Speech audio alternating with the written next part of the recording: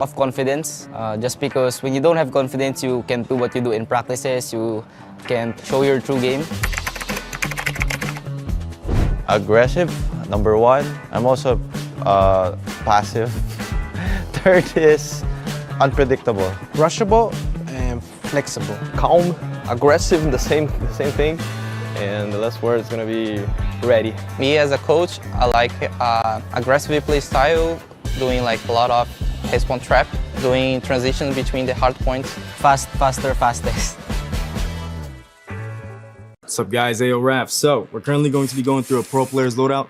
I am personally a sub and heavy player, so I'm a machine gun and shotgun player. But my personal favorite in this meta is probably going to be the VMP. The USS is a great gun, but the VMP takes that throne for #1 spot, honestly. So I'll be showing you guys my personal and everybody's loadouts in the pro player. All right, and adjustable, heavy barrel, great attachment to use. Gotta go with the rapid fire, it's crucial. And this one's honestly where a lot of pro players differentiate. I personally like the integrated grip set, but other players do like the Phoenix grip set. It just comes down to how you like to play as a player person. I'd probably go for the integrated grip set though. And then for secondaries, honestly, melees are the best. I feel like pistols are overrated. You know, you gotta go with the gloves, boxing gloves, prize fighters, Mike Tyson, you know what I mean? It's really, really good stuff to use. Down to the operator, I personally am a fan favorite of the equalizers. It's really, really fun, just running gun, Rambo style, really, really great. The 3 perks, gotta go lightweight, you gotta go gun-ho. Toughness is honestly really, really good too, but I believe personally gun-ho would be the best one to go for. The third option for the blue perks, you gotta go with dead silence. It's a crucial must-have. Now, obviously in pro players, you know, you gotta use these 3 score streaks. You gotta go EMP, Predator Missile, and Hunter Killer Drone, because obviously everything else is banned. But yeah, honestly, that looks like a great loadout. You know, got the frag grenade. Actually, I'm one of the individual. I'll put you on a secret. I personally like sticky grenades. I think they're low-key, very underrated. Besides that, this is my loadout. Basically, our best map is everything in the chump set. Our worst map is none. My best map will be Summit as a shotgun. Shotgun is very powerful in Summit. And my worst map will be Standoff. My best map probably Hacienda. I really love that map. And my worst map, I didn't like to play Apocalypse at all. My worst map is Summit, and my best map would be Hacienda. My best map is Tunisia, and my worst map is Corona. I would remove all the SMG. I will actually remove the Type 63. Is really broken. Probably USS 9. The one weapon I would remove would be the Type 63. The Type 63.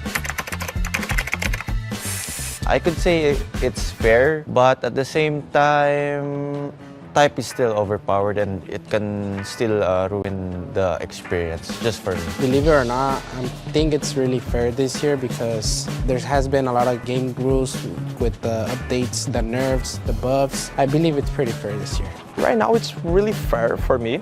Like the XM4, in the competitive same, like XM4, VNP, and Odin also, they are really good. But yeah, it's fair enough for me. I think with a couple exceptions, if you take out 2 weapons, I think the balance is pretty good. Today, for me, it's not really fair because it's the same meta since a long time. So I would like to change, and maybe the SMG are too good with the USS 9. So if we can go on a rifle meta, for me, it would be perfect. Hi guys, I'm FDX, the captain for Stalwart Esports, and here is my loadout. I'm gonna start with the loadout. Since I'm a sniper man, I usually go with the Tundra. Even if it's nerf, it's okay.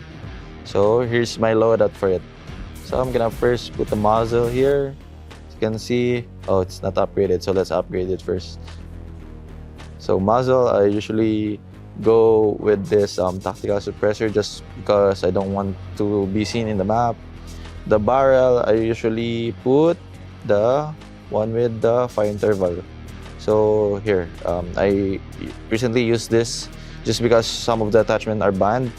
But if it's not banned, just like before, I usually use this Hammer Forge. But for now, jump set, I use this rapid fire. So for stock, I just go with the FMJ so I can wall bang, one hit, you know, something like that. And for the ammunition, for sure, it's gonna be the 7-round.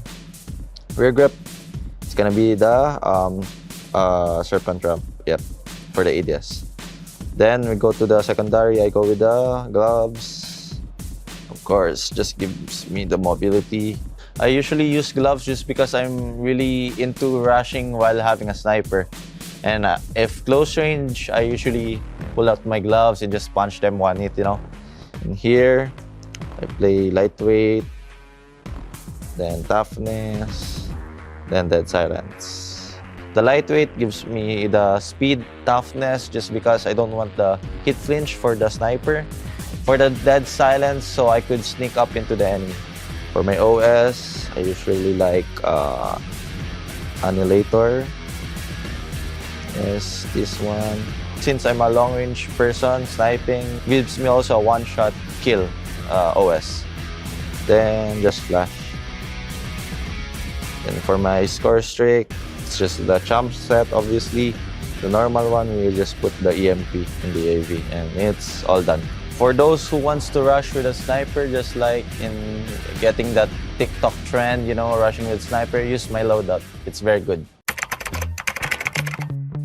我们在比赛前的准备主要是会去观看我们即将的比赛对手的录像，然后会做一些自身的调整，比如说在我们一些地图的某一些环节，我们会进行一些特别的调整。So usually before the match, we just play training mode, 20 minutes to ready mode. Then if we're like there's a lot of more extra time in, we just go for a free for all together as a team to like warm up our gunfights. Me personally, as an individual, I make sure to have 3 things. Number 1, it actually happens before the match starts. I make sure to have really good sleep, minimum 8 hours. Number 2, I always make sure to eat very good food. And number 3, I always make sure to take a nice cold shower because it helps me refresh. 我们队伍每天的训练时间会在至少10个小时，然后如果在比赛密集的时期的话，我们的训练时间还会增加。As a team, we're working around the 8-hour to 9-hour mark on average. However, people individually do work both inside and outside the game by their own time. We usually train about 4 to 6 hours a day. As a team, we might play 6-7 hours. Usually, pressure isn't really a problem, but every player experiences it at some point. My personal best advice to that is take a deep breath in and sometimes just hold your breath. I'm more like a chill guy, so I can work with the pressure without problems. I remember that they're human too, and every emotion that I feel, they feel too.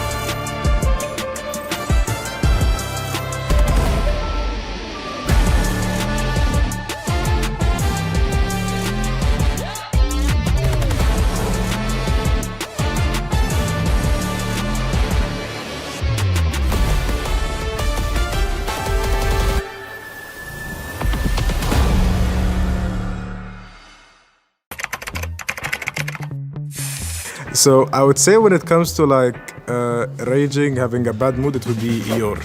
He's the one that's like, he's the one like snaps the fastest. It'll probably be Kings, honestly. He's very passionate, you know, so his rage is very justified at that point. It's between Rihan and Yuki. I think for me it's Crossing. I think it's pretty obvious, it's Marvel. 我觉得我们队里都挺容易急眼的。Oh, that's me.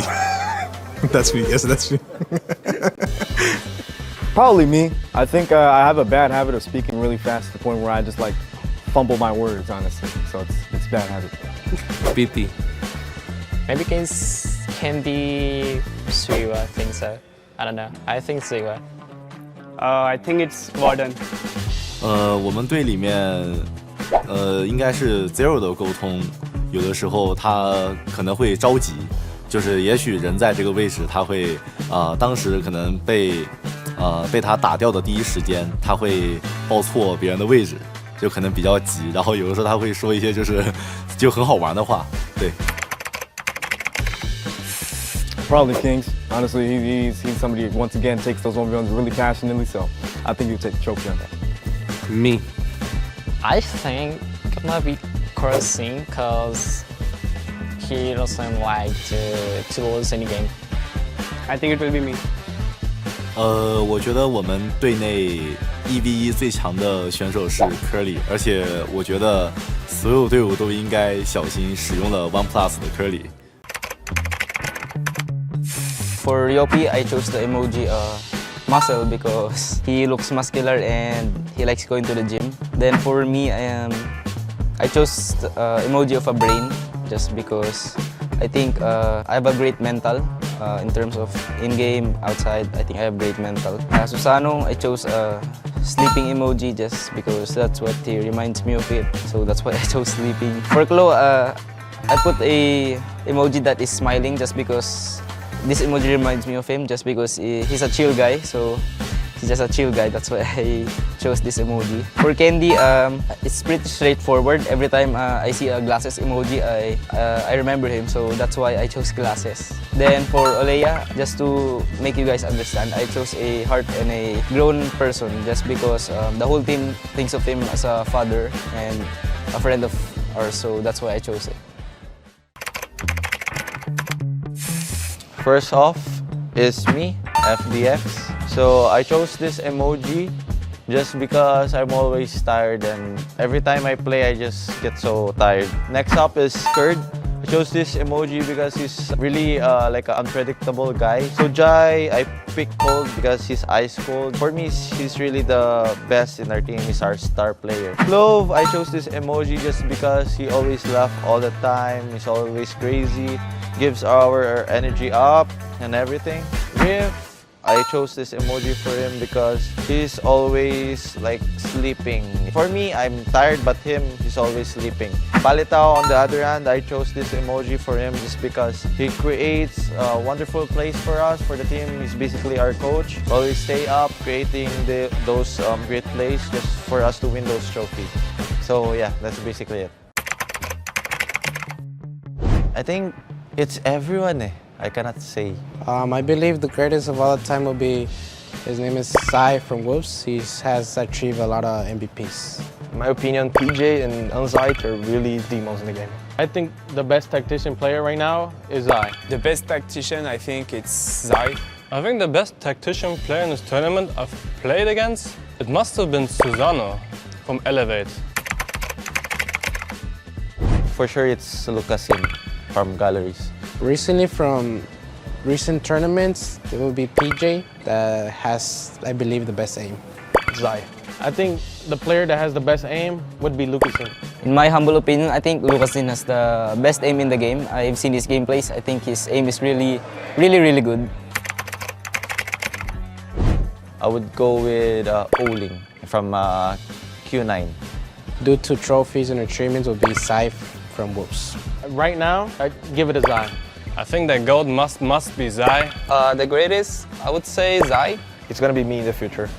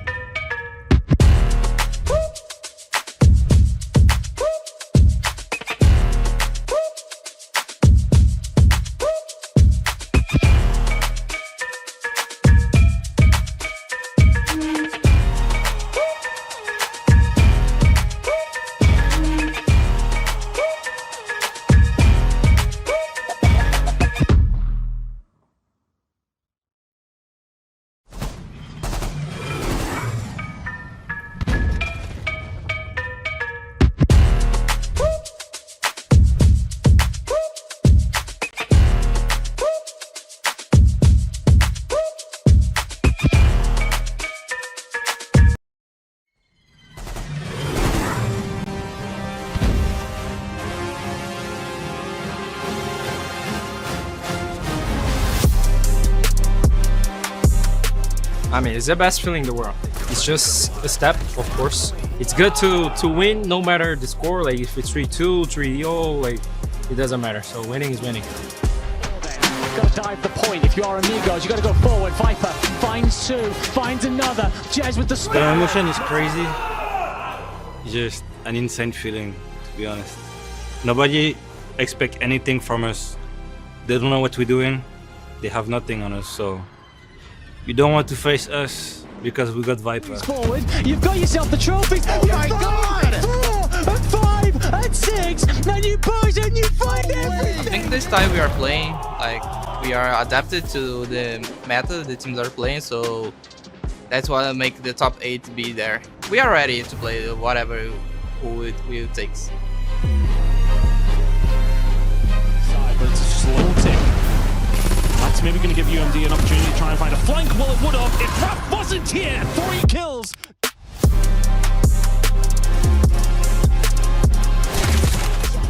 It doesn't matter the team. If you want to be the best team in the world, it doesn't matter who we face, we have to win. I think the plan is to go just a map after a map and keep shooting hot. You know, best of luck. Everyone that's here, you know, you got here for a reason. Just keep fighting.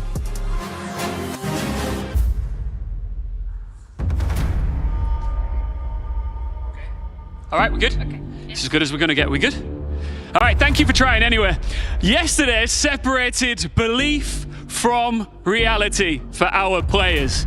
We saw favorites find their fire, underdogs find their bite, and the teams that have made it here today too deserve to be here. But this is where things get a little bit more spicy. This is a double elimination playoff bracket, and it begins today. If you win, you maintain control of your destiny. You lose, you drop into the lower bracket where you have to fight for your life. Ladies and gentlemen, welcome to the Call of Duty Mobile World Championships, and welcome to the playoffs.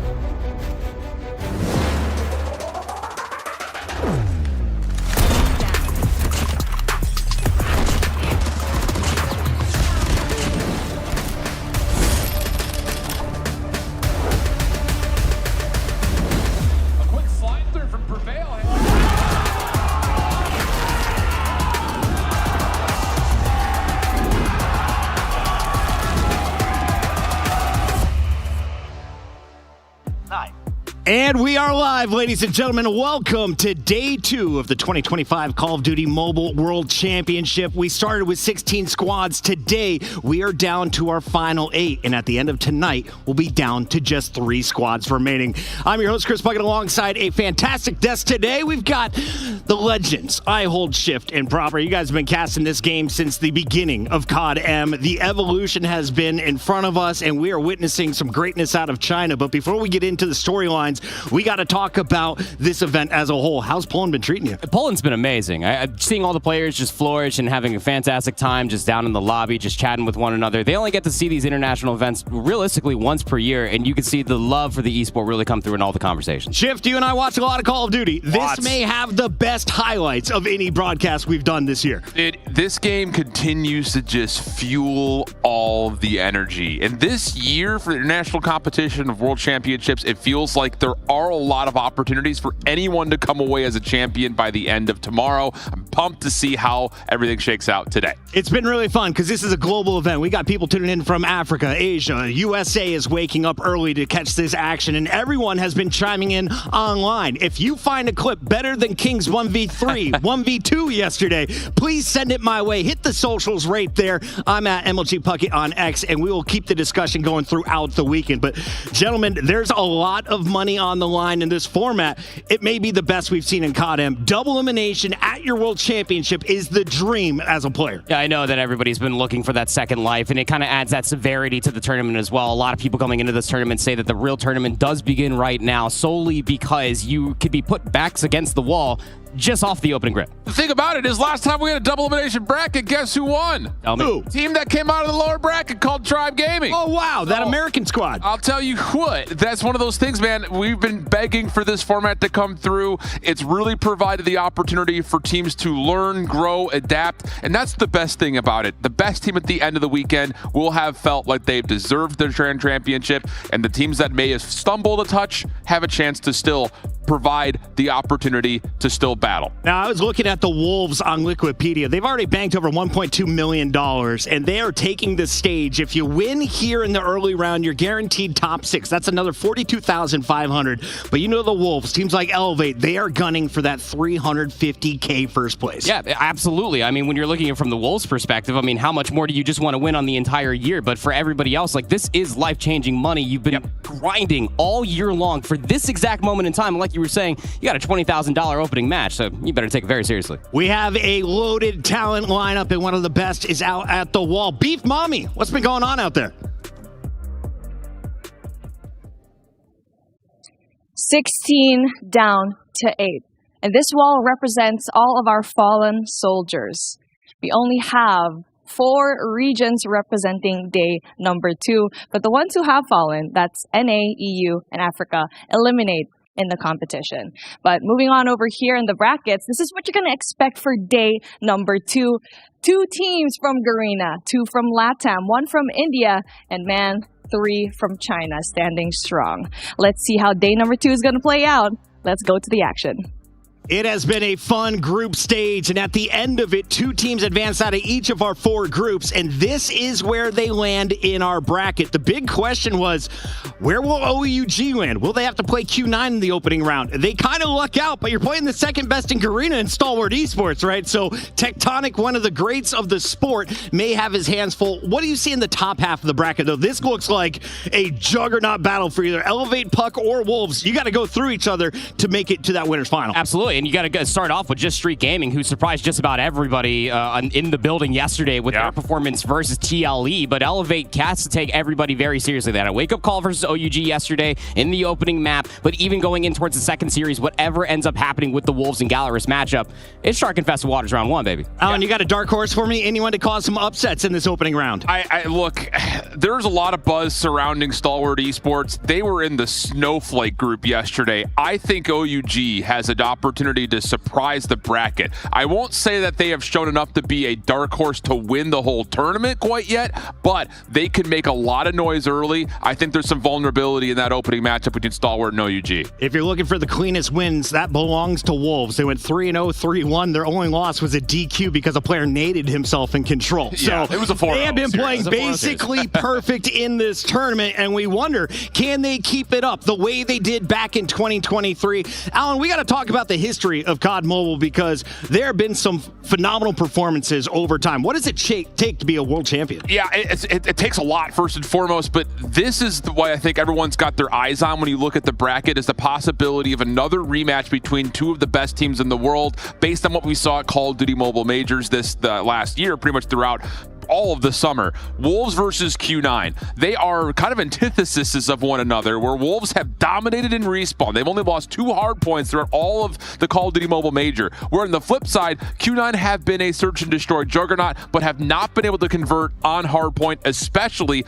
against this Wolves team. A 5-14 overall map record in this calendar year versus Wolves. That is a pivotal matchup that we're likely to see, so I'm excited if that ends up becoming the case, especially today. Andy, you said coming in, North America may be the weakest region, if not Europe, but China is definitely looking ferocious. 2 of the top Chinese squads could meet up in the upper bracket final. Is that how you have your bracket playing out? That's exactly how I have my bracket playing out, especially through these opening rounds. I think you got to take it very seriously, like you were just saying right there. Like, you got 4 out of 5 of the CDM champions in attendance every single time that Q9 and Wolves meet each other. It's absolute fireworks, but still, where is it going to happen? Either upper finals or lower finals? I'm just waiting for it. Let's talk about what it's taken to win tournaments in the past. Tribe Gaming winning the first World Championship back in 2022. 2023 belonged to the Wolves, and Elevate, of course, most recently take it in 2024. So tell me the story of these squads, because each team has done something historic in COD M. I would classify it with one word. You have to be groundbreaking. Tribe were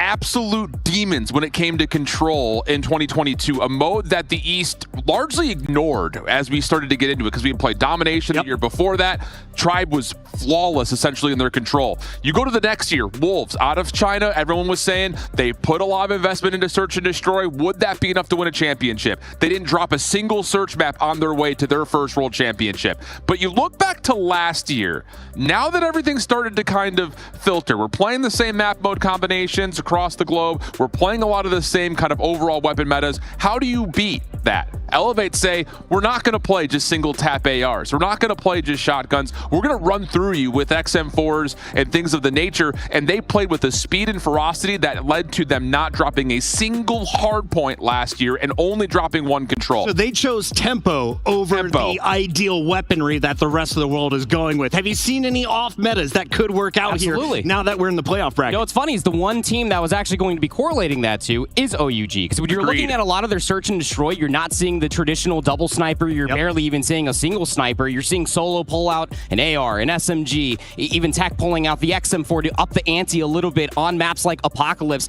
They have just about everything possible to throw a monkey wrench into the system. They are your off metas.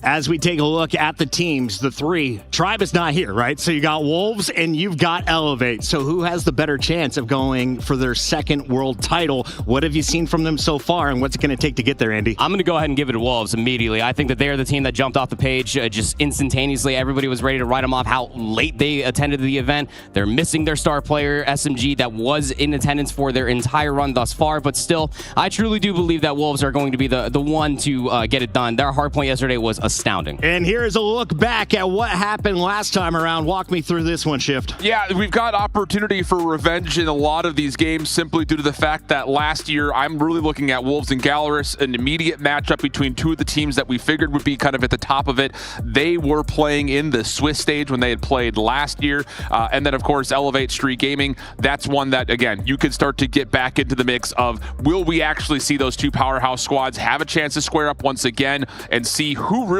has the edge over one another, as Elevate, of course, did not play in CDM this last year. It's going to be unique to see how these Garena teams really do face up against the Chinese powerhouses. It was awesome listening to the players at the start of the show. If you guys were tuning in before we kicked off, we did an interview and we were asking, who is the greatest aimer in the game right now?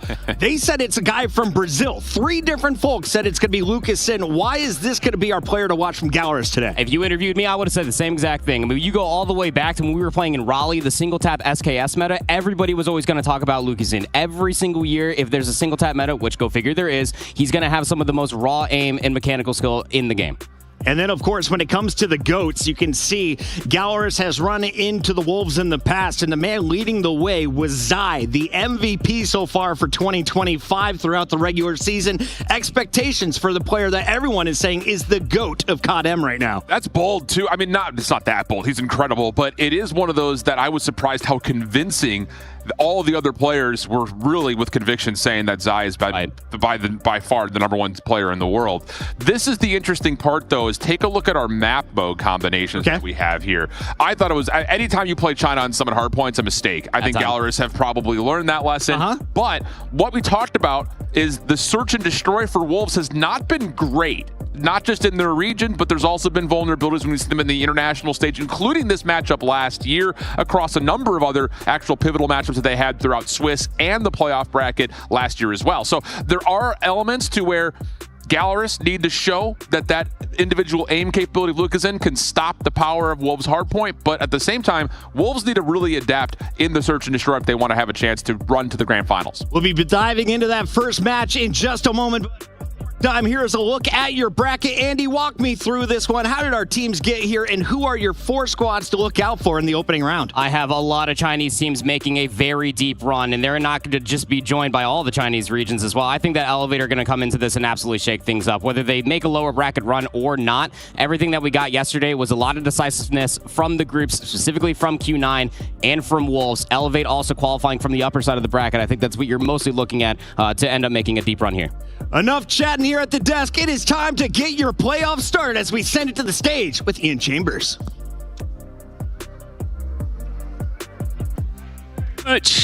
Mr. Puckett, listen, if you join this stream nice and early, you are about to be rewarded for it because we are kicking things off with two of the best in this bracket. And it is now time to bring them out into position to get into game. Let's begin with the first team onto the stage.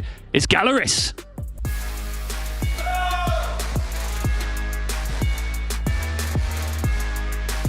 Bom dia to the boys from Brazil. They've been called the West's best chance at a top 4 finish. They've showed their potential before last year, and now we find out if they've leveled up.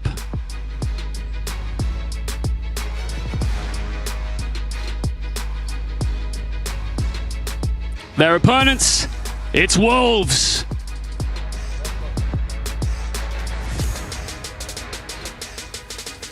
From China, they topped Group B with complete control.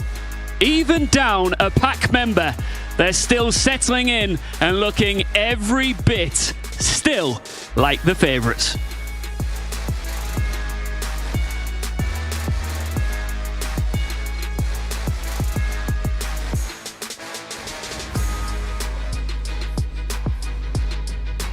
Talk about kicking off with an absolute banger. One of these teams will maintain the top form in the bracket. The other will drop into the lower where they will fight for their lives. Which way will it go? Puckett, let's talk about it.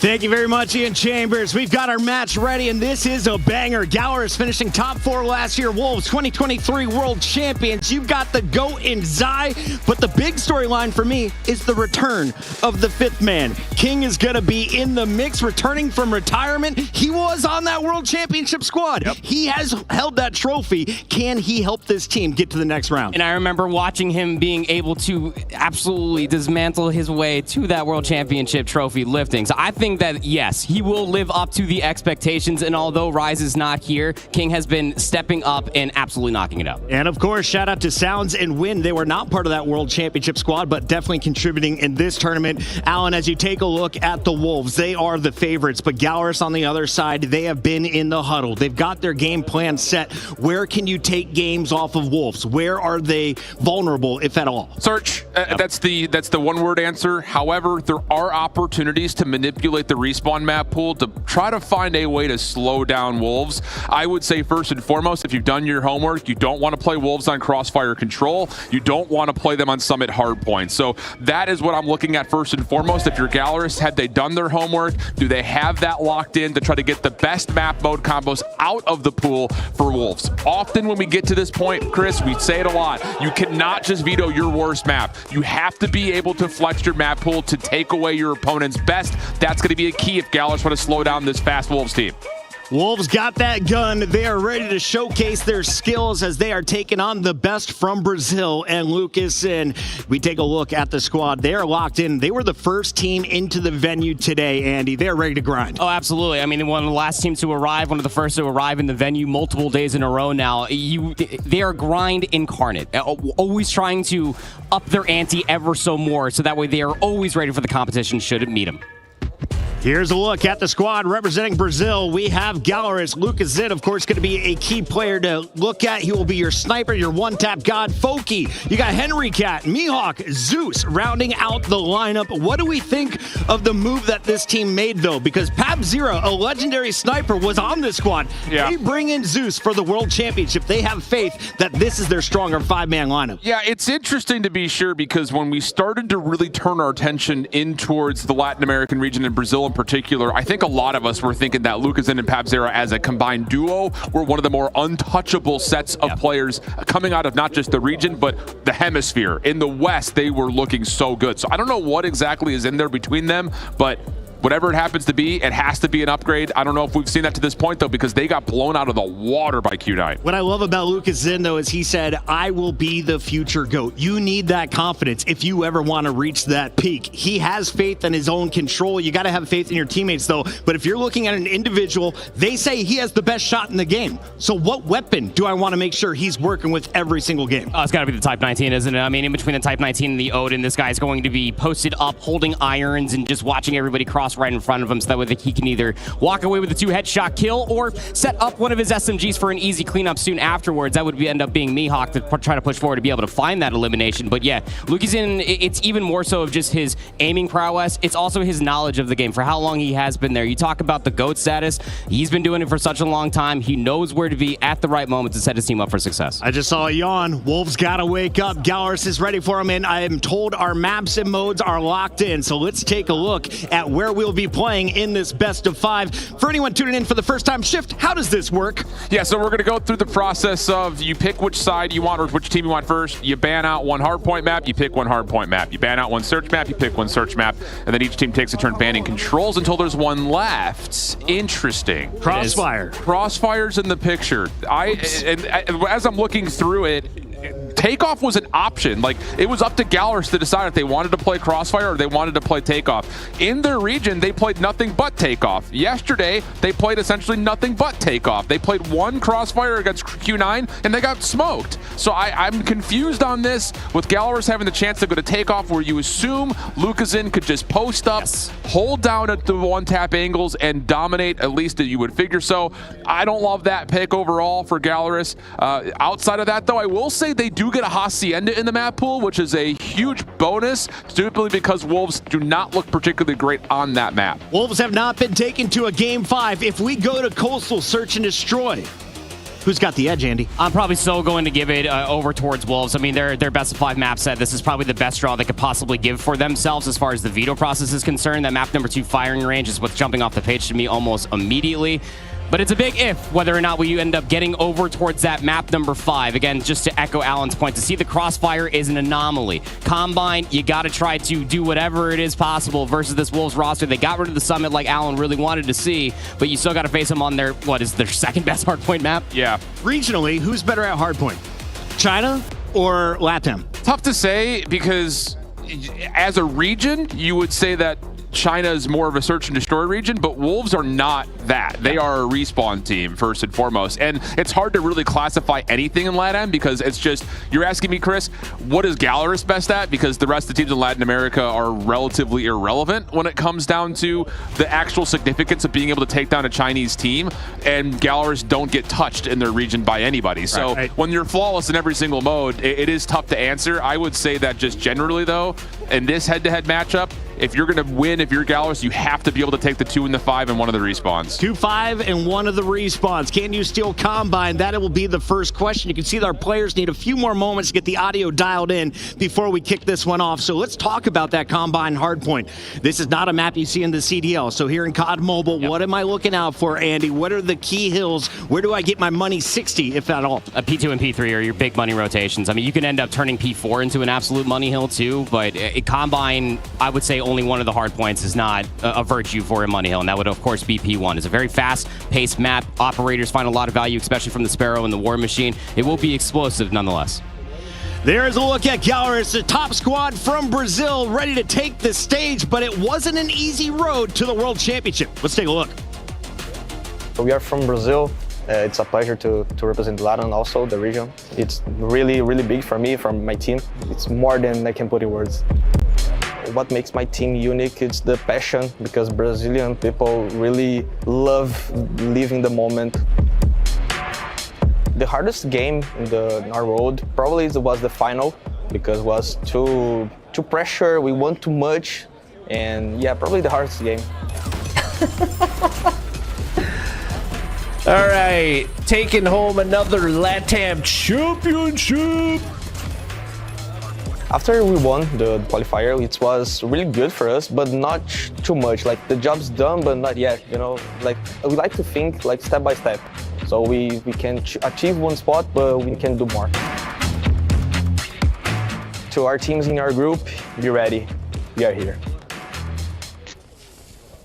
Gallerus are ready. Street Gaming, also here from LATAM, will be taking on Elvi in their opening round. So a lot of the Brazilians in chat are saying, this is our opportunity. Cause an upset over Wolves. You have a interesting road ahead of you. They're the underdogs, but anything can happen here. As you take a look at the Wolves one more time, I'm told this game is almost ready. So Andy, we highlighted Zai. Who is your player to watch, though, in this best of 5? I mean, immediately jumping off the page, got to be King.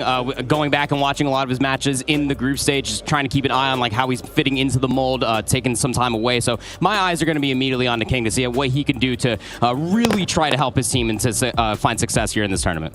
What about you, Shift? I saw a puzzled look on your face as we were zoning in there on Gallerus.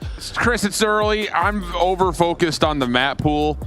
This just feels like a series that could be, I don't know, like the start of what the chess game is going to look like as we get deeper and deeper into this tournament and we start to see the better and better teams rise to the top, not just of the bracket, but also just in general and the placements. And for Wolves, you said that there was a couple players who were yawning. They got in at 11:30 p.m. on Thursday night.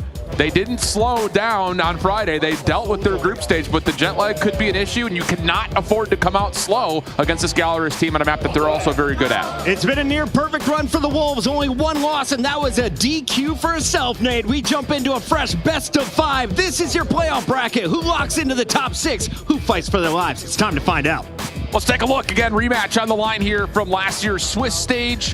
One that was really, none of the 3 maps were close. It was Wolves very clean in the hard point of the control. It was Gallerus really clean in the search and destroy. Something would have to change here, though, you think, if Gallerus were to find what would be classified as a major upset. Rosters aside, it's the best from LATAM, it's the best from China. Gallerus versus Wolves. Let's get it on. Combine hardpoint yesterday for Wolves was absolutely lovely. 250 to 63 versus Animus, 250 to 161 versus New Gen Ninjas. They love it here. 5-0 throughout their entire region thus far, and they have a fantastic start to back it up. Really clean. Mihawk, though, does find a combined double. Gives an opportunity for Gallerus to come off spawn and be able to at least contest some of this time on P1. Little pinch from Wind, only able to find one, as it looks like Wolves are actually going to be pushed back just a touch, trying to play the outside of the map more than actually funneling through the middle. We've seen them do this a lot, and that's been finding a lot of success for them, at least in their own region when we had seen them prior to this event, and of course, like you mentioned, from day number 1. But Gallerus is hanging, they're fighting, and now they're trying to move across the map. Yep, gonna have to try to get some north lane control if they want to do anything. It's just kind of straight running up through the middle, and nobody's finding any space whatsoever. Zai has a fantastic off angle to nullify any forward pressure that Gallerus was once looking for. And rotation's about to be calling for us here, Shift, and the Wolves are locking it down. They're setting themselves up for a very easy setup. Well, Mihawk does find 2 getting across the middle of the map, so he's got an opportunity to challenge this early, but tries to go to the drop shot and will be denied as King, again, the substitute in, has already provided a lot of confidence boosting towards the Chinese #1 team. Wolves looking good as they lock down the spawns. They're forcing Gallerus to come from the north lane, and it's being read perfectly by none other than King. Only finds 1, though, and that leads to an opportunity for Gallerus to stack and try to get in for some time of their own. Yep. Gonna have to try to continue to flood the pressure in and maybe try to get a couple of eliminations. King, he's already gonna rip out the Tempest, finds the first 3 more shots within that operator, but he does get taken down. The immediate response for the War Machine just to back up the rest of the time. Yeah, and this has not been bad at all for Gallerus. They have actually contested a pretty considerable amount, even though the early operators for Wolves would make you think that they would be good on the hard point, but the spawns flip. And now with 15 seconds of scrap time, Gallerus have a chance to get this to eventually a tie game. You can see Wolves in the minimap already playing for rotation back to P3, so if you're Gallerus, get the clean wipe and then move forward, and Lucazin's roaring behind us. Lucazin able to find the remaining 3 eliminations on rotation. Now here we go. Players pushed up pretty far forward for Wolves. This is good alarm bells for their setup when we get over towards P3, but not all the information in the world is still good info. Watch the rock push. It's starting to be manifested by Gallerus. They only trail by 7. And they have operators to try to break this open if they want it. Death Machine, Sparrow going to come out for Wolves first. That's going to provide a lot of opening denial, but you do get survivability off of the equalizers and the Death Machine on the other side. Gallerus able to take their lead on the break from the front. Wolves still spawning in the back, waiting for some concentrated focus before they hit this, but the Tempest is right there. Lucazin connects the equalizers, holding things down, and Gallerus will successfully hold from the front. Yeah, good response there from those operators and that resource advantage you were hinting at there, Alan, but still, Wolves going to try to fight for this all the way in towards the back. These spawns are so sticky. Gallerus can't find the wave of gunfights to keep them in the back of the spawn. This is backed up by Peg's equalizer, so that way you can push through the hard point. With 10 seconds remaining, you couldn't have asked for a closer hard point, just about a tie game. But I will say, as soon as we start to see a power play come through for one team or the other, The opponents have found a way to respond. That was a brilliant idea from Peg to try to get through the old hard point and rotate the new, but Gallerus deal with it pretty decently. Now we've got a 50-50 battle as before this hard point opens up here at P4. Wolves have the numbers first, plus they find a couple of kills and they shut down the pinch. Looking good for Wolves to set themselves up for early time. And look at the forward pressure again for Sounds, just trying to play the off angle. If he goes 1-for-1, which he did, that's completely fine. That does kind of keep this push for Gallerus more honest, much like what we saw on the rotation over towards 3, but a route is being hit. Mihawk Zoo's going to be able to find just a few, but the rest of the members for Gallerus, they find success through the front. Yes, counter pinch on the way from Zai. He's able to find one to slow down Gallerus' respawn, but still alive and in the hard point is Zeus for a small time. Wolves now with numbers, making their way back over as the hard point is contested. Essentially a dead tight game. Wow, good morning, COD Mobile. We are dealing with some hot hard point. Back and forth we go. King will able to find one. Peg trying to follow up behind this. It is just kind of these different 2v2s, 3v3s, pinch shutdown. Gallerus trying to play through the old time, and they will find a couple of kills to get themselves set up around the new P1. Line 37 eliminations in between Mihawk and Lucasine. These guys are going nuts. Tempest is going to get shut down for Lucasine. You have 3 operators in the back pocket for Wolves. You imagine you're using that as a last-ditch effort once we get over towards P2. Stray gunfights still happening, fighting for those P2 spawns, and it will be Gallerus that do come up on top. But yes, dead even game. Wolves trying to fight through the current time, and they're getting the wave of gunfights to try to get more space forward. Look at the utility usage for Wolves, just flooding through these choke points as they continue to play off the catwalk behind and below this hard point. Sounds now cutting back across. Able to find 2 before being shut down by Hen, who has been an X factor for Gallerus when they play at their top level. Holding on towards the left side of the map are the Latin Americans.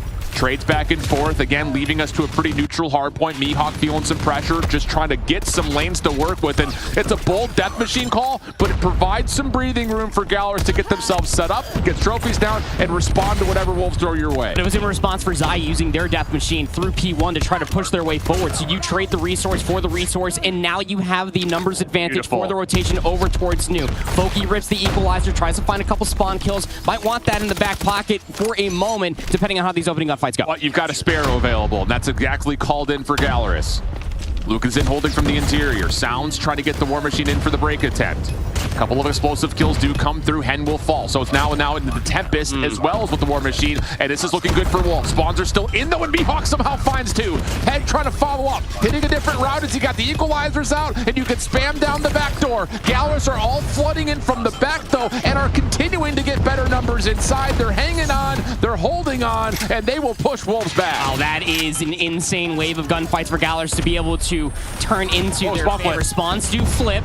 But Gallerus, they're starting to understand this. They're losing gunfights around L, but still win. Able to pull the Sparrow, finds just a handful. It's explosive on the back end here on P2 as another spawn flip does occur. But Gallerus did a bang-up job dealing with that equalizer call from Peg, just with the Sparrow being shut down. They'll walk away with still the majority of this time, and now with these wave of gunfights going their way, they can keep all of Wolves trapped on the P2 side of the map and just hold for the rotation. Yeah, that was almost a very tough moment. It's one of those that we classify as Gallerus is fragging too well. They push up too much and then gift Wolves the spawns. But like you mentioned, a couple of straight members for Gallerus still spawn behind, and they're able to at least salvage the majority of that back 30 from disaster. Now over to P3. Battle for the hard point first, as Wolves have the numbers in from the front doors. That was Mihawk trying to play a bit of a pinch, but he gets caught. Gallerus will still spawn in, but for Wolves, they're fine keeping the gunnies up and just watching them come into these choke points. And watch Mihawk again. He's trying to get a little active. Watching that angle. His timing is going to get really, really well done here. No, here's a hop-up maybe for Zai. That's a big elimination. And now the rest of the assistants for Wolves. Reinforcements are around the corner, but Gallerus still have these back P3 sticky spawns. They're trailing by 30. Yeah, and that's just one of those things because Wolves, I think they realized with that gifted spawn flip that they could pull another operator or two to try to hold on. They have nothing for this hard point. So a death machine for Gallerus allowed them to get back in. Now you flip the spawns around. That's almost more voluntary, as Gallerus would love to keep Wolves behind this hill. 20-point game. Trying to rotate over to new. Keep your eye on the minimap for the players in yellow. Holding off those key choke points to the middle of the map. Trying to work on that as Wolves, though. And it's Peg to kick us off to try to stretch the map around the back. Nobody's watching that mid-cross, though. So one does get through for Wolves. Gallerus going to have to pick up that flank as the hard point is just about to become active. 30-point is the differential. Foki with the HSO. Can't lock down the elimination versus Zai inside of the server room. But still, stray gun fights mean even better trades for Gallerus as they at least hold on from the initial salvo. Explosive operators are out. out for Gallerus. King has to be very patient with this Tempest. He gets stunned and he gets dealt with. Oh, what a hunter-killer drone from Hen. Opportunity for Gallerus to flip the map on its head and take the lead right back as Lucasen continues to connect with the Tempest of his own. Peg trying to find something around the side, but not able to really do too much with that position. Wolves trying to continue to play off this little bit of a split, but they're not getting good focus on these break attempts. Finally, a couple of nades land, and they can now start to execute by pinching the hill. Sounds has a flank, gets shut down, and now we can reset ourselves. 50-yard line is intact. Stray spawns all over the place from the uncontested hill. It is just an absolute melee here on P4 at the end of the second set, but what a turnaround for Gallerus that were trailing by 30 at one point from that P2 incursion into P3. They fight their way right back to keep it a dead even game. We are eating good this morning, Kadem. I'll tell you what. Lucasen at 39, kill leader currently in the lobby. Again, at the pre-show, there is the debate. Who's the best aimer in the game? Lucasen was the overall consensus. Who's the best player in the game? Zai was the overall consensus.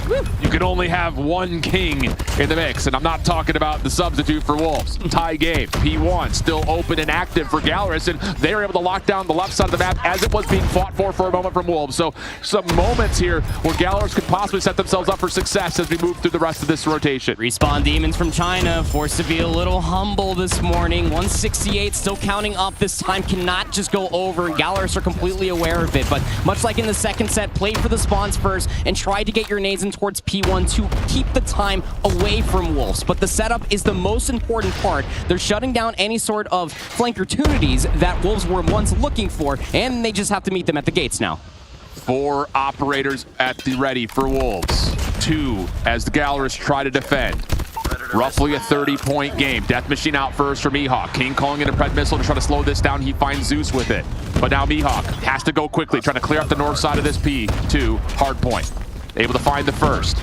Response from Zai on the other side, trying to win the spawns, and that's a huge win. Opportunity for Wolves to flip and get over the 200-point mark. And now this is going to be the flip and revert of the pressure, isn't it? Where Gallerus wanted to play mostly for the P2 spawns. They didn't contest much of the P1 time, and then the operators get pulled. It goes in Wolves' favors. Now they can have the opportunity to run away with it, but the back spawn's still there for Gallerus. Able to work their way back in towards the current time, and there's still 30 left to play.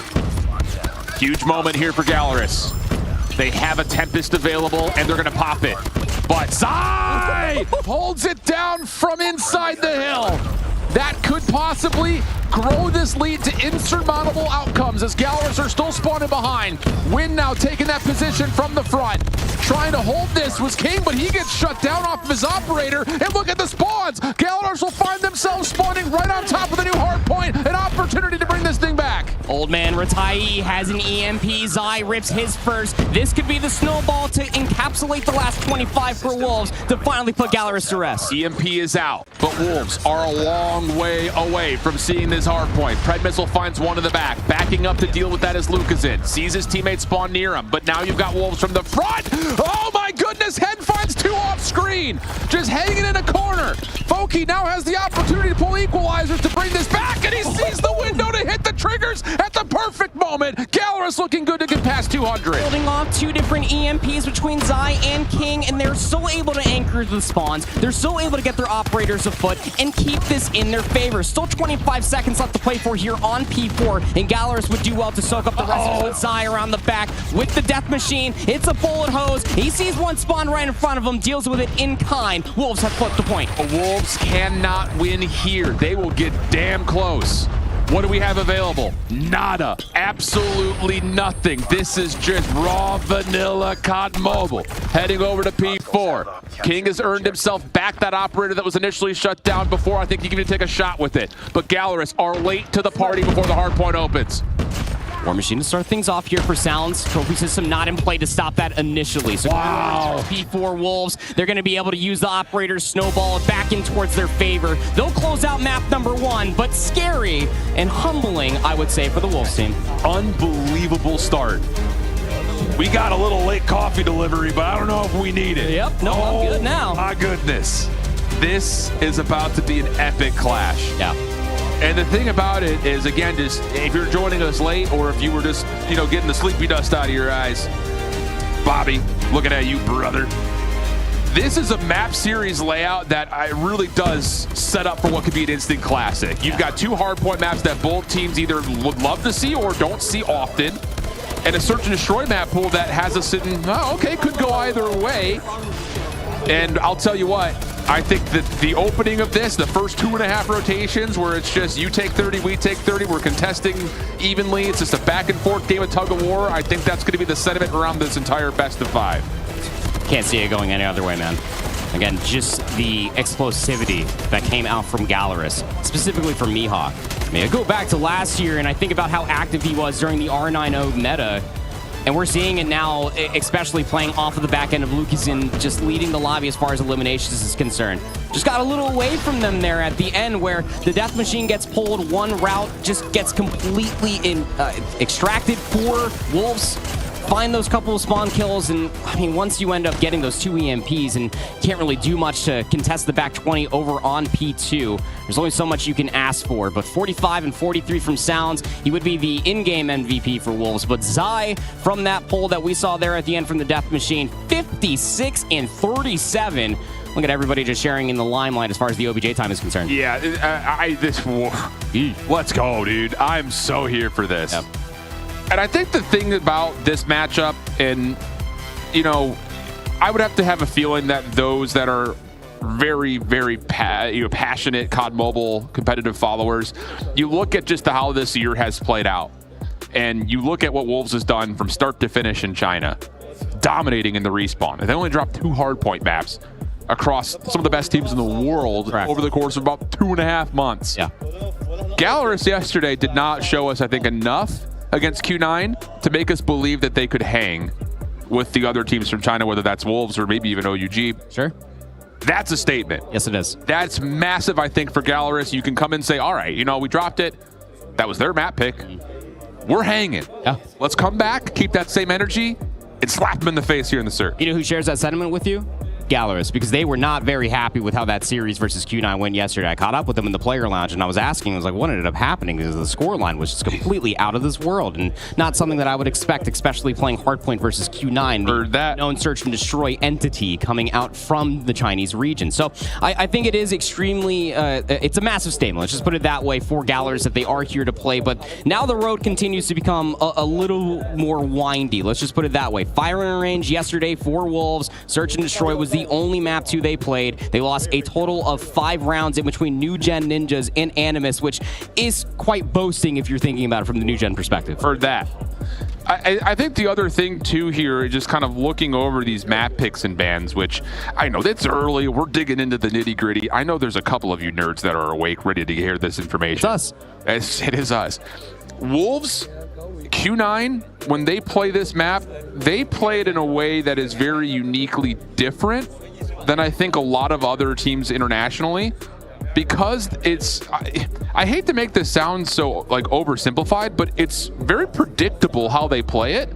Smoke over the, like from the offensive side, smoke over the top, flash into the smoke, run up, plant, play a 5v5 post plant at worst. Yeah. As much as we often look at, you know, China for their sniper rifle presence in search, that's not really what Wolves have trusted, and it's hurt them in the past. But I think them playing that style versus Gallerus could really work out for them, especially with King in the roster instead of Rise. Yeah, playing fundamentally sound, I think, has always led them to find success on the international stage, especially when it comes down to series like this. Even last year in the map number 2, I believe is the one that they ended up taking off of Gallerus in the group stage. But we'll have to see. Just a little while longer to see those setups for Wolves that Alan was talking about. It is Gallerus on the offense first, as ceremonious as ever. Get some nades over the top and just post up in wood. Yeah, the smoke, though, for the offense at A is a little short. Didn't take enough club to get it to the backside of A. Snipe, though, lands for King, and that's another thing you want to talk about. Again, he's a world champion, and a lot of the conversation surrounding him was that when he pulls out a scope, he's usually good for at least one. And Wolves have started off this firing range flawlessly as Gallerus are blown out of round 1. That double sniper just immediately stopped right in its tracks. If you get those nades and those stuns right over the top, the nade did connect to the player that was outside of American. I don't remember who it was for Wolves, but again, Gallerus just kind of posts up inside of wood. It is as firing range opener as you could possibly imagine. And the Wolves just completely run them over. So any immediate adjustments that can come through the nades this time around, Alan, they reach all the back. There is a trophy system back trailer, but Gallerus are taking a lot more space quickly. Smoke this time, still a little bit short of that A site, so it looks like Gallerus want to try to play this in the middle of the map and over towards 10. King still alive and kicking, able to get back towards safety. He's got Wind right next to him. But the biggest issue here, and you could see it, King knows the bomb's down inside a trailer, so these smoke attempts to try to block off the mid-cross and dive into 10 has not really worked out all that well. How do you try to retake this? I have no clue. This is exactly what you do. You leave one player of Louisiana. He's playing inside of the showers. Just maybe if anybody overextends, but like you said, the information is mutual. That bomb is dropped inside of trailer. So now you have to use the last 60 seconds to clear all of B through tires. One player overextends first. Nobody near for a trade. We're still clearing B, but we got to recover the bomb. Yeah, you got plenty of time, but that three-man swing needed to move together, and they needed to move quickly to try to get a 1v3 situation. Yeah, isolate one of the targets and at least walk away with the trade. Well, a look for Lucasine over towards the trailer. He's not going to get anything.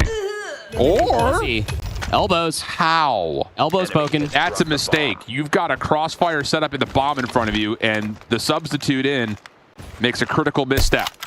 Now Wolves trying to play this over towards the obstacle course, and that'll work. And you can just shut it down. Yeah, hey, what a nice little slide out for 3, sure. Yeah, critical errors be damned. Everything gets nullified when Wind slides over by the training dummies. So I'm stuffed immediately for Gallerus, who've had really struggled to try to get the bomb anywhere near this A bomb site. So they're going to take a pivot. They're going to take this fast hit over towards B all the way through jungle. Now, the player that is here with Sounds, he's got the Odin trying to play for the 1-for-1, but he's hearing all this info. Yeah, and King's able to connect down to the opener. So now Wolves will get full clearance through mid, toss a couple of nades to slow down this hit for Gallerus around tires. Yeah, they're realizing that they're stuck right now. You're going to have to hope that you find another trade pick just for someone over peaking, but Wolves have everything they could possibly want to defend this B site. Can't really get a rotation out for free either. If they get any sort of hint that they're trying to leave past jungle, which I sees a foot, could end up being the challenge here momentarily. But like you said, every single scope, irons being held for this cross. Here comes Crawl forward. Trying to stretch. Yeah, he's going to be able to get it. He can hear the audio cue. It's the call for Sounds to slide forward, get the elimination.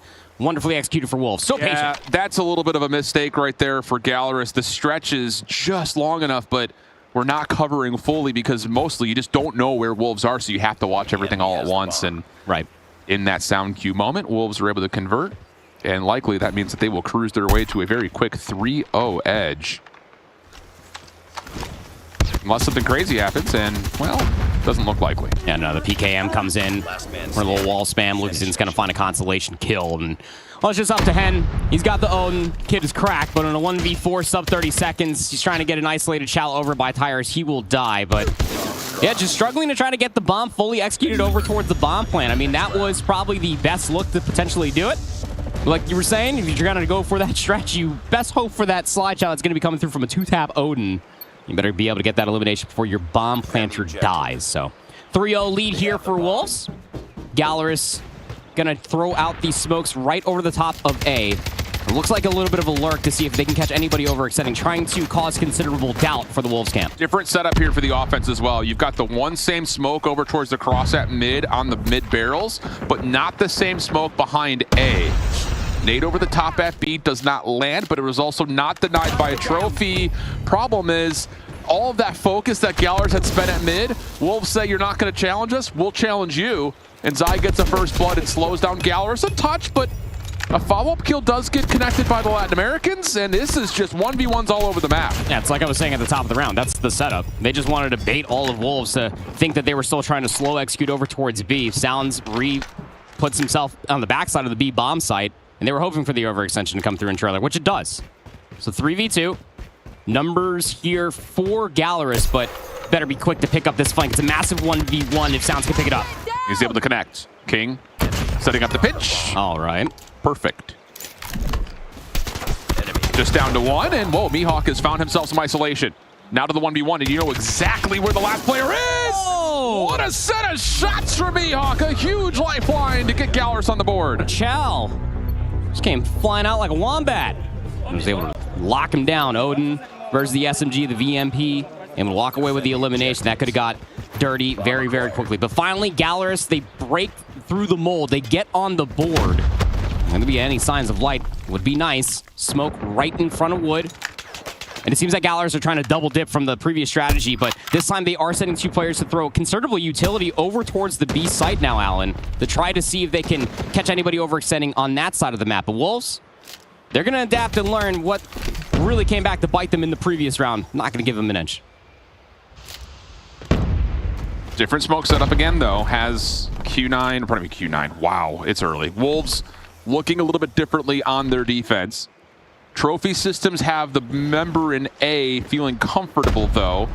And yeah, Wolves have made the right call in terms of how they're leaning this defense, playing more of a reactionary retake around B unless they can hear a sound cue. So yeah, I should be on Lucas, and if this is going to be a commitment over to B, because he's going to have to hit a shot. Zeus is into the side with a Type 6-3, hoping to get that single tap fire. Here's the cross to try to help yet. Peg's going to get damaged. He should be dead. That's what you needed a few rounds ago. Post-plant 4v4. Is there going to be a long flank on the way from Wind? No, instead he's going to try to reinforce from the front. He's actually making sure there's no one lurking. So this is all about what these 3 Wolves members can do from the front. Good tags come through, but not able to connect as sounds for the final shot needed.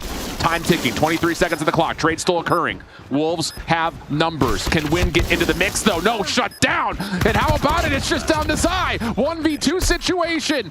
As Foki's trying to dance, trying to play the clock, trying to use his best possible ally, but misses the first 1v1, and Wolves have plenty of time to defuse. Ample time to try to do it. Yeah, they wonderfully retook there from Wolves just to try to isolate the player off of Peg's information from the PKM swing over by Tires, where the location was set up. Also just the knowledge to understand where the Odin spam can come through. You get the information in the tags. You know he's not lurking inside of the cubby anymore, so it mostly has to be onto the backside of the B bomb site, where they were down in numbers. They were never down in moral, I'll tell you that much. Wolves, wonderful retake, and their lead is back to 3. Huge nade spam here for Gallerus over the top at A. This is another unique look for them. Problem is, there has been a response for everything from Wolves. And now you've got an aggressive play from Sounds also coming around the back. So even though Lucasen is able to find 2, he is isolated and needs to continue to hit if there's going to be a chance at recovering this bomb and even finding any sort of success in the round. And as he loses Zeus, there's nowhere for Lucasen to go. A convincing 5-1 half for Wolves. That's not looking too good. Again, I mean, when you're spending the opening 3 rounds to try to get the bomb over towards A by any means necessary, that the only round that you find is because Wolves got a little bit too antsy to try to go for the gunfights and almost just silver-plated their way towards giving that Gallerus that first round. Zai through wood. Great centering, knew exactly where Zeus is going to be located at. This feels like the search and destroy from Wolves from a couple of years ago. Yes, it does. But Gallerus, what? Pardon me? That's a shotgun, by the way. Sluggy. Sheesh. So now you're down to a 1v3. Pardon the early morning pop-off, but that just blew my mind. And Peg almost does the same. But Gallerus' numbers and aggression works out for their second round. Yeah. Wonderfully done there from Mihawk again. I'm going to keep shouting about it. He was the R9-0 player for this team last season. A real impactful player when it came down to these explosive moments. We saw it on offense. He makes the green light happen himself just to take that shell. And he walks away with a handful of eliminations, getting numbers for Gallerus. Zeus can't get first blood this time around. Aware of it, he gets the nade. He wasn't expecting Wind to be there, but he'll take the kill. Couple of tags towards King actually push him off top wood. Then that mid smoke is from the defense. This is, again, going to have Wolves playing patient, making sure no one's doing what Gallerus did last time, which was push up and get into wood. So do Wolves have a protocol built to re-clear, or do they just avoid it completely and try to take numbers? Yeah, down A. Trophy systems are more for trailer than they are the A sites. Those nades will clear off that back barrel. And you still have King watching across as the defense tries to manipulate their positioning. PKM shots through the smoke, just hoping to catch any sort of tags through American. All the players here for Gallerus that are still alive are just barreling their way inside a trailer, and it's in towards the bullet hose that's being set up by Wolves. They still find the trades 2v2. Good patience from Wolves. King still trying to see if he can catch any information. He does see a member just outside the trailer window. How do you try to isolate to get this 2v1 situation? Spam shots is the call for it. And it does look like that member of Mihawk was hit by that. So again, extra confirmation, and this is an interesting call. You've got mid-map open, you're trying to keep focus on Zai, and now you have a 1v1 over the top, which Zai does not need the help. 6-2 the count. That's a little bit of an egregious challenge in my opinion. Either with the bomb being planted, play the corners, play for trailer, because you do with the time being whittled down, there's realistically only one bomb site that they could potentially find, but maybe some nerves coming through, not knowing where King was located at. Gives Zai the 11th kill. And now up to map point for Wolves to take a 2-0 lead. Quickly, 2 out that. Peg gets caught. Sounds response. Again, lots of early action through the middle of the map, and the one player who has snuck through is Mihawk for now, but he's on an island, and he will get punished. So again, Wolves, really good corrections, understanding what Gallerus are trying to do in this defense, and the Brazilians are split now as we go into the 2v2. Zeus, Lucasen, gonna almost combine forces here around 10. All right, here we go. Retake. Double sniper over towards B just to get here before the space is taken away. And what a read and what an angle being held now, 1v1.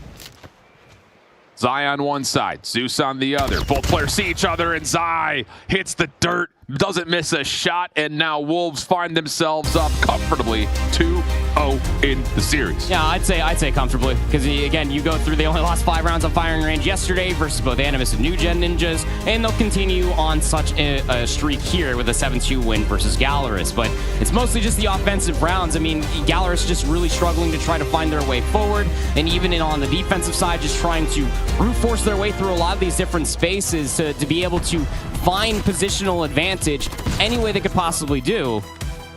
All of Wolves were just utterly prepared through all of their understanding of playing this time and time again in their own region. Spam shots, nades, get the information, deny the space to go forward. And Gallerus, I mean, they just completely lost themselves every single time they were losing members of the First Blood. Foki finishes on the goose egg, doesn't exactly help things out, but I mean, this is as fundamentally sound of a firing range search and destroy out of Wolves as you could possibly imagine. Yeah, and just to kind of reflect on to yesterday, the search and destroy for Gallerus against Q9 was not great. A 1-7 tally when they played Kurahana. Correct. That, I believe, was their veto today, but it's just tough to go up against a region that plays way more search and destroy than any other, and has the flexibility to move between maps. Yep. And yes, again, the big storyline when you look at kind of the setup into today is that, yeah, in the region and in CDM, Wolves were not a great search and destroy team,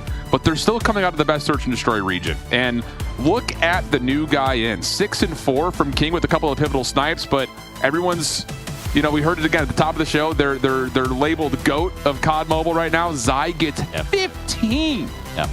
He also had an amazing performance there in that map number 1 of Combine as well. Very impactful player is Zai. Put him in the clutch. He will try to turn it into something. Yeah, the new guy, King, doing well, 6-4. They've been doing it for quite some time, man. Wonderful snipes coming out from him. And just overall, just good cohesion, I would say that much out of Wolves. I mean, the ebb and flow that they're able to find on a map like Firing Range to understand when Mihawk is trying to hit these flanks, get these timings for themselves. It's not just one player trying to deal with it. You can actually see the full-fledged force. So that adaptation will lead them to a 2-0 lead in the series, which is not a good sign for Gallerus, especially as we are setting ourselves up for the crossfire control. And you're back to scratching your brain here, Alan. How do we get here? Mistakes. Oh, man. Oh, okay. It's just like, it's always a tough conversation because on one foot, you're sitting there saying there's a lot of VOD on Wolves playing this map if you've done your homework, which we know that Gallerus is going to sit down and do their homework. It just feels like such a miss when takeoff is right there for you. Yeah.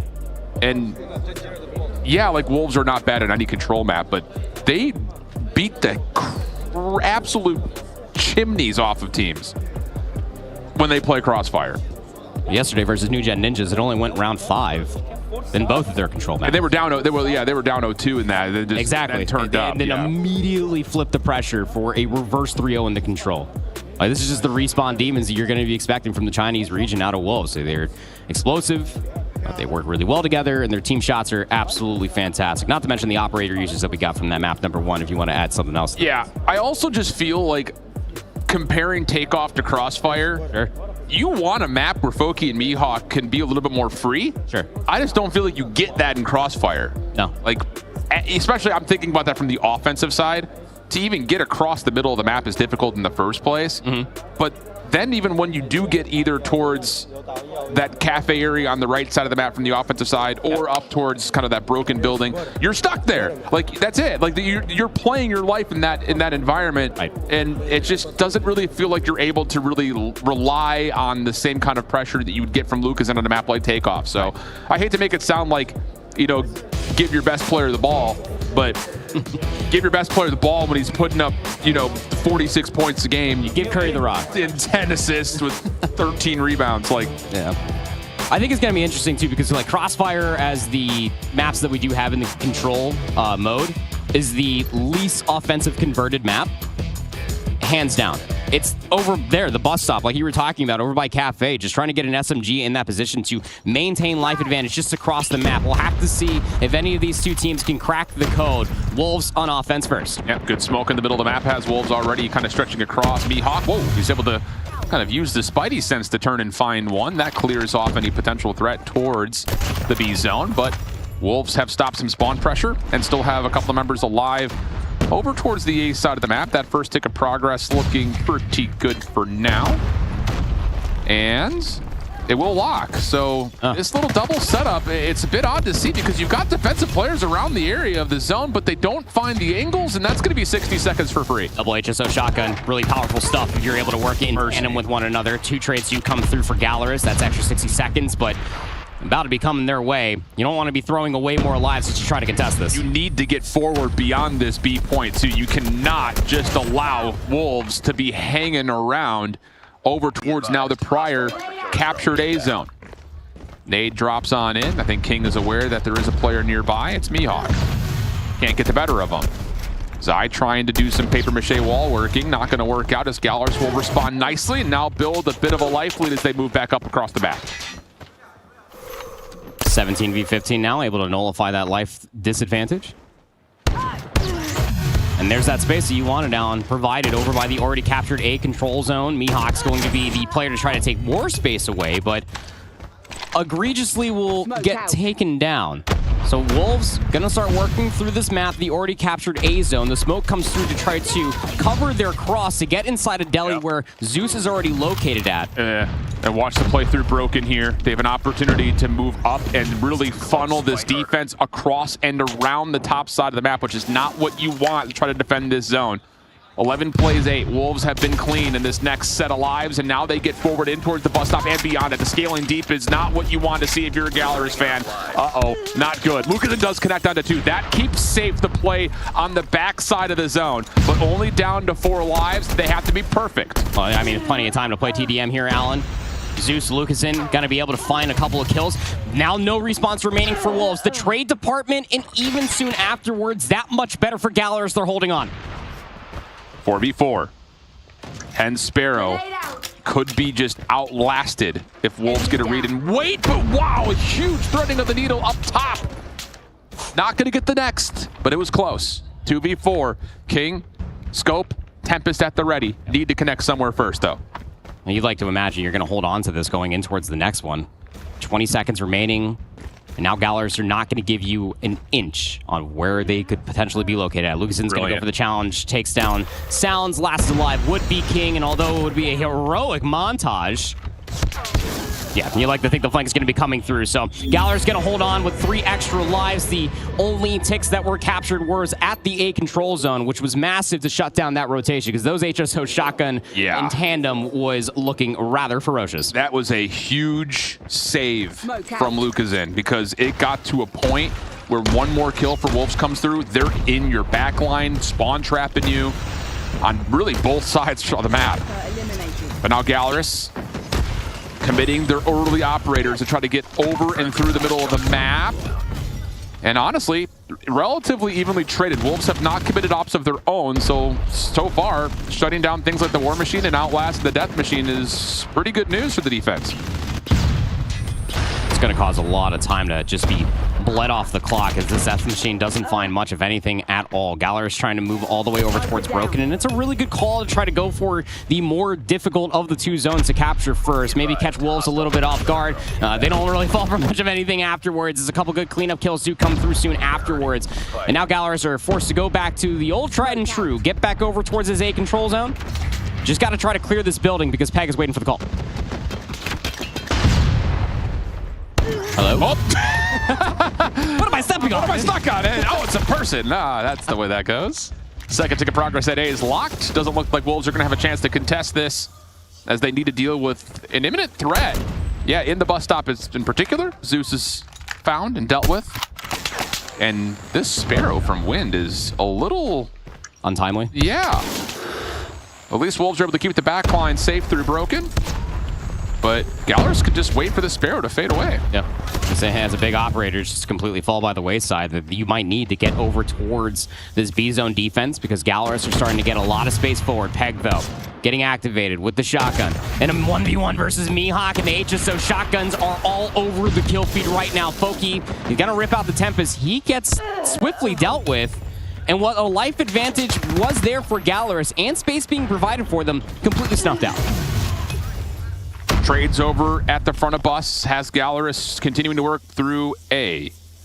Trying to get into Broken, but Wolves have, yep, the right response set up for it if they do get tested. How do you break through if you're Gallarus? Tempest is at the ready for Lucas in, but Wolves continue to not have to commit any operators to this defensive effort. Up 5 lives and down to 43 seconds on the clock. And Mihawk just getting tons of information. He throws a shoulder. Now he knows that someone's honestly up there. And now Hen goes for the chow. Mihawk still throwing shoulders for the information. Wind trying to cause a ruckus down low. And he's able to walk away with 2. So now you can get a little bit more space forward if you are Wolves. Just to try to deny any sort of B antics. But there is one player that slipped the net. Have to find something off of that one player as well. Luke is in Annihilator in hand, so I misspoke. Pardon me. War Machine out for sounds. But Wind, yep. Behind that War Machine could just play forward, and that should likely put this round a bit more out of question. So we'll get tied up at 1 here. And I don't know, I mean, do you want to do much comparing and contrasting between the first 2 rounds and say who's got an advantage, or you just want to keep watching? Well, it's the life advantage, right? Because each 2 teams already only captured one of the 2 zones. It's the Crossfire El Clasico, isn't it? Like, where you can only capture the one of the 2 zones that is more applicable to try to assault. But it comes down to the lives if all the segments are just dead even towards the end of it. So we'll have to keep a close eye on that with the 3 remaining for Galars previous round. And then going in towards the, 11, almost 10 for Wolves. So it is their lead currently as they're back over towards the offensive side. Trades are even for now. Wolves are still holding on to a couple of key operators. Keep that in mind. So now that they've gotten back on towards this A zone with some conviction, those are the power weapons they could possibly use to get influence back over towards this more difficult B zone. I will say for Galars, though, keeping this member up top and Foki could be pivotal. Okay, well, could be. They tried to swallow. Okay, so they're trying to pinch it with Mihawk, and Mihawk actually just gets a 1v2, has the Death Machine out, but they lose the A zone. Can't quite stay on to contest. So now it's just down to can you push forward, put the pressure on Wolves from their spawn, and they're doing it. And then once the DM runs out of bullets, Mihawk can take his HSO shotgun and maybe get inside of this broken building where you already had one player of sounds located at. Hen now pulls out the Sparrow. Great transition from all the operators, but they come up just a little bit short on the exit. 3 quick kills come through for Wolves. They're getting more space. They're finding the kills in the feed, but then the immediate trades for Galars with the superior power advantage. Life count, once again, starting to be fold back just a little bit. 3 lives down our Wolves, but Annihilator out now. And Zai's going to use that to try to clean things up past A, and he does that well. Where else do you go? Because you got 2 players over through Delhi that are trying to make their way up towards the bus stop now. Whoa! Goat, by the way, everybody's saying. Okay, now he can start to get frisky as he's got an angle towards the Gallarus spawn. Smoke will keep him alive and safe from the pinch through Broken. Life lead now for Wolves. 9v7, but Gallarus have reestablished some control around bus. The operator's being pulled. Zeus takes his own life there with the War Machine. So it's immediate response coming through now for Wolves. King has got the Tempest. Death Machine out as well for Peg as he is just lighting them up as the first segment's getting worked on B. Looking good here for Wolves to put this one over the finish line. Clock stalls at minute 5. Foki has to pull a Tempest and isn't able to do too much with it. Huge advantage now for Wolves as they find themselves on series point. Yep. I mean, segment advantage doesn't really mean much of anything if you're able to convert an offense, and that's what I was beckoning for going in towards this map number 3. So difficult to try to convert, but you're hoping for the one Herculean play to come through, and that Herculean play is by everybody's voted GOAT of Zai. What an Annihilator pull. He's up to 23 eliminations. Now Gallerus got to respond with an offense of their own. First 2 kills are good for Gallerus. Get them quickly across the middle of the map. And, ooh, I was about to say, maybe an opportunity to stop the clock early, but, HS things. Quick kills for Wolves have the defense feeling quite feisty as Peg is just playing outside the zone. He's going to use that as kind of his alarm system, but when he needs to keep his focus on the zone itself. Here comes the play forward. It's shotgun versus sniper. And a little bit of help starting to come through. Whoa, Peg somehow doesn't hit that one in the corner. Help nearby as Wolves will gain control of the double stairs, and that will be enough for Peg to eventually connect, but not twice, as Gallerus continue to keep the defense moving. Second segment. It's not fully locked in either.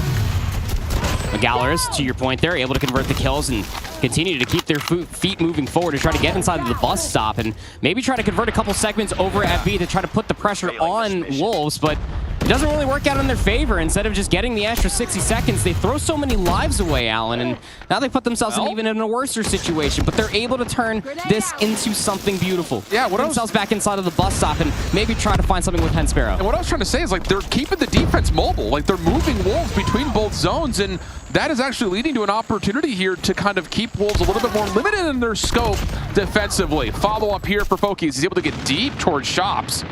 Zai understanding the threat, but Gallerus are ripping apart the spawn. Mihawk's Death Machine clears out Broken. And now you've got a chance here to not just get more progress done at B, you could possibly finish this zone, but King's able to hit a snipe, Sounds is able to find connection with the War Machine, and the life lead is still in favor of the defenders. And they know that Lucan's operator, the Annihilator, is still lurking over at B, so they take the lesser of the 2 evils and try to work their way back to the middle of the map.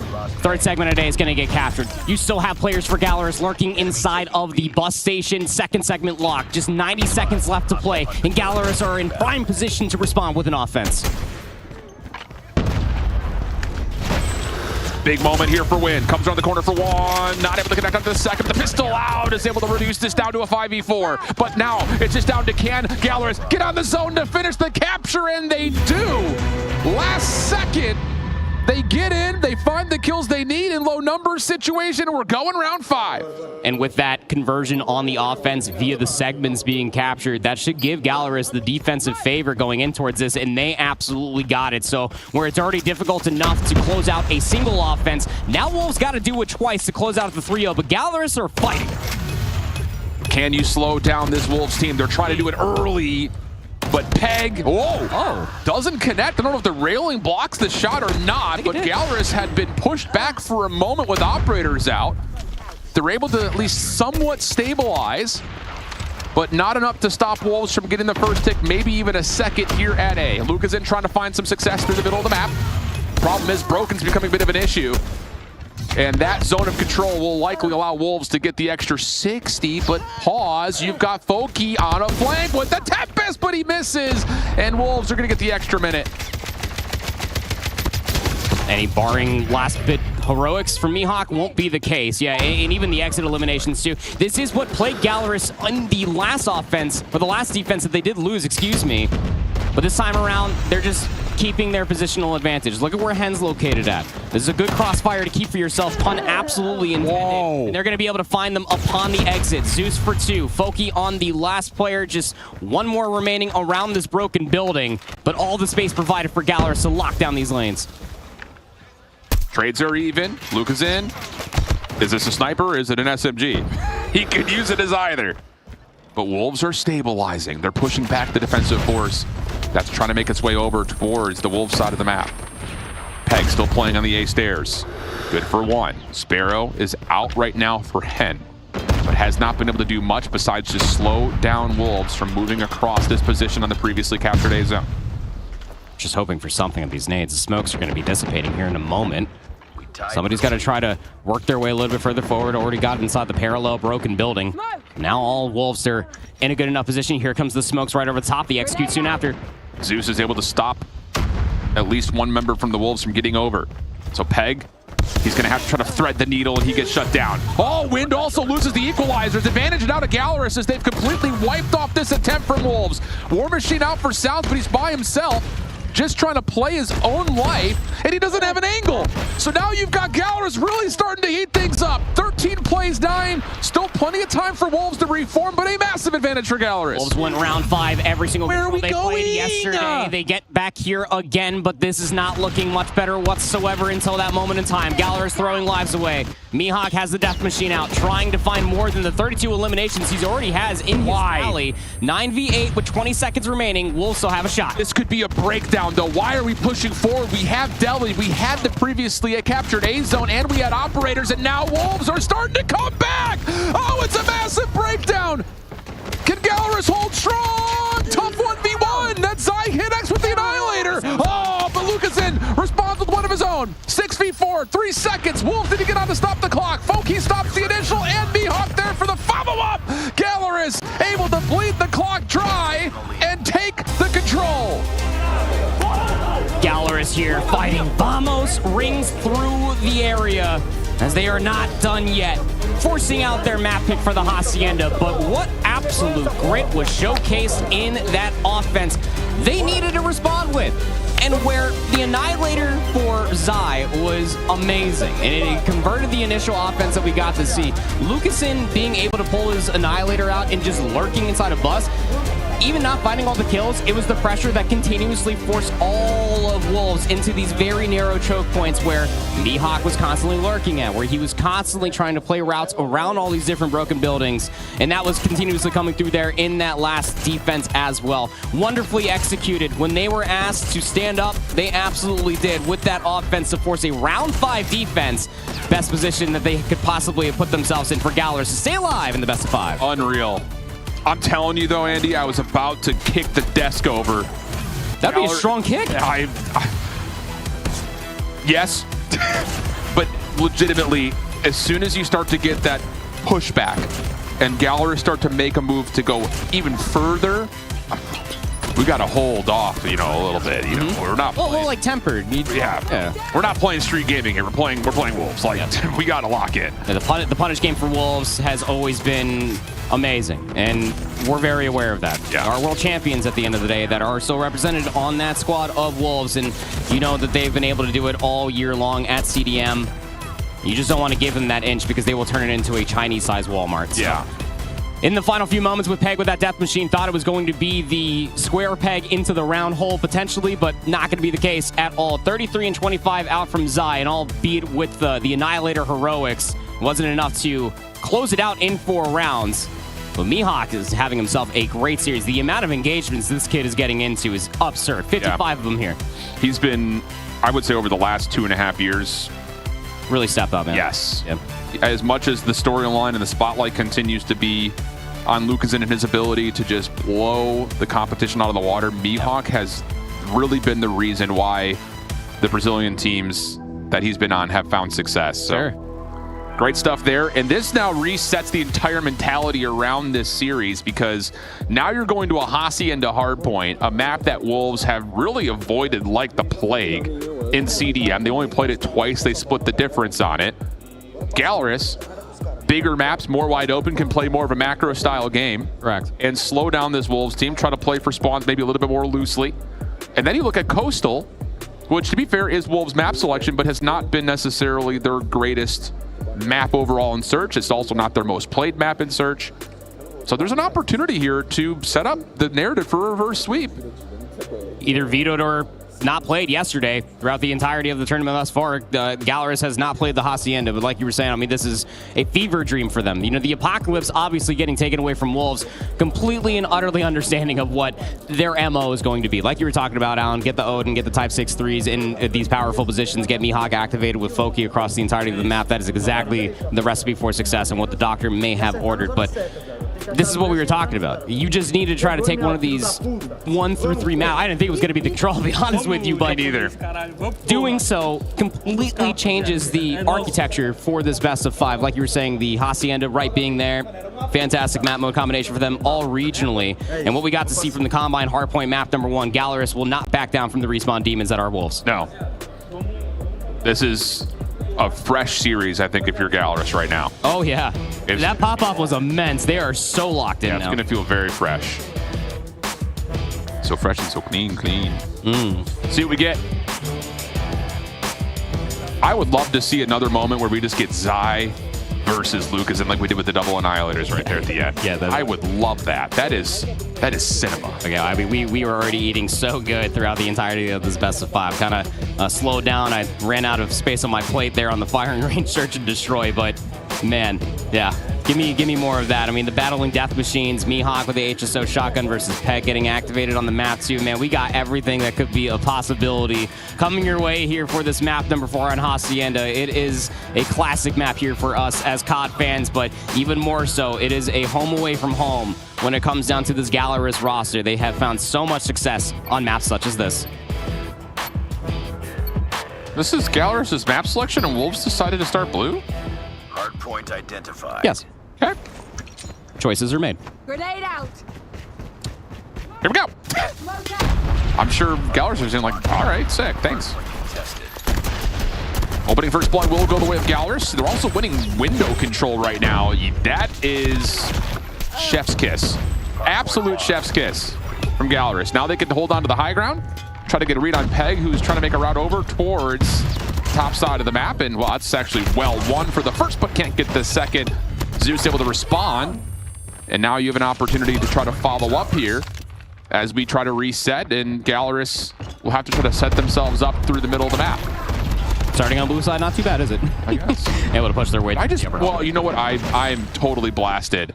CDL map is flipped. It is flipped. I was letting you get there at the end. Oh my goodness. Yeah, I was going to let you get there. Ignore me. I'm just happy that I got to live it with you. That was a fantastic day. So, able to get the spawns for Wolves. Now they are on the preferred side, so that way they can set themselves up for this P2 rotation. Peg down low in the atrium of the mansion. Going to be able to walk away with a handful of kills. You also got rock control, a fantastic transition out of Wolves. I was sitting like, why does the map look so weird? I'm okay, I promise. We're locking in. Wolves with the advantage as we head over to P2. But lobby control and well spawns now for Gallerus. I'm locked. I'm in there now. Red Missile will slow things down a touch and, of course, get the, the UAV essential elements of the information, and Wolves will set themselves up to deal with the driveway hit. And now they can just lock in around Lambo, so that way they can watch the open staircase push. You already got one player doing it. Zai, he goes 1 for 1, so they know that one player is still going to be here on the flank. But you still got these well spawns coming through from Gallerus. A little bit of a spawn trap, maybe. A couple players do spawn out over by P4, but I mean, you couldn't have asked for a more successful transition and an even more successful hard point, as an EMP for Peg has already been earned. Yeah, he's been great. And again, I know there's been a lot of conversation. We've talked about it a lot as the talent team, but also talking to the players. What would King bring to the table in place of Rise, who has been one of the best players for Wolves across CDM? He has been everything you need. And, I think that's the other side as we're continuing to watch Wolves just dominate the map right now. We see this across every form of competitive Call of Duty. When the system is this good for Wolves and Respawn, I don't care who you put in that 5th spot, they're going to find a way to find success. Yeah, I mean, as great as Rise is, literally the most explosive player that's on that roster, it does let the other players step up and fulfill that role. You get to see Sounds really step into his own. Peg also coming back into his championship form, right? So, yeah, I'm going to go ahead and agree with that one. That Wolves system is one that absolutely rocks. Gallerus, though, over towards P3. They at least hang on for the moment. They get the operators to hold, but Wolves still finding the kills on the backside of 10. And Peg, if he finds one more, has an opportunity to push out this next hit with the equalizers if he can get it, but instead it's going to be the Death Machine in the back line from Zai, just kind of throwing out absolute mayhem towards fences. Responded, though, nicely. Gallerus have done well here. They win that out technically by operator to operator value, and now can find a little bit more time in the scrap of P3 before we head over to 4. Problem is they're going to be a little bit late. You're going to get a 1v1 between Mihawk and Sounds by the look of it, but Sounds will be found for free, and Gallerus will actually get themselves pretty decent opportunity to play from office side over to P4. Peg still sitting on that EMP, by the way. Didn't end up getting himself in a position to try to rip it, to shut down any of those operators that Gallerus were able to pull. But now Peg has the equalizers out. 21 eliminations, and P4 has just popped. This guy is just going absolute sicko mode right now. To the top side of office, nobody expecting the flank to come through as quickly as it did because equalizers and Wolves are right back to where they were in the opening first. All right, if you're Gallerus right now, you need to understand that this first rotation was won by EMP levels of earning from Peg. Take a breath. It's going to be a minute before you can really dig into this deficit. You got to go little by little, step by step. But it's not that bad considering 24 eliminations, like he's running away with but you're only down by 40. If you can somehow convert what was the biggest mishap in the first set of hard points was that P2 situation. Yeah. This is a much different game. And it is backed by 24 eliminations, but they should be aware, hey, we haven't been hit by this EMP yet. That's the scary part that Wolves are saving in their back pocket so that way they can try to truly snowball his upcoming second set. But 30-point differential is not terrible given the stat line that Peg has. Agreed. I think you're right, though. That's what I was looking at. Is like I imagine Peg's going to use this right before P2 opens. Yes. And give Wolves an opportunity to try to play for that, again, that big money hill at Lambeau. Yeah. Wolves doing a little bit better off the exit from the most recent hard point over to P1. Have the lead back up to 40. Gallerus trying to accrue some of that operator usage that they're going to need if they want to try to fight this thing back. Zeus and Foki do a nice job of neutralizing the time on the hill itself. King, nice snap and reaction as he finds himself on 4 in a row. And Peg and the rest of Wolves can continue to just play through the middle of the map and stack the hill. Peg went able to find 2 on transition. Watch player number 3, that is Zai. He's getting activated all the way through Secret. He already goes. He finds at least 1 player off guard, but he gets snuffed out. So that trade does come through, but still some decent amount of time coming through from Wolves here on this one. They're going to be able to get themselves an elimination inside of the atrium, and they have hallway control. The only player that's still lurking around is Luxie. He already rips out the Tempest just to try to meet them at the gate. Expecting a water chow from Zai. It comes through, and Peg dies too. So you don't have the EMP available. A great call coming from Gallerus. Well, Spawns, but Gallerus are aware of this. Can they stop the play from the front? There's the EMP combined with the War Machine. Gallerus deal with it nicely, though. Wow. Massive moment in this game for Gallerus. Spawn starting to move just a touch, but Gallerus are going to bunker down on the hard point. Zeus still with the War Machine out. No operators right now for Wolves until the Tempest gets pulled, but Mihawk coming back late to the party, has the Death Machine, and is absolutely finding success with it. Long range, able to connect. Now getting a read on the Spawns, and Gallerus have not dropped a second inside of P2. Almost felt like we're ripping the EMP just to execute the plan, but it was so mistimed that, like you were saying, Gallerus just kind of like back up a little bit, reintroduce themselves with the operators after the EMP goes away, and they're able to walk away, to your point, the majority of this time. What was a 50-point deficit, now down to 20. Wolves, though, completely aware of the situation. They get those well spawns, a couple of wave of gunfights come through, and they're like, okay, hold on 1 second. Let's just go ahead and play for the rotation towards new. It is a fresh game. They got 3 operators at the ready, but Luxin might rip this Predator missile just to get the intro. Especially with number 4 in the back. Yep, there we go. Pred missile in. Wynn's going to pull out the Sparrow, stay safe inside of 10. 10 going to respond with one of his own. Good information here, trying to get it into the back lines, but cannot connect. Wolves able to respond with numbers now of their own. Spawns not fully locked, but you've got Sounds watching this initially tough battle around the back. It doesn't come through, and Gallerus at the same time find a couple of kills from the front, leaving Wynn by himself, but that's apparently all you need. Unreal stuff.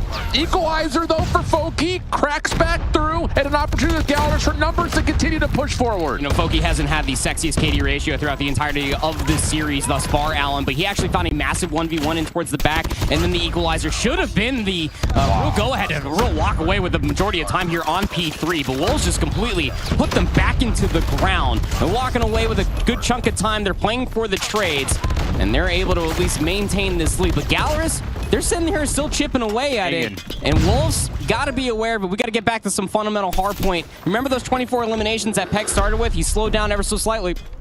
Does have the equalizers out, though, as Wolves will be the first team to open up P4. A little bit of confusion, though. Wolves not really reading where exactly Gallerus are. They've got the equalizers playing over towards P2, but Gallerus responding off this side, so now Peg has to run his way back over as the channel on the equalizers expires. Oh, wow. So now it's just down to, can you respond to the hit in towards mid?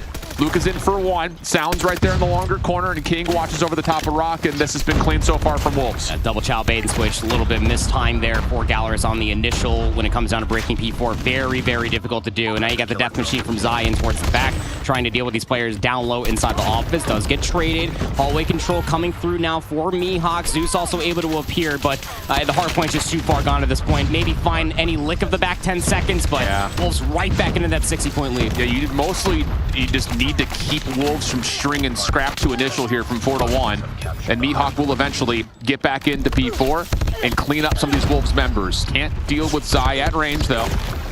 But that exit, like we talked about, gives Gallerus a chance to win the high ground until the War Machine gets popped. It's a bold call, but it works out nicely, and Wolves are going to get past the 200-point mark.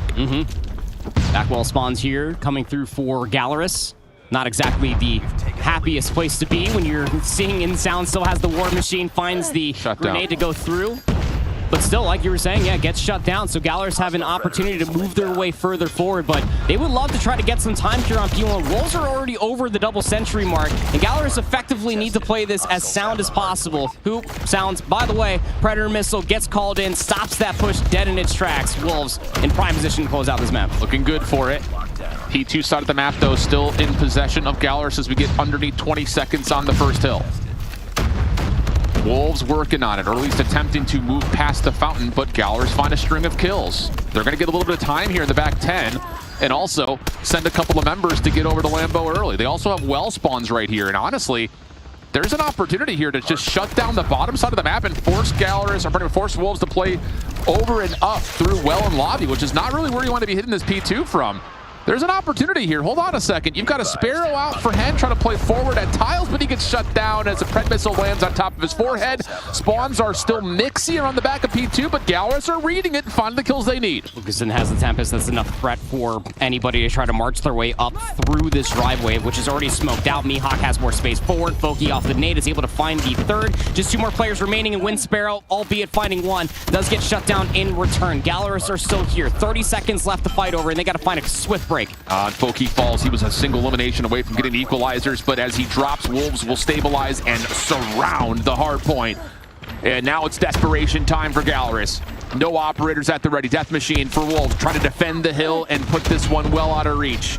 Not enough time to win here on P2, but boy, can they get close. Oh yeah, and they know that they all of Gallerus are still spawning on the backside of driveway over towards well. Gallerus have to hit through the old time and then also win the rotation, which they haven't been able to do all hard point along, if I'm being honest with you, but this is where things are going to be scary. Foki's the only one with an operator at the ready, and this equalizer needs to pop. Hen will be the first one over defenses. Wolves will realize they're not spawning close. They're trying to value their lives.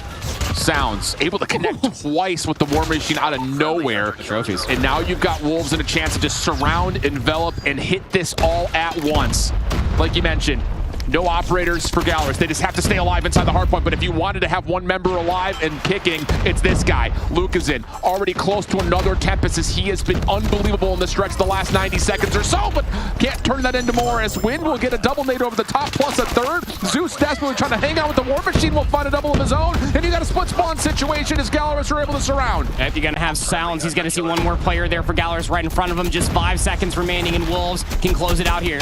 Numbers advantage to Wolves. Zeus saved by Lucasen for a moment, but cannot find the final kill needed as he gets the reload. Last couple of seconds. Peg holding down the front with the equalizers. One more contested in, and Foki, as he falls, will have Wolves in a position to clean things up right before we get to the next hard point. Wolves take down Gallerus and move forward in the upper bracket. Yeah, the literal last second within the time there allocated for P3, able to get it in their favor. Wolves win both the hard points here. They split the difference for Hacienda in their region, but they come here looking absolutely ferocious on it. Just the opening from Peg, that excess buffer that they did have really set themselves up for the map number one. The leader's advantage is what I like to call it, but Gallerus through the middle of that, they survive through the EMP. They fight their way back from a 60-point deficit all the way down to a 20, but then Wolves again lock back in. They are the hardpoint demons of their region at the end of the day, Alan, absolutely dismantling Gallerus at the end. Incredible stuff from the Wolves as expected. China's top teams are moving forward in the bracket as we predicted. But Gallerus is not done. This is double elimination, and we have seen teams make a run like Tribe did back in 2022. Not an easy road in front of the Brazilians, though, Alan. No, not at all. And I think it's just where they're weakest is being exposed by the Chinese teams right now. I mean, you see it in the Respawn Wolves, an incredible hardpoint team. They survived through a very difficult map number 1, taking a late stretch to grow that lead to maybe a bigger deficit or bigger gap rather than maybe the game would have insinuated based on how it went. But here in the Hacienda, you had a couple of heroic moments for the side of Gallerus, but it never really truly felt like on a structured level they were playing at the same level as Wolves on the other side, and that's not something that just exists against Wolves. We saw it also exist yesterday versus Q9. As we take a look at a lot of these highlights, we'll be talking operators in depth in a little bit, but can we focus in on the shotgun? Is the shotgun meta back? Is the HSO a thing to look out for? Because every time we went to Windy, he's getting a double, a triple kill with this thing. I never left. What are you talking about? We just traded the R90 out for the HSO meta, and yeah, you're going to be seeing quite a bit of that. You got the double shotgun meta there on the Crossfire. Comes back through as an explosive entity to be used, closing out a lot of these close corridors around P2, all the way through the upper hallways as well. It is a force to be reckoned with, Chris. And then, of course, the War Machine shutting things down on the final 2 hills. Sparrow's coming into play as well. If you're looking at just an individual gunny, though, I want to see where did Zai end up on our leaderboard. He finished positive 18 in game 1. He went positive in the second hardpoint. This is finally his first respawn where he goes negative, dropping 36 and 40 with 23 assists, Andy. Darn. Oh, man, he had a little bit of an off game, and then Peg was the one to step up. That 24 and whatever it was start was absolutely heroic. Sounds there at the end like you were talking about with his War Machine, well placed. The trophy systems from Lukisin just a little bit too late and misplaced meant that he was constantly finding value with it, but we got to talk about the single tap go. He did pop off, man. 52 and 41. Absolutely. 52 kills was not enough for Lukisin. He's definitely going to be a player to look out for in that elimination bracket, the biggest threat, but the Wolves are the team moving on. If you could crown an MVP from this 4-game performance from the Wolves, who do you think deserves credit, Shift? I'm going to give it to King, man. Yeah. Like, I know Zai, he puts in a massive effort on the search and destroy, but King hit a couple of awesome opening first blood snipes. He also played really well in all of the respawns, so I'm just going to give it to the guy that deserves it. The new guy in, filling into a system that was largely surrounded by Rise and the storyline of him, but King is looking solid and Wolves are looking prime. We want to remind everybody there are 2 streams live here on day number 2. We have Alpha and Bravo, and over on Bravo, I was watching Street face off against Elevate. Let's take a look at this bracket because in the top half, it was Elevate coming out of Group A with the top seed. Street was the surprise from Group D. Street was hanging in there. It was about a 2-point game in the hard point. At the end, though, Elevate and Wolves both getting 3-1 victories, meaning Street Gaming will be playing Gallerus. This is 2 Brazilian squads. One of them will knock each other out in the top 8. I guess the good news is you have a top 6 guaranteed for Brazil. Yeah, but you got to do the TK along the way, right? I mean, like that, and that's what ultimately hurts. I mean, Street had a fantastic performance in the group stage, to your point there, versus TLE yesterday. Going back and looking at the scores as well, like the Herculean performance versus our previous world champions of Elevate Puck. But look, I think that lower bracket matchup is going to be setting things up ever so wonderfully because Gallerus, they were showing a lot of different plot holes and a lot of different hardpoint situations, something that Street can absolutely pounce on. Big shout out to all the Chinese fans who made it out to Poland for these matchups. The Wolves move on. We find out will another Chinese team be able to power through a best of 5. Qingzhou takes the stage when we return.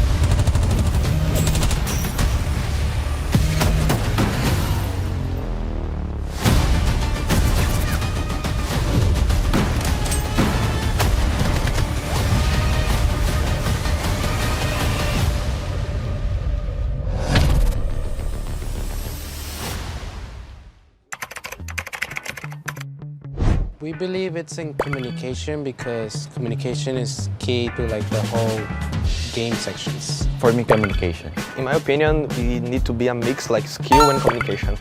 The thing that determines victory the most is communication because it's a team-based game. For Animus and me, I think it's communication. Communication is really important, but you can do nothing if you don't have skill. It will be over-egoing things. You think you're confident, very confident, but it brings you down when you face difficult teams. The most mistake probably is gonna be don't be ready for the fights in the game. So don't be ready for everything is going like go too fast and they didn't be ready. Being overconfident sometimes. Mistakes that less experienced players do is their lack of confidence. Just because when you don't have confidence, you can't do what you do in practices, you can't show your true game. Aggressive, number one. I'm also passive. Third is unpredictable. Rushable and flexible. Calm, aggressive, the same thing. And the last word is gonna be ready. Me as a coach, I like aggressive play style, doing like a lot of respawn trap, doing transitions between the hard points, faster, fastest. What's up guys, AO Raf. So we're currently going to be going through a pro player's loadout. I am personally a sub and heavy player, so I'm a machine gun and shotgun player.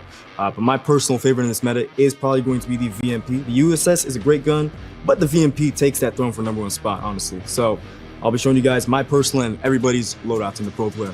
All right, bandit adjustable, heavy barrel, great attachment to use. Gotta go with the rapid fire, it's crucial. And this one's honestly where a lot of pro players differentiate. I personally like the integrated grip set, but other players do like the Phoenix grip set. It just comes down to how you like to play as a player person. I'd probably go for the integrated grip set though. And then for secondaries, honestly, melees are the best. I feel like pistols are overrated. You know, you gotta go with the gloves, boxing gloves, prize fighters, Mike Tyson, you know what I mean? It's really, really good stuff to use. Down to the operator, I personally am a fan favorite of the equalizers. It's really, really fun, just running gun, Rambo style, really, really great.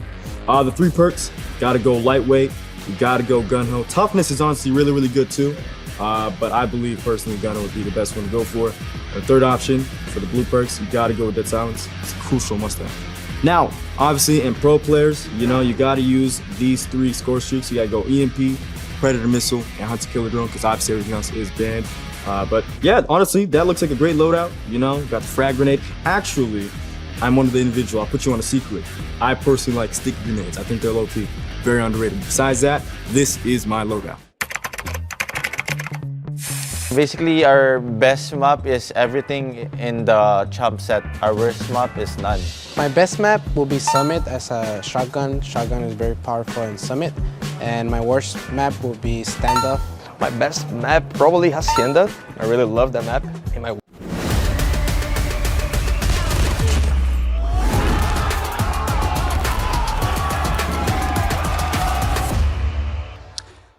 Welcome back to the Call of Duty Mobile World Championships 2025. The playoffs are well and truly underway across here on the A stream and over on the B. We have seen Street and Galeris drop into the lower bracket with Wolves and Elevate continuing on looking strong. Now, who will join them? It is now time to bring out our next 2 teams ready to compete here on the stage. Starting with New Gen Ninjas.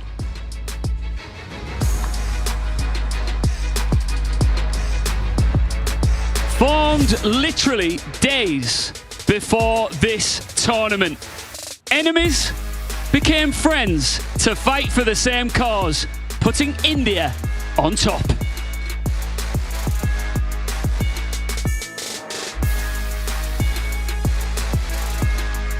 Now it's time to welcome their opponents.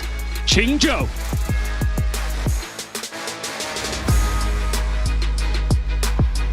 Q9 finished second last year. They've returned looking sharper than ever this time around. A lot of people are saying it. This could be the scariest team in the whole bracket. Let's see if they can back it up here on stage.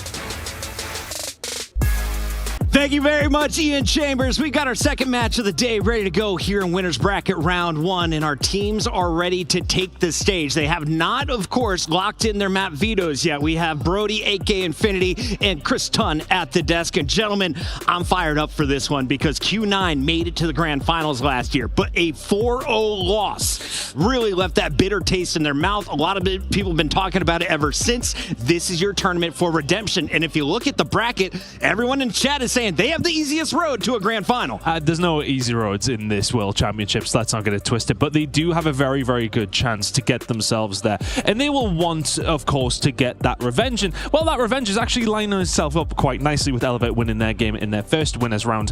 It should be interesting, though, for Q9. It's a real redemption arc potentially here in Poland. And can they get it done? We've got a lot of games to get through before we see. Let's take a look at our rosters. We mentioned Q9 coming out of China is going to be the favorite, but New Gen Ninjas have a stacked roster. This is a team that is going to be representing India, of course, but you've got an American on the lineup. We're going to see what he is able to do in Jez, and then, of course, Marvel has been involved in a lot of the interviews.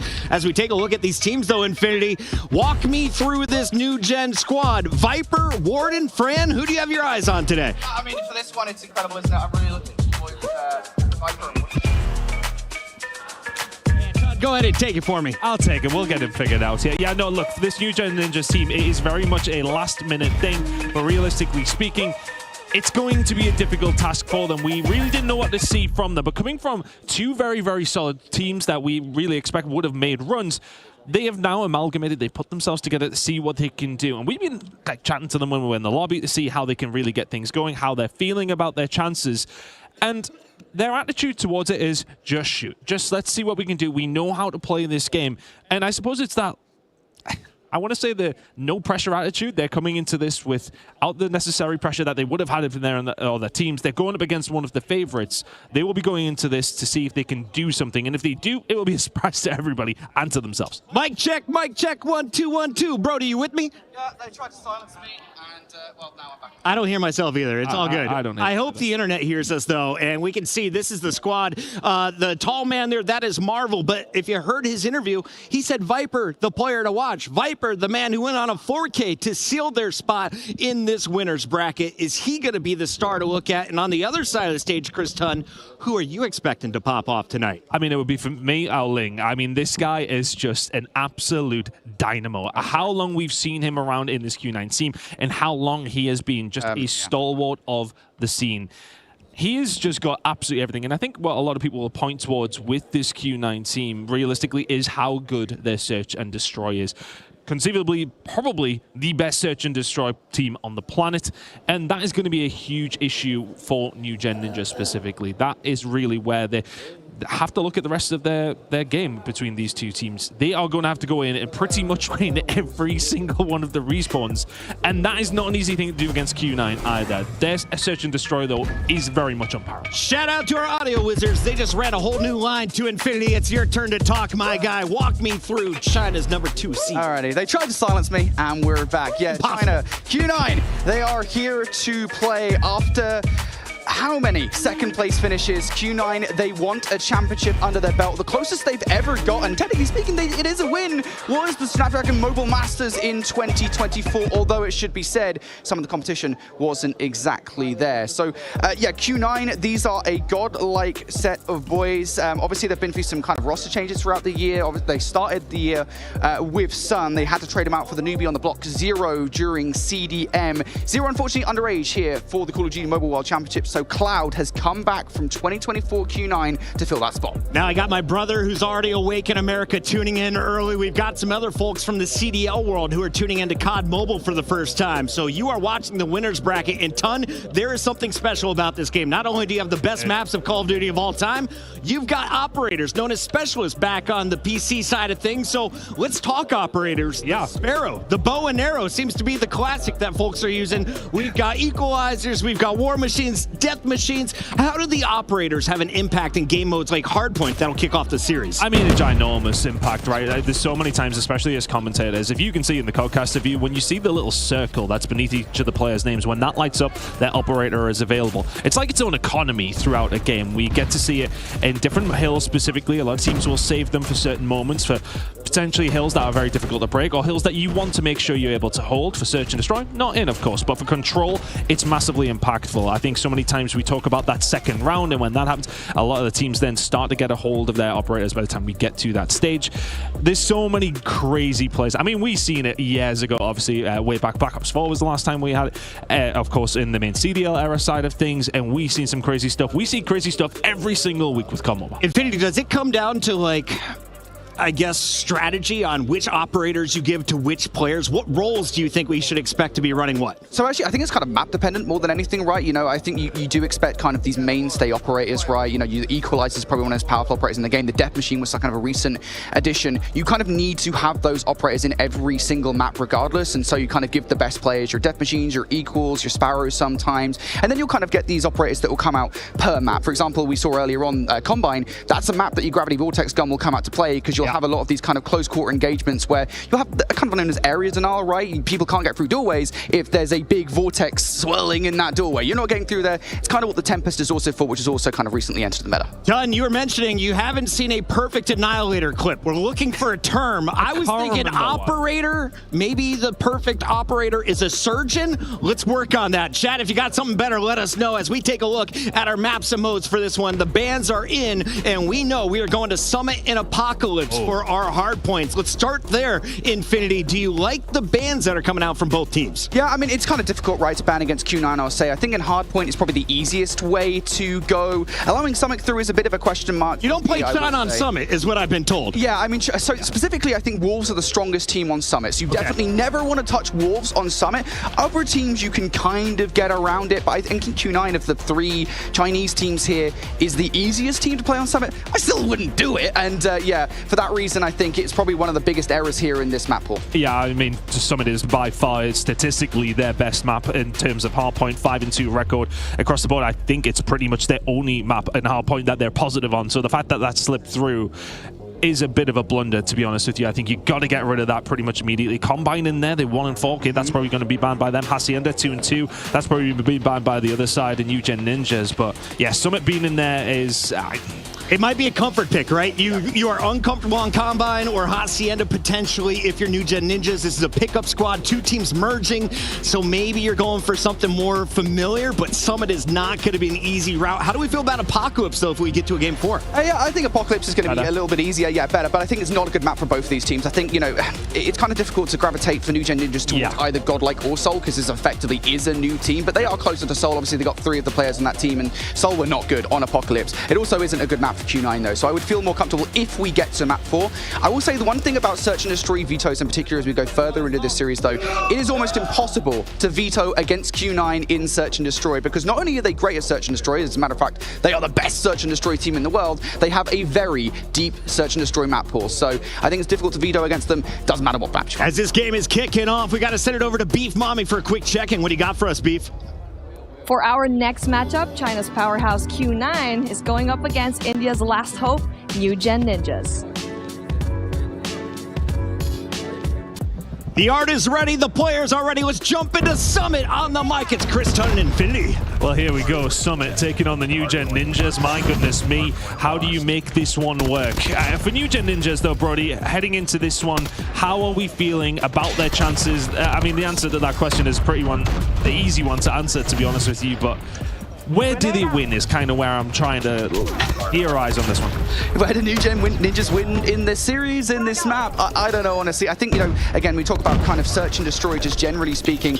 You do not want to be playing any Search and Destroy map, really. You just get rid of Search and Destroy, I think, just generally in COD Mobile against Q9. It's going to be difficult to pull off for sure. You've got to win the respawns. I think is the long and short of it in this series. You have to have a strong start here on Summit. And as we already said, Summit is such a strong hardpoint map for Q9 that's very difficult to envisage. So we we shall see how this goes. One thing I will say is I need to see hot games out of the likes of Viper and Marvel. Those are the key players for me. They have to come out swinging. Yeah, I mean, as the Europeans in this talent team, or two of them at least anyway, I think seeing Marvel perform is in our best interests at this stage. Unfortunately, Exclusive not going through. We were having a chat to them at the bar last night, not happy with their performances. But Marvel carrying the flag of Europe right now. Currently 14-11, a terrible start from New Gen Ninjas, with this rotation over towards P2 now incoming. Q9 ready and set up. Oh, they were. Yeah, just when you think you're set up, the Viper will strike. Another one! What is that? Viper on a tear. He was doing this yesterday. He was the reason that they're even at this point in the tournament. That huge clutch moment versus Amigos. He's their guy. Oh my goodness, Viper. And it's broken it wide open now for, well, Q9 to walk back through. But that's another 15 or so seconds going to go New Gen Ninja's way. And all of a sudden, we can start to see where they're going to set up. Are we heading over towards P3 already for New Gen Ninjas? It's probably wise. Viper here and ready to set up. They don't want to give up this side of the map. They possibly can, but Ao Ling will say something about that. He can force his way through. Jess is already on that rotation, though, so trying to influence those spawns through. Q9 with their spawns, they'll recognize it. Viper going to bring a couple of kills out with the Predator missile. The problem is nobody's blocking those ice spawns, so Q9 will get a couple of players through. Breaking these can be relatively easy. You've already got players through as well. Jez is being challenged. Just managed to find a way through. Can he find the second? Yes, he can. He was so patient, actually made his way all the way through ice and was already set up for the new hill to pop. Helps his teammates out. They find the kills, but look at these operators now starting to come in from Q9. Yeah, this is where you want to get all those ops out early on, right? This is one of those hard points where you can get a full 60 per se on this hill, and you do that with massive operator investment, but now New Gen Ninjas, they're trying to punch through the front. And they managed to find a way through. Marvel sent himself up with the death machine inside, but the flank coming on through, spinning around as best you can, but Ao Ling has slipped the net. And not just slipped the net, he's inside of it, and he is swinging. Ao Ling finds two. Jez managed to find something back, but a bit of a 50-50 hill, to be honest with you. It's New Gen Ninjas with a slight lead. Yeah, for sure. Q9 trying to get players behind enemy lines. D-Chen was trying to be sneaky, but does get cut down. Warden with more kills from the equals here. And as we approach the 22nd point left in this hill, New Gen Ninjas might well be comfortable just taking the rest of the time. But look how many operators have been drained off that hill. I think I counted like 5 or 6 between Q9 and the New Gen Ninjas inside that hard point. That is a heavy investment hill turn, and for good reason. Off the back of New Gen Ninjas, they are looking pretty sweet. We go to next, and this one's just a little bit more mixy. Q9, they have a player locking those back spawns down. I mean, frankly, it might have actually been more, to be honest, Brody. We've seen so many coming through from both these two teams, but it is New Gen Ninjas who come out on top of that one. Marvel on this rotation over towards P4, I should say. And the setup here, to be honest with you, New Gen Ninjas, I've been impressed with what we've seen so far. They seem to be getting these flurries, that's being able to get them the time to set up. But Q9 have done the same. And the Sparrow is now out. From D-Chen on the outside. Fran going to try and continue to survive, but Warden, he can find one. The kill feed just lighting up for both these two teams, but still New Gen Ninjas in control. And still Q9 holding that back spawns. Fran, the last one left alive, he will get shut out, and that should be Q9 in. So Q9 now in control for the back 30 seconds here. New Gen Ninjas will have a chance to break in towards the back line, but they have to pick out those spawns and they can. Smoke's down. They're trying to get towards the hill, but the setup is too strong from Q9. They've got the ARs on head A's. They've got the Tempest out now. Q9, they are not letting New Gen Ninjas pass. Good job from Q9 to get themselves back in a good position, because to be honest with you, that was a really good first rotation of hills coming through from New Gen Ninjas, and they will not have the lead heading into the second, but they will have this game very, very close. We've seen a couple of different occasions from New Gen Ninjas. I mean, specifically Viper has been popping off, but everybody doing their job. This moment in time, though, Q9 very much staying with them as we head into a second rotation of hills. There is nothing between these two. Yeah, absolutely not. And this is where we're going to start to see some of the operators coming out. P1 is always one of those weird ones right here on Summit, because albeit it's always a contested thing, P1 on every single map, Oling running through everybody right now. Q9, if they can build out some of these operators a little bit earlier on, right, get more time off P1, a hill you don't generally expect to bleed time on, it would be huge for them. And that's why you're now starting to see New Gen Ninjas also invest into this hard point. They've been the ones that are reciprocating what we're seeing, but Curly may well not need any operators himself. The gun is doing what he needs it to do. Ao Ling once again set himself up over towards P1, and they're just chipping away some decent time here. That's 20 seconds or so already for Q9, with 20 seconds remaining as well. Jez can find not one, but two, but three inside of the point, though, and they may well be able to find a break here with 15 seconds or so to go, and it's looking that way. Ao Ling over towards the top side. Can he stop that from happening? A couple other players to get in his way. He's found 2, 3 from Ao Ling. And both these teams are taking their turns and lining up 3 or 4 kills apiece. And he is just doing everything for Q9 right now. Couldn't find the fit, but Ao Ling Stops New Gen Ninjas picking up some good time P1. He's just a joke, mate, innit? The Oling is the king of Call of Duty Mobile for a reason. This guy has been around the block for a very long time, and he's currently sitting at 32 kills. Curly not that far behind him at 31 as well. And trust me, those numbers will not stay static. They will go up by a significant amount by the end of this game. Currently, Q9 in the lead and growing. They've got those P2 spawns locked in. New Gen Ninjas, they're trying to fight from up top. 35 seconds remaining here over towards P2. Curly can only find one with the Tempest. Oh, that was his third overall, sorry, but first on screen. It's early in the morning for me still. We only woke up just an hour ago, but we're moving and grooving. Let's see what we can get going here for the New Gen Ninjas over towards P2. Marvel doing his best. Now Coley in the Predator missile as well, so getting a little bit of room for his team. And some decent time once again for New Gen Ninjas. This is really where they found a lot of it, and over towards P3 as well. And locking down P2. New Gen Ninjas now in the lead. Here we go, New Gen Ninjas now. They will take the last 10 seconds of scrap time. Cloud's actually investing in War Machine here to provide some space for his team. That will give them some time to work with as the new hill pops. Of course, you always have that 8-second grace period between hard points. So Q9 will have to patiently wait. Here comes the next investment from Mauchi. He wants to run through absolutely everybody. A couple of investments actually coming up from New Gen Ninjas, and both of them will be shut down by Mauchi, who is burning through absolutely everybody, and those shutdowns are important. Yes, they'll get charged back, but they'll have to wait a minute before they get those ops again. Incredible work. And those are those moments when we talk about operators where they make the difference. If you can find somebody else who's bringing it, I mean, we've seen it towards the end of Control in our previous game. It was Lucas Jin finding an Annihilator kill on the Annihilator player on the other side of things, and it swings the game entirely. And moments like that can define a hard point. 30 seconds remaining here, and Q9 just lining these operators up and getting the job done. Plenty of kills coming through on either side, but Q9 are finding the important ones, and they're finding the time. Yeah, this looks a lot better than what we had in the first set of rotations, right? When New Gen Ninjas, they felt like they got a better time of things. Q9 feel like their operators to push out have been huge. Yeah, New Gen Ninjas are going to get in now for the last 10 seconds, but if you're Q9, you're happy with the spawn flip to go, right? You're now looking for a 1 versus 1, a huge 1v1 for D-Chen, who actually wins that over by New. You give away the last 10 seconds of scrap time of this hill to rotate towards that next one and lock down those spawns. A perfect flip at the right time. Now New Gen Ninjas will really have to go through the fire and flames to find themselves on the way over. The gunfight win coming through from Warden. Can find a second as well. Eventually he does get taken down. Q9 are set up, and Kelly is here with the Tempest. It's going to have to be a push through ice. They got one player pushing the other side, though, so there's a little bit of a pinch set up here by the side of New Gen Ninjas, but they've been slain by Owling on the outside. He can find 2. Chen is going to be here to try and just hold this down, but they will continue to find the kills. It's a good hold from Q9 so far. Q9 in control. This is where they invested their ops previously as well. Sparrow is keeping an eagle eye on that top side, and they're locking down the spawns here too. Chris, again, it's that setup that works so damn well for Q9, but the block there on the back, and now the Tempest as well. The spawns are gone. 2 or 3 kills coming through from Viper. They can now try to get a rotation back into the hill, and they have done. New Gen Ninjas fighting off the back foot just a little bit, but then once again, it's every single time we go on board with an Oling. 47 kills to his name right now. He is lighting the New Gen Ninjas up, and Q9 have got a 30-point lead.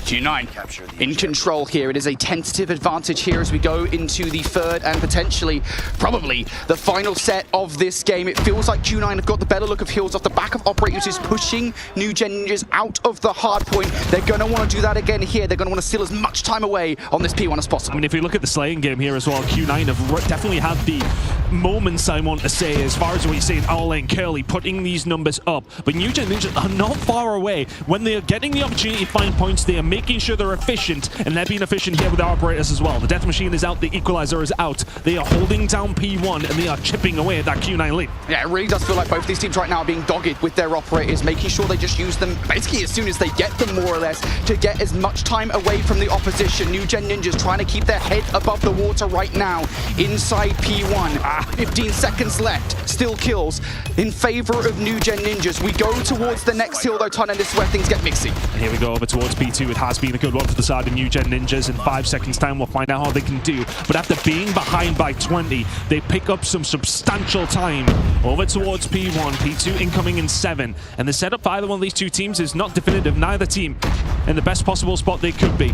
Marvel down low trying to get something going, but here goes Ao Ling. 51 kills to his name, equalizes out, and he's not going to find a great deal. It was only 2 in the end. For Q9 though, they've got a couple of operators on the table now. They're starting to get some control, and it's time they absolutely need it. Yeah, triple investment coming out from Q9 again. I'll keep on saying it, mate. It feels like both teams right now, as soon as they get those ops, they are out into play again. Curly also starting to streak out as well. Predator missile to his name through the smoke. It's carnage, it's chaos on P2. New Gen Ninjas come out on top for the moment. They've done well again. P2 has been their bread and butter so far throughout this side of Summit. We said that this is maybe not the best of a pick from them, but they've actually done so well to extend this as long as they have done. But Q9 are going to find plenty of kills, but this rotation over towards New in 20 seconds is massive. Yeah, that's it right there. Right now it's New Gen Ninjas in control of the rotation. They're not going to go too heavy at 15 seconds. Yes, it feels like a lot of time at the moment, but those spawns for next heal are invaluable, especially as we cycle into the next operators. You can see already they're on their way over, but Ao Ling is the one who's over there, and he is causing problems. 54, 55 kills to his name,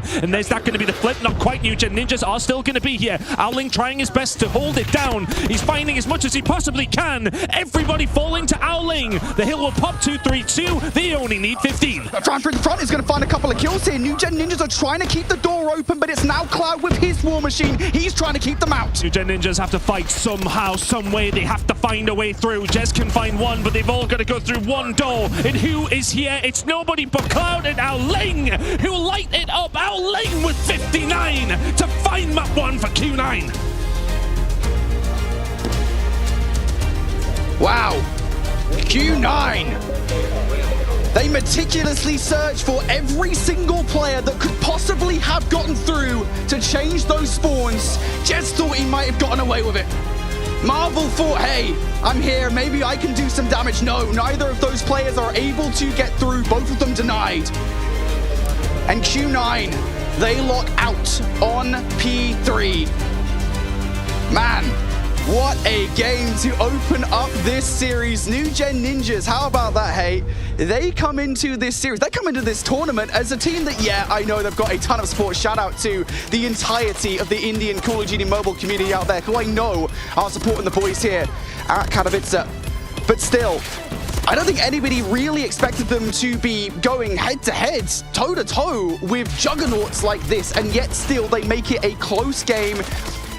Honestly, both teams' operate utilization in that game was pretty much perfect. I think a lot of the time what you'll see is you'll see teams kind of really focus in on P3. We'll save 4 or 5 operators to really lock that kill down. And that's kind of what we saw back in P1. But I think as the ante was being upped hill after hill after hill, we started to see more operators coming out on P1, on P2.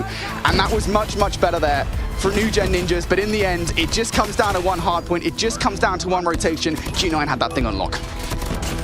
I mean, it really is the hallmark of quality teams when we see how proficient everybody was with their operators. I think you're so right. But I think that was a big moment when Maushi was able to find multiple kills and they were able to get a decent lead over towards P3. That's give them that breathing room. They were able to sustain it. And they come out on top. But again, Ao Ling and Curly, I mean, yeah, what's that? 117 kills between the two of them. Absurd numbers. Ridiculous, some would say. Curly, the MVP of that one, but every single time we went to Ao Ling, it's just HS kill after HS kill after HS kill, but Curly will take the plaudits. What's a game from Q9 to kick things off here, but New Gen Ninja's very much in it, but the problem lies here.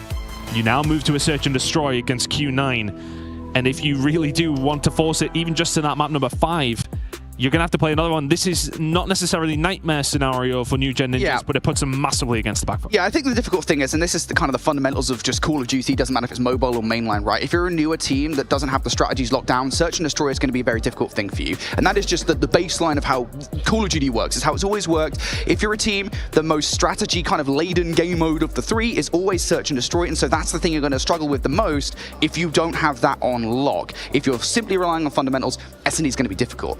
How about we're going to up the difficulty by having you play the best search and destroy team in the damn game for the remainder of this series. So if your way to win and go forward towards top 6 and the winners bracket semi-finals is search and destroy, yeah, this is like playing on like Ninja Gaiden ultra difficulty level. Right? You're getting absolutely slogged right now. I mean, it's so difficult. Now, I will say one thing, the resilience of New Gen Ninjas, I want to say there's a chance that they can do it, but I mean, everybody at home knows that Q9 are S&D gods. It's going to be difficult. Be loading in very shortly to map number 2. Well, even sooner than shortly, actually, right now, as we go over towards Coastal. One of the newer additions, of course, to our map pool. I've enjoyed it. I enjoy it a lot, honestly. Shout out to the devs because Coastal, Tunisia, all these maps. I mean, look, one of the big things I love about COD Mobile, me and Chris were just talking about as far as the difference between mainline COD and mobile is we just get to play all the best maps here on mobile, but some of the maps that are specifically on mobile, absolutely outstanding. I love some of these S&D ones, and specifically for me, Coastal, Tunisia. Been ringing true, and it's, well, kind of been the same for somebody like Q9 as well. Coastal, Tunisia looking good for them. They've only managed to lose 3 out of, what, I want to say 20-odd maps on these 2 maps combined, I should say. I do speak for a living, I promise. That sentence was not necessarily my best, but here we are. Q9. Q9 good at search. Yes. That's what I'm trying to say. Very good at search. Q9 search, very good.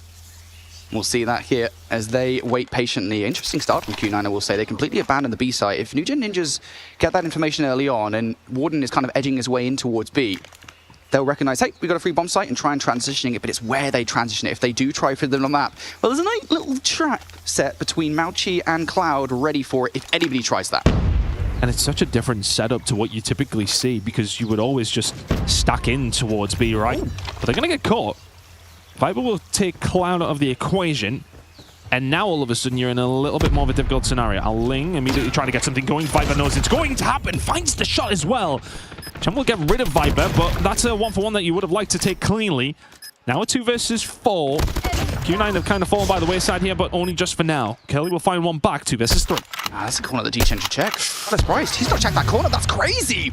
That's a day 1 check right there. Well, day 1 coastal check, we should say. Now left up to the 1v3 for Curly. He's already been tagged up. They chose to just give B up pretty much off the rip, and New Gen Ninjas will say, well, thank you very much. Take it nice and easily, walk into the site. They were looking for the retake, but it does not happen.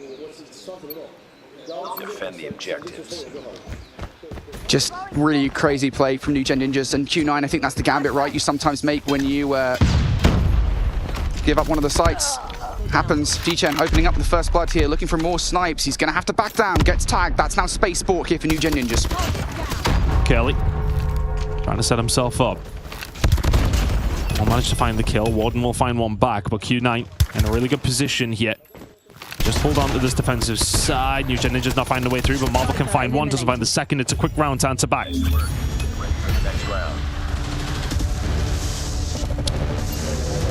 Play from Q9. They do hold on through a long.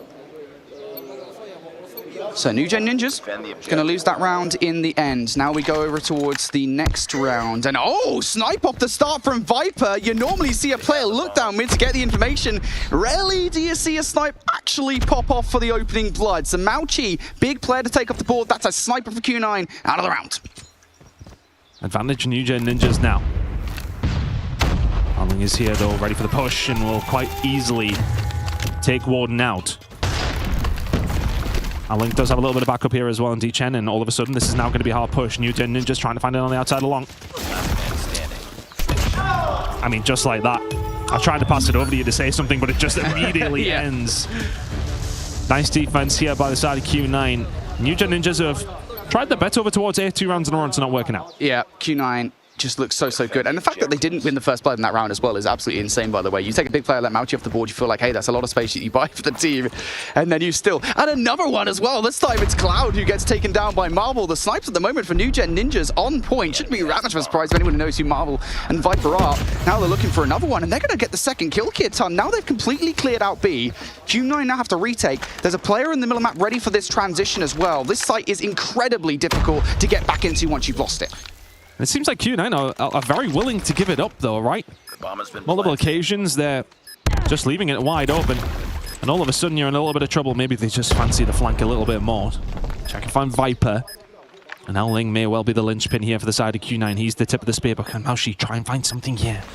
Jez on the close angle. He manages to get out, but now in a little bit of trouble. Has a backup, but T-Chen will find one. Ling dies through the middle of the map. Now a 3 versus 2. But Mauchi, he finds one. So does G-Tin, and all of a sudden, Warden and Marvel left on the run. Player comes back here. Now it's a 2v2. Marvel's actually a little bit late to it. That's going to be the final 2 kills. I'll be honest there, I was stressed for a really long time in that situation for New Gen Ninjas because Marvel was so far removed from that situation. He was like a whole 20 seconds away from that bomb site. So New Gen Ninjas, they had the numbers, but in reality, that was actually like a 2v2, 3v3 for the longest time. It was only when Marvel actually came back to the site that my New Gen Ninjas, they actually managed to get control. Marvel trying to find something there, but Ling will take him down. It's been a bit of a strange start to this Search and Destroy, to be honest with you. It just feels like New Gen Ninjas, they've had free reign to pushing towards B, and when they have done, they've went on to win the round. But other than that, Q9 have invited them over towards A and then comfortably found their rounds there. And that seems to be the latter happening in round number 5, yeah? Viper and 1 left down to 2 versus 5. Very little info, very little hope. But again, it's a bit of a strange tactic, and I never ever want to question it because it's Q9 that I'm talking about here in Search and Destroy, but they do seem very willing to leave B open. It is a weird strategy, for sure. It's definitely not the normal one to full commit towards either of the sites here. Because it just causes you so many issues, especially in the late round, right, where you have to make those adaptations, and then you have to leave other lanes open. It can really cause some significant problems. Okay, Viper's going to cause some significant problems around the back line here. He finds a couple of kills. Makes this more possible for Warden. The issue here is for Warden this 1 versus 3. He's already made noise in this round ton, and so they know more or less where they got to look. Doable. If he wasn't running into Curly, he was just right in the corner to take that one down. 3-2 now. Q9 in a nice spot. 3-2 up. They'd like this defensive round, though. I think, you know, we still sometimes do lean towards the defensive side. I mean, it does change as time goes on, but you'd like a 4-2 lead. But New Gen Ninjas, I think, would take 3-3 after 6 rounds of attack, right? Yeah, I mean, this is solid for New Gen Ninjas. Yeah. They've taken 2 offensive rounds away from Q9, I think, is incredible. So to get a 3rd one would be seriously something. I will say, I don't think Q9 have been infallible here in Search and Destroy from what we've seen so far. Like, we expect the best of the best Search and Destroy from Q9, and that's really not what we've seen thus far in this S&D. They've fallen foul to too many First Bloods. This is abnormal Search and Destroy, considering their win rate over in CDM, which is widely considered some of the best competition in the world. New Gen Ninjas are going to play slow here in this round, though. They haven't drawn that First Blood that's benefited them in previous rounds. Ling, he's not waiting. Trying to find something. Oh, wow, Ling just whips it a little bit. One will find one, Jess will find one back. So a little bit of a misstep from Q9. And New Gen Ninja's just sitting there ready to pounce. Bro, that's not Ling. Like, what happened to the Ling we saw back in game number 1? He never misses. I mean, he whiffed big time. Munchie will find one back onto Viper, but Warden is there to find the trade. Should surely be there. Curly now left in a 1 versus 3. The pressure coming through, but Jess is very, very weak. Fran in. And we'll find the round. 3-3 after 6 rounds of attack of New Gen Ninjas.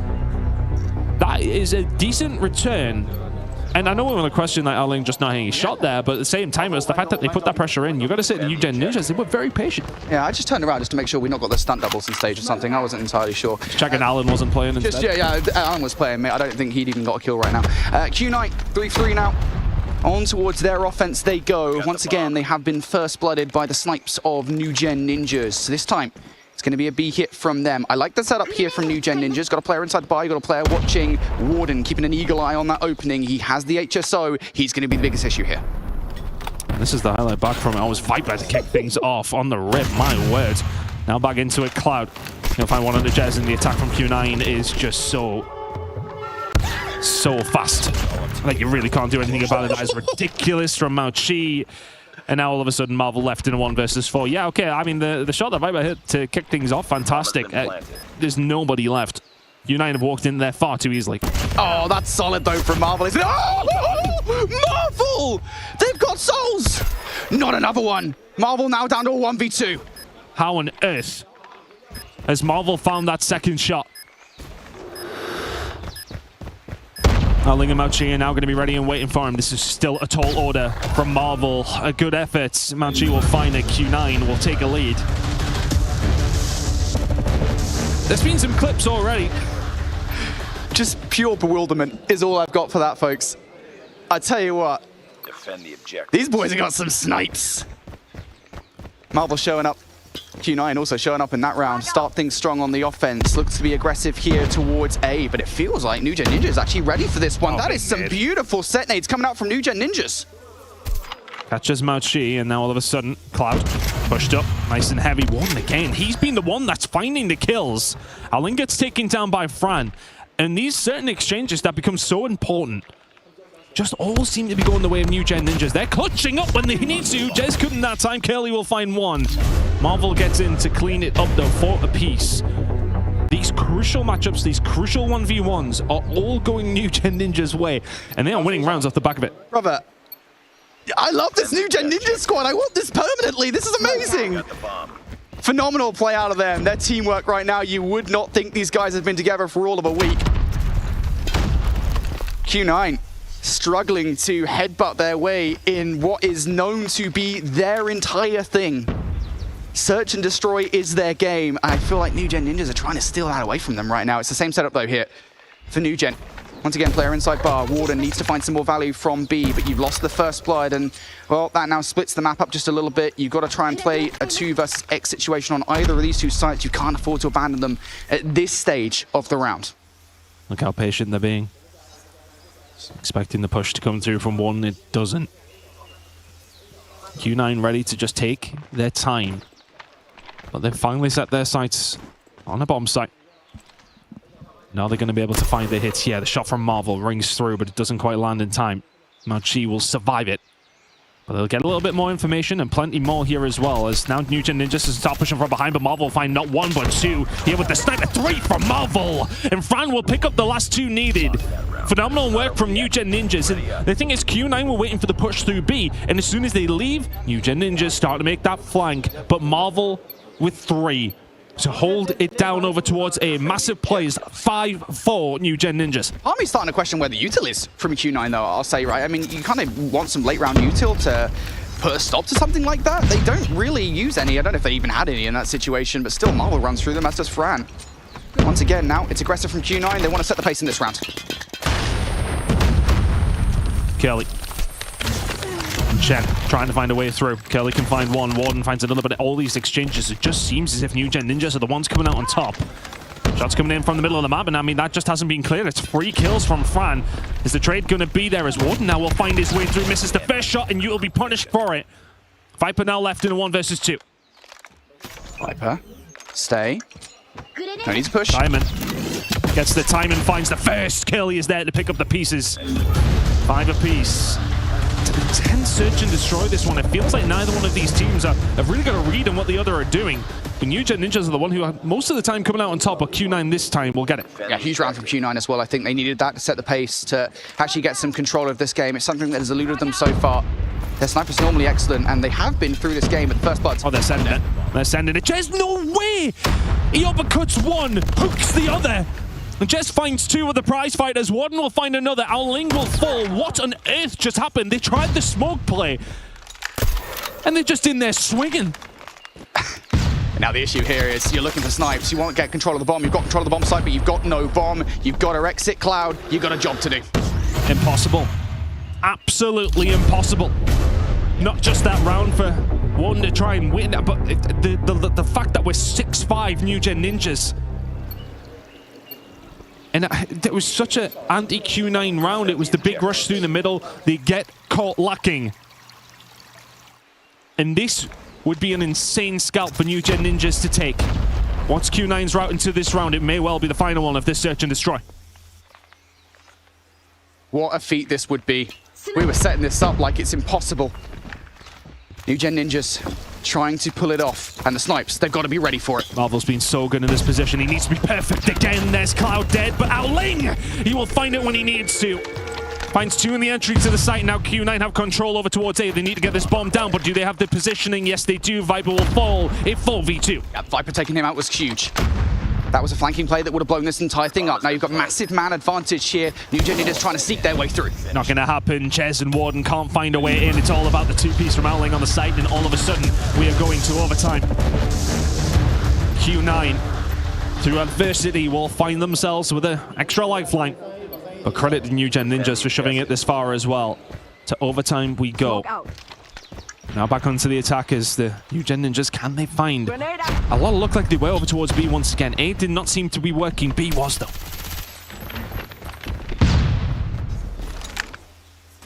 util out here for New Gen Ninjas, trying to garner some kind of control, some kind of... And the same again. Information. It's going to be straight B here. How have Q9 let this happen? They've given up B once again. They're so happy to do it. They seem to be happy to just fight from the outside in. But now everybody else from the side of Q9 has to find their way over. But Cloud positioning himself well. Marvel, he's going to get picked from the outside as well. So maybe this is the tactic. Maybe we just don't know, because now all of a sudden they're all falling like flies. Fran will be able to find one. He can find a second here as well, but he needs to find everybody else. It's not going to happen. Q9, a beautiful retake of B. Yeah, and that's just when you start a swarm, right? New Gen Ninjas just a little bit discombobulated inside the B site there. You had multiple different players. I'm not too sure either of them were working together.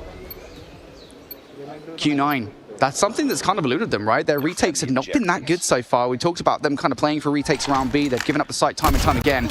Now they've got the first bloods. That's also something that's eluded them. Q9, I think they're starting to get their head up. Oh, here we go. It feels as if the information is being downloaded and they've started to figure it out. Q9 will find an easy route in towards B. New Gen Ninjas did the same in the previous round, but New Gen Ninjas have got 2 people to retake it against the 5 of Q9. Mission literally impossible for Fran and Marvel. We said that with the 1v4 from Kings yesterday, and he managed to pull it off. This would be a step further. Not going to happen. Marvel, he gets taken down. Fran can find one. They are not going to let you find any more. Q9. Nice and solid across the board. Fantastic work from them. Man. I was expecting some kind of cheer from Q9 at the end of that round of Search and Destroy. Complete silence. I know, I was turning around looking at them, expecting the excitement, but it's just nice and steady away. They find it so easily. Ice cold, man. Q9 are like, yeah, that was expected, don't worry about it. It was a little bit closer than we wanted, but yeah, Search and Destroy, that's our ball game. Yeah, Q9. I mean, that is a weird Search and Destroy. First and foremost, I know this is not the normal thing to do when a team has just won the game. I'm going to talk about the loser a little bit. New Gen Ninjas, fair play. You know, like, that is Search and Destroy I don't think I've ever seen out of Soul or even Godlike, to be honest, at times. New Gen Ninjas coming in here like, yeah, we got a whole new playbook. Just I don't know what's going on. Just not even stressed. Nothing whatsoever. I don't know whether the coaching staff had anything to do with that. Shout out to Callie and Zim, but yeah, that is insane, the way that they played that Search and Destroy. Particular shout out, I think, to Marvel and Fran, and, you know, even Viper. I think all of them had their moments, to be fair, but I think particularly Marvel was a god with that sniper rifle. And that was what was working, I think, for New Gen Ninjas early on in that Search and Destroy, at least, was that the first blood win percentage was very high. Q9 kept on getting shut out in the early round. Obviously, we kind of talked about how Q9 were also giving up sight. So when we got to the half, New Gen Ninjas were keeping up. Then they started to kind of get a little bit ahead of Q9, but I think that final 2 rounds is more or less what we've expected from Q9 in the past. There was that phenomenal snipe from Marvel that blew us both away here on the casting desk. But yeah, I mean, Q9, I think when they want to lock in, those final 2 rounds are Q9 playing at 100%, probably more than that speed. That's the Q9 we expect. So honestly, I think as we get further in this tournament, probably expecting more of that consistency. I'd be curious to see if the tactic on Coastal just given beat up, though. Against it, with all respect to New Gen Ninjas, of course, they've got a fantastic squad, but they have kind of just been pieced together a week ago. Against a team who are a lot more proficient in Search and Destroy, will that work? That would be my query, because we've seen it work once where they were sitting on the outside, and I actually believe it was Cloud who sat very, very patient, expecting one player to push over across from double doors to get a little bit more coverage towards the backside, catches him, and the domino stock full. But it feels like a high-risk tactic, to say the least. Yeah, I think the thing is, right, with Coastal in particular as a map, especially on B retakes, there's a lot of spots that I would say fundamentally are normal, like your day 1 spots per se, right? You're going to have somebody towards kind of that back barrel area, and you can snipe through from bar. You'll get like kind of the double wall bang, as it were. So that's where you'll see the players kind of just automatically snipe that on retakes. And then you kind of more or less know that you're going to have an HSO player to deal with near the kind of offensive side cut. And so, you know, if you're looking at a squad like New Gen Ninjas, I'd imagine they're quite easily readable, because as we mentioned before we got into the search and destroy, they're not going to have deep search and destroy strategies that are going to be any different from your bog standard fundamental S&D playbook on Coastal S&D. And I think that's kind of the way in which, all right, we know where these players are going to be. We know that Warden's your HSO player. He's going to be the player near the entrance, and it just made it so readable in overtime. But New Gen Ninjas, they deserve some love, man. They've been keeping up with Q9. These guys have been the creme de la creme of Call of Duty Mobile alongside Wolves and Elevate over the last few years. For New Gen Ninjas to be keeping up is a miracle unto itself. But now they have to take a map, because if they do not, they will be down into the lower brackets. Well, here we go. Can they manage it on the control? They've been close, in absolute fairness. What, they lose map number 1 by 20. They go to overtime in the search and destroy. And I said something yesterday at the end of the show, and I think that's going to kind of ring true. New Gen Ninjas are going to get better the longer the tournament goes on. And we are starting to see some of that. But right now, Q9 ultimately lead 2-0. And I think that's probably credit to them as well. Q9 have clutched up when they've needed. New Gen Ninjas have forced them to do so, though. Branico are doing well, though, to kick things off here. Cloud will take himself down. Branico, though, doing a good job of clearing out over towards that side. They've got themselves set up well. Good start here for Q9 on the defense. You've only given up 1 tick of progression at this point in time. New Gen Ninjas now trying to get moving forward. A couple of kills coming through from Jez and Viper. That's going to clear out some space here, and I like what New Gen Ninjas are doing. They're not just kind of solo kicking either of these 2 points at the moment. They're trying to spread themselves across the map to, well, spread thin the defensive line of Q9. Kills now starting to come through as well, Tan, and they are making that A capture slowly but surely. That's the extra 60 seconds they want, but they got to be careful about Q9 pushing through to their spawn. That was a big kill for Cloud to find. Takes down Fran and then gets Viper, who is wanting to get aggressive. Relevant of that, though. Air capture comes on through. And the time has now been extended. Can they find a way through there? That's always the difficult part. Cloud will get taken down on the flank, so there's a battle line kind of set now. Q9 arguably have their backs against the wall a little here. Yeah, they're being pushed very far back. I will say, I mean, this is kind of pretty standard defensive setup, right? You've got a couple of shotgun players inside of B, keeping an eye on that opening, and that's how you hold on. But now you're going to start to push through if you're New Gen Ninjas. Oh, he's trying to get the melees off. What are we doing, man? What are we doing? You can't do that against the former world champion. Oling is just that good, man. You cannot try and outgun him. Starting to line them up with the HS. Tony Jez, who from the outside can shut him down. Warden and Co doing well, but Curly sits back with the Odin and lets it ring. Finds 3, Mauchi will find another, and all of a sudden Q9 have got control. 11v4 feels like a foregone conclusion at this point in this round, doesn't it, Chris? Last couple of kills, and this round will be done. And now they're just on full hunt mode. Get those last players out of the round. This has been phenomenal for Q9, and the last player here, Jez, 55 seconds left on the clock. And here we go. Q9 run as far back as you possibly can, because you want those ops for the start of round number 2. Of course, the other side of this, though, is that you are inadvertently giving up tick progression for a potential defense in round number 5, although I'm not necessarily sure that Q9 care about that. I'll let this one tick down. And as this kind of does tick down, I mean, look, New Gen Ninjas found themselves in a decent spot in the attack there, didn't they? They put themselves at that moment where it was going to come down to a big firefight, and they lost it handsomely. But until that point, it was a pretty even game, but that's so often what we can see on Crossfire, right? We see an even back and forth, and then all of a sudden one big fight can completely break a round. That's why I like Control, though, in a certain way, is that it can be so 50-50, and it's just one moment that can swing a game. Cloud, though, going to start pushing up through the middle of the map. Operator is now going to start to become a little bit more of an issue, specifically for New Gen Ninjas to have to worry about. Viper will find 2, though, over towards this A side. Jez doing well with the Sparrow as well. Holding them back, if only momentarily, Q9 to find a broke through. All right, good start from Q9 here. They haven't been pushed back at the spawn just yet. 25 seconds burn off the clock, and now they're going to start to double up on the point. Reminder that they've still got ops to go here if they want to, and they've still got D-Chen doing some, well, ninja moves towards the point. Q9 slowly capturing at this point in time, but they are boxed in right now towards A. Chief trying his best to just alleviate some of that pressure. And they have done themselves a good job here, though, Q9. They find a couple of kills, and they will start an out tick over towards this A side. First tick's already in. They want to extend this time. Curly just looking to try and give a little bit of cover. Warden is not far away, as is Viper. Jez will get taken down, though, and all of a sudden, Q9 will get their second tick. The third is incoming. I think New Gen Ninjas may well just give that one up. But you can see down the B side of the map, they've tried to get some control over towards Butchery, and that's exactly what they want to do. Yeah, Q9 have now cleared a little bit of space. The big issue for me here is the fact that they've got ops ready to go. Viper needs to find a lot of value out of this Tempest to keep them at bay. Jez, he can find one, Viper finds another, and now we'll get the cross on the other side. And this is the kind of moment that I was talking about with Control and Crossfire. You find a flurry of kills, and that can open things up. Just such a hard push. Jez is in a fantastic position, and I think now for Q9, they need operators to get them out of what is this hell of a spawn trap. Viper and Co doing so well, they're keeping them at bay. New Gen Ninjas doing a great job, Q9 with work to do. It feels kind of weird, right? Because the longer you hold on to your operators in this situation, the more you're giving New Gen Ninjas a chance to cycle into their own operators. You've held on to these ops for a really long time. Like 3 of them at the very least, Cloud, Cully, and Oling have had their ops for a really long time.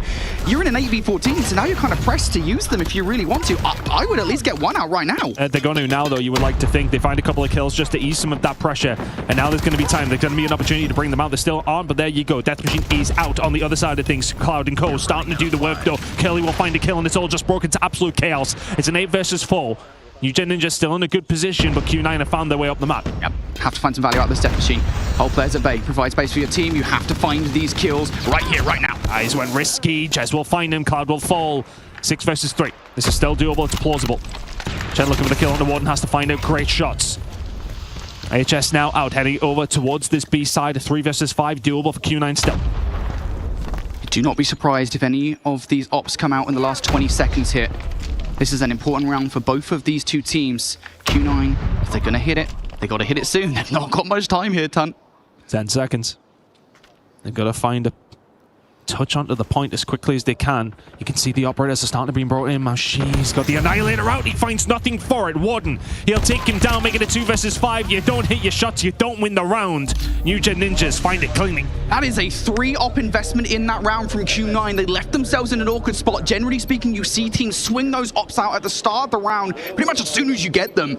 They're like, nope, we're going to hold on to them, and they find themselves having to use them with their backs up against the wall. G-Chen will bring out his War Machine in the closing moments of that one, but don't worry, folks, he'll get it charged back. He didn't pop off a shot. And off the start of this one, this is how you use the War Machine at the start of a control round. Yeah, they've done well. Owling's managed to find his way forward, though, with Operator in hand. Equalizers are out, and he's causing some issues, but Viper's found himself quite far up the map. Owling does not care about that. In and around A, he will show them exactly what he can do with these. And now he's just going to transition back over. He's just moving around the map so quickly, and it's just such a hard thing to read. But Q9 have drawn these battle lines in their favor for a moment, at least anyway. Marvel and Fran have combined well. New Gen Ninjas will break out over towards A. Second tick about to be through here.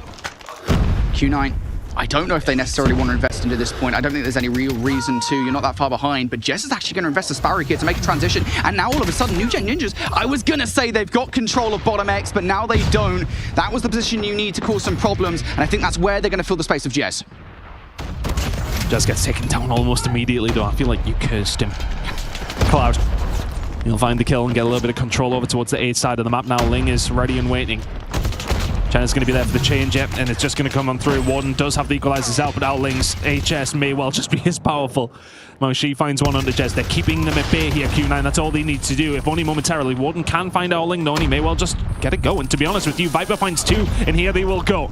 New Gen Ninjas now put themselves in a good position to get something going, but you got to continue to find the kills. Curly can find 1. The trade is there. New Gen Ninjas find a way into B. And Fran takes himself down with the War Machine. Not really much value off the other couple of ops as well, so triple on investment. It does give them a 4 life advantage and growing, though. With 90 seconds on the clock, this could well come down to lives, and New Gen Ninjas now starting to get towards the point. And look how far back Q9 are as well. Underkiller will take Viper down. Will take Chen down, I should say, from Viper. Warden and Co doing so well with the kills, and the slaying ability for New Gen Ninjas is coming out on top. 10 versus 2.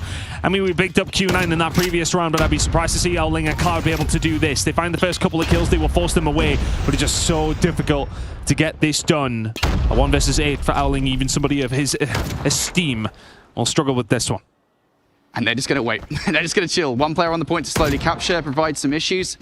And the rest of the players charge into those operators, baby, for the start of the next round. Owling will also make slow progression towards his equals at the end of this round.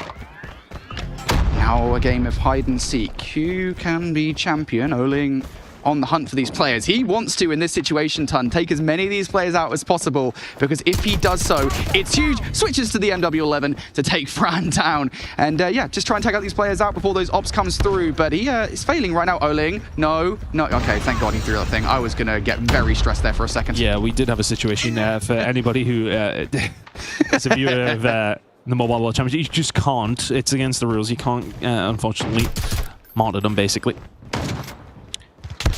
Q9 finding the push over. Chess is out, but I mean, yeah, he's just trying to find as much value as he can, but this is going to be wound down by New Gen Ninjas as long as possible. Yeah, how close are they to their ops right now? We're on board with Oling. He's getting his equals here in a second. None of the ops have come through for New Gen Ninjas just yet. They're surely going to be close, because they've been at this for like a solid 40 to 50 seconds, probably even more than that at this point. If Oling's not character isn't tired by now, I don't know what's going on. Still, no ops. And finally, they'll take him down. They have got to be incredibly close to their operators after that, because they were at that for like a solid minute and a bit. I mean, they had the advantage heading into that round, right? They had so many more, and now they're going to be at an advantage shortly as well, you would like to think. As far as operators go, New Gen Ninjas threatening to take a map away here.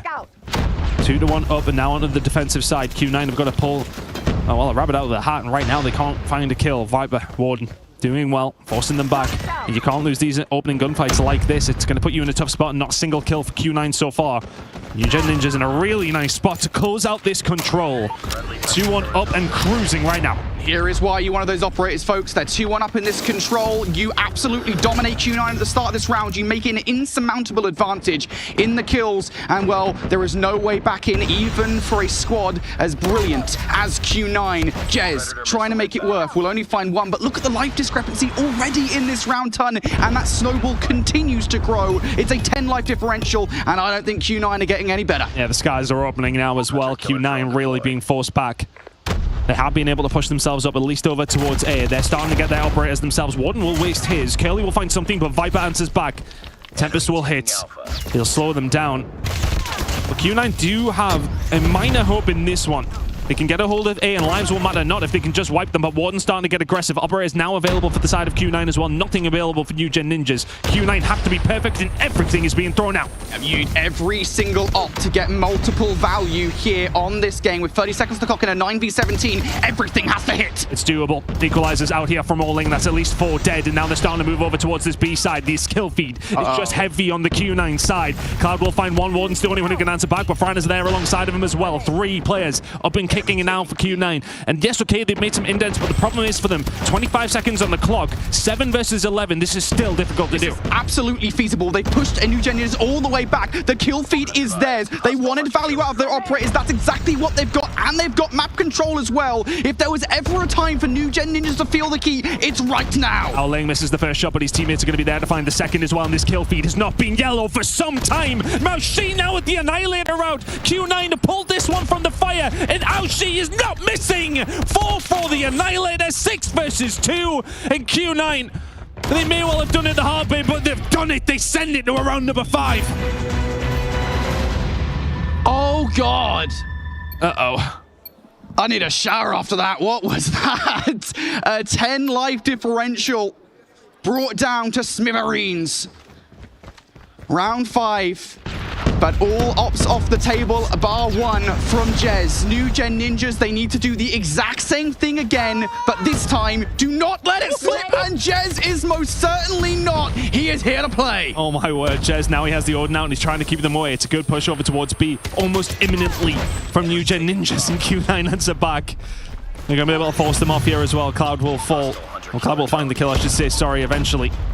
But the push over towards A will start to come through.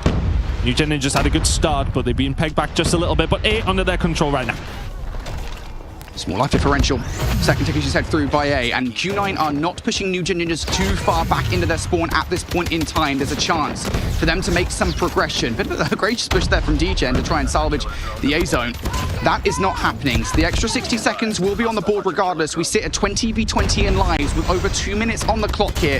Things should slow down significantly, but as I say it, 3 kills in the feed for Q9. Tempest out. I don't think Q9 want the tempo to slow down. Warden actually managed to break it up, and Maushi will fall, as will Curly. So Warden will do it all on his own. Cloud over towards this A side, though that's already gone, but he needs to keep control of this side of the map, and it's a bit of a pinstripe kill feed, but 16 versus 16. Not quite the tick over towards B that New Gen Ninjas need, or is it? Are they getting it over? Oh! No, no, no! Cloud, you need to be able to find that one.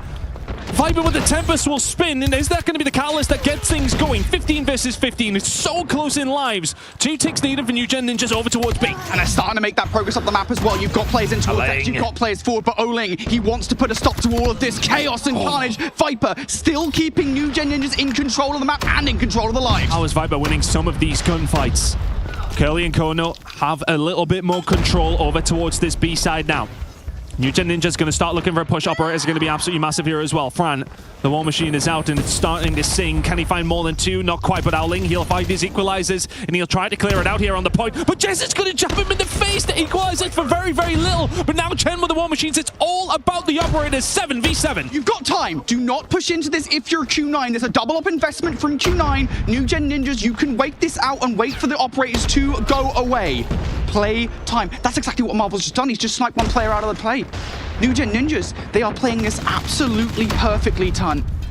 And Q9, I feel like they might feel they popped this a little bit early. I know that they've cleared some space here, Ton, but you don't really find any value beyond that space clearance out of those ops. And all this time that they're waiting, that time that they're waiting for this to dwindle, Warden and Co can start to get their Operators themselves. We talk about that economy, we talk about that mini game of the Operators. It's in full flow now. This turns a bit more intense. Not that fast firing that we seen a few seconds ago, and now the push is going to start coming on through. Warden is the only one with an Operator available, but can you break it anyway? Cloud is going to poke his head out. He's going to get taken down for it. Jez can find one. Can he find a second? No, it's going to be Fran who finds it, but Curly has to go absolutely massive for the team. Finds one, finds 2. Is he going to spin for the 3rd? He doesn't need to because Owling's the one that's found it, but Warden, the equalizers are out. He's found 2 on the flank. Can he find anything more? No. Curly shuts him down 2v3, and Curly is just trying to do it all on his own. Owling in the middle of the map. Can he find that gunfight? Oh my god, a 2v2. 1 second, they've got to get in. Viper can find 1. It's a 1v2 for Owling. The 2 ticks are on. He needs a moment, but Fran will not give him it. New Gen Ninjas find a way. And now he popped a blood vessel, but the Ninjas will find a map.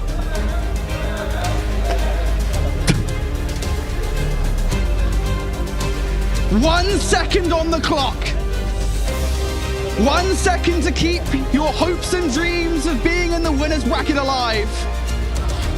And New Gen Ninjas, they do exactly that. Oh my god, just insatiable, isn't it? Q9, I just, like, look, let's bring this back here to big picture storyline for a second, folks. If you guys are new to Call of Duty Mobile Esports, if you're new to the Call of Duty Mobile World Championships, this is one of the best teams in the world, Q9. They have been consistently in grand final after grand final. And they are being pushed to the brink right now by a team that really has only just come together. They are here to represent India, one of the most passionate Call of Duty mobile communities. And they're doing it. They're doing it with vigor.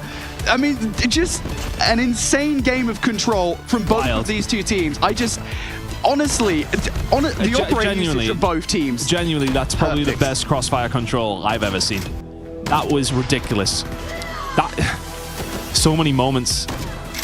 So many moments that just swung back and forth. The pendulum was never in the middle. It was always one way, and it always seemed to swing the other. In the blink of an eye, I might have just about recovered after that one. That was mental. Q9 still in the lead here, but New Gen Ninjas have forced their way back into the series, but frankly, they've been in the series the entire time. Map number 1, 20-30 point game. It was close all the way down. New Gen Ninjas nearly brought it back. Q9 had to win in overtime in the search and destroy. This has not been the game we expected. Frankly, we were having conversations this morning saying, okay, well, our first game is probably going to be a quick 3-0. Q9 are going to work them. We thought that would be the case. It is very much not been. New Gen Ninjas are here to play. I feel stunned. I honestly, I just feel stunned. And I know, again, a lot of people out there will be saying, well, you should have expected a team like this to be competitive. And no, just no. Like, for history's sake as well. You know, I think Godlike have been a competitive team from India, right? Obviously, you know, they've effectively, I mean, they got to World Championships in 2023, the Grand Finals. You know, in 2024, they were competitive. CDM, you know, they overhauled their roster with Viper and Warden and have been competitive with the best of the best. Seoul maybe not so lucky. And so to kind of see, you know, a team that is effectively a combination of those two rosters be up here and hanging with the big boys in Q9, I think is a testament to just how good these players are. And I think more to the point, their determination is sky high. They win Crossfire Control. They move forward in this series to play an Apocalypse Hardpoint. And this is where things get a little bit more dicey between these two teams, Tom, because Summit Hardpoint, in a way, it kind of felt like a given that Q9 were going to win that. That is their strongest Hardpoint map by far. So we know they were going to take that one home. Apocalypse Hardpoint is a bit of a weirder one. Obviously, for New Gen Ninjas, it's very difficult to gauge Apocalypse Hardpoint. When, you know, we talk about kind of Marvel, Fran, and Jez on Seoul, you know, Apocalypse Hardpoint was not really a beneficial map for them. For Q9, however, yeah, I think it's not really been a good map for them either. So, yeah, Apocalypse Hardpoint, I think there's a real shot here that New Gen Ninjas are able to force a Game 5, and if that happens, well, if that Coastal Search and Destroy is anything to go by, oh, India, if you're here watching your boys, get hyped, because New Gen Ninjas, there is a chance they could pull off one of the most insane things we've ever seen here at COD Mobile Champs. The Apocalypse was the one that we said was winnable. And frankly, New Gen Ninjas have provided to be a little bit more competition than we necessarily expected. Marvel off the rip will find the collateral damage to kick things off, and that is a clean wipe coming through for New Gen Ninjas, and they're able just to force their way through immediately. P2 spawns unlock Q9, nowhere to be seen. Yeah, and I was gonna say, I really like the play almost immediately here from New Gen Ninjas, that they have a player watching Letterbox to make sure they don't lose those spawns. Unfortunately, they didn't actually have anybody back inside the temple, so those spawns will flip out regardless. Unfortunately, it also gets surprised by it. Viper wasn't quite expecting T-Chen to be in that position. So just as quickly as New Gen Ninjas do get full control over the spawns, they're once again having a fight for it. And now it's flipped up back again, actually. I mean, it's all over the place. Nobody seems to want these P2 spawns. That's usually what you're fighting for. But Irrelevant, Q9 starting to get themselves on the board. 25 seconds for New Gen Ninjas to kick things off here over towards P1. 15 still to play for, but the spawns, the ever important spawns, currently belong to New Gen Ninjas. New Gen Ninjas in control. There's still one player trying to be a nuisance right now. Oling is pretty weak, so should be taken out with pretty ease. So never mind, he's still going.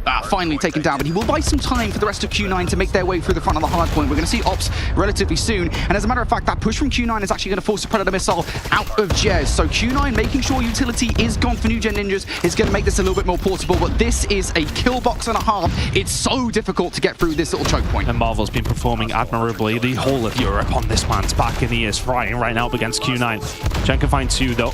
Is he going to start to open things up? Yes, he is, because the nades from Cloud are fantastic. And there's the break that Q9 needed. 35 seconds to play for here. New Gen Ninjas still have the spawns towards the back, but it can be a bit of a curse if everybody from Q9's already in the point. They're trying to find a way back through, but Warden, he can find two. He can be the one to find a way back through. Equalizes out and singing, and all of a sudden New Gen Ninjas back in control and looking for a little bit more if you're Warden. 6 off the rip from the spawn, and Q9 are forced away.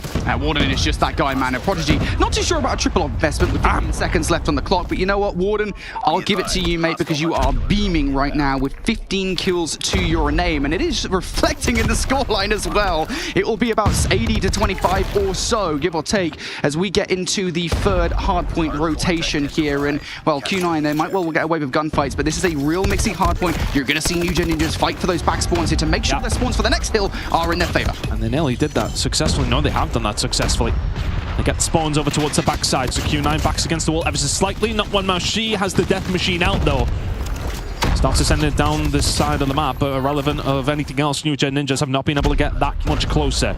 They may well have the spawns, but it can be a little bit difficult sometimes to try and find that push, especially if the ups are like this and they're singing like that from Curly. 2, 3 kills found. Nice play, and Fran's the only one who can answer. Q9 actually taking a lot of time off what is generally speaking considered to be a mixy hard point. Ninja's got to be careful how much they invest in towards this hard point as well, because I was going to say, those spawns that you put so much effort into obtaining might well flip against you, and that is exactly what's happened here for that lead that New Gen Ninjas have built up. Well, it's Oling who's cutting right through it. Q9, 10 seconds left on this hill. They do have somewhat control of rotation, but one player is already there. New Gen Ninjas, they might be secure on this next hill. And it was Jez who was able to find something over towards the next hill. Joffrey will get rid of the Predator Missile, and all of a sudden you're in control if you're New Gen Ninjas. But that was the one that you've bled on significantly. Q9 managed to find a way through over towards P3, and it's not necessarily one that we expect a full 40-50 points to go over towards any particular team. And they managed to do it. New Gen Ninjas, can they answer back themselves? Curly can find two. Marvel, Warden, Viper all combining, and they will continue to hold over towards P4. Yeah, this is the problem again. We talked about that kill box earlier on the other side of the situation where it was New Gen Ninjas inside P2. Well, you can also do the thing on the flip side of it where you have an op just basically tearing through everybody who would even think about trying to get through that side. You've got to go through Chicken Coop if you can. First half feels good. They can get through. Curly managed to find the kill alongside of Chen, working out together, and 30 seconds to play for here. May well be Q9s. They find a break back through, and New Gen Ninjas wiped off the board. Feels like both these two teams in every single map we've played, it's like, okay, I'll take a Hail Mary at you. You take one back, and both teams are landing. Q9 just taking time away from New Gen Ninjas here is huge. This is so reminiscent of the earlier hardpoint, isn't it? A back and forth game between these two teams. Everybody across the board performing, although it does feel like Q9 ever so slightly outslaying their opposition in at least points. Warden having a hell of a game though. Shout out to that guy at 21 kills, currently leading across the board. When we get into the second set of rotations, last time P2 spawns were locked down by New Gen Ninjas. This time it is Q9 in control currently, and they'll want to hold them to take that lead and really start to storm away with this game. Let's see if they can do it, because last time around both these two teams seemed to give up the spawns for P2 almost every 5-10 seconds. Nobody seemingly wanted it, but I'm sure Q9 would rather keep themselves back here, especially considering that they're in over towards P1 as well and getting some time. Aling, Cloud, combining well. Operators Nelly on the board here for Cloud. That'll be a nice time to have it in 25 seconds time when we move over towards back temple. Q9 looking for the kills. They've already lost one player over by Letterbox here, so New Gen Ninjas can now start to filter through, and it is possible to get spawn trapped towards the back of the hard point as long as there are enough numbers to do so. If you're a Marvel over by New, you have to win some gunfights because you're not getting any reinforcements through the middle of the map at the moment. They're on their way through cave. They've managed to find themselves in a position where they can do something with P2, and there you go. That's attempt is completely wasted from Curly.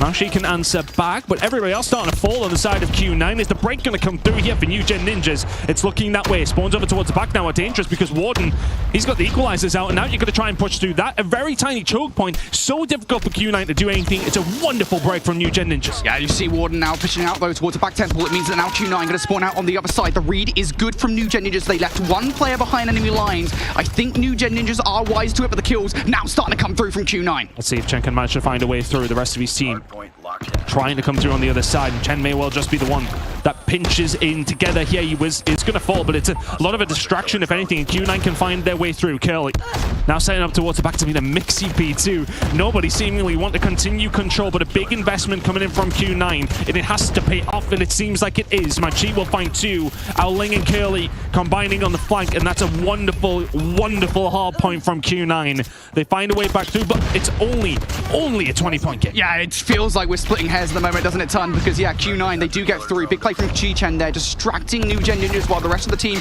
are able to break through the front letterbox. Again, that kill box that is so difficult to break, Q9 do exactly that. Now we go back towards P3 here, and this is where Q9 got a wealth of time last time around. More time, I think, than they've got on any other kill in this game thus far. This is a very difficult kill to pull off. It feels like Q9, they've got that unlock. Marvel going to try and find something up top. Trying to get a little bit more control from the lower side so they can start to get some points together, and that may well be now. Q9 with the back spawns, which is more beneficial for the next hill. What we've seen last time, New Gen Ninjas really struggled to push through from this spawn, and Q9 flipped them, and Q9 found some good time. Right now, it's a bit of a pinstripe kill feed. Q9 can find plenty though, and they will continue to find time. 30 seconds on offer, and Q9 in control. And this is starting to get a little bit difficult here for New Gen Ninjas. You need to push through the old time and try and pick spawns for New. It's just not happening with the investment that Q9 are putting on the table at the moment. moment, and now you're starting to feel yourself in a bit of an awkward spot. Q9, not only are they getting the time off this hill, they're also getting utility off of the streets as well, and they're getting new control of the spawns. New Gen Ninjas, you need to break these spawns now if you do not want to lose this game in this series. I felt like Q9 got the lead and they have just ran away with it now. New Gen Ninjas maybe just running out of steam a little bit, going up against a Titanic team. Cloud and Co inside of the point now. New Gen Ninjas trying to find a way through. Frank can find one onto Curly, but it's been all Q9 over the last, minute or so here, Brody. And it's really telling in the scoreline is 200 points is now reached. Marvel will find 2, but they need to find so many more if they want to find this break. Players spawning in on the other side now. New Gen Ninjas, they're trying to flip the spawns in their favor. They're trying to get in through the other side. They know that Letterbox isn't the way in towards this hard point. That's the choice they've taken. Let's see if it works. 85 seconds to go here over towards P4, and it's Q9 still in control, but New Gen Ninjas have found a way through. They are starting to get some time. It's time that's sorely needed. 30 seconds on offer here for the side of New Gen Ninjas. If they can find this, it's worth a game heading into the third rotation of hills. It just takes one good P2, you're back into it. Yeah, you need this 20 seconds as well at this point. You are down by 60 points. You cannot afford to give this away. That's a 30-point swing if Q9 get this time, and they've done exactly that. So Q9 here, even getting this time, is instrumental to winning the game. So Q9 looking to get that last 5 seconds. They might not get it. G-Chen finding that final kill against Viper. That's to secure a couple of seconds. That could mean everything towards the end of the game. But now we go to the third and final set. New Gen Ninjas have been better at holding P2 over Q9. That is their only hope. But with 26 seconds to go until Q9 wins, they cannot afford to give any time here. New Gen Ninjas starting to find some kills though, and they're trying to find the push over through towards P2. Now Ling though, he just shuts it down all on his own. Warden gonna bring out the equalizers, is gonna find a great deal for it. He can get one, but that is it. It seems like Q9 have found another gear, and New Gen Ninjas, they're not quite quick enough to keep up. Q9 looking to close things out here. New Gen Ninjas, you can feel them starting to panic. It's the kill feed that lights up blue. Q9, one more wave of gunfights, and New Gen Ninjas down to the lower bracket. And they need to fight on so many different fronts. They need P2 control. They need to get in P1. They need to find the kills and as many points as possible. You need to try and extend it. They may well be able to do so. The kills start to come through. New Gen Ninjas are in, but they need to flip the spawns. Yeah, that's the thing right now. You get these gunfights, you keep Q9 out of this hard point, but you have to split the spawns. You've got to go through, but that's Q9 kills. 10 seconds still to play for here for the side of Q9. They can win it here over towards P1, but is it being denied? It seems as if it has been. New Gen Ninjas now need to get their skates on and get over to P2 right now. They are not going to be close enough, but 7 seconds. You may well get yourself over through Cave. You got to make it work. And they're getting through. The smoke's just allowing them through the front of this hard point. They've got a shot at contesting. Got to go big, and you got to go big now. Jess cannot find anything. Viper, who's the only one who can. Q9 slam the door shut. 251 at 1. And New Gen Ninjas may well have provided a little bit of competition, but they could not step up to the level of Q9. They will get through to the winners bracket semis, not without trials or tribulations, but they get the job done, as they so often do. Man, Q9. As you said, close the door on New Gen Ninjas. The storyline has been wiped off the board for now.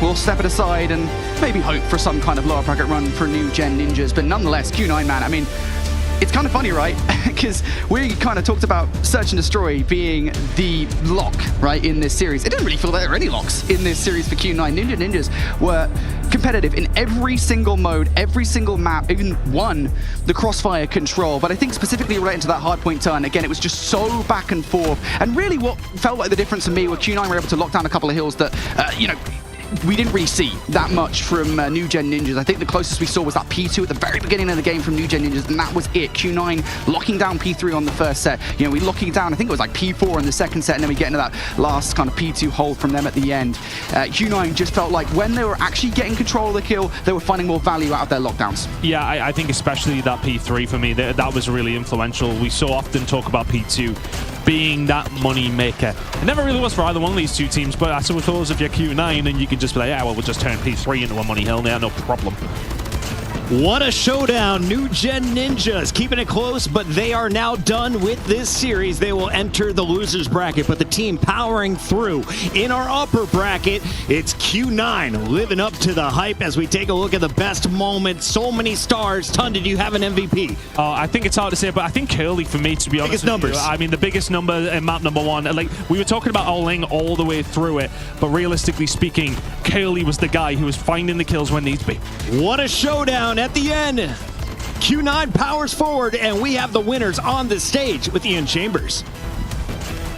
Thank you very much, guys. I'm here with Oling, of course, of Q9, Qingzhou, as our wonderful good friend Lucia, who is going to be translating for us here, told me a little bit earlier on. You guys are looking unstoppable at the moment. Confidence within the team must be super high right now. 今天的比赛当中，你们势不可挡，现在的士气也非常高涨。现在心情怎么样？感觉？我觉得我们今天是第一次踏上主舞台来进行比赛，可能我们还有一些，我们还是在游戏的过程中有很多环节没有做到最好吧，所以还需要继续努力的。It's actually our first time stepping on the main stage, so I think we do have some missions that's unfinished. And we will fight for it later on. Absolutely. New Gen Ninjas will continue their fight in the lower bracket. They did give you a bit of a kickback on map 3 control. It was wild. 在控制模式的第三张图当中吧，当时打得还比较焦灼，有没有感觉到一些压力？在控制的 Crossfire 那张图，确实在前2个回合感觉我们的方法可能被。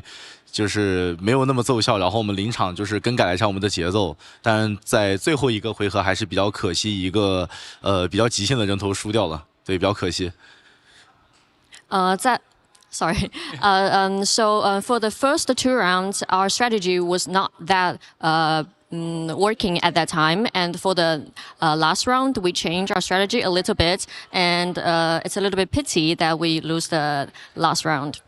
Well, you came back to win the series, and I've just got to ask, when you look back on last year, a second place finish, how much has that driven you to make sure that you complete the mission this time around? 去年的比赛当中，你们并没有拿到最终的冠军嘛？那去年的这些遗憾会化作今年的动力吗？会的。其实这一次我们肯定是冲着这个冠军来的，所以我们会尽我们一切努力去完成我们的目标。Yes. We will do whatever it takes to fight for the champion, fight for the trophy. Well, you're doing a good job so far. Best of luck as the tournament continues. Massive thanks to Oling and, of course, to our great friend Lucia. I'm sure we'll see more of you as the broadcast rolls on. But for now, their journey continues. Chambers, as we take a look here at what we have in store for us moving forward, we mentioned Q9 is powering forward. The Brazilian teams, though, about to meet up in the elimination bracket. Elevate, of course, powering through in the winners bracket, is going to have a tough battle in the second round. Gentlemen, any surprises on the day for you so far? I think for me, just how good New Gen Ninjas actually did look in that one, to be honest. I think realistically, we were expecting it to be a really, really tough game. You called it 3-0. We did call it 3-0. We were sitting in there thinking, okay, this will probably be done pretty quickly. But New Gen Ninjas really look solid through every single game mode. They feasibly could have won that series with how close some of the maps were. And we will see New Gen Ninjas waiting to find out who will they be playing. It looks like it's most likely going to be OUG. After a tough search and destroy, OUG was on map point. They could not close it out. Stalwart comes back, wins by 2. They go up 2-0 in the best of 5, Brody. Oh, man. I mean, if OUG end up facing New Gen Ninjas, and just like this is a picture-perfect bracket, by the way. If OUG end up losing, I don't want OUG to lose, of course. No biasness here on the desk. But if OUG do end up lose, obviously, Storylines Galore, of course, Tech, the former coach for Godlike, one of the teams that New Gen Ninjas is made up of, going head-to-head with his former team, effectively in the lower bracket. And I think the big thing for me here, Street Gaming versus Galeris, a last-hand face-off in the lower bracket. Those guys swapped players before we got into this tournament. Of course, Zeus and Pabzella swapping between the two teams. For Street, that was an instant upgrade. Pabzella has revitalized those squad to the point where they were able to take a map off of Elevate. I don't think it's a guarantee whatsoever that Galeris get through that matchup. Do us a favor, if you are tuning in live right now, open up a second tab, head on over to the Bravo stream for the end of that OUG Stalwart Esports game. We're going to a break. When we come back, it's a battle of the elimination bracket. We send our first team home after this.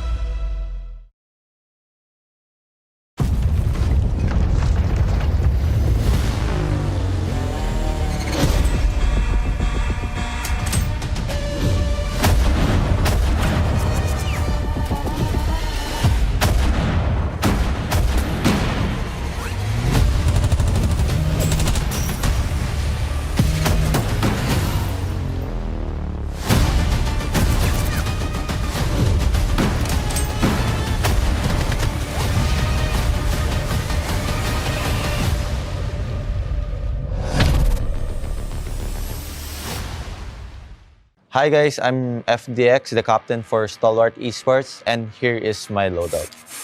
I'm gonna start with the loadout. Since I'm a sniper man, I usually go with the Tundra. Even if it's nerf, it's okay. So here's my loadout for it. So I'm gonna first put the muzzle here. As you can see, oh, it's not upgraded, so let's upgrade it first.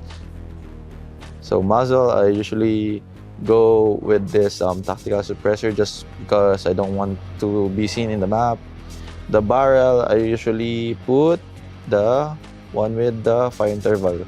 So here, I recently used this just because some of the attachments are banned.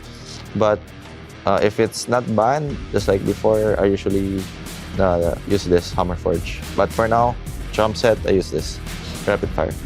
So for stock, I just go with the FMJ so I can wall bang, one hit, you know, something like that. And for the ammunition, for sure, it's gonna be the 7-round. Rear grip, it's gonna be the Serpent Ramp, yep, for the ADS. Then we go to the secondary, I go with the gloves. Of course, just gives me the mobility. I usually use gloves just because I'm really into rushing while having a sniper. And if close range, I usually pull out my gloves and just punch them one hit, you know. And here, I play lightweight, then toughness, then dead silence. The lightweight gives me the speed, toughness, just because I don't want the hit flinch for the sniper. For the dead silence, so I could sneak up into the enemy. For my OS, I usually like Annihilator. Yes, this one.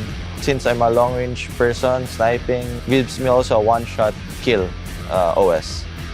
Then just flash. Then for my score streak, it's just the champ set, obviously. The normal one, we just put the EMP in the AV, and it's all done. For those who wants to rush with a sniper, just like in getting that TikTok trend, you know, rushing with sniper, use my loadout. It's very good.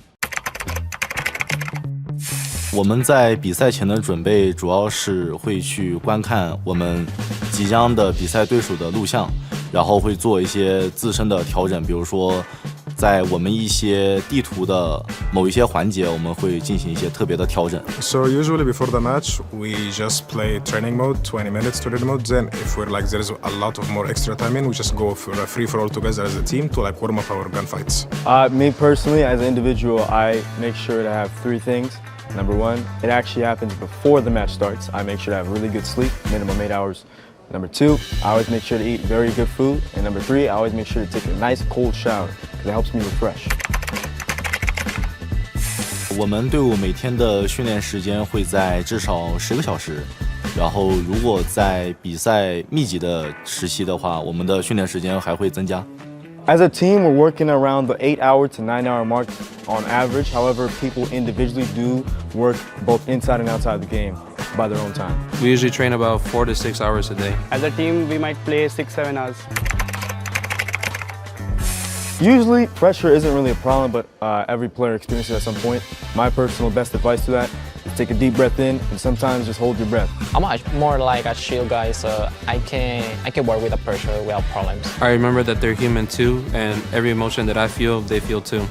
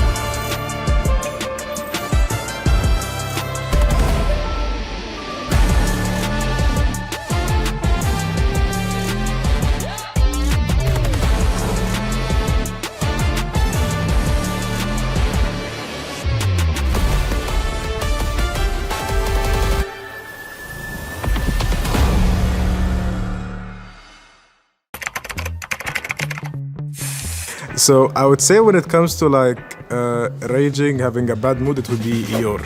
He's the one that's like, he's the one like snaps the fastest.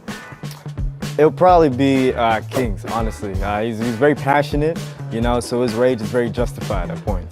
It's between Rihan and Yuki. I think for me it's Crossing. I think it's pretty obvious. It's Marvel. 我觉得我们队里都挺容易急眼的。 Oh, that's me. That's me. Yes, that's me. Probably me. I think I have a bad habit of speaking really fast to the point where I just like fumble my words, honestly. So it's bad habit. PT. Maybe can be Suiwa, I think so. I don't know. I think Suiwa. I think it's Warden. 我们队里面应该是 Zero 的沟通，有的时候他可能会着急，就是也。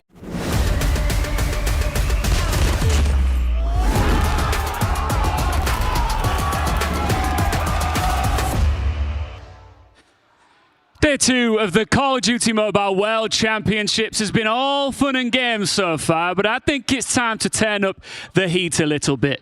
We're moving now into the lower bracket, and for one of our next two teams, it's about to be game over. For the other, they will progress and live to fight another day. And this matchup is an all-Brazilian buffet. Let's bring out our next two teams, starting with Galeris.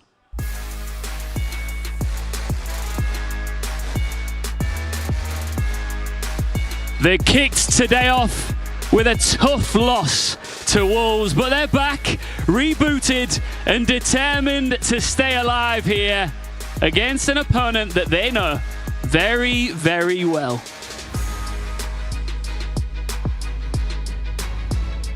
That opponent is Street Gaming.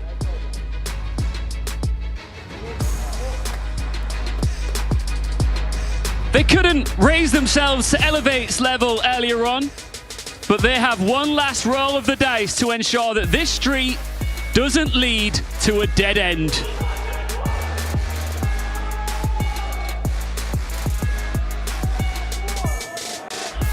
Fuck it, I know you heard that. The teams are massively hyped up for this. For a neutral fan, this is what you're here for, right? Because it's do or die, the stakes couldn't be higher, and it's about to go down. Thank you, Master Chambers. It is time to jump into the elimination bracket where we will send our first team packing here in the playoffs. Will it be Galeris, our top team from Brazil, or will it be Street Gaming able to pull off another massive upset? We welcome in Proper and I hold shift to the desk. And gentlemen, this was the bracket you told me we would be seeing at the start of the day. We have our elimination bracket, though, starting to get a bit spicy here. Street Gaming and Galeris, though, they've met up multiple times. So what should we expect based on history here, Andy? Well, I mean, if history is always doomed to repeat itself, then this should be a very easy cakewalk for Galeris. They barely even lose maps when they do face Street Gaming in their own region, but this is a different beast that we're dealing with Street Gaming, taking maps off of top dogs all tournament long. And Alan, this is a massive matchup for both of these squads. One team is guaranteed top 6, the other top 8, and there's a difference in the prize pool. Let's take a look at this, baby, as 350 grand is up for grabs for your top spot, but if you finish in the top 8 here, you're getting 24K. You're basically doubling that if you're able to finish in the top 6. So a win here, I'm telling my boys, we're playing for 20K, Andy. Exactly. Yeah, that $20,000 difference is going to be massive. This is what we were talking about with the winners round 1 matches. That $20,000 guaranteed to at least get into top 6 now becomes that much more severe with your back against the wall. All right, so Shift, with the big money on the line, let's talk a little bit about these teams, Street Gaming and Galeris. If you're looking for just an individual on this stage, do you have a top performer in the tournament? I know you've been cranking the numbers since the beginning of the group stages. Yeah, I mean, it's easy to focus, I think, on Mihawk and Lukazin for the side of Galeris, just because of not only what they've done historically across their careers, but even just in their most recent series, they were able to really put the fight to Wolves in a lot of different individual moments on different opposite sides of the spectrum. For one part, you do have the opportunity to play Lucazin on the double tap weapons. On the other side, you do have players like Mihawk up front. That's been the issue up close and personal for Street. I think we're going to see that bit of a rivalry. We talked a lot earlier today about how there's this long-standing history between Pabzera and what we've gotten out of Lucazin, either as teammates or opponents. But you also have players like Bigodera, who's been really solid and consistent. And I think in particular, looking at their matchups versus TLE, those are the two players for Street that really showed up. Now, you guys were casting our main stage while I was watching Street over on the Bravo channel during the opening matchup, and the player to watch was actually chaotic. He was dropping 63 kills yesterday in groups. He topped the leaderboard at 57, but that was for the L in hardpoint. So looking at the other four, who needs to step it up when it comes to the respawns? Is it Bigo? Are you looking at GTO? Who's got the big gun? Because Pabzera, I know he's a sniper. You expect him to pop off and search. Does he also do it in hardpoint? Yeah, I mean, Pabzera definitely deserves the flowers for the standoff search and destroy they took off at Elevate, but I'm absolutely leaning on Bigodera as well. That's a fantastic shout out to you, Alan, because Bigodera, when it comes down to last year's meta with the R90 shotgun, the same conversation I had for Mihawk earlier, it has always been Bigodera. That guy's getting into the trenches, and he is trying to force these kills where they do not belong. Do we call him an entry fragger here in CODM? Yes, yeah. Yeah, he's the entry man. Keep your eyes on the multi-killer. GTO, though, is the player I talked to before this matchup. I said, you guys don't look like you're very energetic. He said, we save it for the game. They are nothing but focused on this stage. On the other side, though, Gallerus did their huddle. They were loud. I feel like this whole venue heard them getting ready for this matchup. Let's see what they decided to do in our bans and protects. Yeah, and the interesting thing about how these two teams have matched up, they played each other once in the LATAM playoff bracket earlier on, and it was a Gallerus 3-0. The difference is, for this scheme of Street Gaming, their worst mode in LATAM was Search and Destroy. They are currently 4-0 in the mode. Russian. So you're looking at Gallerus not being a particularly great search team on the weekend so far, and Street, who have found upsets to TLE, but for instance, by way of the Search and Destroys. That's where my focus is if you're Street Gaming. It's the same story we actually told about Gallerus. Street need to come out and win one respawn, win both searches. Now, both of these teams were able to find success in control throughout the tournament. The only game mode it seems the Chinese squads are losing is control. So who do you give the advantage to when we go to takeoff for game 3, Andy? For the takeoff control, I am absolutely giving it to Gallerus' way. I mean, when you get through it all, the ban and protect system, like you got rid of the raid and the crossfire, I don't want to see any sort of that nuttiness if I'm in the camp for Street Gaming. But takeoff is the exact third map that they did play when they met each other in their regional games, and Gallerus wiped them off the planet. 3-0 at that point in time. But one thing that I am happy to see is that standoff search and destroy. Smack dab in the middle. I went back and I was speed running through that VOD earlier when they were playing up against Elevate, and again, just to bring it on home, Pabzera was incredible. Incredible with the sniper rifle, and I've been told the sniper is more devastating on firing range. True or false, Alan? Where do you think Pabzera can have a bigger impact for Street Gaming? I think firing range is the right call. I mean, we don't get me wrong, you're going to see snipes hit on standoff, but I think in terms of adding influence and finding early 5v4s, you're getting that more regularly on firing range. So that's, I think you're right to kind of keep the focus there, especially if we get to map 5. And of course, we'll see what happens in Apocalypse game 4. I have a feeling this isn't going to finish 3-0. I'm expecting that second hard point. We haven't seen a ton of Apocalypse today, so what are we looking forward to if it goes that far? It's everything that you want to see if you are a fan of Gallerus. They love their long-range engagements from the ARs, their double Type 6-3 meta to introduce themselves in towards this tournament as a whole, puts them in a favorable position when you look at the Apocalypse and the Hacienda because of those longer range gunfights. To get Mihawk into the trenches, to be able to hit these routes that we saw versus Wolves was a proper nuisance, let's put it that way. The 1, 3, and 5 in this series is a direct repeat of when they played in their Latin American qualifier. 250, 177 the Hacienda, 7-3 the firing range, and 3-0 the takeoff control. So this legitimately is all about Street Gaming saying, we're aware of that, we can improve upon what we had done prior, and they have played some pretty decent reps across this map pool so far this weekend with some good success. So it feels like a pretty good square-up opportunity here for Street Gaming to come out and get some revenge. We started with 8 teams. We're about to say goodbye to 1. It's a battle of Brazil. Street Gaming Gallerus as we go on to Hacienda. On the mic, you have Proper and I hold shift. Gentlemen, take it away. Thank you, Bucket. Yeah, Street Gaming has been the only real major team that has been narratively an upset caliber team. Yes. So why not continue that here? you were able to put together a pretty decent fight versus Elevate in your opener.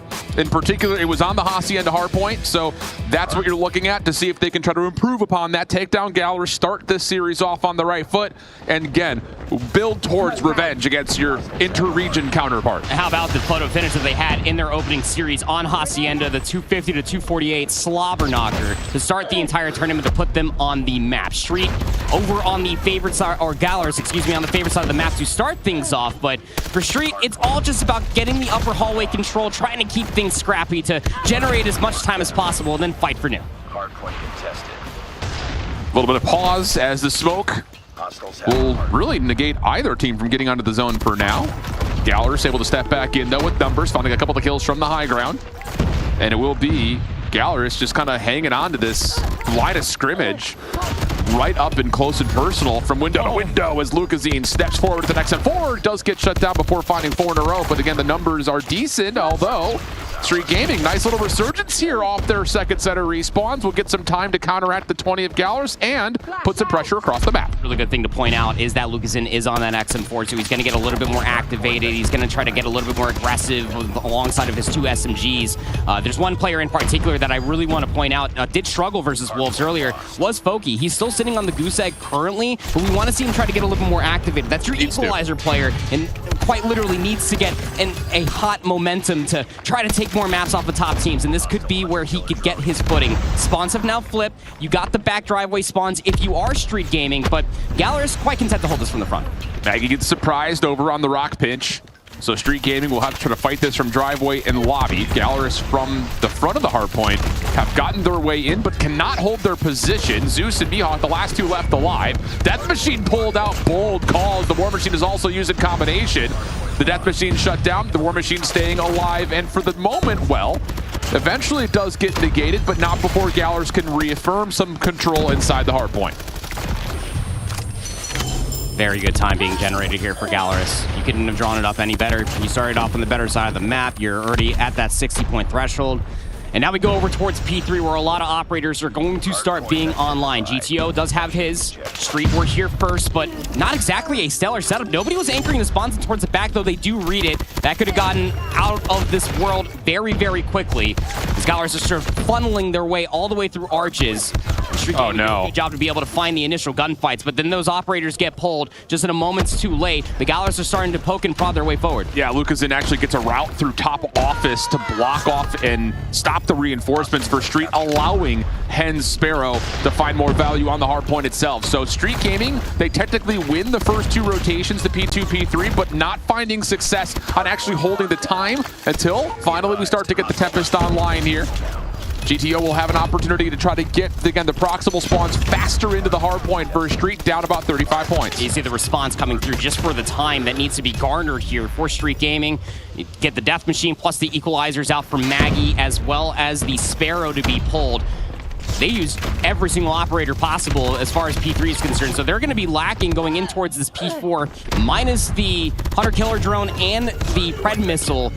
And were able to accrue for themselves off of Street Gaming from P3. But for Gallerist, they're not exactly working with all the resources in the world either. They are lacking numbers on this rotation. Street are putting a lot of numbers in focus over by Office, and it does force a split spawn. But the players inside the time are just absolutely flourishing. Hen for 3. Yikes! Hen's not done!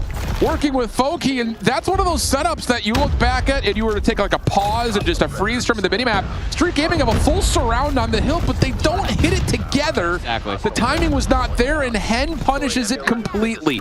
But again, quickly on the back foot, Street Gaming able to get themselves combined in for some contest until Mihawk, working with Foki, can clean things up. Death Machine out for Mihawk as he's on 6, making 7 in a row. Eventually shut down, but not before Gallerist could get close to the 100-point threshold. I mean, they are getting outslayed by a good chunk right now. Mihawk plus Lucazine combined 41 eliminations. Hunter-Killer drone off the Predator missile all at the same time. At the end of this first set of hard points, it is a 60-point lead that Gallerist will have. Street, the majority of their time all came off of P3, and it came by way of ripping 5 operators. We're going to have to see some real squeaky clean when it comes down to this next set of rotations, because when you got Zeus hitting shots like this, Lucazine piecing you up, and Mihawk getting all these different timings, who was looking rough? Yeah, and Zeus could just keep throwing shoulders and take these window fights. Why There's not? just no way you chow him from that position, not with help also pinching on the outsides. And oh, mercy me. Zeus is looking like the god of the Type 63.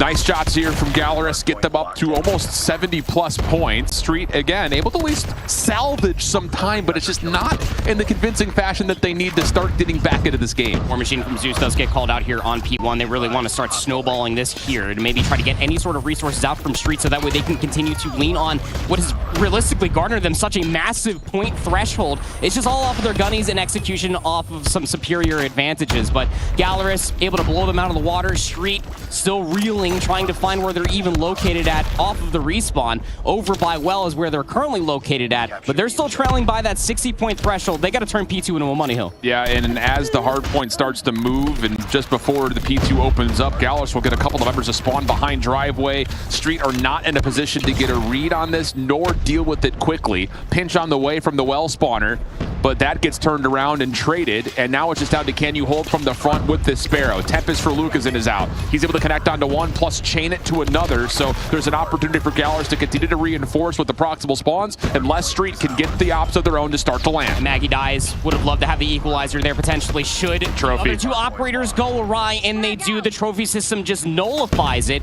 which means that the death machine now is to be pulled out. And Bigodera also drops after only just finding a little bit of peppering from damage. So now you're down to scrap time.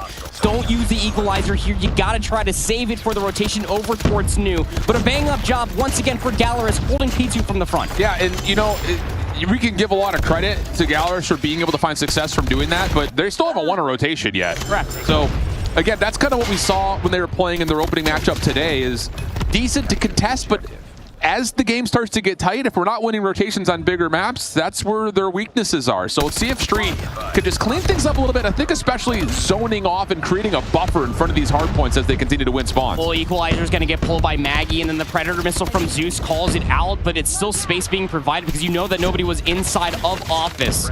Gallerus fighting all the way through the fences, but Street do have the irons up, and now you got the focus on towards the backside of the map. Yeah, it's better, but you're also EMP'd. Still hanging, though. Still hanging. Habs off of a off spawn, makes use of it to set up a natural pinch. Now the read the Gallerus is playing through patio is pretty well known by Street. They've got all eyes forward for it, and the kills are starting to get there. Zeus has the War Machine out, though, trying to thread the needle between a couple of different setups here that Street have in and around the hard point, but it's Voki that finds himself, too, to open things back up for some neutral time. Still got those back spawns. Still have that 60-point threshold. But the difference is that you at least stop Gallerus trying to kick down your front door. And you're at least getting an operator out at the same time. And it's a big one. It's Lucazin with an operator. You definitely don't want that guy to be steamrolling their way forward. But here we go. The rotation over towards New. Foki's the only player here. What is happening inside of open stairs? Foki's good for one. Can't find the second. But it's another rotation of which Gallerus is lacking. But they do it the old-fashioned way. They just sprint on in and just gun everybody. And I think the thing, too, is that they know they've got extra tools to use. EMP now earned for Lucazin on top of the streaks that he had earned by way of the Tempest prior.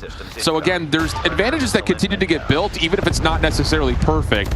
You're still using what you got, and they are using it well, considering the circumstances. 182 plays 104. Hardpoint open for now, but that's largely elected to Gallerus because they're trying to zone forward and win P2, which, nice shots from Hen. He's having a pop off map number 1. Eventually shut down with the majority of the force of Gallerus around the front tiles position. And Street will have a chance to try to get a couple of members into the hard point for time. Bigodera starting to heat things up ever so slightly. Papzera there with the Sparrow trying to lock things down. Death Machine pulled from Bigodera. Stuffed immediately. Gallerus keeping P4 contested, which means they maintain this leader's advantage, but it's going to grow even more so going into the third set. 193 to 115. And it's like you were saying, I mean, the resource dump that came through on P3 going into P4 for Lucazin in particular just was the snowball that you were looking for out of Gallerus when we were talking about all the way back on P2. So something's got to give here. You got to lock into this third set or you're going to go down 0-1 Street. Yeah, got to find, I think, just success off of the team setups. Good double chow through top lobby stairs.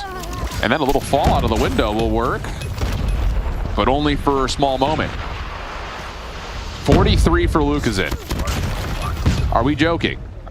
I'm not. Are you joking? I am not. You're not joking either. Mihawk's also up to 46, by the way. He's just been active ever since the opening frames of this game. Number one between two LATAM teams. Just knowing damn well the confidence that Gallerus has to feel in this matchup alone has to be immense. Yeah, and I would just say, like, in this particular matchup, coming off of a really emotional loss to Wolves, like, just clean things up and, like, take the moments to clean up your comms, clean up our ideas and our philosophies surrounding especially bigger maps in Hardpoint, because you have to win those, I think, versus the Chinese teams if you're going to make a long run. And so far, Gallerus, even though they've been tested, trying to get the rotation, including another one here to Lambo, they're using good operator usage to break hills. Like, Hen continues to find at least 2 with the Sparrow to open things up. It's just the value has been immense. The only thing I think the purists in the COD world would want to see is just better rotation percentage from Gallerus. I mean, that's realistically the one thing that was hurting them more than anything when they were going up against Wolves. And although you might be able to get it done here versus Street, that's why we do hold the candlelight up to Gallerus. 5 seconds remain for them to call game. The death machine being pulled. You also got a hunter-killer drone to give yourself more space. 250 to 124. And Gallerus, I'm letting them know. Same as it ever was. Same as it always will be. And that's been the story, right? Last 2 years, really, in the Brazilian and just Latin American region. You put Lucas in and Mihawk together, they are not being tested by anyone in their region. And here, in person, in Poland, map 1, from the front, again, break percentage, so clean from Gallerus. And they take a nearly full-on double-up lead and win. I wonder if they planned that like off of like just winning map number 1. They just like completely actively just won the entire series. Mental warfare. Mental warfare. That's what I'm saying. I thought like just immediately getting into the heads of the enemy against a team that they have beaten tons of times. Like you said, this was the same exact map number 1 that they played regionally. It was 250 to 177 then. Now we're on local area network, and it got even more devastating. The Type 6-3 shots coming through from Zeus up top of the upper hallways, never really fully contested. Lucasen with the XM4 getting mixy with Hen and Mihawk. Yeah, dude. Absolute chef's kiss. Yeah, it's just, again, the only thing you can look to is the purist side of it of like, we just need to rotate better, and this could have been a 250 to 25. But Street not able to hang inside the hard point, even though they're winning rotation. Couple of really tough goes, 33 and 49, 32 and 47, 26 and 41. It just, even though you're getting some hard point time across the board, not being able to stay maybe as significant into the hard point as you'd like, considering that you won spawns in almost every single money hill, 2 and 3. Yeah. If your street gaming is a major issue, but how this series turns around, and this is what we talked about if you're joining us here maybe a little bit late, or you just were off getting more coffee or whatever it was during the pre-match setup. We didn't expect that Street Gaming was going to win this by way of the respawns. They need to win this by way of the search and destroys and take one respawn somewhere. So yeah, Hacienda, fine. We've seen it a lot from Gallerus. We know what to expect. For Street Gaming, though, you have to win map number 2. Oh, unquestionable. You have to almost really stick it to the other side if you're looking from one player in particular. That's Pabzera. He was the player that was quite literally dropped from this Gallerus roster going in towards this entire event. And the one thing that he was always bringing to the table for this team and regionally as well was always his sniper play at the same time. So going in towards the standoff search and destroy, I think that this is where they could find a boon of success. Again, taking any maps off of Elevate, you definitely got to be feeling good about that one. But it was 7-3 versus them on standoff. Yeah. So that's what we got coming up next. That's right. Then if we eventually get their map 5 firing range. And that should be it. You got some immediate VOD on that from the way that Wolves just completely dismantled them in that map number 2 in the opening series. Yeah, that's conversation for another time, though. Let's start and focus. Gotta get there. You're there and now. And this has been the big storyline for Street. Their worst mode in their region was Search. They are flawless in Search and Destroy so far.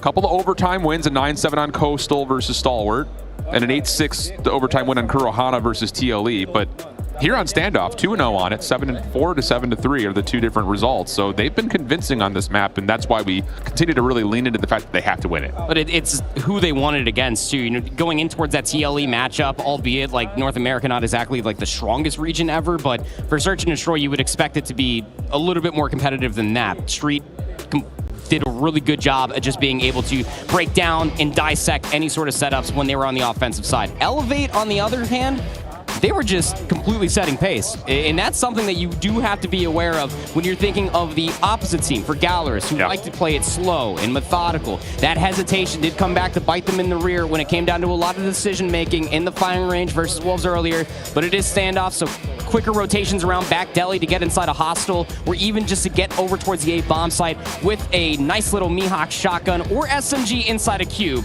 on an offensive round could be Gallerus's MO. Let's find out. It will be Gallerus on the offense to get us started on this first half. Street Gaming, double scopes in play for Pabs and GTO as expected. How do they want to set the tempo up? Nades passing by one another over the top of the middle of the map. And it will be Pabs' eyes towards top brown. Passive setup on the backside of Delhi for the defense while they put 3 members committed into A. I'm still forgotten in spawn. Gallerus still trying to take space. They're trying to get some good information. You know Lucasen's going to go and pick up that bomb should they need it. Uh-oh. Yeah, Pico Data in some trouble. A little bait and switch set up over towards Fridge. Has us in a very early 5v3.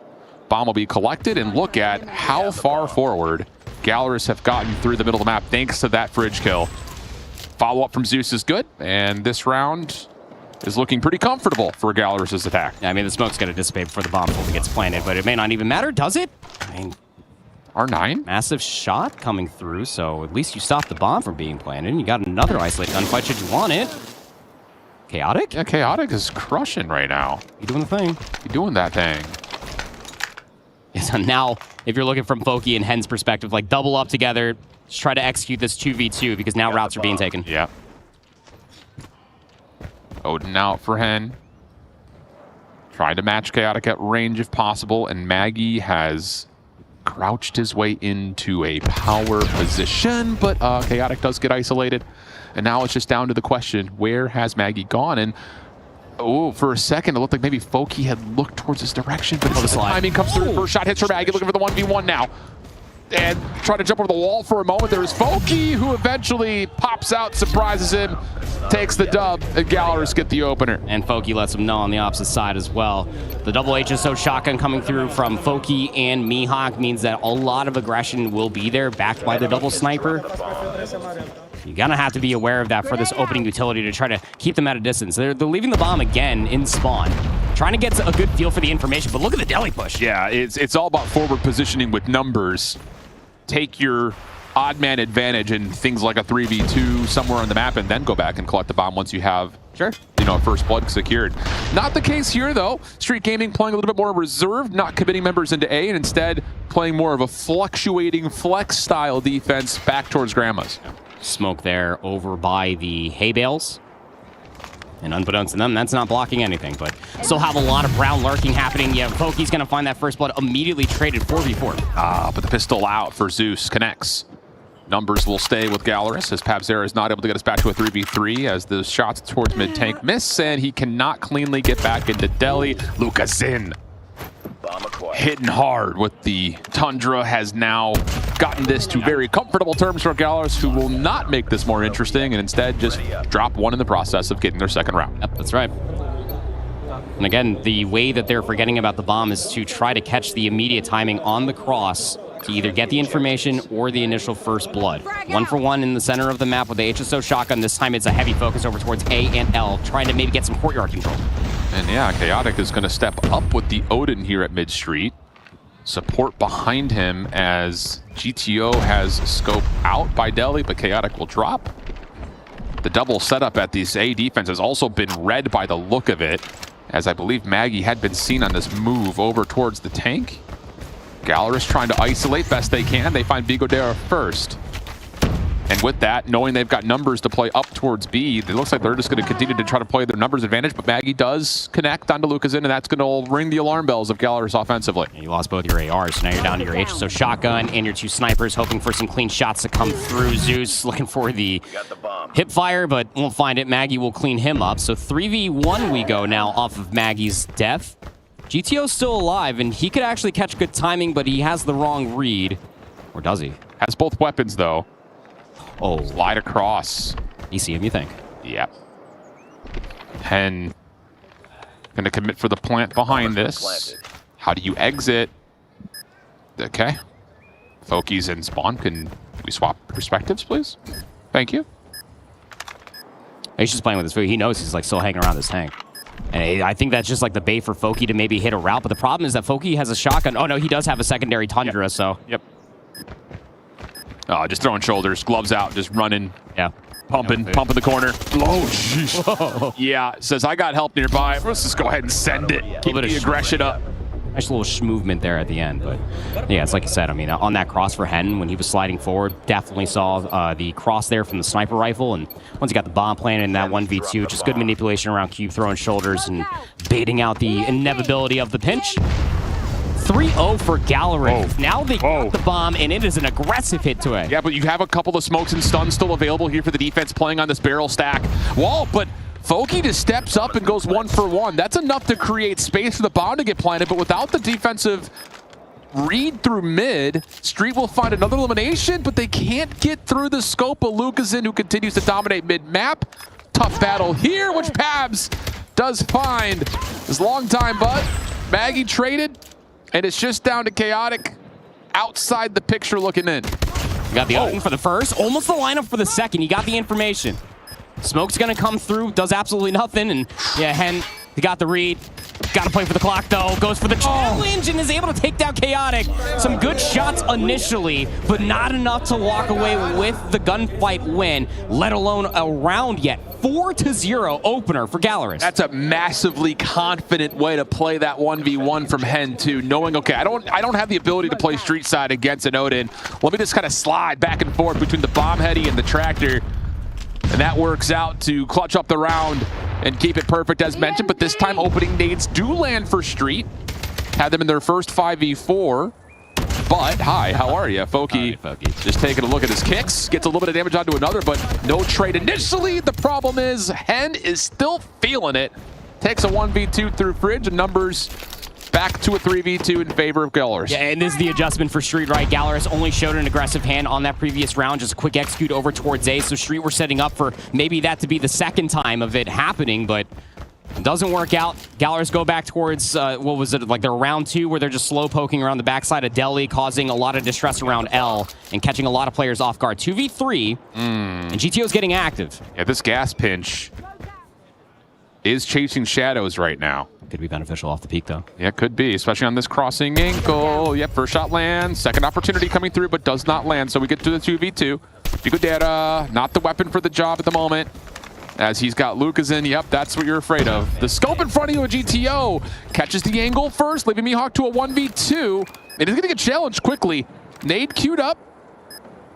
Cooked really nicely, but how much damage actually gets confirmed? Here comes the push forward. You got to line him up. Not going to happen. And Bigodera will make sure Street get on the board. Super late grenade to clear out of Cube. Wonderfully executed there for Street to finally get themselves on the board. But even through like the opening salvo, once they saw the play developing right in front of their eyes, it's no longer a fast hit over towards A.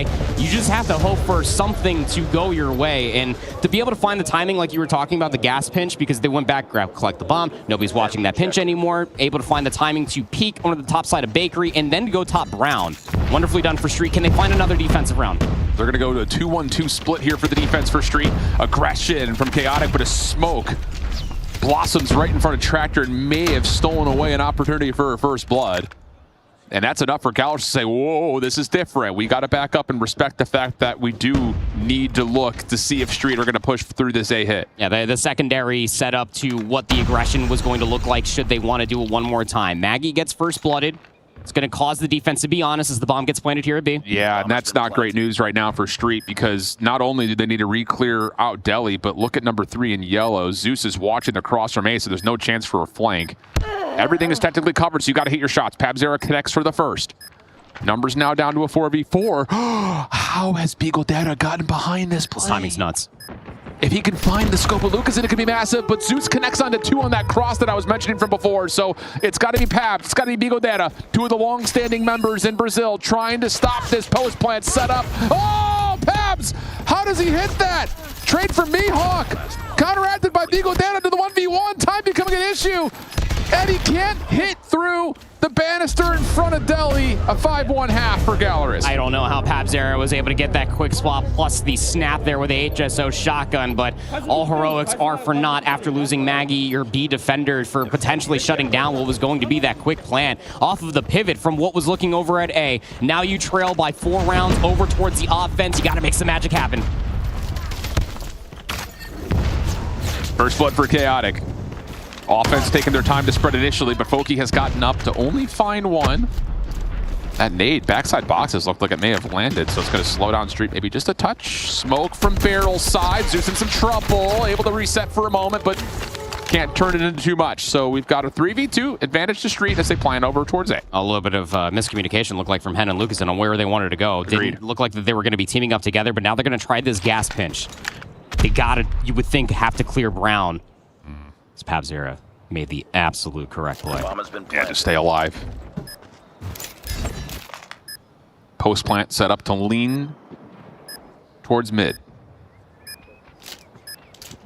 Retake. Taking its time, to be fair. It's going to have to make its way through barrel at this point. Well, they're hoping that Lucasen is able to catch one. Yeah, there you go. Now it's just about isolation and trying to overwhelm with numbers. Problem is the clock, though. You really don't have the ability to make your way back through mid, so you just got to hit some shots. See one jumping through the fence line, but they don't expect the one over towards Cube. Luca by themselves. Oh, this is the first, hit the second, but there's help nearby. GTO converts, and that's a second round for Street. Would have been a face scope montage if he was going to be able to hit it, but not going to be the case here. So in the 7th round, Street find their second. Slowly fighting again here on standoff search and destroy. They do have the luxury to get a lot of good offensive rounds to throw the defense off kilter. And that's to see if Street's going to be able to do that. Shutting down Lucasen for this first blood would be very, very impactful, but it's all the setup to get Mihawk inside of L. Now, we've seen Galeras be in positions like this before, but it hasn't turned into round-winning conditions. Maybe a 1-for-1 at best, but this time Foki's also getting deep in towards Brown. Oh, that's a lot of damage, but Foki still follows up for a second shot to get the first blood. Mihawk still playing up towards L, and Foki is just finessing. Yeah. And now Mihawk can make his play, and that is a very quick 6th round for Galeras. And for dropping a goose egg in the firing range search and destroy versus Wolves earlier, Foki is just right at home here on standoff, isn't he? With that HSO shotgun, being able to feel comfortable inside of Brown. I'm just more surprised of how he was able to slide shout that, still got the second shot for the elimination, but still didn't get traded with players in the vicinity. Map point here for Galeras, and they are heavily seeing all these nades thrown over towards A. They're ready to contest this, though. Double trophies were down here. Maggie finds the first, damage onto a second. Does he overchow and overheat? Well, maybe not, because he finds 3. Bold to say it plainly, but if it works, you can't really deny it. Nope. And it worked. The bomb has been planted. All right, so 1v5 certainly out of the question. Yeah, Mihawks are gonna get found out, but it just is the same as like such an uncharacteristic and unorthodox push through Brown, like what you got to see from Foki in the previous round. That overheat all the way through Cube, like you said. You got the double trophy system confirmed with all the nades. And he just completely catches 3 different players off guard. The HSO, that thing is strong. Similar setup here for Street off the get-go, but more reserved in nature as Maggie continues to be a big problem right in front of that Cube push through. They know he's stuck on side of hay, but you wait for the regen, you get through. A stray hit marker hits the player backside boxes, but all things told, it will be a 5v4 in favor of Street on their attack. You can indeed wallbang that. Oh! Zeus, good centering. I thought GTO was going to be able to pull the trigger. Not the case. 4v4 now. And they know that there's still one player certainly lurking around A, but they don't know what's happening. Yeah, I was going to say, they know that Maggie was here before, but do they know that he's still here? And on top of that, if they try to push for the isolation, will they be vulnerable to this play on the backside of Fridge? Mihawk out in no man's land finds one, trying to follow for another, but Chaotic was there to keep the play alive and keep the numbers, more importantly, in favor of Street. So that's going to call for the rotation to go over towards B, but the problem is they never cleared Cube, so Maggie's still just vibing, confirming nobody slid on me, so we can rotate back over towards A. The timing. No way. Zeus was holding it. He had to have seen the nameplate for the secondary cross. Smoke gets called to then cover their way over towards the A bomb, but they've just shown their play. they can open up the scoreboard and see that Maggie's still alive. There's realistically only one position you think he's in. And it's the right read right here from Gallerus. You know that one of the scopes has moved their way over. You got that elimination, so you've got mid-map all in front of you. Plus, of course, you know that Maggie's on a shotgun. I believe that shoulder was just seen. So now you got a 1v2 situation. Maggie trying to go quickly. Sound cue on the bomb defusal. And it's not going to turn into anything as Gallerus were able to overwhelm it and take a very comfortable, all things told, 7-3, quickly up 2-0. Yeah, with a very uncharacteristic and unorthodox, I would say, approach for the offense, waiting to save the aggression until the latter 3 rounds on the offense, completely and utterly throwing wrenches into the system, setting players up time and time again. Foki had a fantastic map number 2. Mihawk was constantly getting aggressive. I talked how we were going to expect a double HSO shotgun plus the double sniper rifle more than likely in between all of Gallerus. We saw that quite frequently on the standoffs or on the firing range earlier today, and it comes through wonderfully. The offensive transitions were absolutely electric. Bigger narrative across this series. We talked about how it had been flawless for Street Gaming in the Search and Destroy on the weekend. That was a must-win map for them, you think? And outside of a couple of gut check rounds where they're able to get away with some early first blood aggressions and then keep the numbers advantage, I won't lie, Gallerus looked pretty solid on the map, all things told. They were able to get a couple of players inserted deep into the defensive lines. Yeah. And even on the defensive side, they were able to get players like Mihawk and Foki really far forward. So, good map manipulation leads to advantages that were just too much to overcome. So their defense was so fundamentally sound, man. Yeah. It's like that Maggie overchow was like the biggest monkey wrench that you could possibly imagine for themselves, but you're always going to get Lucas in top grandmas. And it's more for the other team, for Street, to recognize that, but it's not just the sniper rifle you have to be worried about. What pressure does that cause over by Courtyard, over by L? There was always Foki. It was always Mihawk. Hen has himself a fantastic map number 2. Double positive for the kid, 10-5. Zeus 10-7. 10 of those kills coming away with the sniper rifle, unless I miscounted, but geez. That team of Gallerus is absolutely firing. They knew coming into this one, got to be confident. Yeah, and there's a little bit of injected fuel into this series because it is an inter-rival, or inter-regional rival and an elimination matchup. Right. And the expectation for Gallerus, I'm sure internally, is that, you know, after finishing top 4 last year and being one of the West's bests in the year that Wolves won back in 2023, that they're looking to try to get into a championship Sunday and find a way to possibly scale deeper than just finishing top 4. Get to that, you know, 3rd place match. Get to that lower finals, at least. It's a tall road, though, when you come into going down and playing a tough opponent and now having to go all the way to lower bracket round 1. But I'll tell you what, the teams that we've seen make long lower bracket runs don't lose confidence. Yeah. They come out, they take care of business in the lower round 1 matchup, which they expect to win.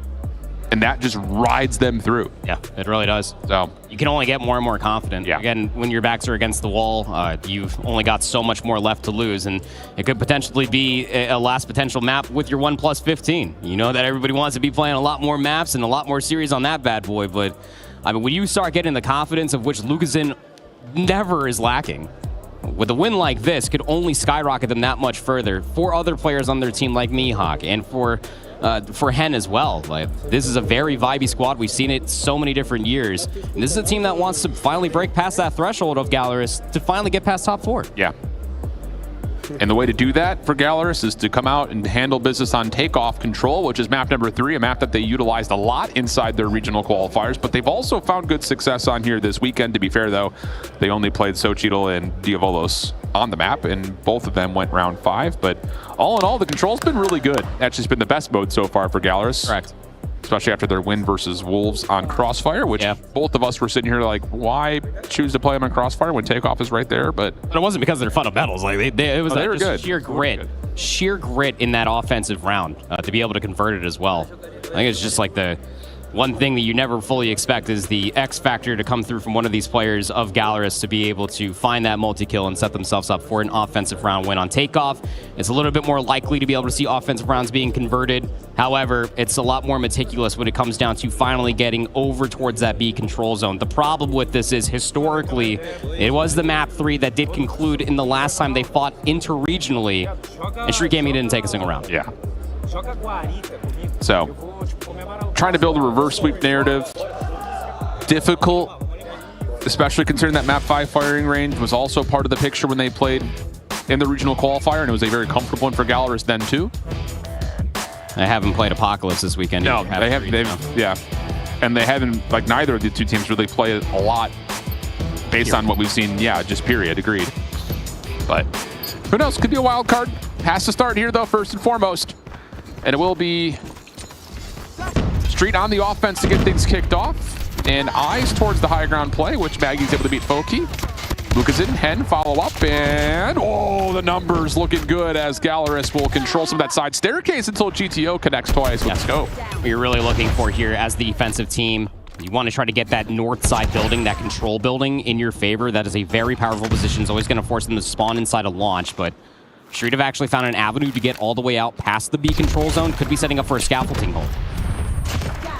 The defensive forward line, though, continues to at least trade things out, or even though in Lives 21 playing 21, Maggie looking at a route around the back. And that looks like they want to try to clear the north side of the map. Yeah, stuns and nades head in that direction. So eyes towards A here. Big win from Bigodero to create some space to allow this route to happen, but they cannot find Lucas. He's just been sitting in front of this smoke. Connects onto 2 off screen. Street Gaming are able to at least keep the life lead, but they're having a really tough time staying alive on zone, and that might help. It's the moment that Gallerus get any information that Street are dipping their toes in towards one of these 2 zones, the collapse comes through lickety-split.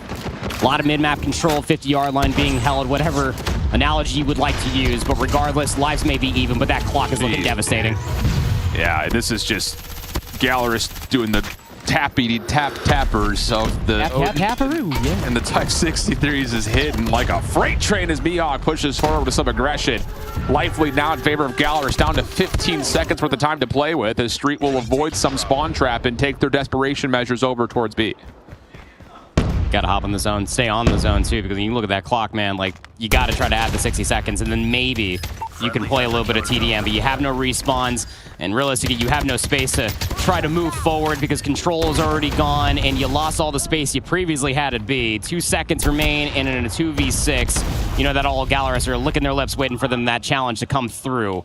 A single segment has been earned, and we'll make sure we tally that one, but not exactly the opening breakoff you were hoping for out of Street. No, and I see the idea, like Street is trying to make a mess in the middle of the map by getting around and taking away the high ground of Gallerus, which is the right move if you want to try to get A quickly, but the problem was they never were able to feel out how far Gallerus were playing defense over towards that P4 side of the map. So it's like you get some success on their high ground, but they're also getting success in your spawn. So it's just a tall battle to fight for as Gallerus will come out, keep the lives even, and automatically jump onto A by again, playing the top side of the map and already confirming about a first tick of progress. Let's say it's like the meta way of like approaching like a takeoff control. You get like inside of the control building, that northern part, and then you get inside a lounge, and exactly where you have Hen located at. This crossfire is gross. 5 life lead here for Gallerus off of the opening salvo. And this is what we did not see from Maggie.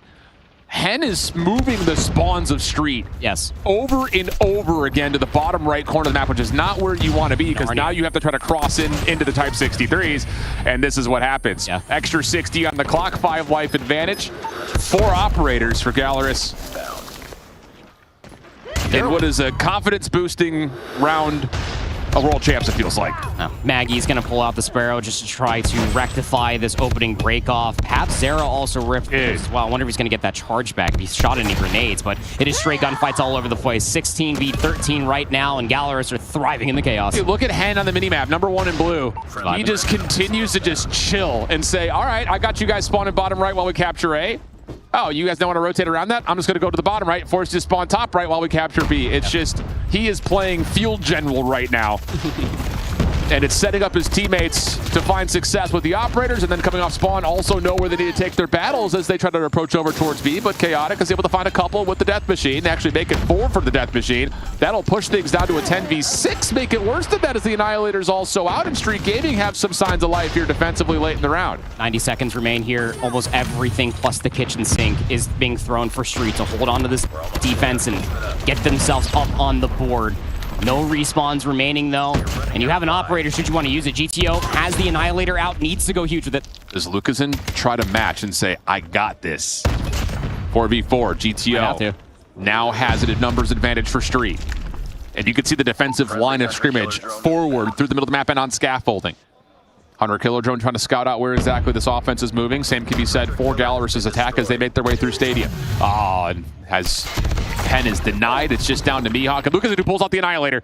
Oh my goodness. What do you got for us? Trying to isolate. Oh, nice shot from Maggie. Leaving it down to Luca for the 1v3. Halfway through the charge of his Annihilator. Is going to have to make a call. Around the corner. First shot misses. Second not going to be there. And Street Gaming, a huge response after the start. Yep. That's the one deep pull that you needed when you're looking at it from Street's perspective. They lost out in segments after the A zone was captured, but again, all 5 operators being used for Street going in towards this next round.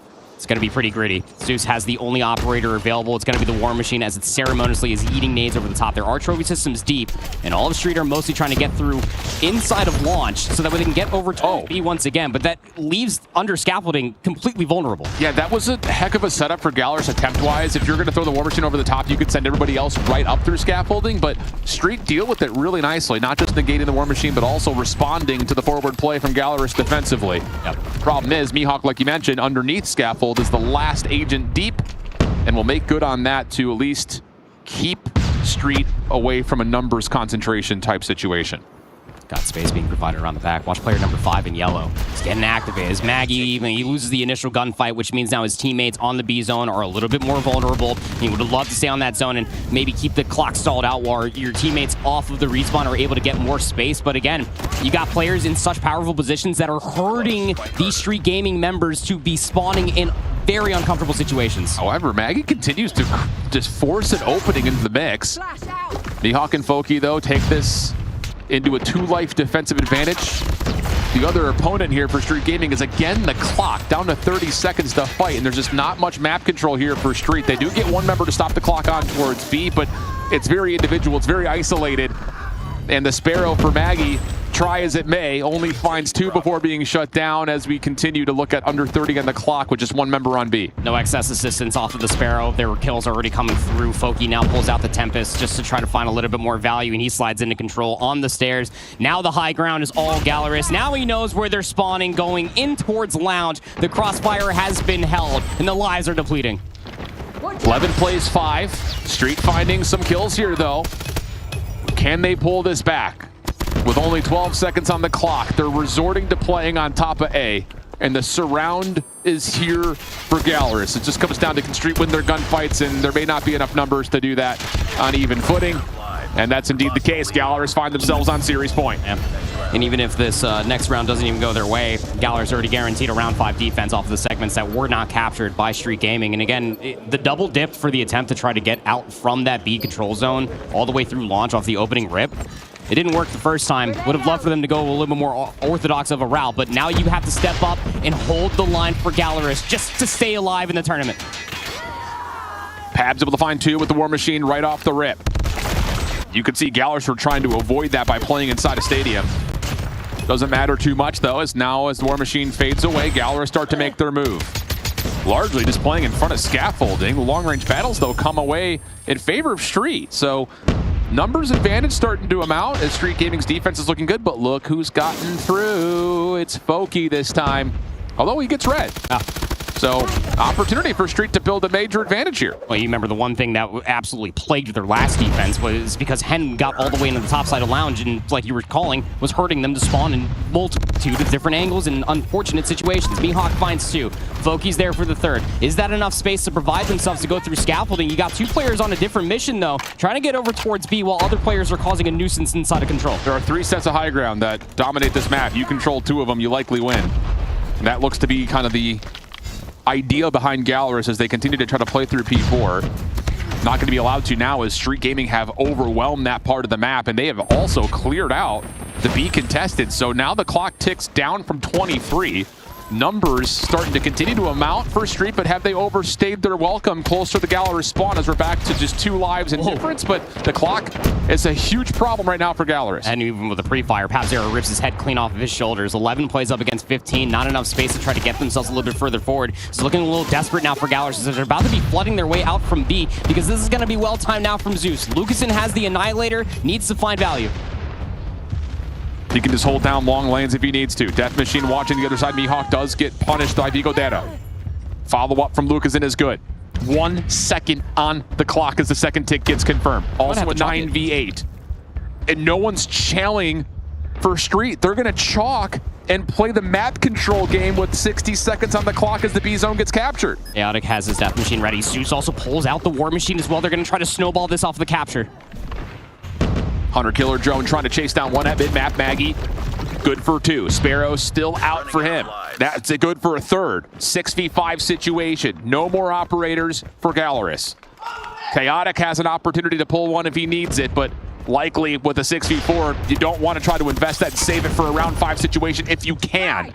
Emphasis on the if you can part as we're down to a 4v4. You might need the Death Machine now just to be able to guarantee these last few eliminations, but Chaotic, yeah, you won't want to be able to save that one resource going in towards what could potentially be a round number 5. 20 seconds remains. The problem here for Galaris is they have to get out in the open to get onto that A zone. And guess who's got 2 pieces of the 3 sets of high ground? Tell me. Street Gaming. Oh my.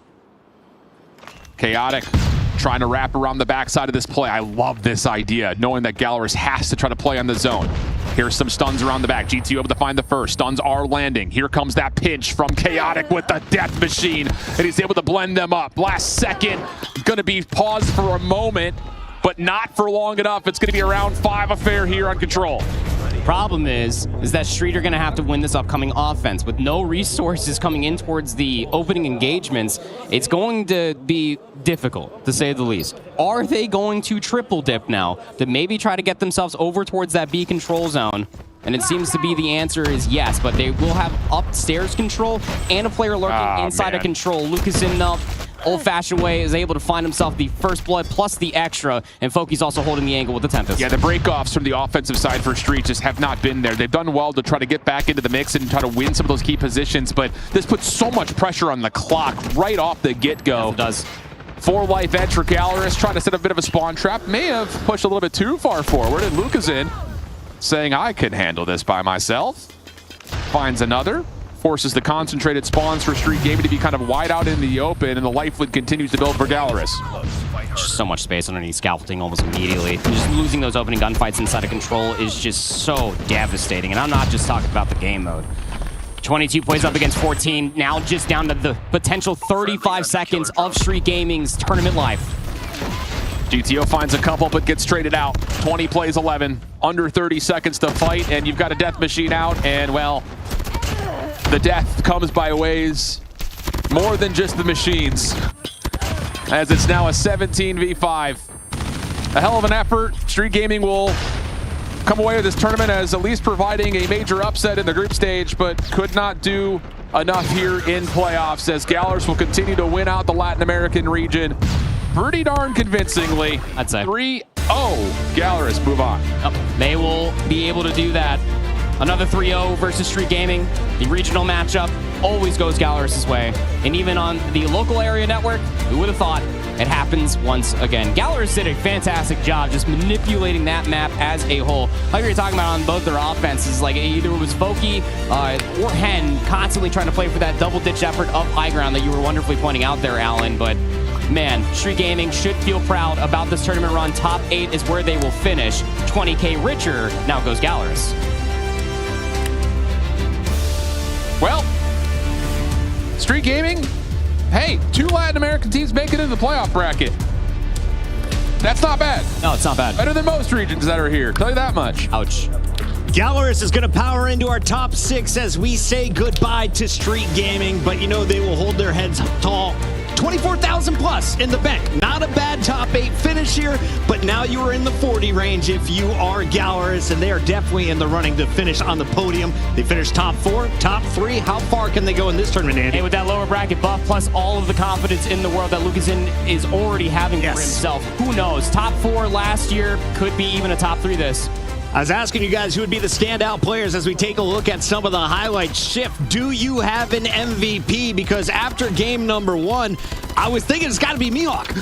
I mean, you could definitely by numbers pick between Mihawk and Lucasen, but I'm going to give it to Hen. I think just by how he was popping the Sparrow in particular and the hard point, I think just by a way of what he was doing kind of on his lonesome on the search and destroy, I really got to give a lot of credit to Hen as stepping in there. I thought he looked really solid throughout all 3 maps, and that's something that you're going to need, especially as you move deeper into this bracket where, looking at it, the next game they'll play is the loser of Q9 and Stalwart. Not an easy task. As we say goodbye to Street Gaming, is there anyone we want to shout out, Andy? Who is their star player that we should look forward to in 2026? I think that PapZera had a phenomenal tournament, all things considered, dropped from the team that he just lost to, and he did everything within his power to try to keep his team in it. Unfortunately, it's not enough for PapZera in Street. They are exiting the tournament with a 3-0, but Lucasen and crew power into our top 6, and we have Ian Chambers on the stage with them right now. Yeah, and I'm standing by with the man himself. You just mentioned him, Lucasen, the man on a mission to prove that he is the greatest of all time. We'll get to that in a moment. But Lucasen, before we talk about this dominant performance here against a team from your own region, let's just look back a little bit to the start of the day. That was a tough matchup against Wolves. What did you learn from that one? Yeah, we know how to make our comms a little bit more calm and try to fight more together. We learn a lot of that. And yeah, for the game, we know how they play. We know how we can show our game, so it's more easy for us. So just there up against Street, you sent them home 3-0. They're now leaving the tournament here. Was that just business as usual for you guys? Yeah, not too much, because their Streets was improved a lot in this tournament. They're really, really good. It's just prove our region is really strong also. And yeah, that's it. Well, speaking of that, you know, you've just proven collectively with these 2 teams being here in the playoffs that you do have a strong region. But now you and your team, how important is it to come up against regions that you don't necessarily get to play against that often and show that you guys are strong? Yeah, what more? We need to learn a lot with them. And yeah, just what the whole game of them, and try to minimize the mistakes. That's it. Just finally from me, I've heard you say that if you win this trophy right here, you will prove to the world that you are the greatest of all time. How driven are you to make that happen here on this incredible tournament? Yeah, to be honest, I'm not even close for the goal of the greatest of all time, but I just want to be a better person, a better teammate, a better Lucasen, so I just want to be the better person as I can be, you know. So yeah, I wish we can win, but it's gonna be hard. But we have a lot of work to do, and yeah, that's it, man. I don't know, I don't have words. Thank you very much. A very humble Lucasen this time around, and looking forward to seeing more of you as the tournament progresses. Back to you guys on the desk. I think you're going to need to raise at least 2 trophies if you want to steal the claim to being the greatest of all time in COD M. But Galoris in the running. They're now into the top 6. Lucas leading that way with his excellent aim. As you can see, they are now waiting to find out who will drop down to them. It's currently a 1-1 tie between Elevate Puck and Wolves. They're in that Game 3 control. You can check it out over on Bravo. Here on the Alpha stream, though, gentlemen, we are going into that second semifinal matchup from the winner's bracket. Q9 taking on STE. If you haven't watched them over on the D stream yesterday, what should folks know about STE? They are absolutely gritty. The only team to really keep Elevate honest throughout the entirety of the Garena region. They are absolutely fierce. Q9 are going to have a test ahead of them. If the hard point was already a consideration of a question for Q9, STE are absolutely going to put them on notice. It's been a great day of action, and we're only at the halfway point. 3 more matches. We will narrow down the pool from 7 to 3 by the end of the day. Don't go anywhere. This is COD M.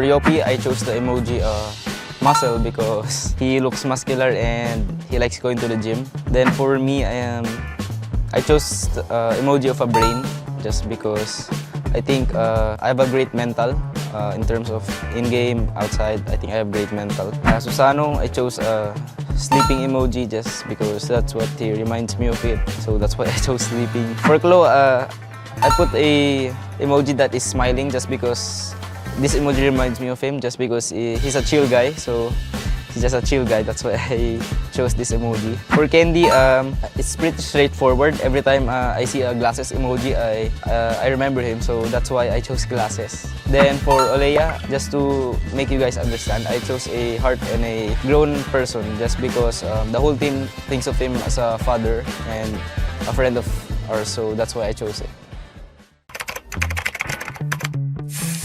First off is me, FDX. So I chose this emoji just because I'm always tired and every time I play I just get so tired. Next up is Skurd. I chose this emoji because he's really like an unpredictable guy. So Jai, I picked Cold because he's ice cold. For me, he's really the best in our team. He's our star player. Clove, I chose this emoji just because he always laughs all the time. He's always crazy, gives our energy up and everything. Riff, I chose this emoji for him because he's always like sleeping. For me, I'm tired, but him, he's always sleeping. Palitao, on the other hand, I chose this emoji for him just because he creates a wonderful place for us, for the team. He's basically our coach. Always stay up, creating those great plays just for us to win those trophies. So yeah, that's basically it. I think it's everyone eh. I cannot say. I believe the greatest of all time will be, his name is Sai from Wolves. He has achieved a lot of MVPs. In my opinion, PJ and Unzite are really demons in the game. I think the best tactician player right now is Zai. The best tactician, I think it's Zai. I think the best tactician player in this tournament I've played against, it must have been Susano from Elevate. For sure, it's Lucasin from Galleries. Recently, from recent tournaments, it will be PJ that has, I believe, the best aim. Zai. I think the player that has the best aim would be Lucasin. In my humble opinion, I think Lucasin has the best aim in the game. I've seen his gameplays. I think his aim is really good. I would go with Oling from Q9. Due to trophies and achievements, will be Sai from Wolves. Right now, I'd give it a Zai. I think that gold must be Zai. The greatest, I would say Zai. It's gonna be me in the future.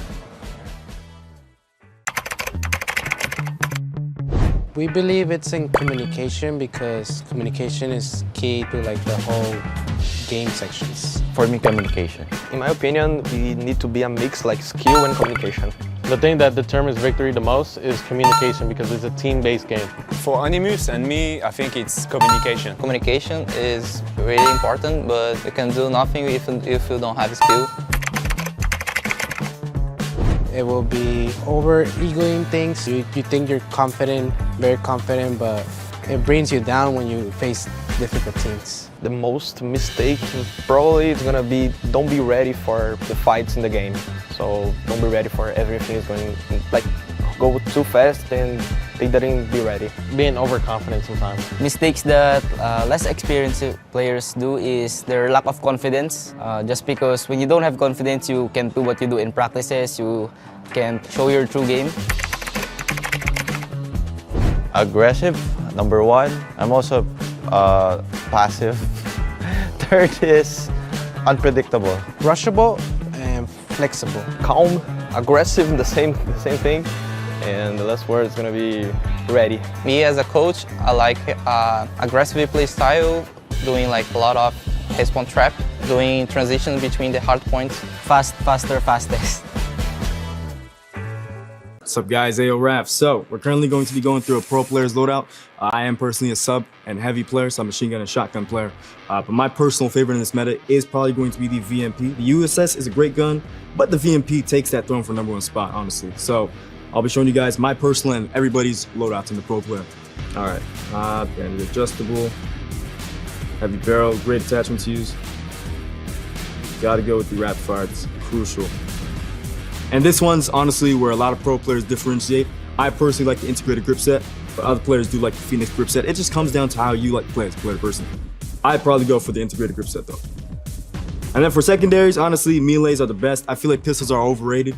You know, you gotta go with the gloves, boxing gloves, prize fighters, Mike Tyson, you know what I mean? It's really, really good stuff to use. Down to the operator, I personally am a fan favorite of the equalizers. It's really, really fun, just running gun, Rambo style, really, really great. The 3 perks, gotta go lightweight, you gotta go gun-ho. Toughness is honestly really, really good too, but I believe personally gun-ho would be the best one to go for. The third option for the blue perks, you gotta go with dead silence. It's a crucial must-have. Now, obviously in pro players, you know, you gotta use these 3 score streaks. You gotta go EMP, Predator Missile, and Hunter Killer Drone, because obviously everything else is banned. But yeah, honestly, that looks like a great loadout. You know, got the frag grenade. Actually, I'm one of the individuals. I'll put you on a secret. I personally like stick grenades. I think they're low-key, very underrated. Besides that, this is my loadout. Basically, our best map is everything in the chump set. Our worst map is none. My best map will be Summit as a shotgun. Shotgun is very powerful in Summit. And my worst map will be Standoff.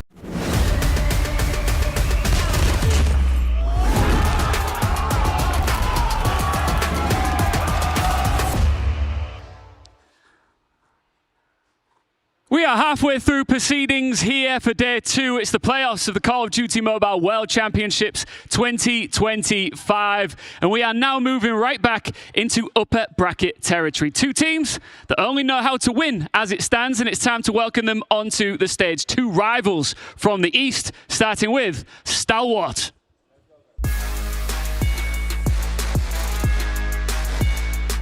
Garena Masters Season 9 champs.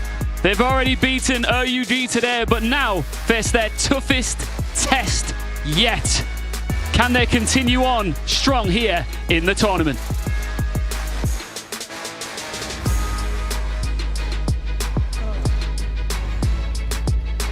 Their opponents have already performed incredibly well here on the main stage. It's Q9.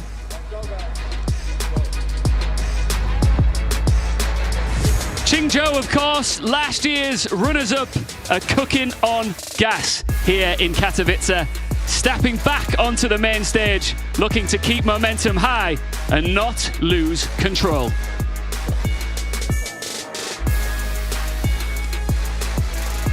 This is going to be epic. And you know what? I'm going to try something that I've never done. I haven't even planned this moment here on the stage. I'm going to do a magic trick. So what I'm going to do is I'm going to click my fingers and Chris Puckett is going to automatically become younger and better looking. Thank you so much, Ian Chambers. That's correct. I am not Chris Puckett. I'm Glitter Explosion, and I'm going to be hanging with you guys for the second half of today on day 2 of our Call of Duty Mobile World Championship 2025. It's been a very fun day so far, and I can't wait to close everything out to see how it's going to go. We've got Titan Infinity back up here on the desk to get through our next match of the day. And we've got a really fun match in store. We have Q9, and for the first time here on Stream A, we've got Stalwart. I mean, Chris, this is going to be a good one. It should be an absolute banger. Both these 2 teams performing well, of course, in their quarterfinals, and now matching up straight away on the main stage again. It's going to be an exciting one. I mean, Brody, we got to see Q9 earlier in the day. They had a really strong performance, even if it was really close at times. Talk to me a little bit about what we can expect out of them now. Man, I don't know. I was expecting kind of dominance out of Q9 to a certain extent, right? I mean, certainly in their early matchup versus New Gen Ninjas, and I'm sure we'll dive deeper into that here in just a second. But yeah, I mean, Q9, I think coming into the tournament, we expected dominance, and I think to a certain extent, they've kind of had a few trip-ups, right? They haven't been the dominant squad that we necessarily expected, and I think that weakens them just a little bit coming into this matchup versus STE.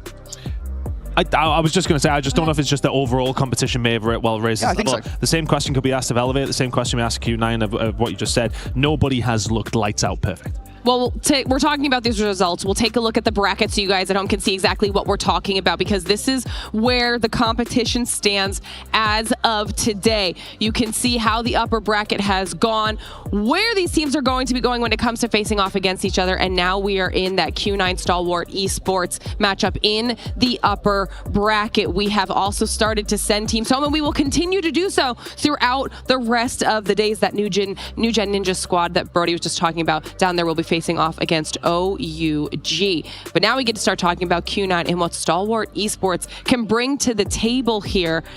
Let's start focusing on Stalwart first, okay? Because we haven't gotten a chance to see them on the stream before. So let's talk about the squad in general, Ton. I mean, Stalwart are a team, obviously, as you mentioned, we haven't had a chance to see them, but they've been quietly doing their work and quietly putting themselves into the conversation to be a favorite in this tournament. We were having a bit of a chat to some of the players, some players who are knocked out, some players who are still in the tournament, and a lot of people said that in scrims or just in general, they feel as if Stalwart are kind of being underrated by a lot of people and we're causing them a lot of problems. So Stalwart are currently the dark horse, but are very, very quickly putting their name into the conversation. And I would totally agree with those players as well. You know, I'm not just saying that I did predict ST to win the entire tournament. Puckett and I are on the same page for that one, by the way. I'll give Puckett some love for that for sure. But yeah, I mean, I'm on the same page just because Stalwart Esports, obviously, I mean, again, they have beaten Elevate 3 times out of the last 4 times they played them. I think that says a lot about the power of that squad. But I believe we can take a look at the vetoes here real quick. And I think this is really interesting. So I get a chance, obviously, to take a look at the vetoes beforehand and break it all down. And there's some really interesting picks here, I think, for a couple of reasons, right? I think first and foremost, you're seeing a lot of the same maps that we saw literally in the last series between Q9 and New Gen Ninjas. And I think, again, kind of bringing that back to the conversation about, you know, New Gen Ninjas putting up a fight versus Q9, that shows that there's a way into the series at the very least for Stalwart. You would think so as well, and I think some of the hard points that actually come through are quite surprising. I'm surprised that Combine didn't get removed, especially by Q9 there, coming in a 1-4 record overall. But then Summit getting picked as well. Obviously, I think that's probably more of an ego child from ST as well. This is a great map for both these two teams. Yeah, and I think the thing is, for me, this is comes back to this conversation, right? Do you veto for yourselves or do you veto against your opposition? I think this is one of those instances where you mentioned it the other day, Ton. Sometimes that's the right thing to do. I think this is the right thing to do. It is resoundingly Stalwart's best hardpoint map. You know now that Q9 are weak on it. Weak in air quotes. You know, obviously they're not weak on it, but they are beatable because you literally just saw New Gen Ninjas almost do it. So yeah, I think that's absolutely the right choice to get Summit in there first. I mean, trying to find any sort of a weaker spot in a dominant squad like Q9 is something that STE will want to do, because this is a team that everyone was looking at the top of the entire world, a squad that everyone was mentioning in all the packages that we've watched as a team to be afraid of, someone that they think could take the whole thing home. And not saying that STE isn't up there as well. Well, it's an important point as well, the fact that, okay, the hard points we're talking about, can you mix it up? But the S&Ds is where it becomes a little bit more difficult for them, because then you start looking towards the statistics here. This is the same conversation we kind of had before the New Gen Ninjas game, saying it's S&D, a massive, massive advantage for Q9. The stats kind of tell that storyline in a certain way as well.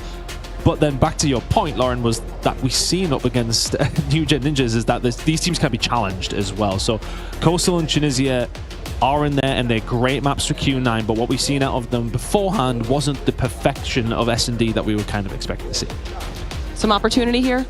Yeah, I think so. I do think there's opportunity. I think you're absolutely right about the search and destroys. You know, I think, you know, ultimately the search and destroy is difficult. I think the stats around Q9 search and destroy can be misleading at times because they've got such a wide map pool that it's difficult to say, like, oh, you know, this is where you take Q9 on search and destroy, because the reality is you don't actually take Q9 anywhere on search and destroy, and so there's no real way into the series for Stalwart from there. I think from the hard points, though, I think they have won out on these vetoes at the very least. You know, you've got Summit in there, that's a good map for you, and you are a better combined team on a record perspective at the very least than Q9. So, you know, I think Stalwart, there's definitely a way into the series. Honestly, I would be very hyped to see this go to a Game 5. Well, we'll have to see if the strategy is going to work out and in whose favor that will be, because, you know, both of these teams are ready to play. Just a reminder, of course, this is the upper bracket as well. So whoever wins will continue on in the competition, but that does not mean whoever loses is out. They will drop down into that lower bracket and then wait to face off against another team. So still some chances on the board for these squads, but you know you want to make it as direct route as possible. I mean, yeah, the less games you lose, the easier it does get. Of course, you want that momentum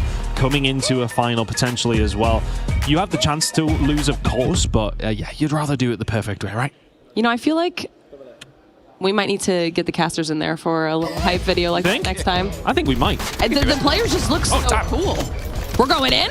I think we're in. We're straight in, all right. Infinity time, let's dive into it. We're flying into this one. The players very much primed and ready for it. Q9 taking on STE. Summit to kick things off. And Brody, we kind of alluded to it. This is a brilliant map for both these two teams. Yeah, absolutely. I mean, look, Q9, this is their specialty, right? I mean, for all the Chinese teams, effectively, Summit is a good map. You know, the Western teams, when they went out to play CDM against the Chinese teams, they very much avoided this map for a reason more often than not. But, you know, as we said, we literally saw Q9 play this map earlier on versus New Gen Ninjas, and as the map went on, they started to get more desperate. Not bad, but still, it felt like a door was being opened, and if anybody can close the door on Q9, it is absolutely Store, who are very good on this map.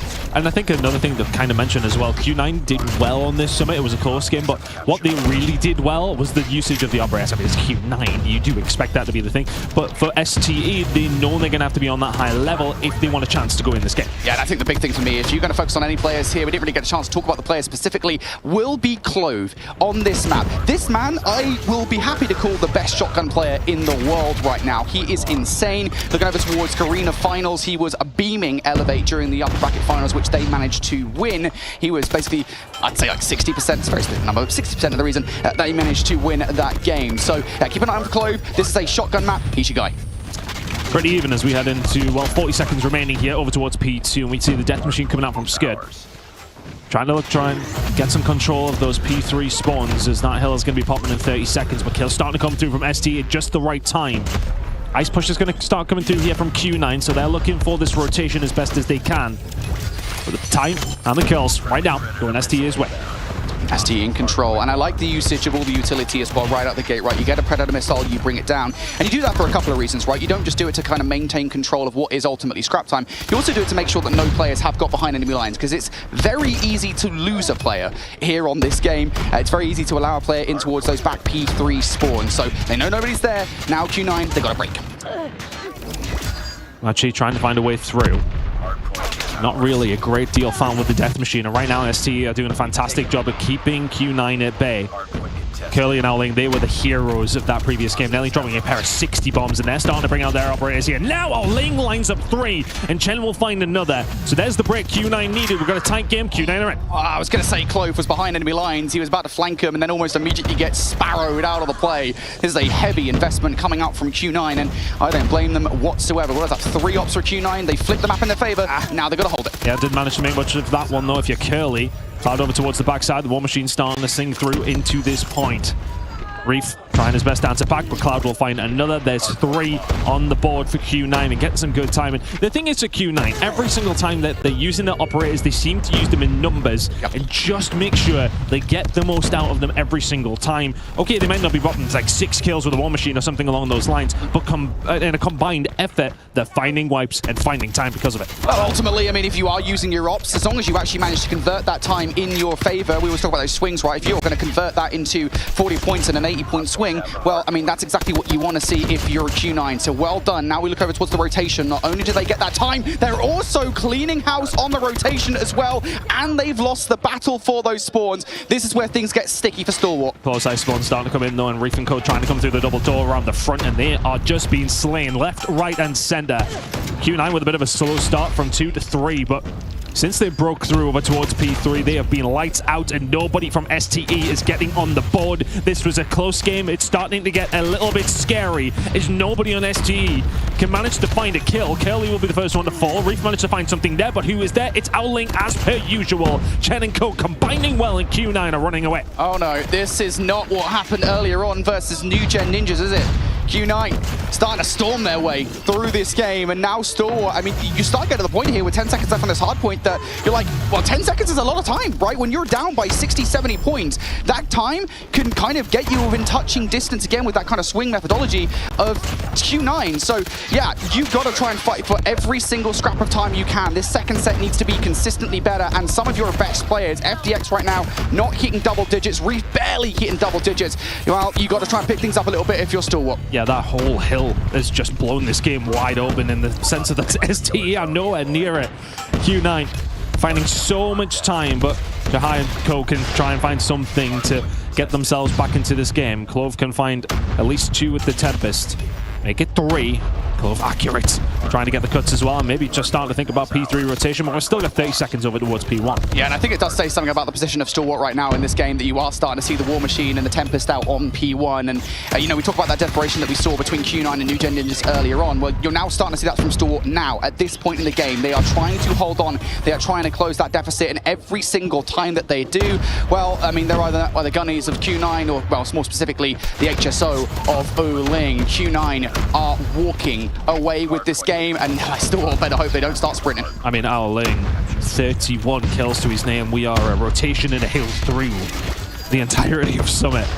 And this man, it bewilders me every single year. His consistency, he's always there and in and around the top slayers in the game. And right now he's got the equalizers out and he's going to start causing problems in and around P2.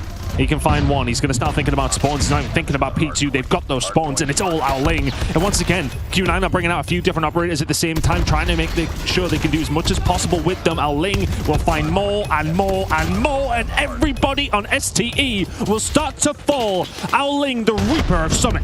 You got to make sure he doesn't get the EMP. That is shut down. Stalwart now fighting tooth and nail for 25 seconds of time, and also to try and flip out the spawns. The equals are short-lived. It is a beautiful investment of the Predator missile from Oling. Q9 are in the driver's seat here, and they are taking Stalwart for a ride. The hype is being heard on the stage. This is where Q9 are feeling it. And game number one, where we did see Q9 going up against their opposition at the time, we expected a 3-0. We expected something a little bit more. We are starting to see that version of the Chinese team. It's a 100-point lead up against STE, a team that so many people have talked about, so many people have said, keep an eye on these guys. Well, right now, they are well in the rear view mirror of Q9, who are starting to pull away and starting to try and get some control. But that P3 rotation for STE might get them back into the game. And even now, Q9 are being annoying, right? Cloud's got behind enemy lines. He's going to turn the attention away from the front, but it's a double-up investment from Stalwart that ensures that Stalwart do hold on. If I'm Stalwart, I need a full 60 or something to that effect here. You cannot let Q9 even look at this hard point. Get a hold of these next 35 points and you're within touching distance, but you cannot let Q9 do what they did over towards P4 last time. It's kill feed that's looking fantastic for STE right now. But as far as the scoreline goes, it is wanting. Curly cannot find anything over on the ice side, and right now Q9 are just trying to find a way in to try and stem this tide, and that may well be it. Cloud can find two, but not the third. Refill shut him down. 15 seconds or so to go for STE. That's basically a full 60 at P2. That's what you wanted. That's what you need if you're STE. You were kind of in the dumpster for a really long time. Now the next step in this story of redemption is flip out those spawns for me. One player actually just spawned out over by Old, so there's an opportunity here. Q9 slightly weakened on the front line. You've got to win these fights, and Jai's going to bring that Pred down. Let's see if you can win these fights. That's easier said than done, seemingly, than against Q9 right now, but these gunfights mostly going the way of Q9. Owling and Co starting to warm up once more. Curly and Maushi will be able to find kills over towards this backside. That's a big kill on FDX, and Scared will get taken down as well. Nobody from ST can step up to the plate right this second. Q9 are getting free time. Stalwart just can't find a way through the smoke. Cloud absolutely beaming everybody with the War Machine. Those back spawns have not been manipulated. Finally, Stalwart make their way up for the sidewalk, and now they can get this time. This 30 seconds is so crucial. If Q9 even break in and get 10 seconds of it, they are ever closer to that 250 mark. But if you find this final 20 seconds of your STE, then you may well have been 30 or 40 behind, but Cloud and Co have found a breakthrough. There's 3 from Cloud, 15 seconds to play for here. Over towards the final hill of the second rotation, STE, you've got to fight for every single second.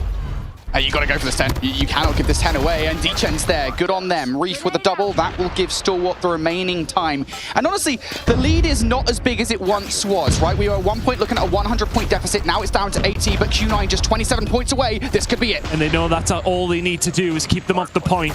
The Sparrow is out from Chen, and Sparrow has found 4 members of STE. They need to start turning up, and very quickly. 25 seconds away for Q9. Yep, just one more wave of gunfights, and it should be there. You're starting to see the operator investments as well. This is the point in the game where if you've got them, you might as well use them, because you can close it out here. And they're throwing the kitchen sink at it. They want to make sure they get this one done as soon as they can. The Owling equalizers are out. The kill feed is lighting up yellow. Q9 finding themselves 10 seconds away. Clove will find them though. The Tempest was out and finds Owling. Now can they make that and turn it into anything where Clove can find 4 and maybe even 5? And there you go. SC can find their breakthrough. The problem is Q9 are only 11 seconds away. Yeah, you need to get this 20 seconds, and you need to perfectly rotate over towards towards Nu, and they're Q9, they've got utility to work with. 3 kills in the feed. Q9, they now have the kills, they've got the map control, they've just got to get control of Nu. 5 seconds away from an absolutely sublime performance from Q9. They say, yeah, STE, are they one of the teams to beat? Well, they still need to put them away. Contestation comes through from the side of STE, and they are starting to make the move over towards P2. Cloud and Kodo, is this really just a formality at this stage? 3 seconds away for Q9, STE inside of the point. On way gunfights, and that could be it there for Q9. They get it done.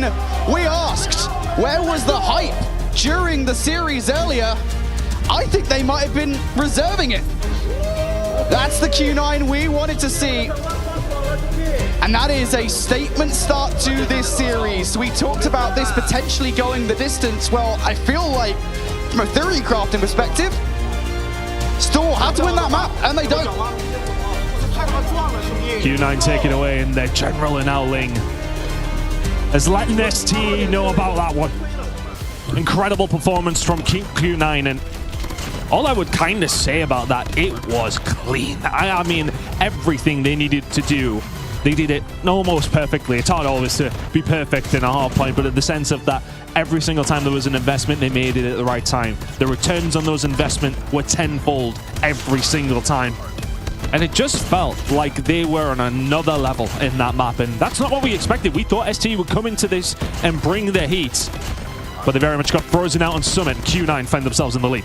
Yeah, and you know, I think I mentioned it in the middle of that game, right? It's something that did happen earlier on versus New Gen Ninjas, is that, you know, there does come a point where you kind of almost go from a very methodical team with your operators, right? We mentioned at the start of the game where we saw, you know, a triple up investment from Q9 to hold P3 to, all right, we're kind of just going to send the ops almost as soon as we get them. And, you know, I think the winner of the race very often is who can not reach that point first, who can try to hold to their ops, doesn't have to kind of desperately use them. And it really did feel like Stalwart, even as we got into the second rotation, we're at that point where it's just like, look, we got an op, we got to try and use them to salvage something in this game.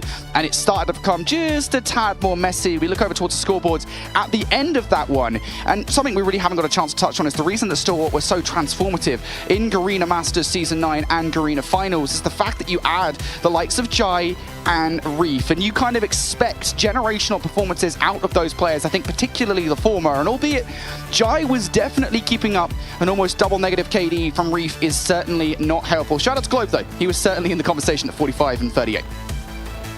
Incredible performance from Q9 to kick this one off, bringing the levels we really did expect.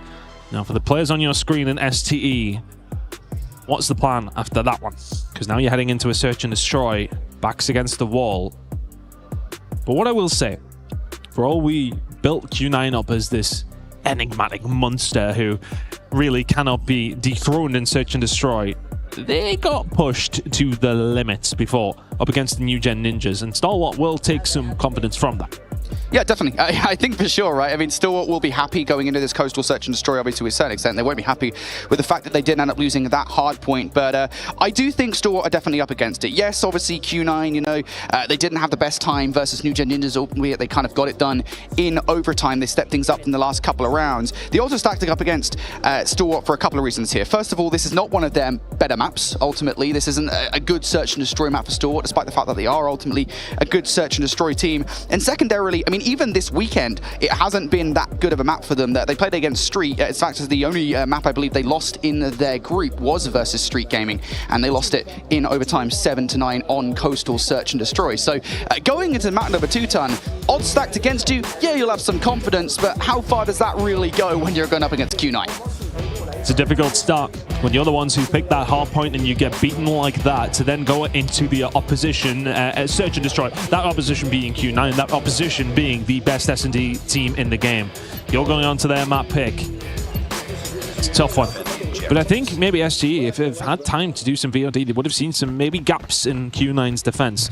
Q9 will be on the attack for the first start though, and will find that first blood. She will fall to FTX. Or ST should find that first blow, I should say. They were blue and yellow, the opposite way. It's fine, mate. It happens to the best of us. Yeah, I mean, this is something that was happening previously, right? Where Q9 were losing their first bloods consistently to New Gen Ninjas. So if Stalwart can get that going through this S&D, that would be huge. And it most certainly has slowed things up for Q9 as well. Just trying to get the lay of the land here for the moment. A snipe down the middle of the map. Well, that would be nice and tidy, wouldn't it? There it is. Jai down for the count. That's a big player to take off the board. Jai has a peek through the middle of the map and loses his life for it. Chen on his way. And this was a difficulty though for the side of Q9. It was getting into A against New Gen Ninjas. No problem this time around. Reef and Scared dealt with, and Owling finds 2. So now all of a sudden, 3 versus 2 as FTX will find a second kill of the round on their way over from B, and they got here very, very quickly. And all of a sudden, Clove's going to find 1. Cloud will answer back with a kill onto Clove. Now a 1 versus 2 for FTX. FTX has time. Even if you let the bomb go down here, you do have time for a quick wraparound. And he's coming fast. Got to be careful here, of course. You make any noise, you go for a slide, you go for any kind of sprint, and they will know exactly where you are. Those headsets are cranked. But FTX, 1v2. He's got the sniper rifle on hat. Killian Cole wait. FTX, a slow peek around the corner. I think he may well get caught from his right-hand side, but no kill. He will put the bullets in, that unnecessary. Cloud then trying to follow up. FTX answers back. Tagged, but still alive. 18 seconds to go. He's going to get in close and personal against Curly. Gives him a quick left hand, and all of a sudden the sniper's left in hand. Doesn't land the shot. 12 seconds to go. FTX can't get there. The play to slide through catches Q9 off guard, but a 2 versus 1, always difficult in that situation. Q9 draw first blood. I thought Jez was the Anthony Joshua of the tournament, mate, but evidently not. His prize fighter's been doing some work this weekend thus far. D-Chen trying to get those opening shots off. First blood again, we talked about it. Paramount to victory here in Search and Destroy. Q9 do have the first round in hand, and then once again, they are just trying to figure out the lay of the land. That first blood is kind of a bit egregious. Clove, look, I know Clove is a loose cannon sometimes. Don't think you need to do that. Plays the game. And unfortunately gets caught out, and then Reef's done the same thing. They think they're going over towards B. Q9 have already flipped it up, and Q9 are dealing with ST on a few different levels right now. Killian Chen in towards the site. There's not really anyone who can answer to this call immediately. FTX and Jai are on their way over, but this one might be done. The bomb has been planted. One more player. FTX, good luck with this one, buddy. And there it is. No chance. And yeah, I think still just getting a little bit too aggressive there, a little bit too touchy. Clove with that first push, that's not the end of the world, I think. You know, ultimately it's a push that's pretty common. You can get that kill with the HSO, you're perfectly fine. I think the one from Reef was maybe overreactive for sure with the information. Yeah, so, I think they just thought it was coming in over towards B. He's trying to get a quick flank on, and Q9 have already second-guessed him. On their way now over towards B. This has been simply wonderful search and destroy from Q9 so far. Look at the breaks coming through. They know exactly where they are. Owling can find 1, but Scott and Clover combine to find 2. All of a sudden, Clover's left in here with an HS, and that's never a bad place to be. Scared will find another kill. He's going to have to try and pull off the 1 versus 4. There's 2 of them. Clover and Scared dead. There's another. The 1 versus 4 was on the cards. We had a second one this weekend. I think I'd have flipped the desk here, but that was the one that was coming to us very, very quickly, and FTX was far too quick in the end to find that kill. 2-1 now. Scary one for ST, but you get it on the board anyway. I mean, scary to see you flip the desk, mate. I don't think I've got the biceps for that. Yeah, I definitely don't, that's for sure. Opening blood, it's been crucial. Mao-Chi looking for it. Whiffing the snipes. Mao-Chi, oh, this is not him. But it doesn't matter, he is warding these players off, so even if you don't get the frag necessarily, you're garnering information with every single shot that you take, and you're keeping players from Stillwater away from B. And that's the idea at the moment. Just split these players up on the defense, get the read as to where they have gone, and if you can get a first blood, then make the move. That would be nice. Of course, 2-minute search and destroy rounds here, folks. You've got time to play with. No need to make any egregious moves. Minute 15 to go. Now the team is able to draw any blood. Looking to try and find the pick over the top. That is a dangerous, dangerous angle. And Clove gets a prime example of it. Straight through the box into his forehead. Q9 open us up. What did D-Chen even see? What did he see, like... Maybe it's his foot, like further past. Did he have something on his foot, like a label or something? It's hard to tell, because we've got the codcast and we can see them, obviously, but we don't know, we can't quite see, obviously, if you can just see maybe where the outline is that we can see. It's tough. Either way, he's seen him. He's certainly seen him. Clove dealt with. 5 versus 4 now for Q9. It seems as if they made their decision. FTX has made his to stick in around B. 28 seconds to go. They've got to get the move, and FTX need it. They find that shot. They're going to back it up and wait for the reinforcements to find their way through, but FTX should be dead to rights, and it is. He finds another one onto Curly, though, so job done, really. Now a 3 versus 3. And that's the key thing for me. I was going to say, FTX in that situation, we could work with a couple of kills. That would be everything, and that's exactly what he does. Oh, timing. Ouchie, that's timing. That's unfortunate. Now Stalwart had numbers. That's a good stun that comes on through as well. It's going to allow the player to find that cross. Reef will find it. Ao Ling left on his own. And the nade hits himself, and unfortunately for Q9, the round will go the other way. But to be honest, it's a brilliant retake from STE, and I want to give a shout out to FTX in that scenario. Everybody flooding towards him. Yes, okay, he may well lose his life, but he takes 2 down with him. And that's important. It gives STE the ability to find that break just a little bit easier. A little bit of fortunate timing on the flank match. He was watching that as soon as he turns away. Falls to the sword. 2-2 after 4 rounds. Yeah, if FTX doesn't find those kills, that round is definitely not Stalwart's for sure. I think Q9 are going to be more direct with it from now on. Clove, though, does actually find one. It doesn't matter that he loses a bit of sight control. The fact you've got numbers would make a effective retake better, but now you've lost Clove, and now that retake becomes infinitely more difficult. And I think the thing is, Q9 just smelt blood in the water. They know Clove maybe hung around a little bit too much. They pressed that issue. Knows they would like these numbers evened up. Bomb starting to go down. Jai will find Mao Shi with an acute angle. FTX will find another. He was on the flank. These snipers working overtime for STE. Now if you're Ao Ling and Chen, you need to push out. Ao Ling can find 2, Chen can find 1, and all of a sudden it's a 1v1. FTX pushing inside of the side. Is this a 2v4 from Chen and Ao Ling? Trying to survive, ring around the rosy. 30 seconds to go, but who's going to get the angle? It was FTX, but he doesn't land the shot in time. Both players weak, both players surviving. D-Chen has to hit the reload. Oh, and D-Chen will win it in the end. Goodness gracious. Oh my god, 2v4. Ay, ay, ay, mate. Q9 just seemingly finding a way. The fight just lasting so long in and around the site, and both players tagged up. And in that situation, the shotgun's not necessarily the gun you want. Ao Ling now finding his way through. Quick attack over towards the A side. Reef can find him.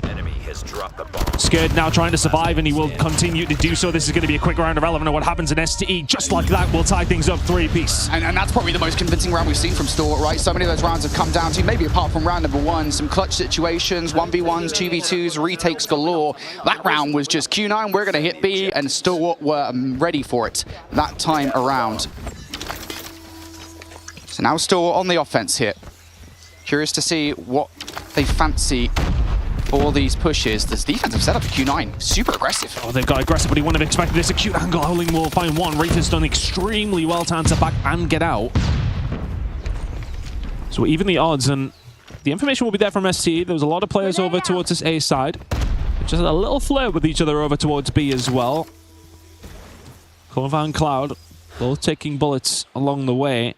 This is a big fight. It's a massive fight. You can't land it if you're Clove. You gotta back down. Get the hell out of dodge, because Cloud, that was dangerous.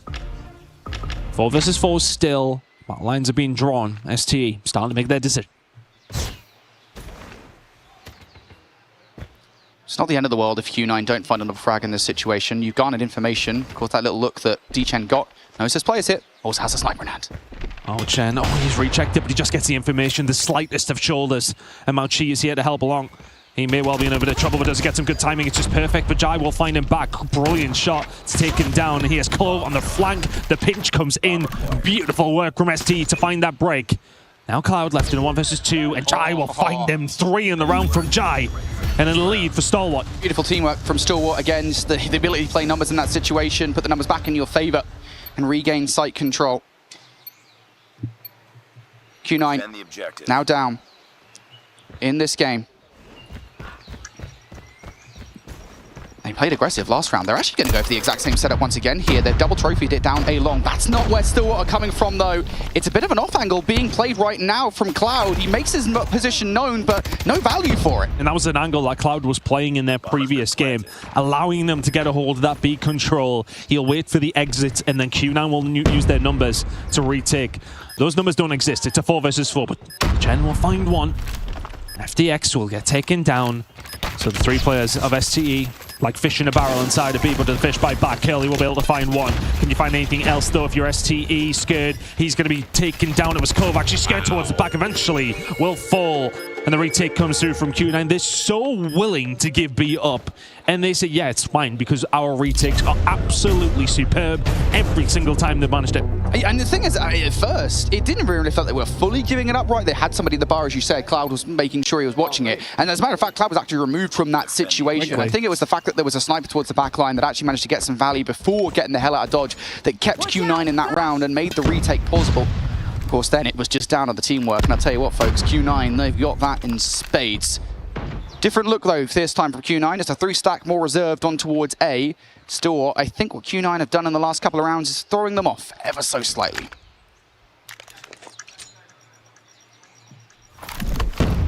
ST waiting for a moment. Utility finds its way over towards A. What is it? Smoke and mirrors. Was it a ruse? Will Q9 fall for the bait? The answer is absolutely not yet. Giant Clove though on the way over. Cloud has been playing the same angle. Cloud lands the shot, but just butters Clove up. B now under the control of STE. But yet really to have the numbers, it's a wonderful nade, and Cloud will really get tagged up. Still 5v5. Yeah, this time I was going to say Q9, they have full numbers for a retake, and if they can retake without numbers, guess what they can do with it? Problem is that ST really aren't in numbers here quite yet themselves, so is it going to confuse Q9? They probably would have expected everybody inside. It doesn't seem to matter because Owly is just running through everybody. FTX now left in a 1 versus 3.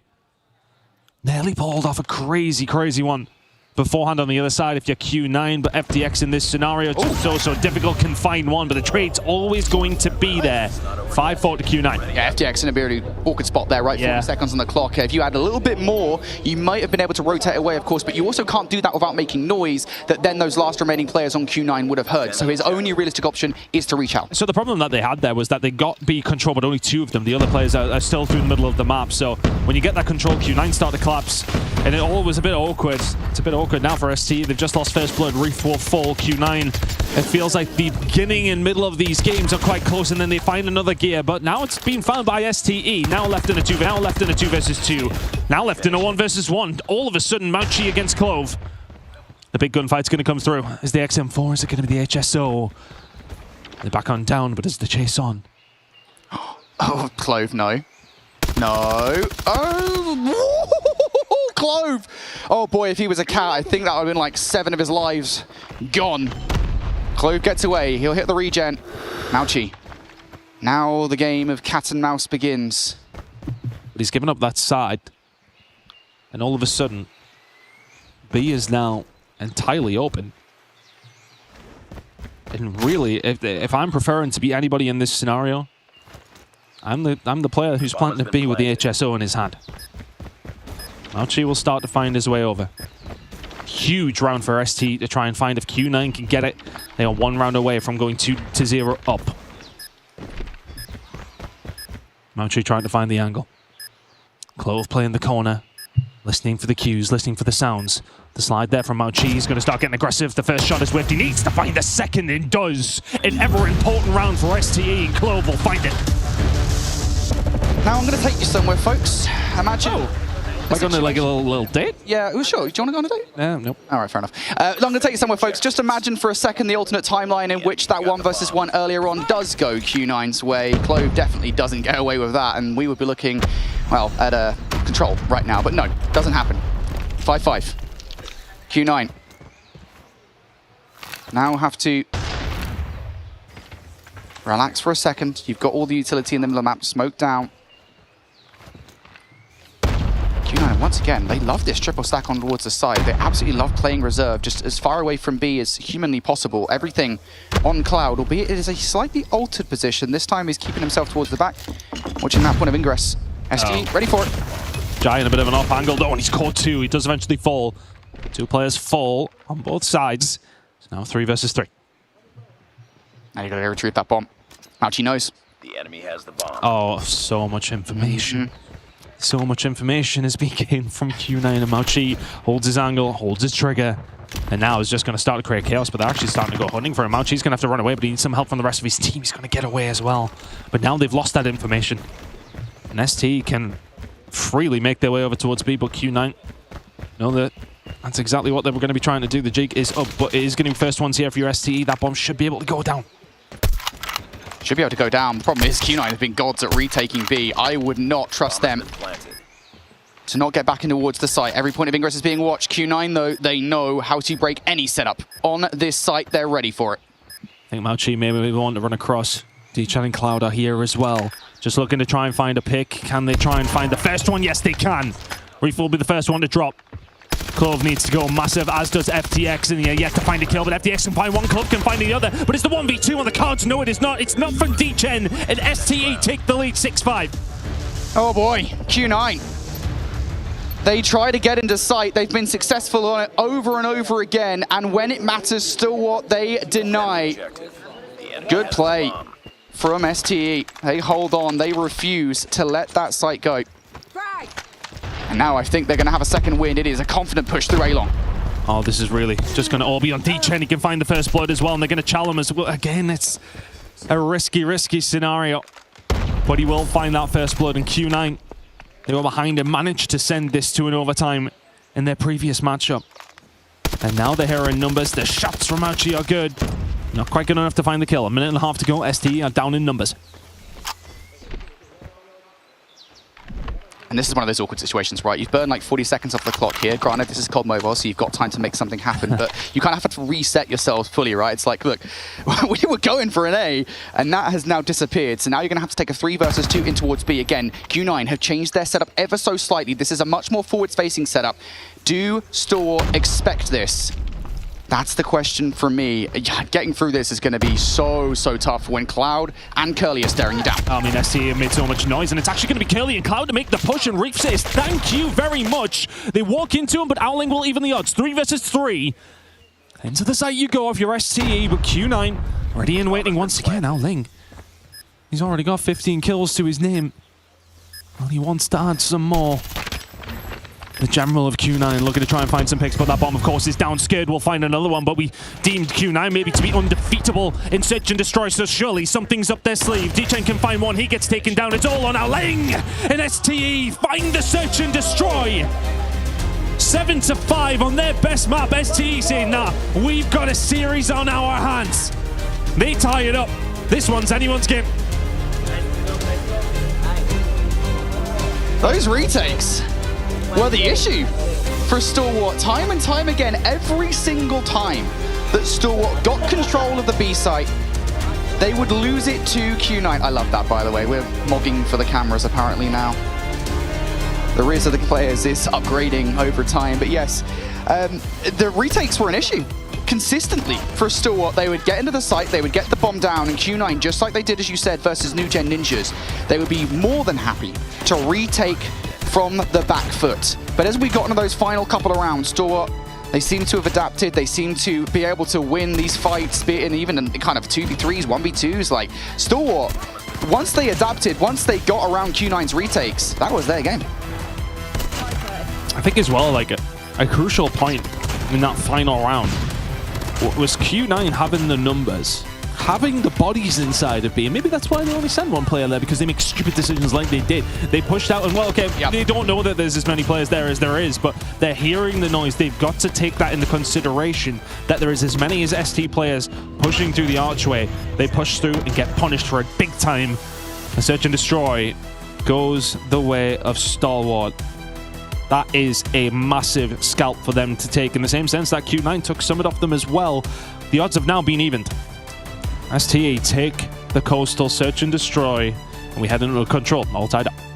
Shout out to Jai as well. Conversation we haven't really had yet, but of course, for those of you guys unfamiliar with your ball game of Arena Call of Duty Mobile, Jai is, well, I believe the Greener casters call him LeBron James, and for good reason, because he is the guy for this team. Of course, he came in to Stalwart Esports alongside Reef and Palatao for Greener Masters Season 9, and I think the combination of those two players alongside the incredible coaching that Palatao has brought to this team has totally transformed this roster into a powerhouse that, well, again, I consider capable of taking the entire championship. So, yeah, Jai is just that guy, and I think he's going to perform just like that throughout the remainder of the series. Is that one coined by Callie and the guys? That's a Callie. Yeah. Shout out those boys. Nice to be. It'd be nice to see them out. Yeah, I don't even think I have. Anyway, irrelevant of that. Q9 and Stalwart here. All tied up. And they are two teams who will be fighting for that trophy in the middle of the stage. That is of no doubt. We're in the winners semi-finals. We're starting to get to the real business end of the tournament. I'd frankly say we are in that business end. As we're starting to now load in to map number 3. We'll be heading to Raid, which is never ever a bad thing. But is it a bad team for any one of these particular teams? Yeah, I think Raid is a good map for both of these teams, actually. It's a phenomenal map here. You got 3-1 for Q9 throughout CDM on this map. You got 4-1 for Stalwart. So I think just on memory, I can't even look at the document right now, but I think that would be their best control map by far. Thing is, though, for Stalwart, they did lose control earlier on to OUG. So, you know, look, if they're going to lose a map in this series, it might well be here. We'll see whether or not that does happen, though. Q9, I think, have proven resilient. They've gotten better every single time that we've seen them. Raid control, big one, considering how Hardpoint and Search and Destroy have gone thus far. Really no idea which way this series is going. I had it potentially at 1 apiece after 2 maps, but maybe not on the order that it's happened. The order now for ST on the attack seems to be B first. They're trying to find their way over, but Curly's starting to line a couple up. Nice shot on a jive, but can't quite get the job done. Glove is there, and plenty of bodies coming in from STE over towards B. They're working on first hit. Wow, the aggression from Stalwart early on in this. I mean, look, granted, they haven't exactly got themselves a live advantage, but what was that like? Pushing through the defensive spawn almost immediately, and then off the back of that, just ramming themselves through the driveway to try and force something positive on towards B. The result of that, of course, means that there's actually a lot of space being cleared over by A. Q9 had to put all the bodies on towards B to defend it, and now they've just got Oling over here, who does go down. So Stalwart, they've opened the door, but they don't really have the lives to support these pushes. I think they smelled blood in the water, didn't they? It felt as if they, they were expanding across the map in the right kind of way, but ultimately they have manipulated the Q9 to committing a lot of bodies over towards A. It's the easier side to defend, and historically always will be. B now confidently being worked on by STE. Inside of the point, getting aggressive through Laundry as well. They want to try and get a little bit more control. They're trying to do that, but they're getting taken down. Curly and DJ working out very, very well. Can they find the final couple of kills just to solidify this one? B still being worked on, but they've wiped everybody out who dared push past Laundry. And STE, now in a little bit of a precarious spot. They're trying to get a hold of B. They nearly have it.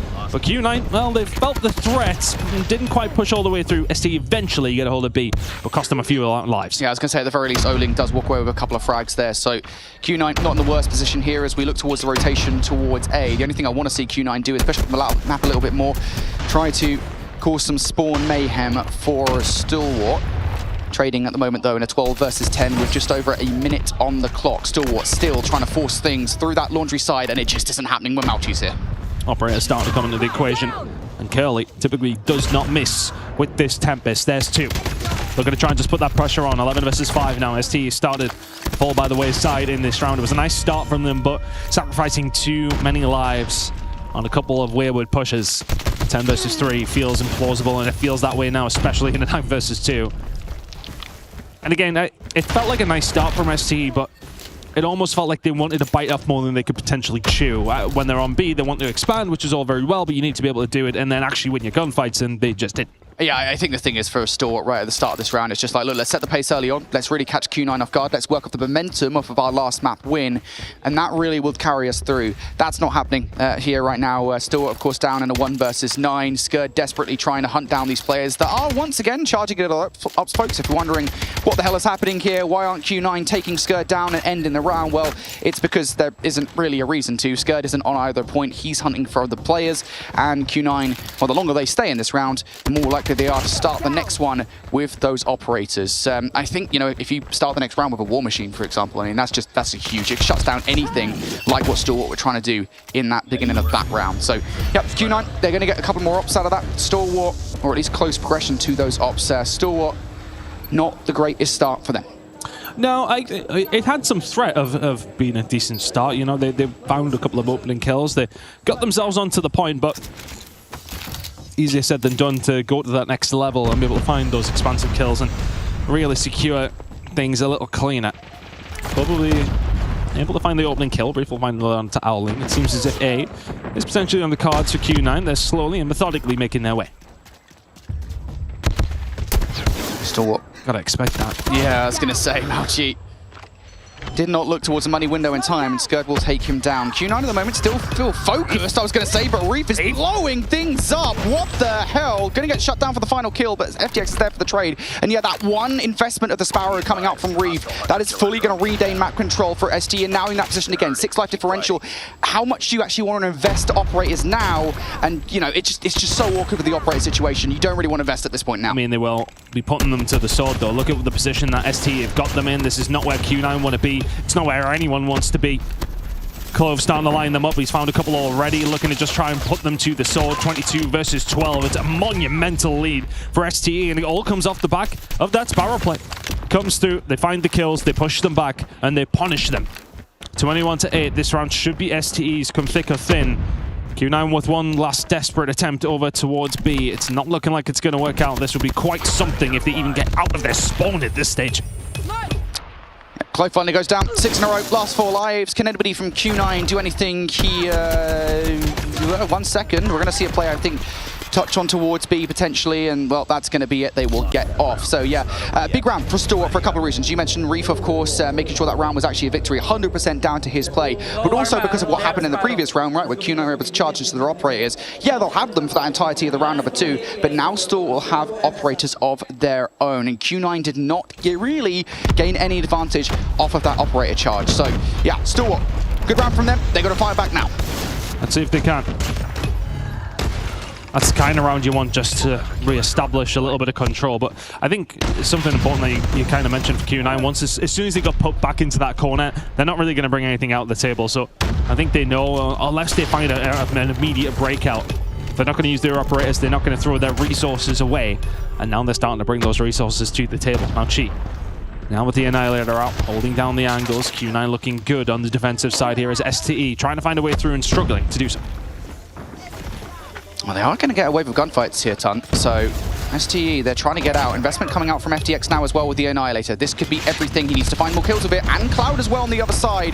Oh, and it's not that great. The Annihilator doesn't really amount to that much. The Death Machine ensures that. So Q9 happy here with 35 on the clock. Still haven't really had much of a shot at either of these two control zones. Not really. Struggling to find a way through. Struggling to find like a cluster of kills to give them a bit of momentum, free up a bit of space.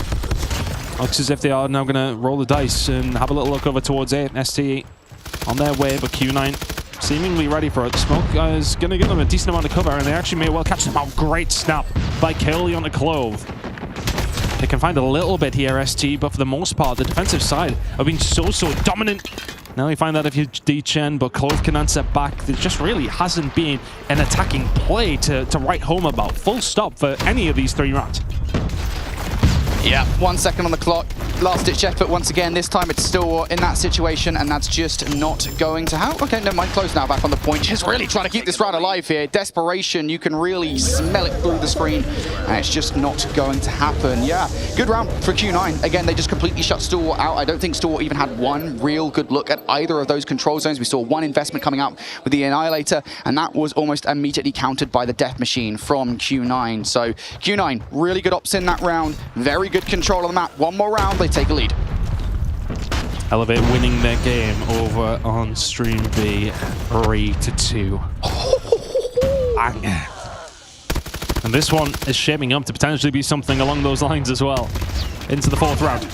That's where we are now. Link starting to get something going here on the attacking side. Trying to be the tip of the spear, if anything, for Q9. And they're working on a push over towards A. They've got bodies inside of the point. STE are not in a great position to counter that. And this could be a point going over towards Q9 and that time being extended. Q9 not jumping on the point of the bodies just yet. Stalwart going to try and approach some kind of Zimmer spawn trap, and it looks like that's the case right now. You've got a couple of players in it as well, and here comes a spawn trap. You're in the blender. There's only 2 of them here. And another player is actually going to drop back to try and help out, but Jai's going to take down Mauchi on the point. So 4 players now from Q9 have been forced to back up, but then actually because of the push that they've come through, that players drop back, they get the spawns over towards the A side. So players have got a free route over towards it. They may well just go and try and extend the time, but you've got to be careful of the lives. Yeah, you don't necessarily need to take these players out. You just need to do what they just tried to do, which is push them out of the AC unit so they do get that closer spawn towards the pool. That's why Skirt's repositioning here is big for a Q9. Of course, Flip side of that situation, Q9 are now going to capture A because Stalwart was so intent on that spawn trap. Now they're going to abandon that one, just move it across, let sure we defend B. Yeah, Q9 really got funneled down that side of the map and said, yeah, bet, cool, we'll take A. But as you can see, the disparity is the lives. It's not unfathomable that, of course, Q9 can bring this one back. It's only a 7-life difference, and they did get a hold of A, and they have time to work on B. But ST kind of get what they want out of that spawn trap. Operators kind of on their way for Q9. A couple available on the side of STE. I'm sure they'd like to not invest them, but they may well have to if Q9 can find a break. That's good first blood coming out from Mauchi that opens the door a little bit here for Q9 with 60 seconds on the clock. This is an immediate reposition coming out from Q9 as well. Hey, we've knocked at the door around the front. Now let's go around the back. Oh, he may well have caught them through the middle of the map. Reef will find one. ST being very, very patient, but as are Q9, but Q9 are the ones who have to make the move, and ST are quite happy to wait for them to come to them. Jai and Kodo, can they actually combine to do anything here? Giant Reef can answer back. Mount Chi, he was able to find a kill, but they get taken down, and they come into the Lion's Den. STE holding this one down. Jai will fall, but gets out lane. There's 3 with the War Machine, and that may well be the round. 19 versus 9. Yeah, that might well be the worthy sacrifice here. It is the life differential that is so daunting. 25 seconds. All Q9 can do now is just turn the tide in their favor by way of tick progression. You got to get on the point. Skird's really tagged up here as well, but our lane can't find him. Skird can find 3 on minimal health and get away.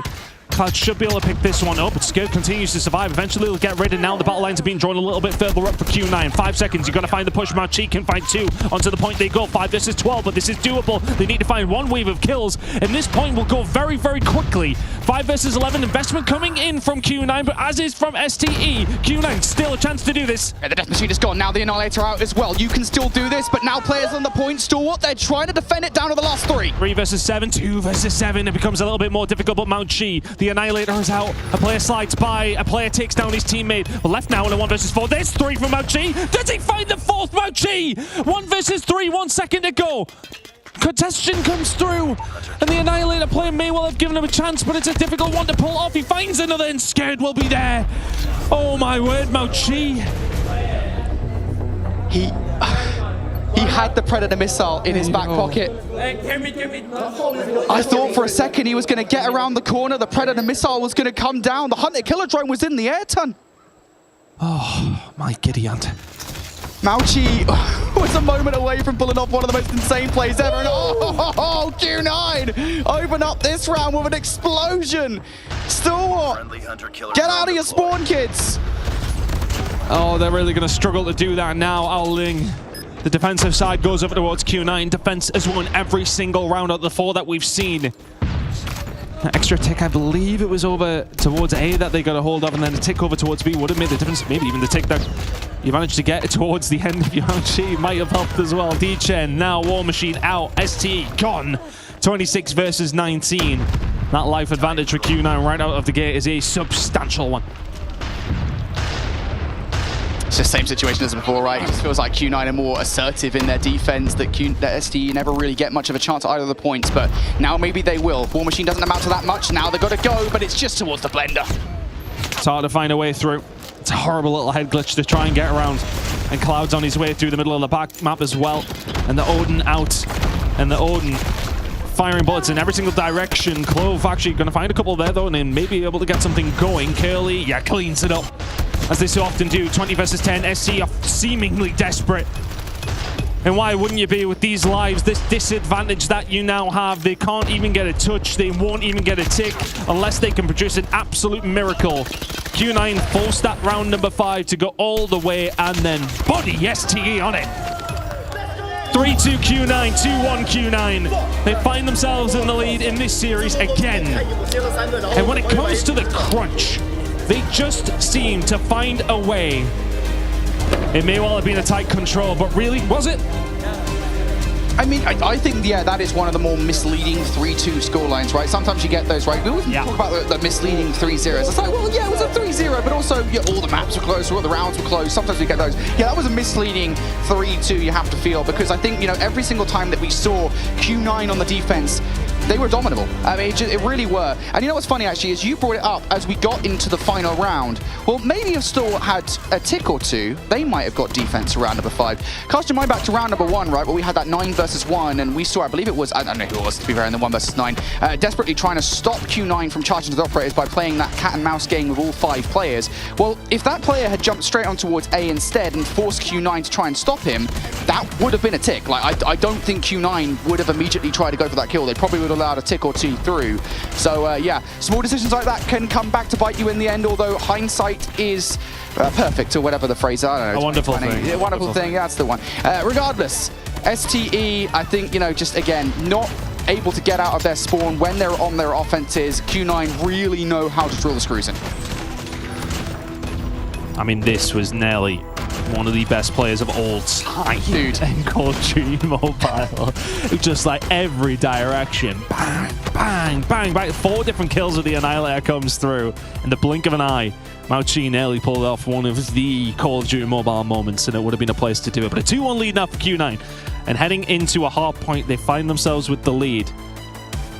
This one really still could go either way, though. And like, I think the thing is here now for Q9, they know they've at least, at worst, got Tunisia to go to for a map number 5, but they've got a Combine to get through beforehand. Stalwart will feel confident on that Combine, but they need to make sure they got the job done, and then they need to try and bring their A game to Tunisia if we go that far. I'll be perfectly honest, though, right? I mean, again, kind of going big picture here with the maps.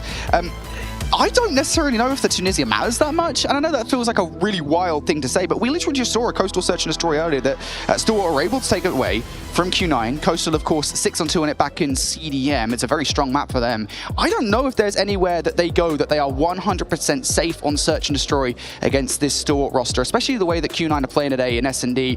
It feels kind of like just not their usual S&D, where they're taking a while to kind of figure things out and get everything perfect. That said, we do have that Combine up next, and this is a good one for Stalwart for sure. My mind always gets casted back to the very first map of Garena Finals, Upper Bracket Finals versus Elevate, where Stalwart had an absolute banger of a matchup versus Elevate. At the time, I believe, I think it was, I want to say like a 70 to 80 point game in the end. Elevate almost came back in the game, but it's the way in which we saw Stalwart come out swinging in that map. I think it was like Jai and Clove dropped like 50-60 kills a piece or something to that effect, and that's the scary thing I think for Q9 here. If you're not able to shut down the likes of Reef, Jai and Clove here, obviously, I mean, you could probably name the entire roster, let's be honest, but I think, you know, Jai and Clove in particular, this is going to be a tough map for them. I think there is absolutely ample opportunity here for Stalwart to force a map number 5. Having a look at some of the last times that Combine has been played by Stalwart, this is their pick.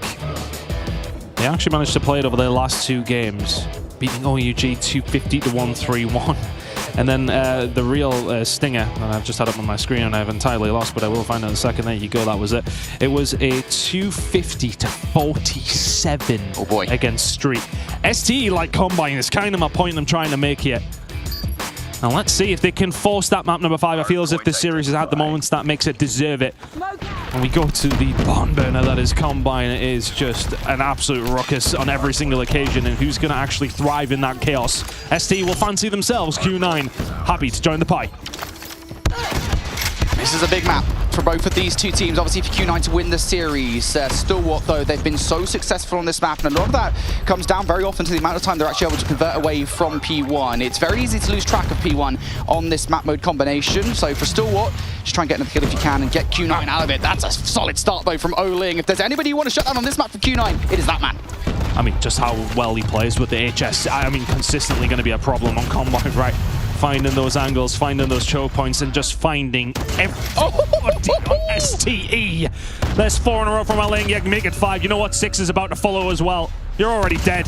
Fox can be dead, and anybody else want to find it? FDX was the one to fall. Not Fox, my word. My brain's not working, but my brain sees Owling frying.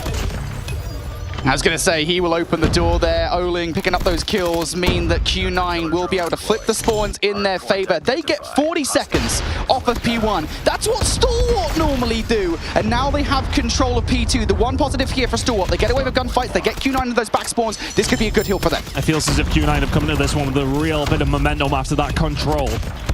STE trying to find a way through though, as mentioned. Those back spawns are hard to break through, but it's a bit of a split now for the two players left from STE to try and hold down inside. There's a little bit of a tall order. Howling and Co now trying to find their way through. Skirt can find one through the middle of the map, but Q9 regain control. 40 seconds to play for. It's a big kill for Q9. Still all trying to get through the front of this hard point. You've just got Oling watching it like a hawk. Investment now early. The Death Machine and the equalizers, everything coming out to play, and Stalwart feel like they're banging their heads against the wall at the moment because they just cannot get through. FDX will remove the Death Machine, but honestly, you're fighting for scraps at this point. This is a heavy investment from Q9 on this hard point. They want every single second of time. What's the snowball mechanic we talk about with operators that is so often a difficult thing for teams to deal with? Q9 invest immediately, knowing they're going to get it back quickly. They may as well just try and put them to the sword whilst they can. Clover's done phenomenally to find two there, but it's for absolutely nothing, and the rotation over towards News not looking too hot either. Curly trying to work the middle of the map and is doing so well. Lovely transfer. As now eventually Q9 make their way over towards the next hill, and they are putting STE to the sword. There's no way you should lose that rotation. No, there's no way. You should not be losing that rotation like ever. And well, these spawns are super janky, but if you can hold them down, well, it's difficult for a team to break through the front of the hard point. I'll tell you that much for free. Stalwart right now struggling in the kills department as well. Jai is only at 9 kills, Clove at 6. Those guys, if they can step things up tenfold, Stalwart will be back in the game. But right now, 17 points is not great. War Machine is out from STE. They need to make sure that they make these operators count. And this is really the first time that we've seen it from STE. Q9 got theirs very, very early. Scared doesn't need an operator. Finds 3 pretty much immediately. They get themselves inside of the point. 15 seconds to play for here. STE are going to start to have to find every single one of those seconds. They're going to find a break back through. Clove and Co are starting to get a hold of their operators now, but they need to make efficient use of them. I will say for Stalwart, it's not the end of the world. You get the back 20 seconds or so. You're only 60 points or so down and towards the next hard point. That's a wave of gunfights for Stalwart as well. So first touch looking pretty good, but you got to flow up more. Kurd trying to find something there on Oling. He finds a breakthrough though, but the rest of this team through the middle of the map are able to find a little bit of something. Clove and Co though trying to push forward, trying to force them back, and that's going to be a good break coming through from STE. 45 seconds to play for here, and that's the thing. I think some teams can come out swinging. You see those operators come out. Q9 made the most of it at the time, but STE have done very well to bring this one back with their operators themselves. Yeah, I like STE's get team play at the moment as well. You get a player like Reef behind enemy lines trying to play distraction while the rest of the kills coming through the front, but now the kills are coming through the front from Q9. That's the break that they wanted, and the thing is, when Q9 break, they immediately invest their operators. That's 4 in a row on the Tempest for Curly. Hunter Killer Drone immediately in the air. They want this snowball back up again. Yeah, they want to keep it rolling if they possibly can, and they are rolling it. It's getting bigger and bigger. Q9 finding that break, and that felt like STE's way back into this game. It's far from done, but you think that 20 seconds goes over towards STE. You're sitting at 80 or 90 points, and Q9 are only 10 or 15 away. As it goes, Q9 find that break. They find those 20 seconds, and that lead dissipates. It gets even bigger.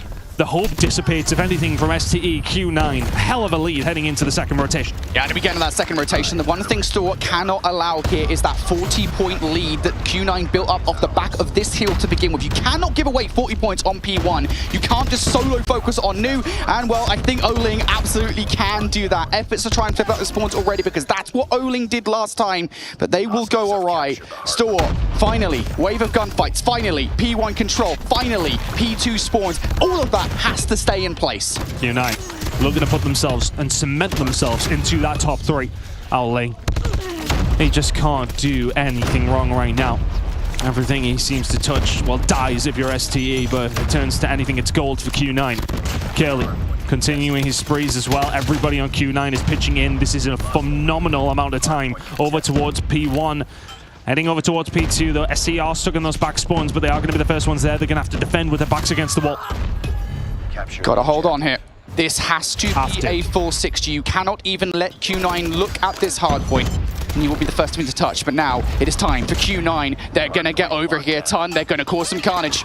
Oh, Tempest is out. Curly trying to find what he can, but Jai here with the War Machine, he's going to cause a lot of problems as well. Continuing to survive, he's going to try and push them away, but Cloud, he's going to start bringing some through of his own. He's actually going to kill himself there, so that's not going to work out whatsoever. STE, can you find a way through? Yes, you can. You find the break, 40 seconds to play for, but it feels like every single time STE are finding a break, we're always saying they need to find this time. You truly do now. you're 80 points behind, but this 30 would be massive. Yeah, it's just Q9 just being mixy, right? I mean, they're just constantly getting a player in, and every single time they do, it's a contest for a couple of seconds, but that time, it does accumulate, and Stalwart, they will be missing that time as we go further and further throughout this game. 3 kills now for Q9. Now they are the ones back through, and if you're Stalwart with 15 seconds left, you cannot be in this position. Like, you have to flip those spawns now and get this time. God. They are trying to do it, but Oling, he has other ideas. Chen trying to have a little look there as well. Did not quite manage to find his way through, but Q9 could not break through. STE did well at holding on, but I think you make a fair point.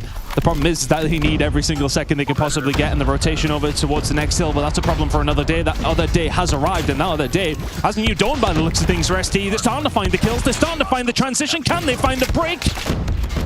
Owling says no. No way he finds another. Reef is there to pick up the pieces, but there is the trade. Bit of a 50-50 between these two. 45 seconds. Yeah, back spawn still good though for Q9 here. God. FDX will find 3, but it means that Q9 will continue to spawn at the back over and over again. ST under constant assault. I'll have your guns up. You got to keep them completely locked down as much as you can. The choke points are going to be influential, and those choke points are being lit up by ST bullets. Owling trying to find a flank, and once again just switches to the pistol and makes things so difficult.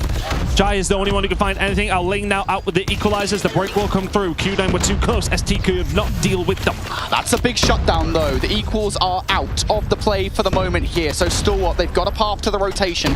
And they did look pretty good last time around. They got the good look at this hill for the first 40 seconds of it and then lost it in the closing moments. Obviously, we need to see them do better if they want to close the advantage of Q9 has built up. But that wave of gunfights, that is a phenomenal start. Now just do it again.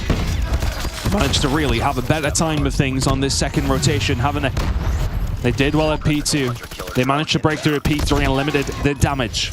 Now they find themselves less than 60 behind. 50 seconds up for offer here, over towards the next hill. We go over towards P4, and can you defend from every single different front that you need to? Well, if you got some equalizers, that typically does help, but Clove can find 3, yes. But he gets shut down pretty quickly. They wouldn't have minded him inside of the point, but he can't be there anymore. But Reef and Co still are. D-Chen, he can answer back with a Sparrow of his own. There's 2, doesn't find a 3rd. FDX and Co still continuing to survive. Tempest is out. They need these points. Beautiful operator investment coming out from Stalwart. It is a full yellow feed. This is the time that desperation is perfect, because you are investing every single operator you have into closing the deficit. You want to get back in the game. It's time to get those operators in play. Q9 trying to have a desperate attempt over towards the final few seconds, and they may well get a look at it. FDX, though, he can shut them down. That lead was 70 or so at one stage, and STE have brought this one back. It is a 15-point game as we head into another rotation of hills. Once again, Stalwart incrementally better at holding P1 control. Did not give away anywhere near as much time last time around, and they held that rotation towards P2. So Stalwart, they know what to do. Now they just have to put it into practice. But Mauchi, he's on the crawl with the death machine. That's a big shutdown. Massive shutdown coming through from Jai, but everybody else on the team of STE are starting to fall. Q9 are having a wonderful time. Things over towards P1 again. They cannot quite win it here, but STE may well be able to lose it. 180 and rising, but Q9 doing a really good job at holding down over towards P1. Things starting to get a little bit more mixy, but you're not finding a great deal if you're STE here. Q9 are just totaling points up. This is a lot of time you're giving away. I just stress about what happened back on the first hard point. You're finding all the kills if you're a Q9. You're finding so much time here that really one just break over towards P2 would do it. And it's forcing Stalwart to make really dangerous maneuvers in towards the middle of the map to try and steal this time away. You are going to get the kills here, and you do have P2 hold. But again, it's Q9. They're irritating. They are going to contest you as much as humanly possible. Really good job from STE to actually limit that damage, because it was looking really poor, and they have the spawns for P2. They will spawn towards the back. The hill will pop it out. Ling, he's found a gap, and he's walked straight through it. And he's got equalizers in hand. There's the flank. There's the play from Owling. That may well just win this game. That might be it, folks. Owling, he flips the spawns out. Now it's Stalwart who have to crawl their way back to the hill. Oh no, the operators are being brought out. We say when Q9 smell blood in the water, they just hammer down time and time again. ST need to find a break, but how are you going to do it through the fire and the flames right now? No kills are going their way. There's only one thing going anywhere, and that is Q9 to the winners bracket final. Does the break come through? It will not matter, or will it? FDX can find a way through. Are Q9 going to be able to close this one out, or can STE survive? STE find a way through. There's an EMP in the mix. Get that thing out. You just need 2 points. Get yourself in. Can you find a way through? STE somehow managing to keep this game going. Q9 only need 2, and there they are. Once again, Q9 will put themselves at the top of the table. They will send themselves to the winners bracket final here at the Call of Duty Mobile World Championships.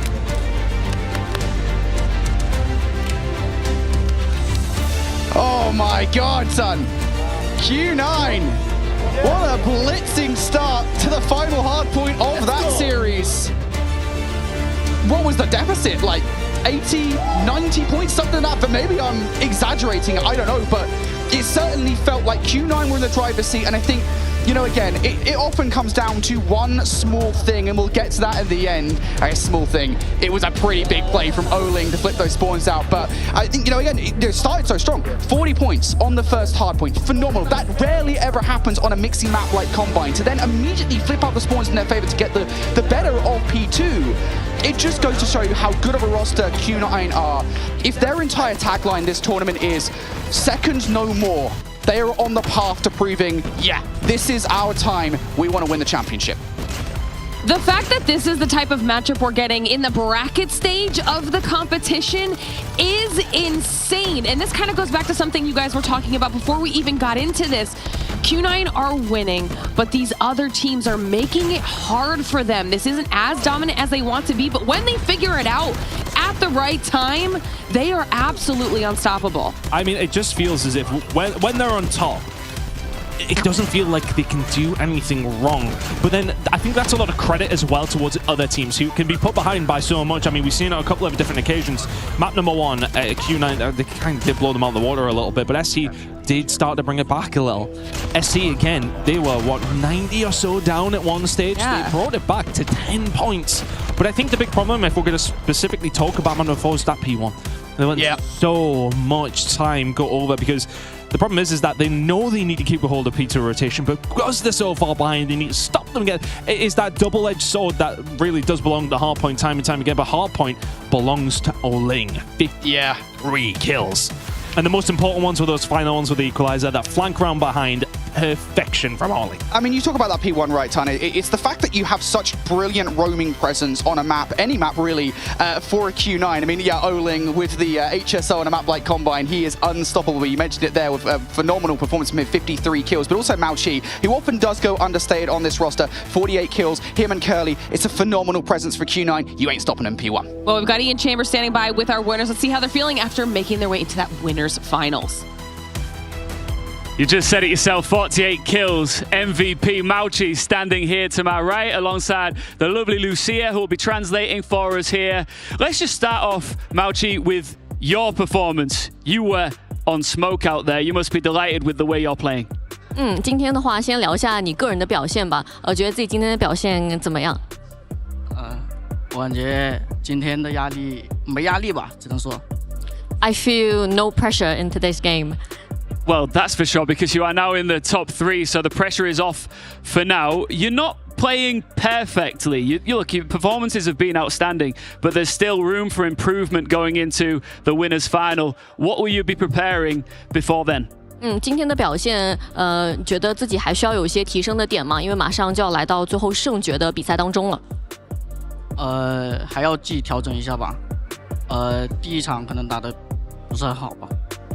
He needs to adjust a little bit because he don't think he played really well in the first game. Yeah. Okay, well, we saw the reaction from yourself and your team. It means everything, that win, to progress on in this tournament. It feels like you and your team really, really want this opportunity. 在今天的比赛当中可以看得出来，最终的结果也是印证了你们的努力嘛。那觉得自己今天整个队伍的表现如何？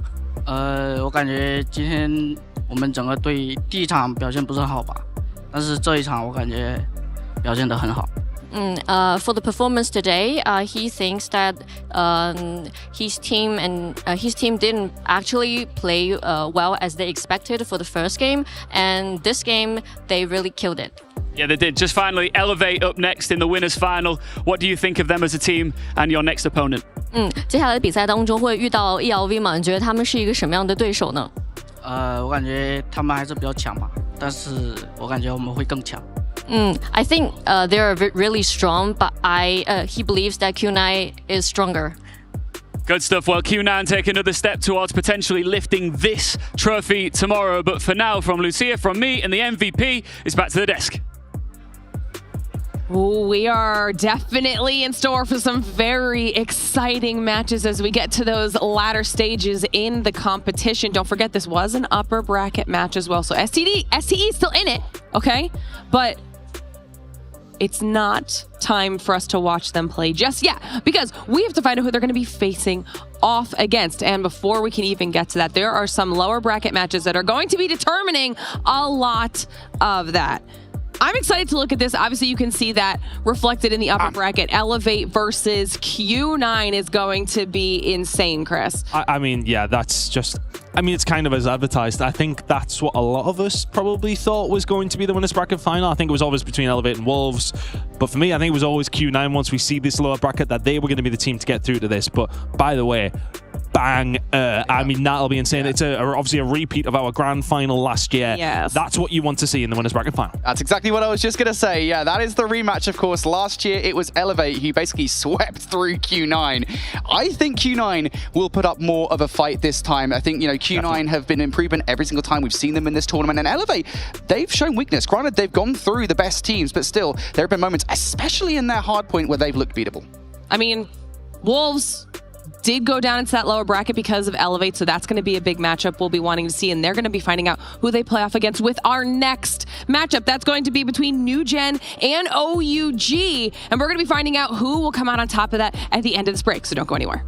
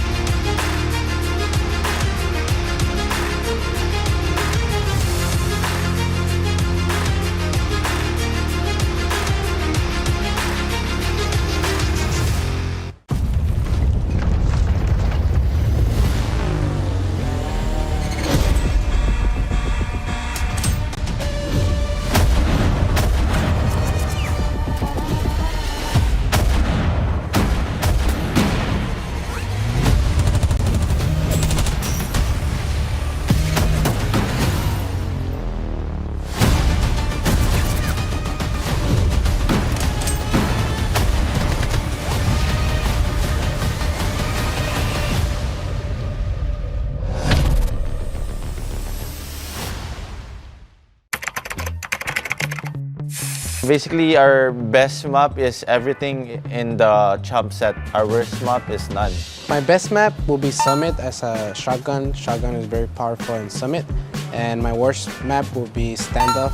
My best map probably Hacienda. I really love that map. And my worst map, I didn't like to play Apocalypse at all. My worst map is Summit, and my best map would be Hacienda. My best map is Tunisia, and my worst map is Corona. I would remove all the SMG. I will actually remove the Type 63. Is really broken. Probably USF9. The one weapon I would remove would be the Type 63. The Type 63. I could say it's fair, but at the same time, Type is still overpowered and it can still ruin the experience, just for me. Believe it or not, I think it's really fair this year because there has been a lot of game rules with the updates, the nerfs, the buffs. I believe it's pretty fair this year. Right now, it's really fair for me. Like the XM4, in the competitive same, like XM4, VNP, and Odin also, they are really good. But yeah, it's fair enough for me. I think with a couple exceptions, if you take out two weapons, I think the balance is pretty good. Today for me it's not really fair because it's the same meta since a long time. So I would like to change, and maybe the SMG are too good with the USS 9. So if we can go on a rifle meta, for me it would be perfect. Hi guys, I'm FDX, the captain for Stalwart Esports, and here is my loadout. I'm gonna start with the loadout. Since I'm a sniper main, I usually go with the Tundra. Even if it's nerf, it's okay. So here's my loadout for it. So I'm gonna first put the muzzle here. As you can see, oh, it's not upgraded, so let's upgrade it first. So muzzle, I usually go with this tactical suppressor just because I don't want to be seen in the map. The barrel, I usually put the one with the fire interval. So here, I recently used this just because some of the attachments are banned. But if it's not banned, just like before, I usually use this Hammer Forge. But for now, jump set, I use this rapid fire. So for stock, I just go with the FMJ so I can wall bang, one hit, you know, something like that. And for the ammunition, for sure, it's gonna be the 7-round. Rear grip, it's gonna be the Serpent Ramp, yep, for the ADS. Then we go to the secondary, I go with the gloves. Of course, just gives me the mobility. I usually use gloves just because I'm really into rushing while having a sniper. And if close range, I usually pull out my gloves and just punch them one hit, you know. And here, I play lightweight, then toughness, then dead silence. The lightweight gives me the speed, toughness, just because I don't want the hit flinch for the sniper. For the dead silence, so I could sneak up into the enemy. For my OS, I usually like Annihilator. Yes, this one. Since I'm a long-range person, sniping gives me also a one-shot kill OS. Then just flash. Then for my score streak, it's just the champ set, obviously. The normal one, we just put the EMP in the AV, and it's all done. For those who wants to rush with a sniper, just like in getting that TikTok trend, you know, rushing with sniper, use my loadout. It's very good. 我们在比赛前的准备主要是会去观看我们即将的比赛对手的录像，然后会做一些自身的调整，比如说在我们一些地图的某一些环节，我们会进行一些特别的调整。So usually before the match, we just play training mode, 20 minutes training mode. Then if we're like there's a lot of more extra time in, we just go for a free for all together as a team to like warm up our gunfights. Me personally, as an individual, I make sure to have 3 things. Number 1, it actually happens before the match starts. I make sure to have really good sleep, minimum 8 hours. Number 2, I always make sure to eat very good food. And number 3, I always make sure to take a nice cold shower because it helps me refresh. 我们队伍每天的训练时间会在至少10个小时，然后如果在比赛密集的时期的话，我们的训练时间还会增加。As a team, we're working around the 8-hour to 9-hour mark on average. However, people individually do work both inside and outside the game by their own time. We usually train about 4 to 6 hours a day. As a team, we might play 6-7 hours. Usually, pressure isn't really a problem, but every player experiences it at some point. My personal best advice to that is take a deep breath in and sometimes just hold your breath. I'm more like a chill guy, so I can work with the pressure without problems. I remember that they're human too, and every emotion that I feel, they feel too.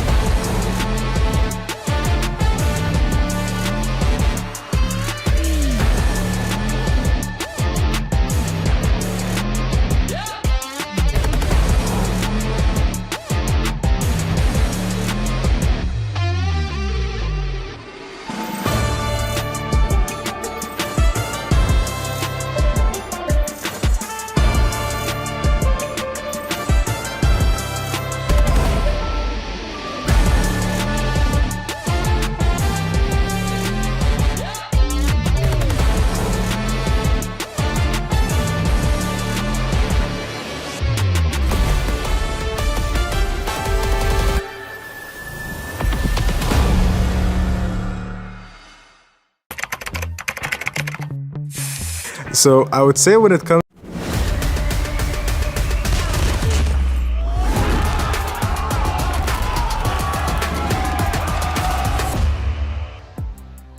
All right, everybody, welcome back to the Call of Duty Mobile World Championship 2025. We're back up here trying to get through some things here in the lower bracket. I misspoke earlier. We've got New Gen and OUG on our B stream. What we've got going on up here is Gallerus and Stalwart. We're going to get them back up on stage. We just saw them play. They did go down, now facing off against Gallerus, who were able to take out Street in a 3-0 fashion. And we've got new guys up on the desk here as well, because we have Proper and I Hold Shift ready to get into the next series. Before we do that, quick thoughts on what you just saw in the last one. I honestly thought I was going to see some crazy masterclass out of STE. They were really showcasing all of their performances that were up in the Garena region versus Elevate, just coming up ever so short versus Q9. How's that going to play into this next series here, Alan? I like a little bit of sauce. Okay. A little picante, muy picante sauce. I think Stalwart's overrated. I'm just gonna lay my life on the line. Whoa! I'm just gonna say it. You guys have been sitting here with this hype, this cloud of darkness, talking about Garena and this, that, and the other thing. Sorry, I almost hit you with the face bone. I got Gallerus in this one. I think the Stalwart team has a lot of flaws. Watching how they played through that series, I thought they made a lot of mistakes, and Q9 absolutely punished them for it. And what strengths do you think Gallerus has here, Proper, that are going to work in their favor against STE? They got a Lucasen. They also got a Mihawk. They got a Hen. That's a good shout too. Hen had a fantastic series as well. Like I mean, it was a bounce back versus Street, but also at the same time, much more disciplined than what we got to see in their opening series versus Wolves. I think that Lucasen is going to continue to perform at a high enough level. It's just whether or not the supporting cast behind him is also able to be that consistent. Sure. I love that. And our players are going to be getting themselves set up and ready to dive into this matchup. Talk to me. I know that you said you think STE is a bit overrated, but where did you see sparks, potential hopes, some spots of positive that they can use that they have to really focus on to stand a chance against a team like Gallerus? Yeah, it's tough because that was, I think, their first, I won't say like real test, because OUG's playing really well right now versus New Gen Ninja, so like OUG does look for real. Sure. I think it's just, for me, what we're seeing in Stalwart is an echo of what we saw in their region versus Elevate. Close, but no cigar. Like a couple of great moments that just kind of fall apart at the seams. I think there's just an extra level of layering that they're missing in their hard point to keep them from really running away with money hills when they should have them, allowing challenges and contests to come through when they probably shouldn't. And then when you look at things like their depth in their map pool, I think they're a little one-dimensional just based on what we saw, not just in their series versus Q9, but overall through the weekend, as well as looking back at their region. You know what they're going to get. They want to play Combine. They're going to want to play things like Firing Range Search. Like, it's very predictable, and I think if Gallerus has done their homework, they should be able to set themselves up for success. Not to mention that Gallerus were able to watch that entire series. Also that. It was going down. Doesn't hurt. Yeah. So, just a little bit of additional scouting information as we take another look here at the bracket to remind everybody at home where everything stands. It will be Elevate and Q9 in that upper bracket up there. That's going to be a banger of a match. We're now down in the lower bracket looking at the Stalwart Esports versus Gallerus matchup. And Wolves was, of course, the team that did go down to Elevate, dropping down into the lower bracket, waiting to see who they'll face off against when it comes to that New Gen Ninjas versus OUG matchup that you were just mentioning. But it's time for us to get the players out here on the stage. So Ian, let's do exactly that. Q Glitter. Shifty said he likes a little bit of sauce. Well, I got something saucy for you, you see. I got two teams that are ready to go to battle here for survivals. Two teams that do not want their journey to end here and now. So let's bring them out without further ado, starting with STE.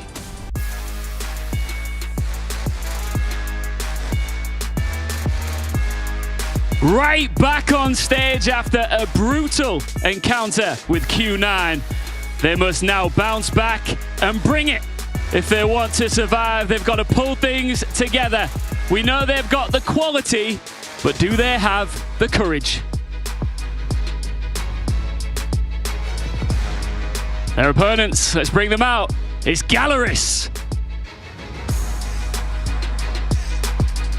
Word on the street is these guys are fired up fresh off the back of a lower bracket win over a local rival. The question is, do they now have enough momentum on their side to get another series win right here? I'm watching the players right now, really psyched up, trying to hype themselves up for what is a huge occasion. For one of them, the dream will be over. Let's find out who it's going to be. Back now on the desk. That's right, Ian. That's another important point since we are back down in our lower bracket. Whoever loses this next series will be going home. The journey will end here, and that always makes these matchups that much more important and stressful because, you know, both of these squads want to be proving themselves on the international stage. There's just a few more pieces of info we're going to need here to see how that's going to go. We'll get the vetoes up here in just a minute as well so we can start talking about those.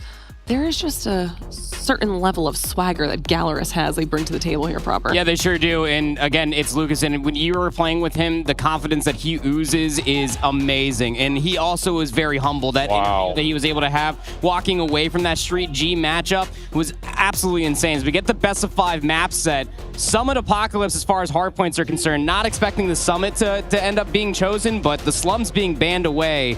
It could be the one targeting thing that we were mostly talking about. When it comes down to these vetoes, it's just really tough to gauge who does have the edge just at first glance. I would have to...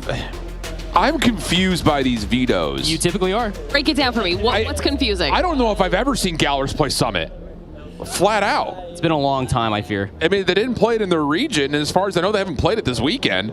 And it's going to throw a lot of focus on, I'm going to look straight up at what you're going to get out of Mihawk and what you're going to get out of Foki. Like, especially the latter of the two. Yes. He has not played well in Respawn, and you're going to Summit where you need him to pop off and find good entries and another to control map tempo. The APOC makes a little bit more sense, that's for sure. So I would have to imagine, based on how they come into this game, that Stalwart got the selection of the 1-3-5, which is as they would have wanted. This is their most played series overall. I just didn't think the Summit was going to come into play, which is why I said Combine was likely going to be their selection, but not the case. They get their bread and butter. They played it a lot in their region.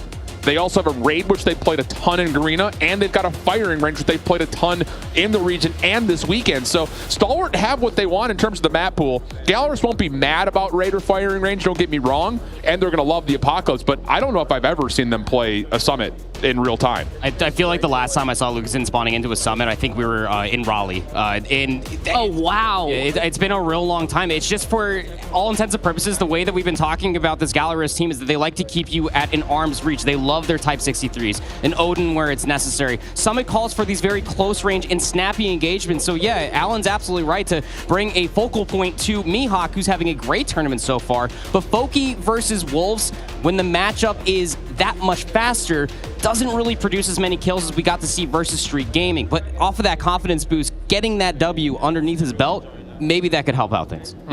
I see you ruminating over there, Alan. Constantly. Can't stop. Ruminating is such a good word. You're welcome. Gosh, your SAT score must be off the charts. But it's just like, I get to this mode, you know? I get into this focal point of like, oh, like Gallerus, they're just right there. They're going to watch Stalwart play their game. You should know what they're going to play. You know, you got time to dissect this. See? And then you let them play Summit. Yeah. Now, to be fair, like, and I had to go back and I will eat my words, eat my shoe a little bit here. They did play Summit earlier this week, but it was against Shochito, so like, who cares? I just need to know what the mentality around that is, because I mean, maybe it is just like, let's just put Foki on a shotgun and let Mihawk run around with a sub. Like, that would have to be the idea in terms of how you kind of garner some success. But for a team in Gallerus who really struggled in rotating when we saw them earlier today, great at breaking, but not so great at rotating, they need to step their macro game up, and it has to come from the front line first. I think this is going to be an interesting one. And like you guys are talking about, that first map will kind of determine a lot for the flow of what we're going to see throughout the series. Don't forget that Stalwart is just coming off of having just played a series right before this proper. That's exactly what I was going to bring up, because you talked about how Gallerus was able to watch the series. Stalwart just got done playing what is considered to be unarguably a top 2 team at this event. Yeah. So with that in mind, the little bit of fisticuffs that we got all throughout that best of 5 series and the, what would you reckon, like 15 minutes in between then and now, these guys are hot. So you're better hoping that Gallerus somehow were able to keep their thumbs warm going in towards this one, because Stalwart Esports are going to be firing off of the pace that they got in that Q9 matchup. There does need to be something said about the fact that they were pushing Q9 to really close maps. They were able to take one off of Q9. While it didn't get them the win, it still shows that they're able to hang in certain situations against these teams that are at the top of the ladder. And will they be able to have, in that short of a turnaround time, been able to figure out those mistakes and then apply fixes in the sense of this series against Gallerus? Yeah. I'm still going through, like, what was the mental chess game between the coaches here, because you want to just run up, ask him on the stage? You know what? Well. You're back. Ian? Help! Yeah. I mean, the map 3 is where my mind is kind of sat right now, and I think Raid does make sense that it gets through. Yes, Stalwart played it a lot in their region, but Stalwart have shown that they're really solid on Crossfire this weekend. A map that Gallerus doesn't particularly like. They like Takeoff. So I would imagine that, because I imagine Stalwart's probably Team A, so they probably vetoed out the Takeoff. Negative. Stalwart actually decided to be Team D. Oh, love that. They're the only team who's done that so far this weekend, by the way. Yeah. So they get to decide on what they want to do in terms of the control, which I always think that that's the better way to go about it. So if they were Team B's, that means what? Gallerus probably vetoed out Crossfire? Nope. What? Did they? Yeah, they did. Yeah, they did. Yeah. Sorry, I didn't get down that far. I got rid of and then you just don't. Yeah, so you just don't let. Yeah, you don't play Gallerus play Takeoff. That makes sense. Okay. It was. So the 135 is. Gonna be happening. Wait, so that means that Gallerus selected Summit? Hello? Everything you thought What do you they have knew up is their out the window. sleeves? Out the window. Yuck. He can't hear me. All right, You guys well- are playing Summit. Let's go. He said up the hands up like, we got this, dog. Well, you're about to find out how it's going to go, because our game between Gallerus and Stalwart is ready. Proper shift. Let's dive into it. Let's dive into it. Woo, that changes everything. Wow. Yeah. Pick Summit? I mean, look, when it comes down to it, like you said, they've only played it a single time. It was versus Yoshito. So, I mean, you don't really have all of the knowledge in the world of what this team can do, because it was 250 to 98. So, realistically, this is the unknown territory that's about to be Gallerus. They're going to take this as a square-up opportunity to start off 1-0, because confidence had to have been there when the decision was made with Combine available. Mercy. Yes, sir. That means a Stalwart pick A-Punk? Yes, sir. That would be correct. Oh, my gosh. Dude, your mind is... I'm mind blown. Yeah. Shout out Nameless, dude. I'm mind blown. Yeah, mind blown, I don't know why I'm giving Oh, mercy. This is going to make for an interesting affair. I'll tell you this much, though. I'm just going to double down on my take. Okay. If Gallerus come out and they beat Stalwart on a map set that looks pretty good for Stalwart, wow. I mean, that would be some hyperbolic time chamber practice going in towards this event for Gallerus. Again, going in towards this, we thought we had all the narrative set in stone, and they've really been kind of putting a lot to rest, especially when you go back towards that series versus Wolves. The biggest question for me is still going to be that firing range. Should we get towards that map number 5? Given off of what Gallerus looked like versus Wolves, very hesitant in that search and destroy, rectified going into the standoff search and destroy versus Street Gaming. But it's just going to be a lot of question marks until we get the answers. But I'm excited to be able to see this new look, because look, when it comes down to STE and Gallerus, backs against the wall, this is where you're going to have to throw your haymakers. Yeah, absolutely. And then let's just kind of zoom away. This is more for me than for you guys at home. Okay, thanks. Zoom out of the map set here for a moment. Let's talk about the macro of this tournament storyline. Yeah. Gallerus trying to do what they did last year, at least, by getting to a top 4 position. Stalwart trying to thrust more favor into the stocks of Karina after having a respectable showing last year. I think they really had a lot of tough matchups that they just weren't really fully ready for. Yeah. But now this year, they get through a very easy group. They deal with an OUG team that is formidable, to say it plainly, and now you have a chance to beat one of your first top opponents in terms of international placement. So this would be huge in terms of setting up Southeast Asia for, again, the storyline of they continue to get better and better and better. This is what Lucasen wanted. Even at the interview after beating Street Gaming, he told Ian straight up, he knows that each competition is going to be more and more ferocious, and they know that they got a deep bag of tricks. It's time to see whether or not it is actually worth it. To pick Summit, Did not see it coming, but Gallerus coming prepared. See what they got. Pull the rabbit out of a hat. Saw the lady in 2, whatever it happens to be. Is this your card? We'll find out. Gallerus, STE, let's get it on. Favorite side of the map, at least thus far, would be STE, but it is a skirmish in the middle of this server room. Skirt at least able to find 2, but we're all just jostling for position to get that upper computer room. Yeah, Reef doing well up top, but whoa, slammed. Okay, little statement there for Gallerus, but down low, Clove is doing what he does best with the HS, and that will be good for a handful in a row. 5 give him number 4.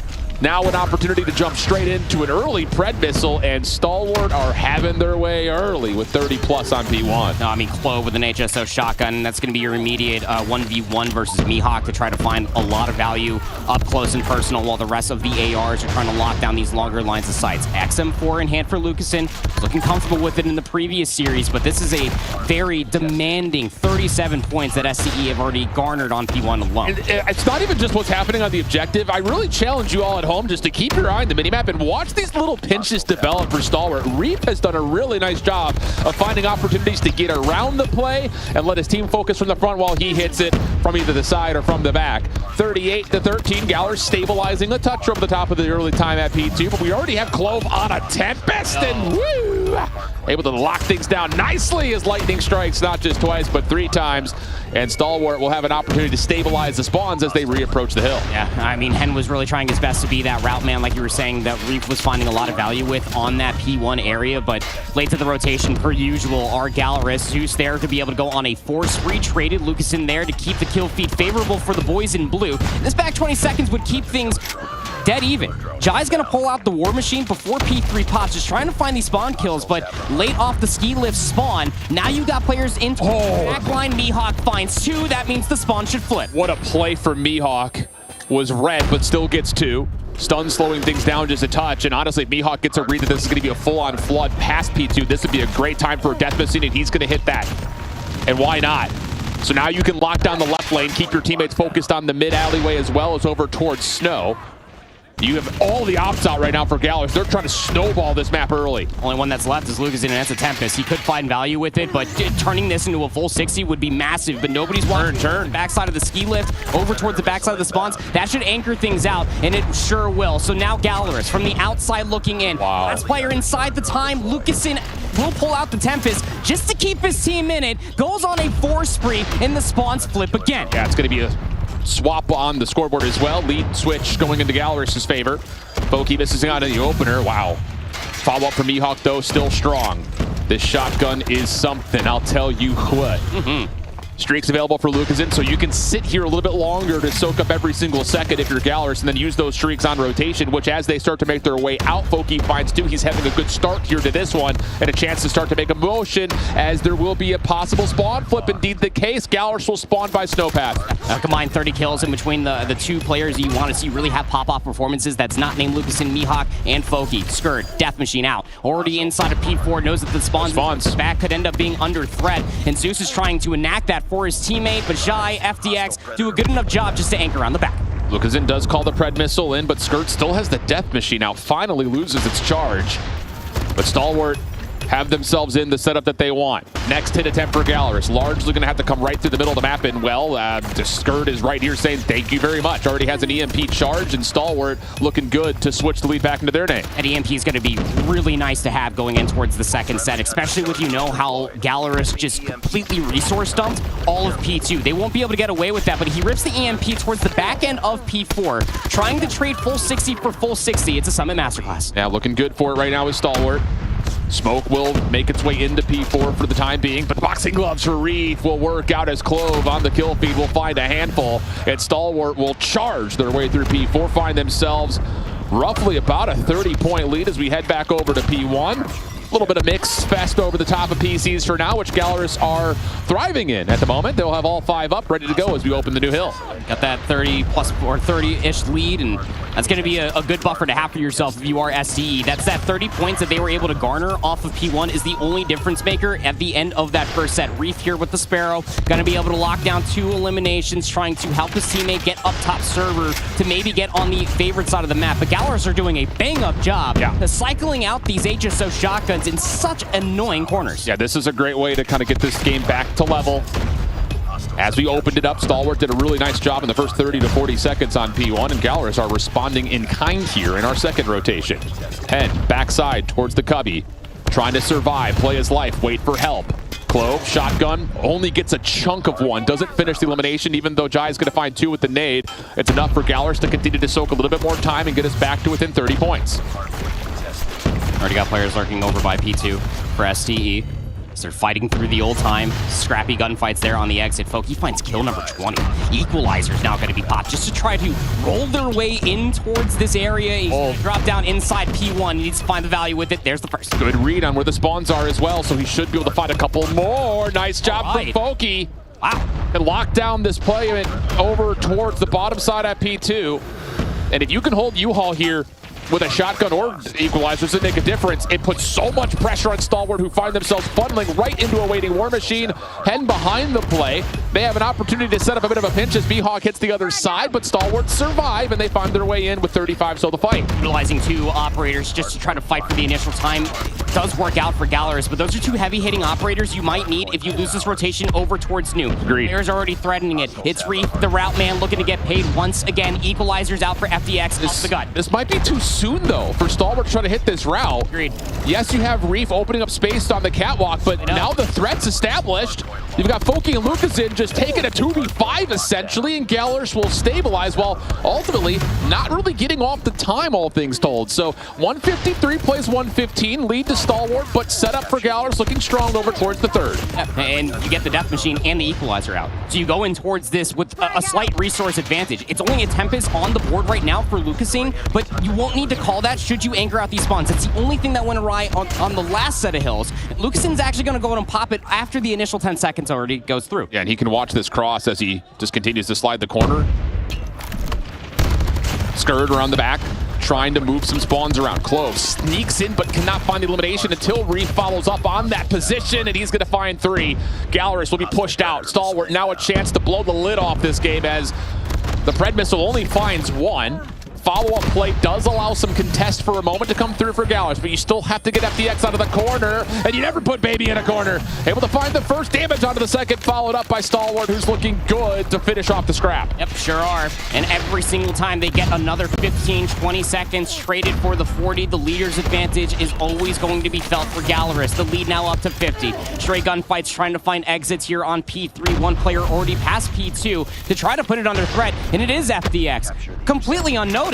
All the way past the metal stairs. Any kills he finds back here would be good, but he does get snuffed out. Gallerus looking for a stronghold here on P4. Important position here for Mihawk. Trying to zone things out from top PC. You've got Foki coming off spawn, largely anchoring right now. Equalizers shut down immediately. Oh, no. Clove's able to find 2.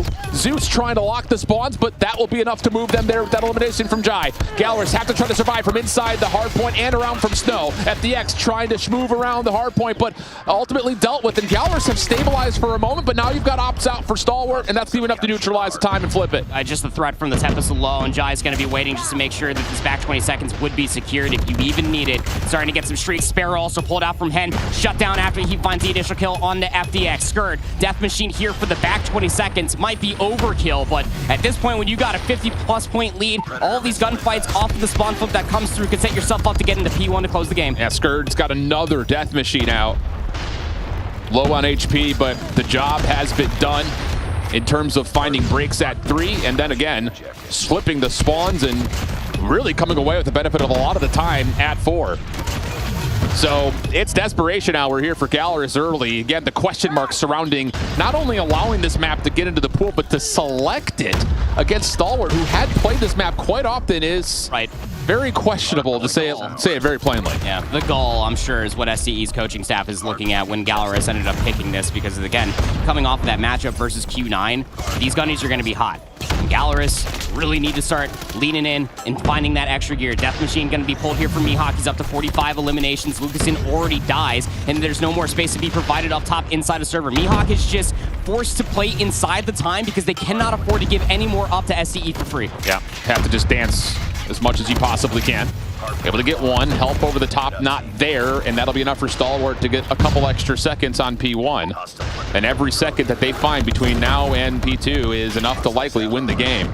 So Gallerus have to be absolutely unbelievable from here on out. Early miss from Skurd, can't quite lock down the shotgun shots as we pinstripe the kill feed and take our attention up to P2. Just late on rotation again. STE going to be here first. FDX got the equalizers out. This might as well be game. Jai also has the War Machine. Down. Littling everybody with ordnance damage, but everything gets traded. Operators get put to rest. The only one that's available is now Clove. At this point, if you're Gallerus, you need to get to 190.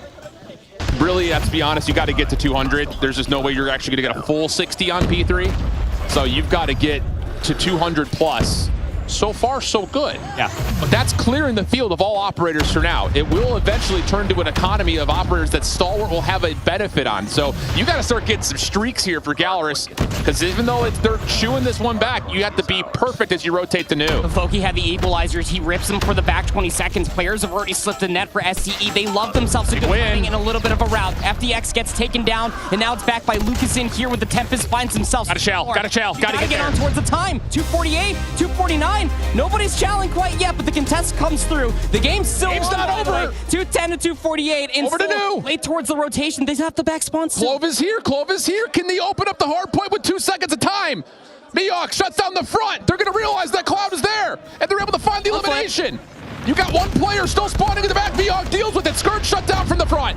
220, 248. Can you dig it if you're Gallerus? Snow hit coming on the way through the backside of Snow left, and Lucasen gets a read. They're in there. They're still locking down spawns. Ball 50-50 in the back. But Zeus, does he get a read? No. He's got a War Machine. It needs to land. Not gonna happen. It's just down to if Head and Lucasen can stay alive, and no. Now you can cue the music.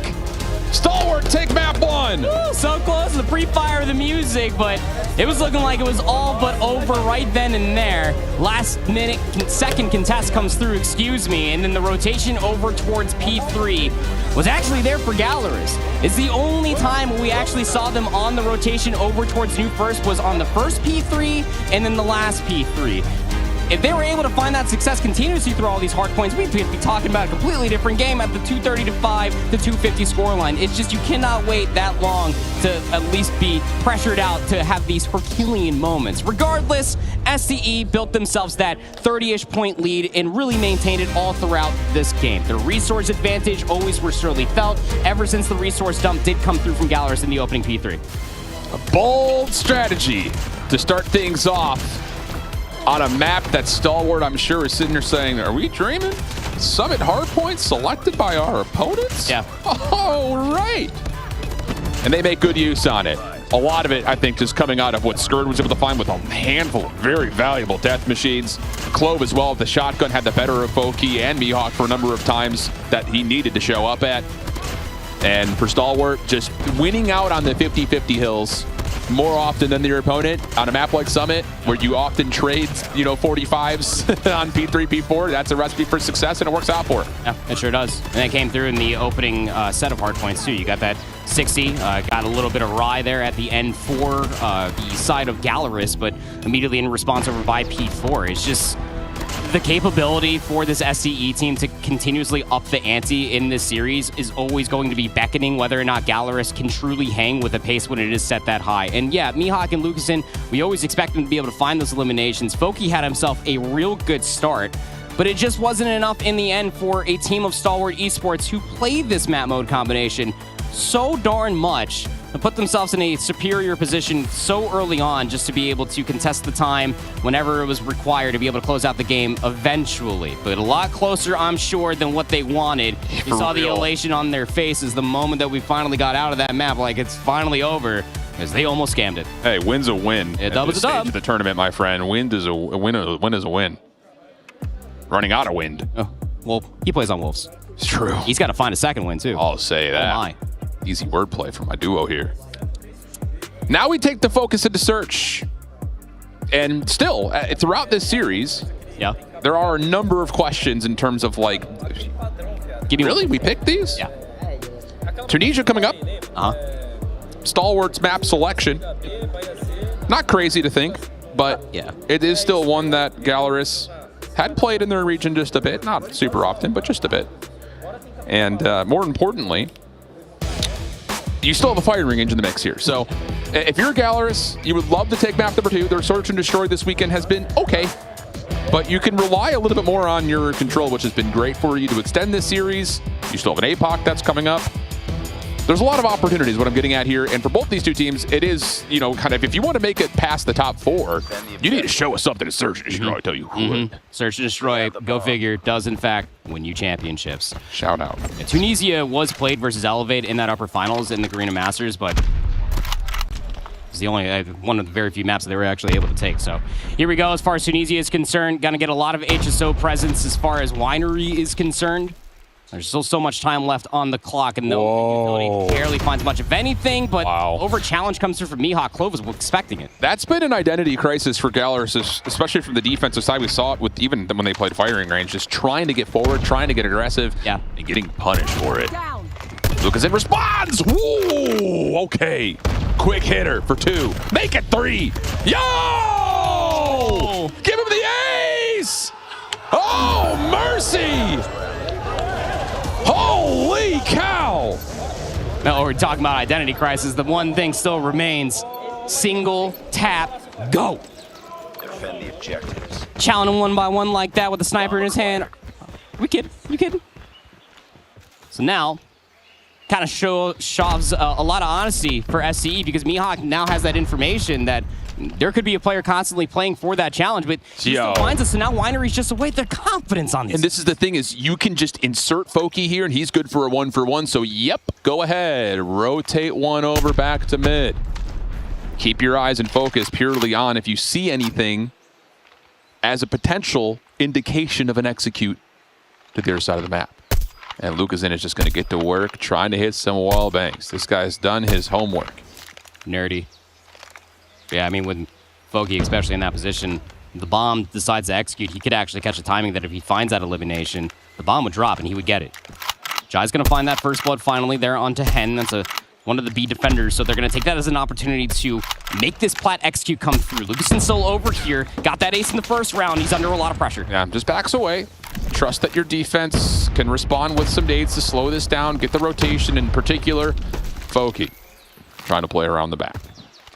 Bomb has been planted. Tough position, though, as Reef has just gone prone. Backside tense. Clove, shotgun up top, difficult to deal with, and the flank is being watched, but Foki connects. Luca's in. Oh, tough hit marker. Yeah. So now the threat is aware of the post plan of Stalwart. Everyone's hidden from the flank, and you've got all guns up, and they're not going to let him live for long. Good response from Stalwart's attack. I will say this much. There's a whole lot of lack of information, I guess, that was coming through. So we might see Gallerus try to double dip into getting one player inside of Winery, but just the fast decision comes through. The snipe to be able to take down Hen for first blood, and then the smooth execute to bull rush all the way over towards B to overwhelm Lucason was beautiful. This time they're trying to up the pace over towards B. Opening trade comes through. Lucason? What did he have for lunch? Same thing. Can we just get a Lucason POV from the rest of this map? Because holy cow. I mean, that's one by one, instant shots. Jai able to throw some response into the action with that pick, but Lucason is just Himothy. He's got a bomb drop right in front of him too, so don't really have to do all too much. The nade comes through from Jai, and that kind of reveals the positions. That's an audio cue that Foki's going to be able to get that could be down through the mid stairs, or it could end up being through our spawn. Whether or not one of two could be true, both the remaining players for Gallerus are stacked. What do you got for us, Jai? I would be sweating through my socks if I had to play a sniper rifle versus Lucason. No trophy for you. Also reveals that the threat is imminent towards trying to collect this bomb. Lucason on the hard scope. Jai, stunned in the corner. There's the slide across. What do you got? Gonna have to do it again. First shot misses. Jai has also got a shotgun to play with, but Foki right there to meet him in the same battlefield. And that'll work for a second round for Galaris. There was a mo where I thought the shot missed and the push with the HSO was going to come through and you could jump peek that thing pretty quickly, but not going to be the case. 3 rounds in, and Galaris are absolutely firing. Sorry, Lucasen is firing. Has more kills than the entire team. He almost has more kills than the entire lobby combined. I did that math quickly. Oh, it's a treat. It is. Let's get into work with those same tags. I love the conditioning that's been set, though, by Galaris. Keep in mind, round 1, double hit through Wine. Round 2, quick attempt for a flank. Keep Stalwart on their toes as they take this delayed approach through Wine, but Galaris have played a more orthodox style of defense. And that's a defensive smoke to block the cross. Mihawk's got to be getting nerved over there. A lot of audio sliding all up there. And yeah, they're going to end up backing down because they saw the smoke come through inside the arches. So that would delay the push. Deep smoke comes through as the fake. Galaris, they're taking the bait right now, but well, Hen is still over here for the B defense, and it's not a long rotation to come assist him. And Hen got tagged on his rotation through mid, so I think he's going to have his eyes open, and he should know that he just has to play his life. He dives into tunnel. Ooh, maybe this is not as well known as you would have figured. I should know now. Should. Hen, first check. Tough. And you just got to get out of there. Oh, with the little red dot chase. Still underway as Jai will find first blood onto Zeus. Mixy battle here as they're looking for more, and it's a no-scope on to Hen. So it's going to be just down to Mihawk, who can only take down a single elimination, and we're tied at 2. It's taking the bait just ever so slightly. I mean, I think it was the smoke that comes through that covers the arch tunnel that ended up being the overall, okay, no, they are going to execute over towards this site once the smoke started dissipating, but 2 minutes is a long time, man, and SDE were able to really play that round to quite high effectiveness. So here's a different look now for SDE on the offense. Very fast hit down there. It's right through tunnel. Mihawk a little late to the party, but brings the goods. Sometimes you don't have to show up right when the invitation says to be there, as long as you're bringing the chips and salsa. Is that real? Yes. All right. Jai, a little bit of trouble here up close on B. And look at the mini-map. Stare at it. Look at those blue dots making their way around the back. Hey, how are you? Good for 1. Doesn't get a read on the second, but Foki is feeling it. Meanwhile, the snipers for Stalwart both connect, and all of a sudden, this play for Galaris is almost a bit isolated until Foki comes through! 1, 2, 3! Light him up, knock him down! Woo! Ace from Lucasen. Pop-off moment now for Foki. A player that we really wanted to see step into his own, struggled in Search versus Wolves. And man, did he have a good map number 1, and even better, he's just trying to catch Lucasen right now. He's just too behind. So now, what do you do with your STE? Last round of offense. Seems to go back to ye old standard, get some wine presents, maybe get some nades, push over towards Arch perhaps? Mihawk drops though. That will limit how the defense can set themselves up, and Foki also taken down quickly. So it should be a pretty fast plant here for Stalwart in the 5v3. And honestly, if I were looking at one guy, I'm looking at Lucasen. Yep, that's right, Obs team. You know what I'm looking at. He's going to have to be El Diablo right now. No late utility coming through from Galaris, at least it looks like. The longer they wait, the more question marks that they're going to end up having. SDE still in a really good position to at least cover the flank. The only player that would be able to would be Hen. Zeus does find the first blood for the retake. Just spamming through the windows. That takes down 1. Here's the slide across. Lucasen, what do you got, brother? Hermano, not much. Stalwart's post plant too strong. Zeus able to connect once to try to get the hands hot, but it's a 3-3-half as we swap at the sides. Go figure. Post plant retakes here on Tunisia. Still very difficult to do, even if you are Lucasen. So you go from here at a 3-3 dead even half going into Tunisia.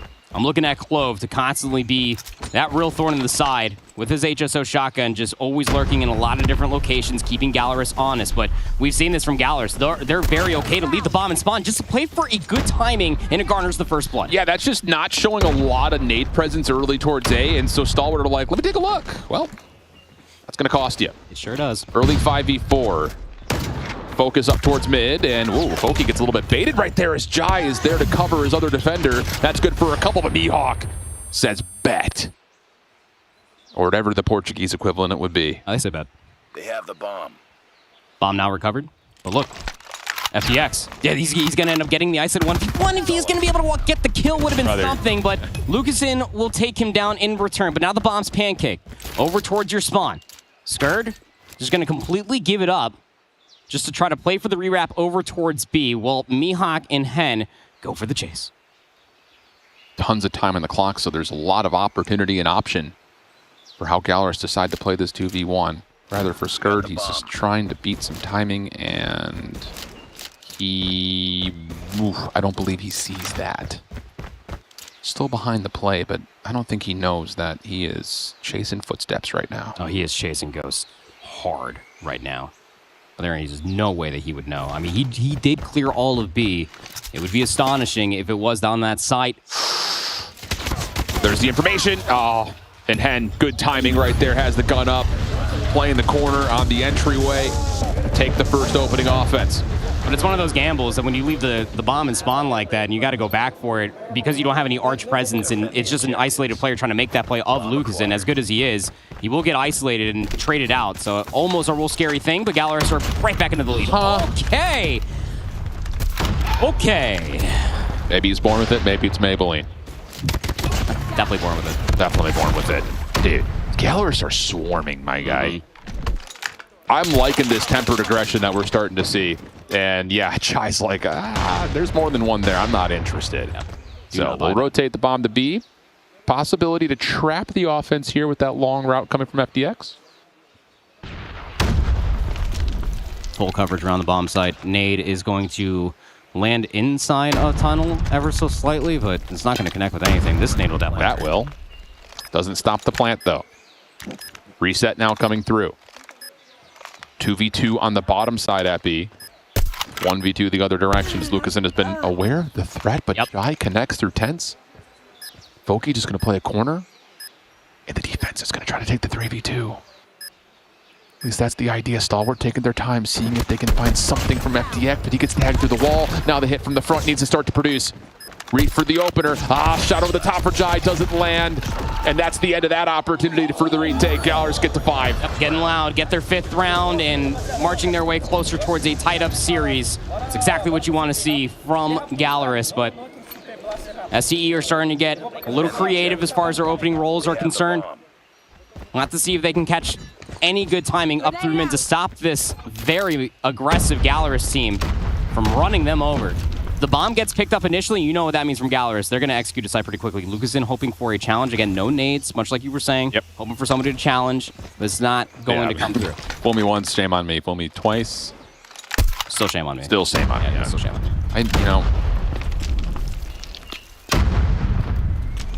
Patient approach for Gallerus.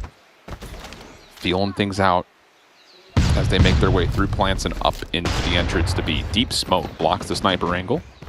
Clove has to rotate quickly to try to assist if at all possible, but honestly, this is fine for Gallerus. They're already on the site. They already got some angles to challenge, and even though it's a 1-for-1, the bomb should be in a position to try to be committed, but Stalwart is going to reinforce from the front, and now Gallerus are going to bail. So much time here in this 3v4. So they're going to leave Foki behind. Oh, he's hearing them leave. He's hearing them leave, but he's not hearing the one that's crouching right around the corners.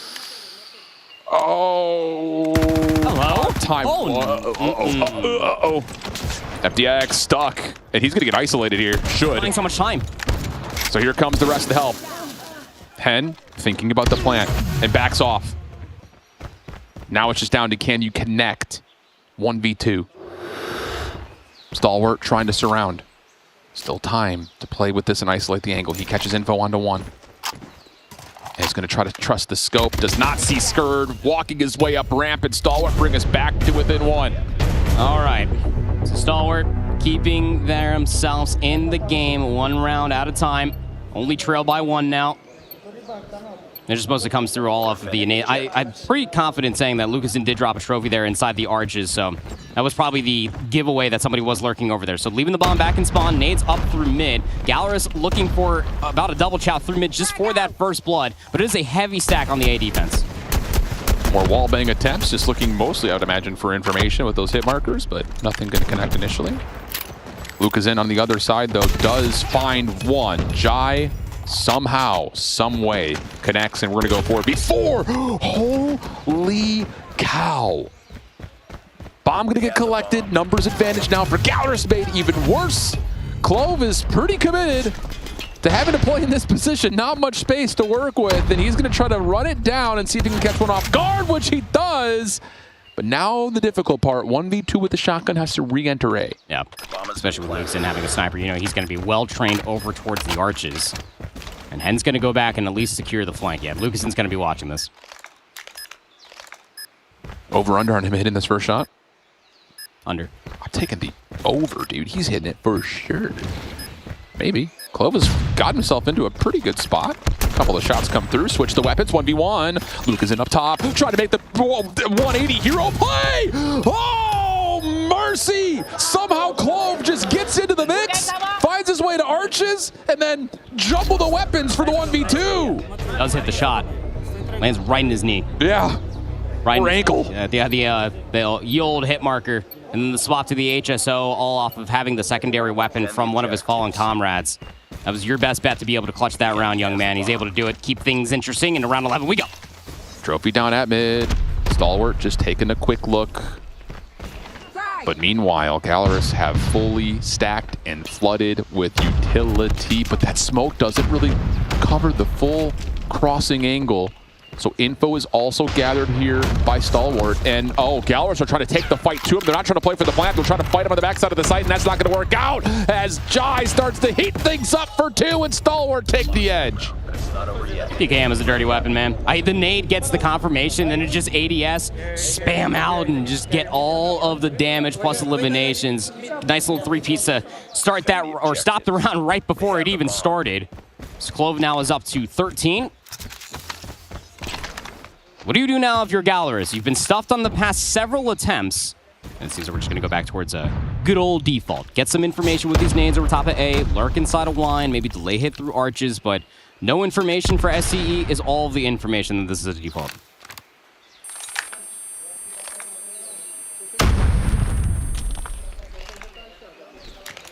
(3-2) split for the defense. Gallerus restricting any information from being gathered by staying back. Brief showing us what you can do, put it plainly. Hit marker gives some illumination to what Gallerus are trying to do with this stack up over through wine.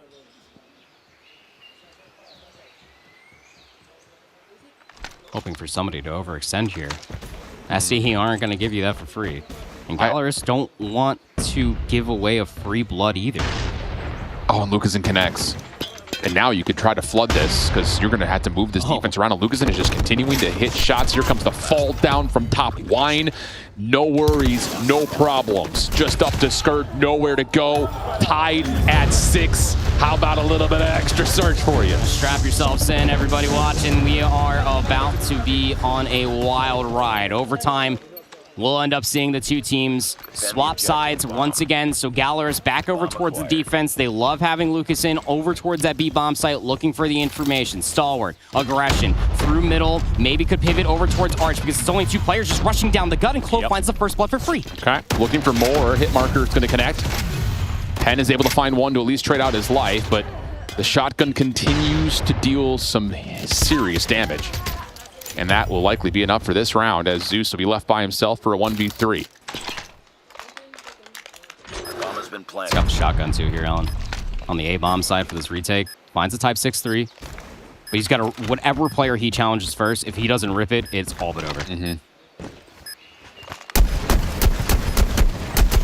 Showing his hand a little bit here. Yeah, I mean, what are you going to do, right? Try to get some information. I mean, maybe. Kobe!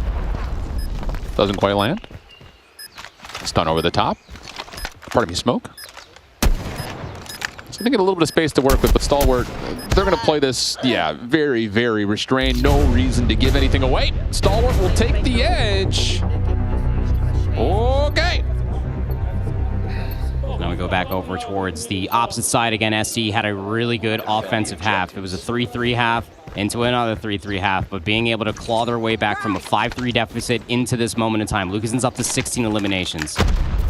They go for the strategy of leave the bomb in spawn to try to catch good timing. Lucasen trying to catch this timing through the blue door and the arches, but ever since that first round where they found success with it, Stalwart have never shown that again. I love this idea for Stalwart. Again, you're at the advantage. You've got some freedom to do something crazy here in this defensive setup, and they're going for a hard 4-1 stack. Lots of trust to Jai, and why not when he's on 14? But as the round starts to develop, Stalwart will get a little antsy. Keep eyes back over towards mid. Nade from Wine.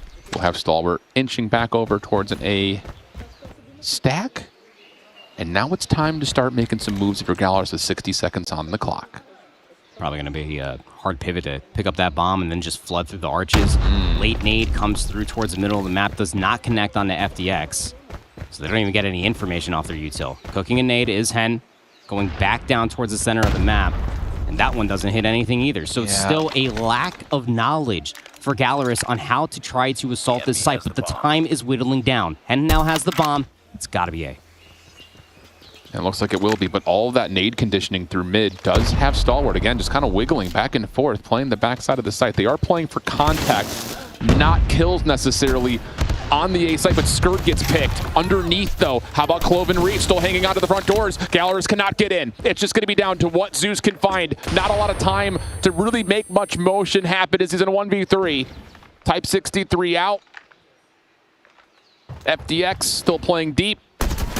Opening shot lands, but there's the rest of the support, and Stalwart take a 2-0 edge, getting it done quickly as we extend to minimal overtime.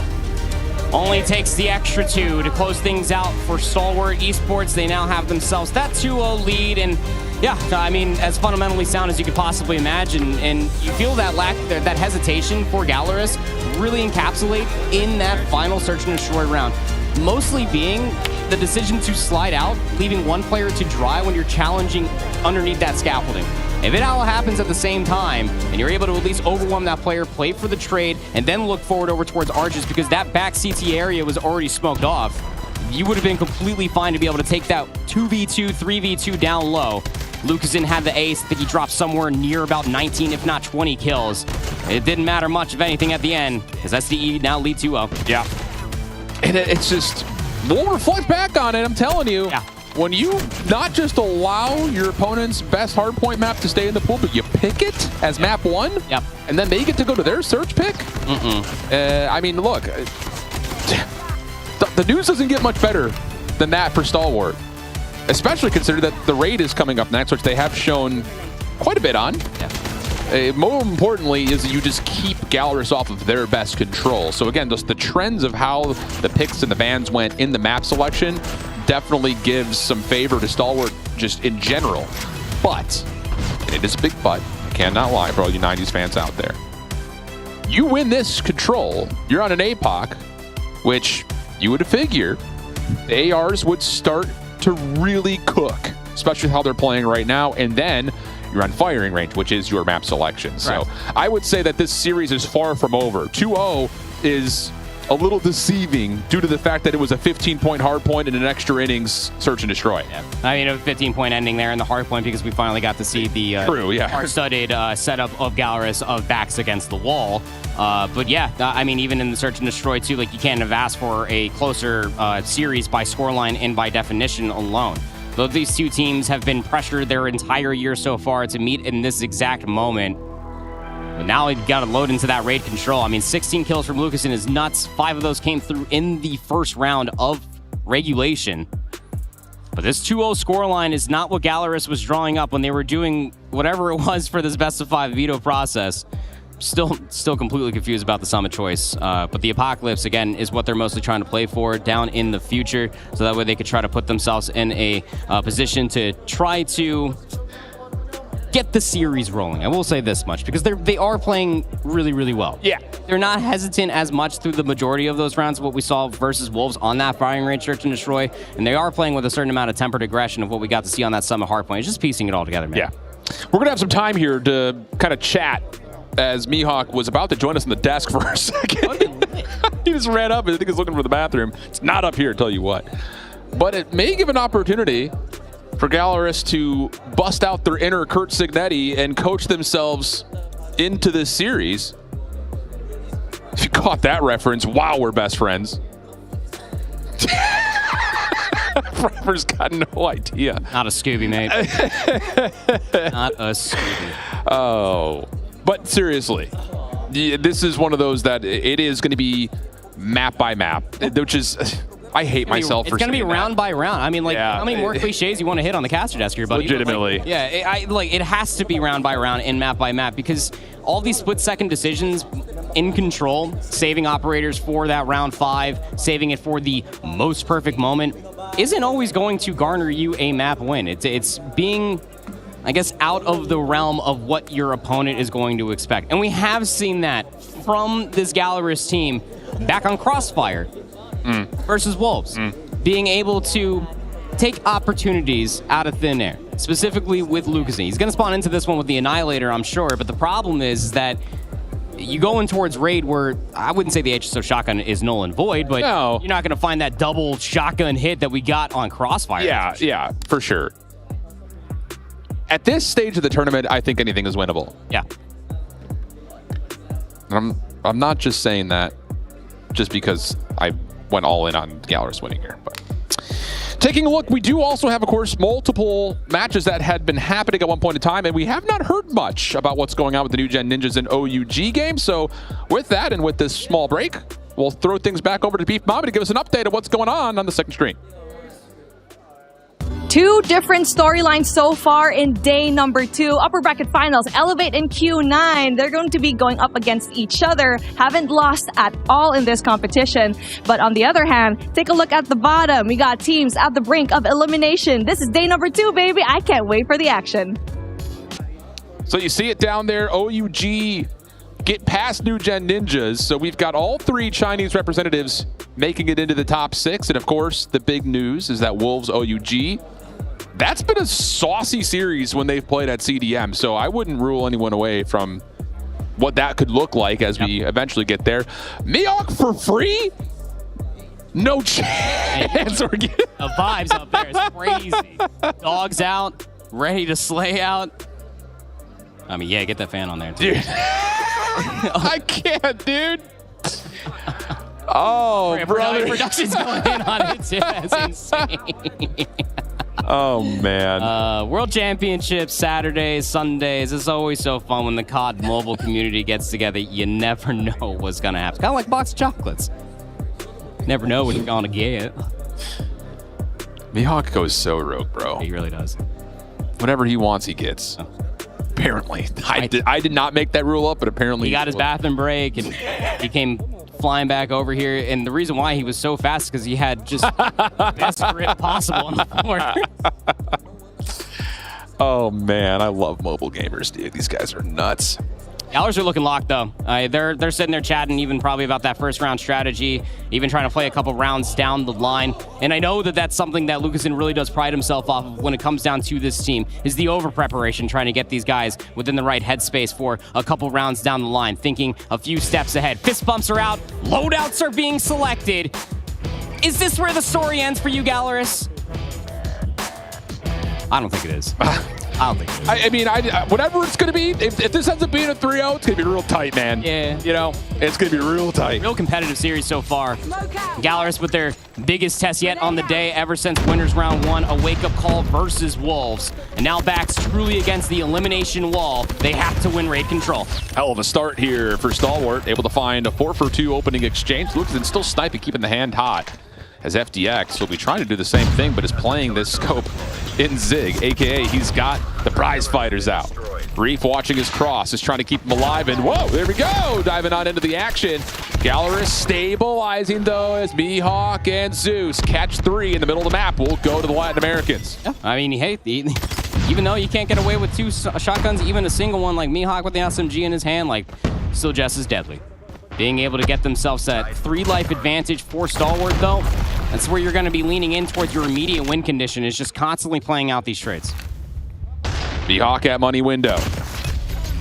Trying to watch things as Gallerist are trying to stave off this spawn trap, and Hen will say not so fast. What's crack-a-lackin'? 17-14 in the life count. 25 seconds remaining. And that means that Galers have to commit to something. Tons of nades over the top, but it's 3 down. And Galers can pause the clock with 22 seconds as they try to play around B. You get more players that are actually spawning parallel over towards Laundry, so these nades are going to be resupplemented. Skurd, Reef able to move their way forward. You got more players nearby resupplementing these nades. And now if you're Galers, kind of forced to get back over towards A. They spawn parallel to it, Alan, but they're late to hop it. It's fine. They're able to get this thing back to a 10-10 count. Hen's got an opportunity to stall things with the Pred missile. Lucas also connects. Now a life lead to Gallerus. 9 seconds is where the clock comes to a pause as the first tick gets locked. An opportunity to try to get a little bit more here as Hen has a Sparrow at the ready if he wants it. Stalwart trying to pull a full surround, trying to get bedroom control. FDX at money window is smoked out, and here's the Sparrow for Hen. Countered by the one from Reef. Who hits harder? Reef loses the charge. Bjork and Hen continue to connect. 8v4 situation. Third tick of progress coming through, but Stalwart clean the zone. 4v4. 5 seconds on the clock. Is anyone going to get there to touch in time? It's going to be a foot race. Oh, no, they don't. Just barely. So close until it was so far away. Just the 2 segments captured there for Gallerus. Keep in mind for the round 5 defense at the very least, but what a wonderful job of just constantly cycling players out of these powerful positions. Those delayed spawns that came through to the backside of Laundry to resupplement those nades, that doesn't end up coming through as quick as it did. They probably don't recontest that ring assault. So now over towards the offense. Here comes Stalwart. Immediately through the map, trying to get over towards A first. And they're just quick to get over towards bottom side Tiki and through the pool. It's a good old-fashioned wellness weekend for them on the A zone. STE looking clean on this opening breakoff. Operators are still relatively even, but the lives are at this point, if you're Gallerus, if you don't find an opening elimination to crack the code on this, you're chalking and rotating. Should be. Death Machine's now pulled out as well for Skirt. Gets shut down. Nade stuns over the top. Gallerus are positioning themselves in money window for the contest and through open stairs. What? They found the opening, Alan, and they were able to swarm around the A zone. So the second segment does get locked, but now parallel are Stalwart to be. That looked like is about as easy to read as it possibly could have been with Gallerus coming through Laundry, cracking through middle. That should have been a pool cross cut. Absolutely. That Stalwart should have expected, but it gives Gallerus an opportunity. Foki onto the Tempest. Hasn't had a chance to really pop it yet. Second tick at B starting to be worked on as Stalwart are really putting a lot of good objective focus into the minds of Gallerus. Second tick going to get locked here as Lucasin is a little late to the kill.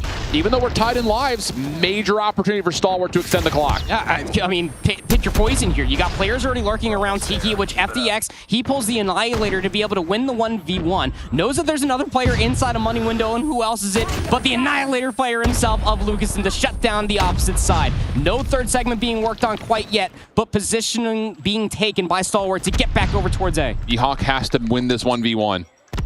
And I don't know if he knows that FDX is here.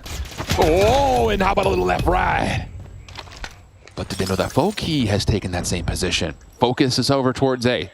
Defense for Gallerus, trying to fight that off and keep the clock ticking. But it looks like Jai and the rest of Stalwart will get the extra 60. 1 life edge. But the biggest thing is this may not even be down to a TDM. You have to be perfect for Gallerus to keep Stalwart off the zone with that second tick already locked. That's absolutely right. And keep in mind, FDX did connect with a nade on a Foki, so he knows that he's still lurking around here looking for the spawn trap. But that's one less player that both these 2 teams have been missing. 2 if you're counting for Gallerus, if they want to try to retake over by that A zone. You can't spawn trap when it's a 4v6. There's no more respawns available. You gotta win out from the front. 4v5. Oh, the timing for Foki. Do they expect this? Here comes the help to try to re-clear Laundry. May not make a difference. Clove is already up top. FDX able to connect 1-to-1. 3v1 situation, and they do get the read onto Foki. A quick 2-0 edge for Stalwart. It's looking good to be closing things out here. Gallerus really got to piece things together here. This opening engagement is just about everything possible. And what do they even have for it? Nothing. Absolutely nothing. Opening nades, maybe gunfights. Lucasin now has a sniper rifle in hand. 1 operator ready for Reef. It's the Sparrow, and he just goes straight through Zig. He sees everybody in open stairs. That trophy system was so dead. Middle of the map instantly taken by Stalwart. Gallerus trying to cover this hit with smoke. But they're stuck at the moment. And this does not feel good. At least they were able to stop any potential spawn threat. You've also got a death machine working around the back. Oh, this is taking a lot of ammunition, tell you what. Oh boy, at least Mihawk is eventually able to connect, but he's gonna run out of this thing. And for Galaris, it doesn't turn into too much in terms of offensive pressure. They're hurting. Keep fighting. They are indeed hurting. Galaris gotta start fighting. Trying to get themselves over towards his A control zone just to try to stall out the clock, let alone get a couple of segments. Reverse sweep of the control would be an insane feat. And they're fighting the eliminations not only to continue the zone progress, Alan, but also get a 3-life lead.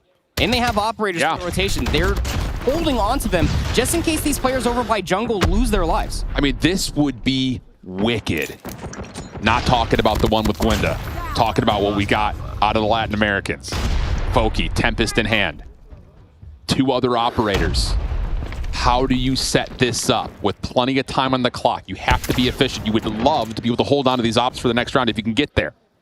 Big if. Yeah, Foki with the Tempest is going to be the first one to kind of feel things out for information, but now we're going to end up having an opportunity for Stalwart just to keep them all trapped all through the middle of the map. They're still where players are lurking around jungle, so you feel like that once everybody spawn back up, once they get out from spawn, some operators got... Oh! Reef not done!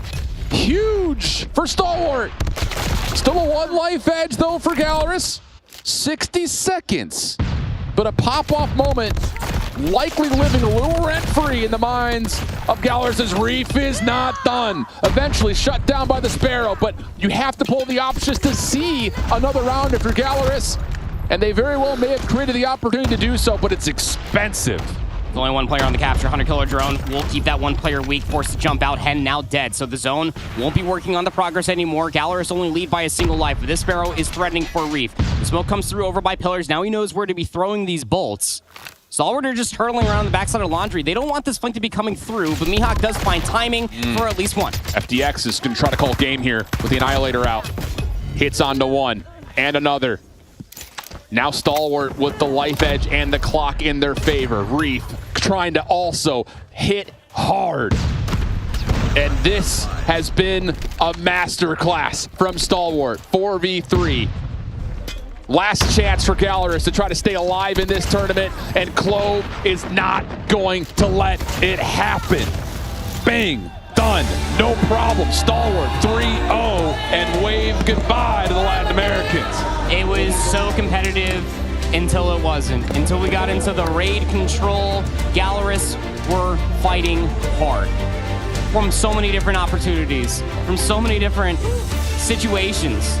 Backs against the wall, no longer, but on a plane ticket home. Top 4 last year, top 6 for this time around. Galaris should be still holding their heads high. They faced some really stiff competition, but this Stalwart Esports team, man, like I was saying, coming off of that Q9 matchup, literally playing on that raid, it felt like almost like a hyperbolic time chamber going up, in facing the way that Galaris was just presenting it. Yeah, absolutely. Just on top of that, just the ice and the composure to be able to close out the hard point where you started, the search and destroy and extras after Lukazin was trying to challenge everything. And then here in the raid, a couple of tight moments as we got to the end of each round. So Galaris will be eliminated, and that's the end of the West, with quotations around it. So we talked about this a lot. I mean, it really was our narrative builder for the last 3 years of World Championships, East versus West. There's no more debate anymore. COD Mobile is living in the East, and now all of a sudden we're starting to talk about China versus Garena, because that's pretty much all that we have left. That's literally all that we have left. I mean, we got India. Yeah, you put OUG on the map. No, they lost. Oh, they lost. Just kidding. They lost to It is. Yeah, so you're But right. I mean, like you have like the NA copium, I guess. But that's realistically it. These highlights are going to be quite telling through the raid control. It was a masterclass from a lot of different opportunities, Alan. But like, once we get to that replay at the end, that's when I'm gonna be jumping out of my shoes. That icy moment was just about everything. You know, I feel like we might have gotten the play of the tournament out of Lucas in there. It just wasn't enough to help them get the win that they needed over Stalwart Esports. But, I mean, we heard you guys. You heard everybody in the back screaming. That was insane. I mean, we've had a 1v4 yesterday. We have Ace. Pop, pop, pop, pop, pop. Clean with the scope. You know what? Pop-offs don't necessarily always mean wins. Yeah. You can throw Hail Marys all you want, but, you know, old-fashioned big man football is pound the rock. You yeah. do the dirty work in the trenches. Yep. Stalwart's doing that. Run the ball, man. And that's exactly what we got to see out of STE. It's just consistency within their positioning. 23 and 15 out of Skurd, 31 and 17 out of Reef. Able to really put themselves in a positional advantage continuously every single time going in towards that grade control. Well, I want to check back in with Ian and see how STE is feeling after securing that win. I got a feeling they're feeling a little bit tired because it's been a very long day for these guys. I'm standing by with FDX. That is the first question I've got for you, because once you drop into that lower bracket, it is brutal. You've got to put in so much work. Are you guys exhausted, or are you still feeling up to the challenge? We still have some power left. We're going to get that championship title. Come on. Oh, I like that. I mean, it's right there. When you look at it, what does it make you feel? Actually, I don't have, I cannot explain when I hold this, honestly. Maybe I'm gonna cry if I win the world champion. I don't know. Well, time will tell, and like I said, you've still got quite the road ahead of you first. Let's just look back briefly to the loss to Q9. How did you bounce back from that mentally? I told my boys, just restart, it's okay, we have another lives left, and we're gonna come back stronger, yeah. Well, I don't want to keep you too long because I know that, you didn't even know this. I'm just revealing this to you now. You are about to play once again here tonight to complete things out. You will face off against either Wolves or OUG to secure your spot going forward into the next stage. Who would you rather face and why? I would rather face, I think for me, honestly, I would face anyone because we're prepared and we're ready to take them all. All right, well, best of luck. Go and get a little bit of rest and preparation before your final battle here this evening, and we will go right back to the desk to look ahead at what's to come. We've wrapped up another series. The winner is STE, and their job is not done yet, which is insane, right, Alan? I mean, talk to me about the endurance that is required of our players for that. Lower bracket runs are exhausting, period. And I think especially in a game like COD Mobile, which is so fast, so frenetic all the time, you need to be on your game immediately. And again, even if you get through today, you're still got to play through a lower bracket and then jump into a grand finals where you start with a disadvantage. So hard to come back off of two tough opponents, two very emotionally charged series, regain, but that's the name of the game, my friends. But now thoughts, though, Proper, on what you saw that you liked out of them in this that now could potentially play into the final match for them of the day. I think that Alan kind of honed it in wonderfully, right? I mean, when you're thinking about this team of Stalwart Esports, they're icy. They're constantly putting themselves in situations that where you would think that the gunfights would be easy. They ended up losing out on the trades in a multitude of situations, but you go back to that raid control play, that's pretty much how they were able to eke out so many different opportunities against some of the other top teams. Can they continuously do that? Find the consistency? I'm not too sure because, again, it's a long day of Call of Duty Mobile. Well, we'll check out that bracket so everybody at home can see where we're at so far in the competition.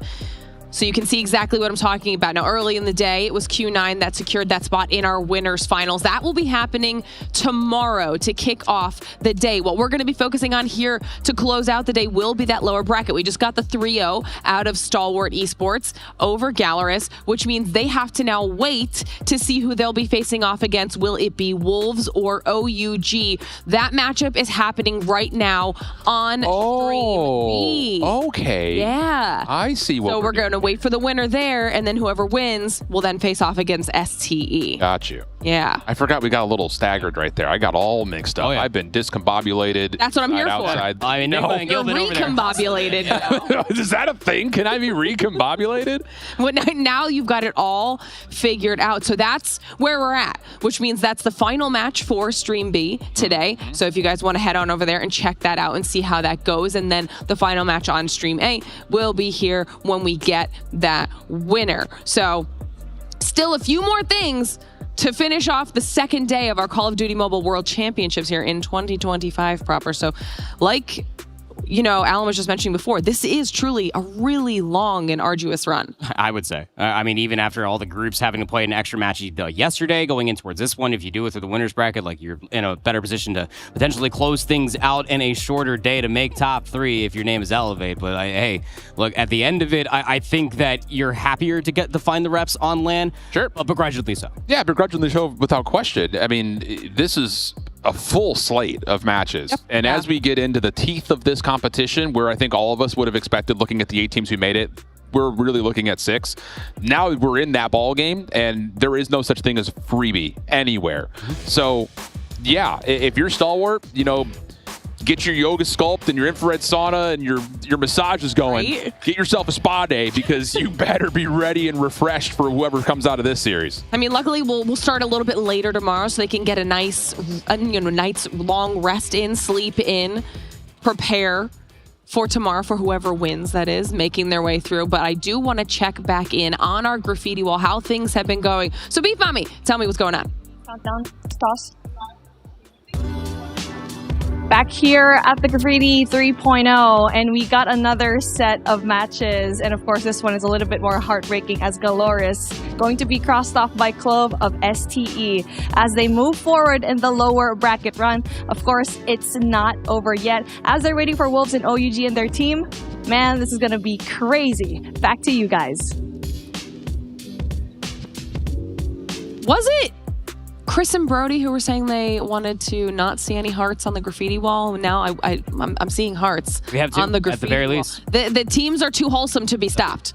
The hearts are going to happen, whether people want them there or not. I think especially for the OUG, like the one erasing the new gen ninjas too, like that is kind of a testament. Like, let's not forget, like Tech, a part of the team that was absolutely that did eliminate. Like there is like a hidden rivalry in there. Did team with Marvel on Vitality last year as well, but like it is all love at the end of the day, right? I mean, it's very rare here in Call of Duty Mobile because we do these international events with the entire globe once per year. Everybody's just really happy to see each other. Yeah, let down by their unfortunate mishaps, I'm sure, for new gen ninjas not having the 2 teams that they wanted to be here with. Yeah. But still a hell of a run. So many storylines that we've been following here all weekend long, and we're about to see where the next one is headed. Like I said, though, we need to wait for our match on Stream B to finish. So stop over there, see who wins, and then whoever wins that matchup will be who faces off against Stalwart here on Stream A, which means for Stream A, we're going to be waiting for that match to finish. So it'll be a short break while you guys are checking that one out, and then when all is said and done, we will wrap up the day to see who that team making their way through from the lower bracket will be. So we'll see you back here in just a little bit.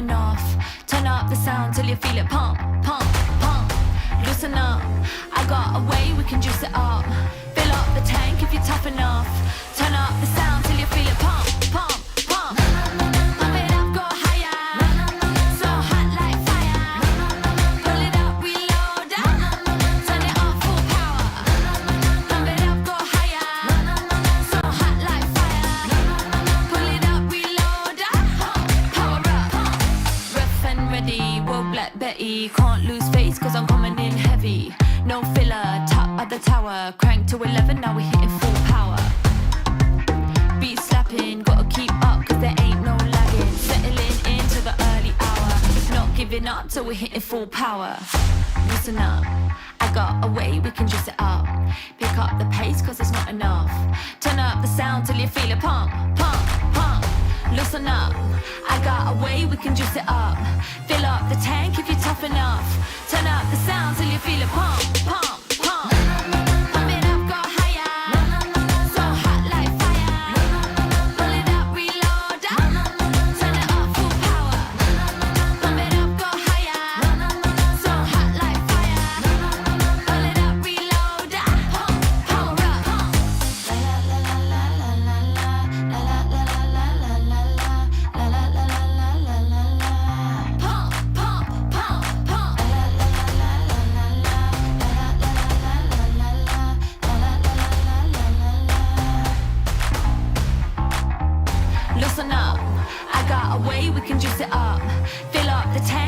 enough, enough. Turn up the sound till you feel it pump, pump, pump. Pump it up, go higher. So hot like fire. Pull it up, reload. Turn it up, full power. Pump it up, go higher. So hot like fire. Pull it up, reload. Power up. Hey, can I be a little outlandish for a sec? Yeah. What I gotta do to get y'all respect? Give me the microphone, 1, 2, check. What you gonna do? And let me go and run it, I'ma run up the check. Stay light on my feet, flow like a butterfly, sting like a bee. Tell you guys how you ain't outsourcing me. Cause you want extra, it ain't gonna be cheap.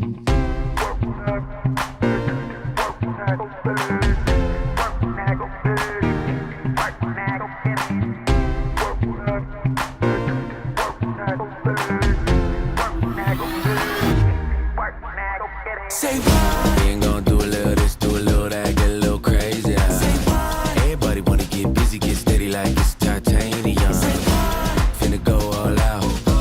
Finna go all out. Say what? How much time you got? Sit down, let me line them up. Hey. On a scale, like 1 to 10, I'm like way over 10. There ain't no explaining it, it's just the way I live. And I won't say sorry, beg your pardon. You don't wanna get me started. Ain't no I go extra hard and I ain't stopping, I ain't stopping, I ain't stopping. So say what? Like you ain't heard me the first time, or you ain't see it with your third eye.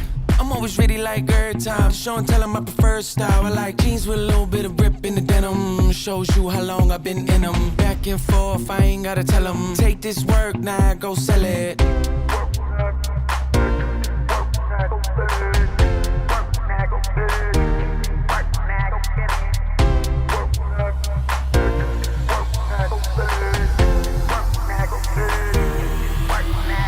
Say what? We ain't gonna do a little this, do a little that, get a little crazy. Say what? Everybody wanna get busy, get steady like it's titanium. Say what? Finna go all out. Finna go all out. Say what? How much time you got? Sit down, let me line them up. Hey. On a scale, like 1 to 10, I'm like way over 10. There ain't no explaining it, it's just the way I live. And I won't say sorry, beg your pardon. You don't wanna get me started. Ain't no I go extra hard and I ain't stopping, I ain't stopping, I ain't stopping. So say what? Yeah, yeah, yeah, yeah, yeah. Okay, I've been at the bottom, let it down from the top. I can't let them freeload. I got hit on my plug. We got so much to do. I gotta reload. Let me call you tomorrow. I got tests when I'm finished, but I keep it moving. If I stop in the process, you gon' run out my time. I need it, it's crucial. It's life in the top of the mountains where eagles will ride. How they find me is higher than ever. You can let fire surround me, get down, make it minute. I push, I've been on the way. I got no time to look back, and my family's gon' need some more cheddar, so let's get it poppin'. Told me to put up a setup, you should never been better. You gon' let it calcify. Bumpin', I'm crossing the line, we ready to sign. Yeah, oh, can't I get out of my way? This shit no walk up a giant. Yeah, oh, don't want me showing my teeth, might have some blood on my tooth. Yeah, oh, I kinda settle the beef, so Lord forget what I do. I'm at the top, yeah, been at the top of the mountain, I'm higher than never. Yeah, mad at the satellite calling for all my endeavors. Yeah, I ain't gon' slide on you, tweaking, you know I don't let up. Yeah, so Lord forget what I do, cause it's now or it's never. Yeah, been at the top of the mountain, I'm higher than never. Yeah, mad at the satellite calling for all my endeavors. Yeah, I ain't gon' slide on you, tweaking, you know I don't let up. Yeah, so Lord forget what I do, cause it's now or it's never. Yeah, Lord forget what I do, cause it's now or it's never. Yeah, Lord forget what I do, cause it's now or it's never. Yeah, Lord forget what I do, cause it's now or it's never. Yeah, Lord forget what I do, cause it's now or it's never. Yeah. I'm loyal to this till I die, I don't switch sides. Tryna make some moves, but I can't until it's time. I've been taking chances, I ain't letting nothing slide. It's you listen, I didn't get as fast, do or die. I ain't taking L's, and I ain't switching sides. Tryna make some moves, but I can't until it's time. I've been taking chances, I ain't letting nothing slide. It's you listen, we don't get as fast, do or die. I ain't taking L's, and I ain't switching sides. Tryna make some moves, but I can't until it's time. I've been taking chances, I ain't letting nothing slide. It's you listen, we don't get as fast, do or die. I ain't taking L's, and I ain't switching sides.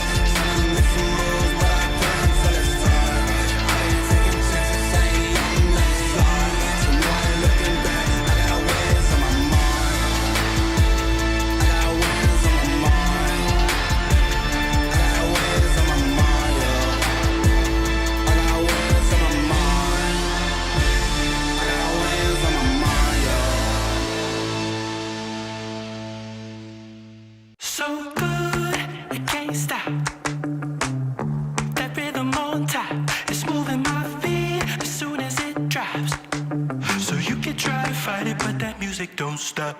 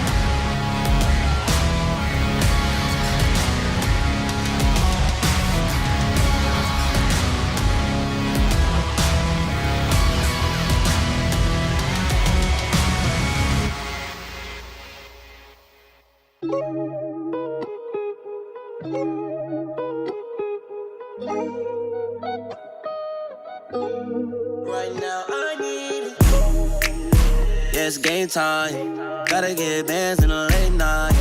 Put it in work on the main line. Spend a couple racks just to save time. Cause it's game time. Doing everything at the same time. Yeah, I'm on the way, just hang tight. Cause it's game time. Yeah.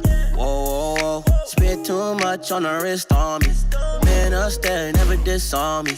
Way too many bands, it's a lick on me. Yeah. Whoa, whoa, whoa.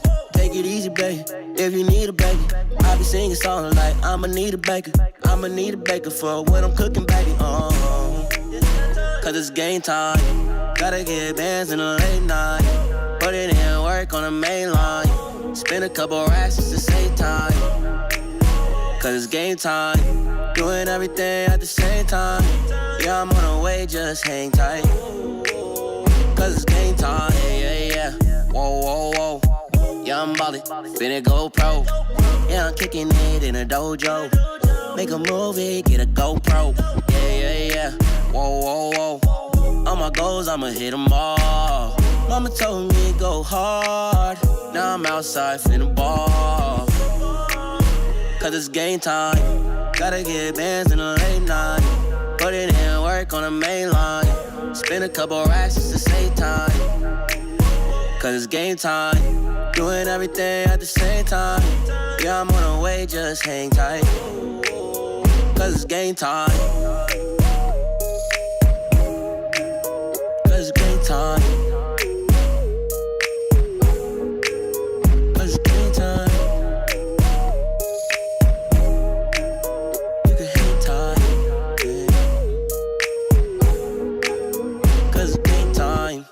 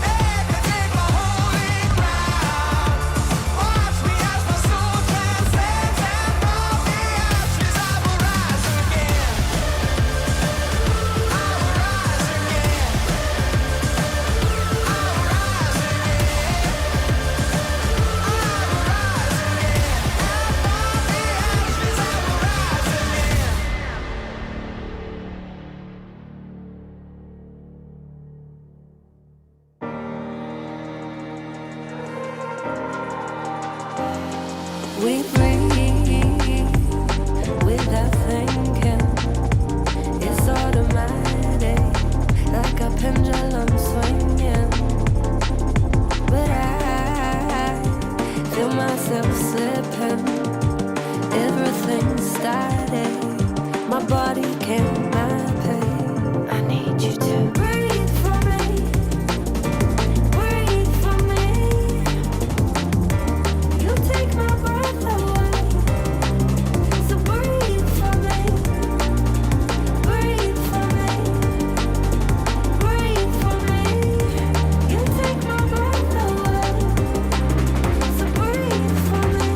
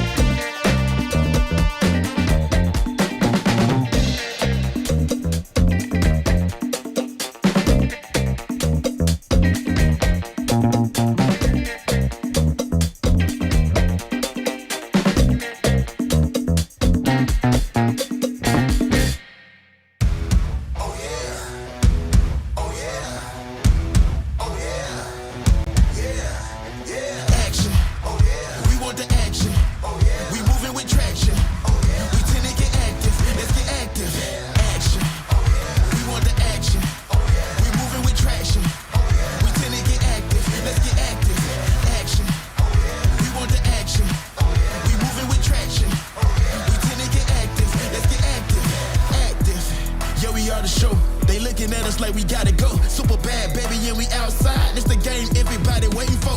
Pick 'em up, off the floor. It's on the house and we about to blow. It's dynamite and who gon' stop it? Get the key and like it, baby, cause we at the door. Here we breaking the news, making the promise, not in it's to lose. Sorry, not sorry, don't pity your fool. Let's get it started, I've been in the mood. Take a look at the two, take a look at my views. I be all in my bag, then I'm picking up two. I'm the best on the map, not a regular dude. The respect on my ground when I set it and move. I'm ahead of the line, making the rules, I'm ahead of my time. Watch how I cruise, I'm rocking the shit, tell the haters to move. The champion is here and we pay that I do. Action, we want the action. We moving with traction. We tend to get active, let's get active. Action. The action, we moving with traction. We tend to get active, let's get active. Rhyme with me, yeah they rhyme with me. Come and slide with me like the tide slippery. Got the town burning in the squad with me. Yeah, the squad with me. Ride with me, yeah they rhyme with me. Come and slide with me like the tide slippery. Got the town burning in the squad with me. And the guys with me, this is our mission. This is our mission. Action, we want the action. We moving with traction. We tend to get active, let's get active. Action. Action. We moving with traction. We tend to get active. Yeah, let's get active. Yeah. Tornado, let's get active. Straight off the cuff, I'ma smash 'em. So come try your luck if we crash it. I am the captain, calling it pack. Action. We want the action. We moving with traction. We tend to get active. Let's get active.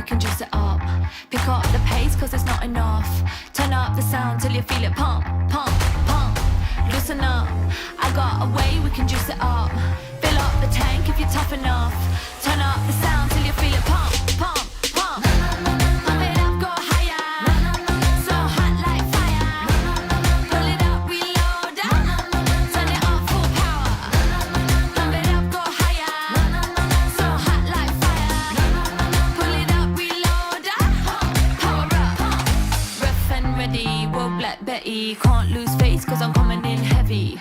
No filler, top of the tower. Crank to 11, now we're hitting full power. Beat slapping, gotta keep up cause there ain't no lagging. Settling into the early hour. Not giving up till we're hitting full power. Listen up, I got a way we can juice it up. Pick up the pace cause it's not enough. Turn up the sound till you feel it pump, pump, pump. Listen up, I got a way we can juice it up. Fill up the tank if you're tough enough. Turn up the sound till you feel it pump, pump, pump. Pump it up, go higher. So hot like fire. Pull it up, reload. Turn it up, full power. Pump it up, go higher. So hot like fire. Pull it up, reload. Power up. La la la la la la la la la la la la la.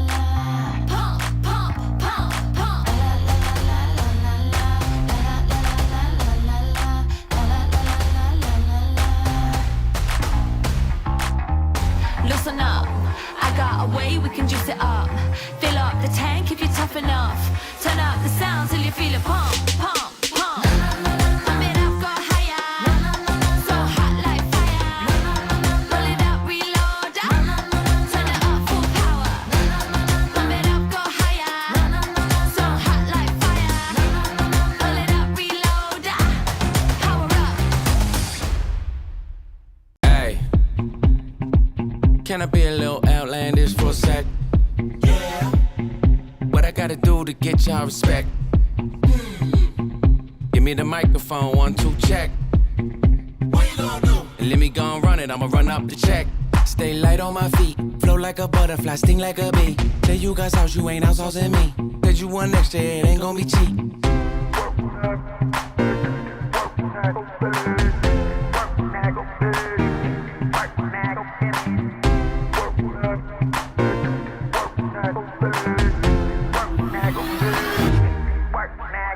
Say what? We ain't gonna do a little this, do a little that, get a little crazy. Say what? Everybody wanna get busy, get steady like it's titanium. Say what? Finna go all out. Finna go all out. Say what? How much time you got? Sit down, let me line them up. Hey. On a scale, like 1 to 10, I'm like way over 10. There ain't no explaining it, it's just the way I live. And I won't say sorry, beg your pardon. You don't wanna get me started. They know I go extra hard and I ain't stopping, I ain't stopping, I ain't stopping. So say what? Like you ain't heard me the first time, or you ain't see it with your third eye. I'm always ready like every time. Show and tell 'em my preferred style. I like jeans with a little bit of rip in the denim. Shows you how long I've been in 'em. Back and forth, I ain't gotta tell 'em. Take this work, now go sell it.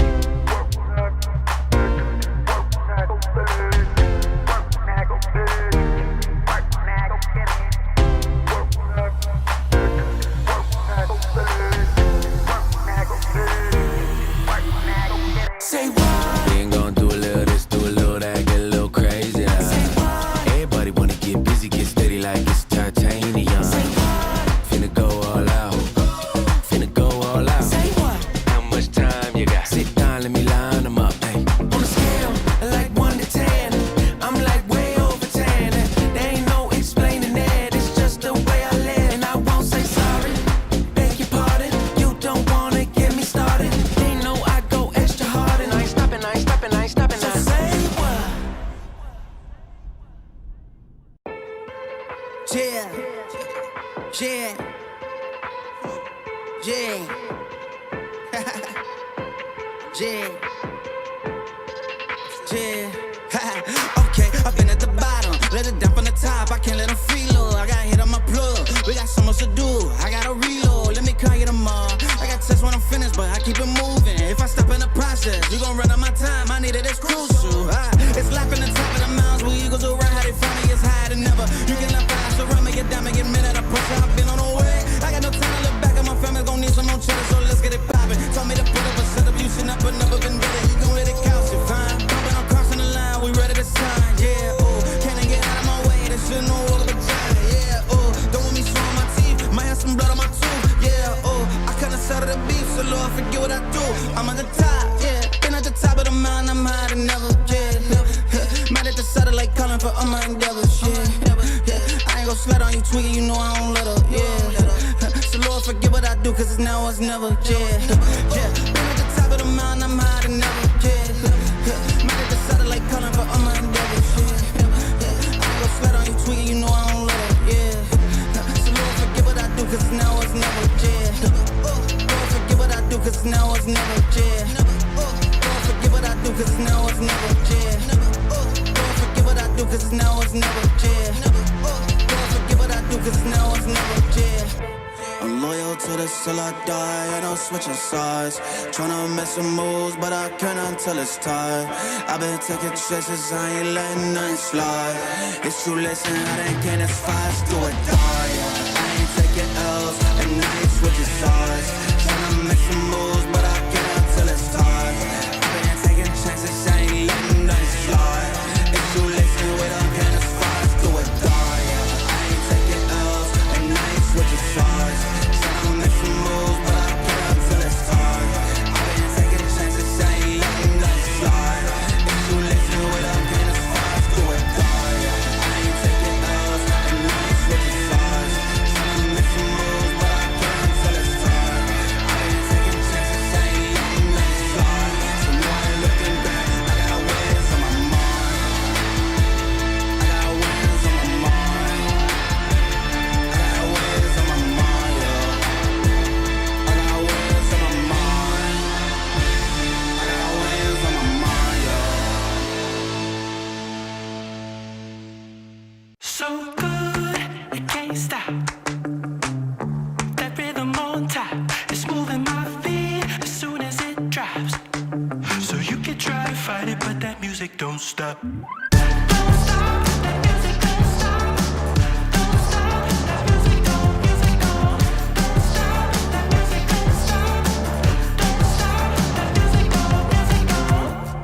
Get it right, it just keeps on coming. Tell me if you've had enough. So good, it's got you stepping this way. Yeah.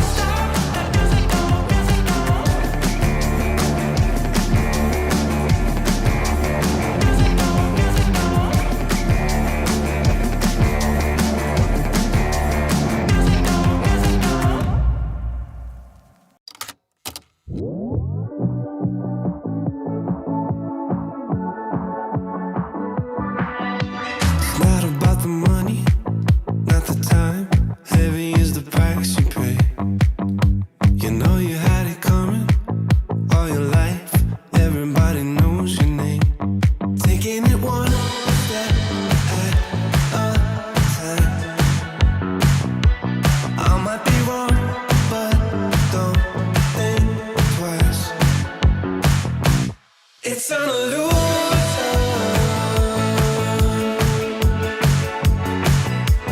It's an illusion.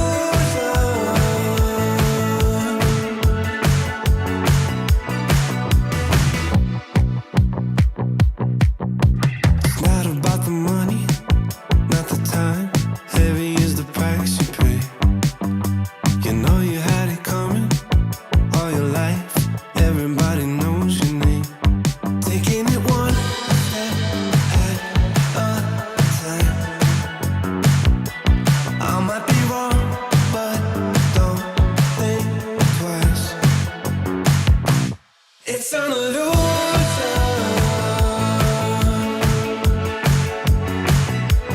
It's an illusion.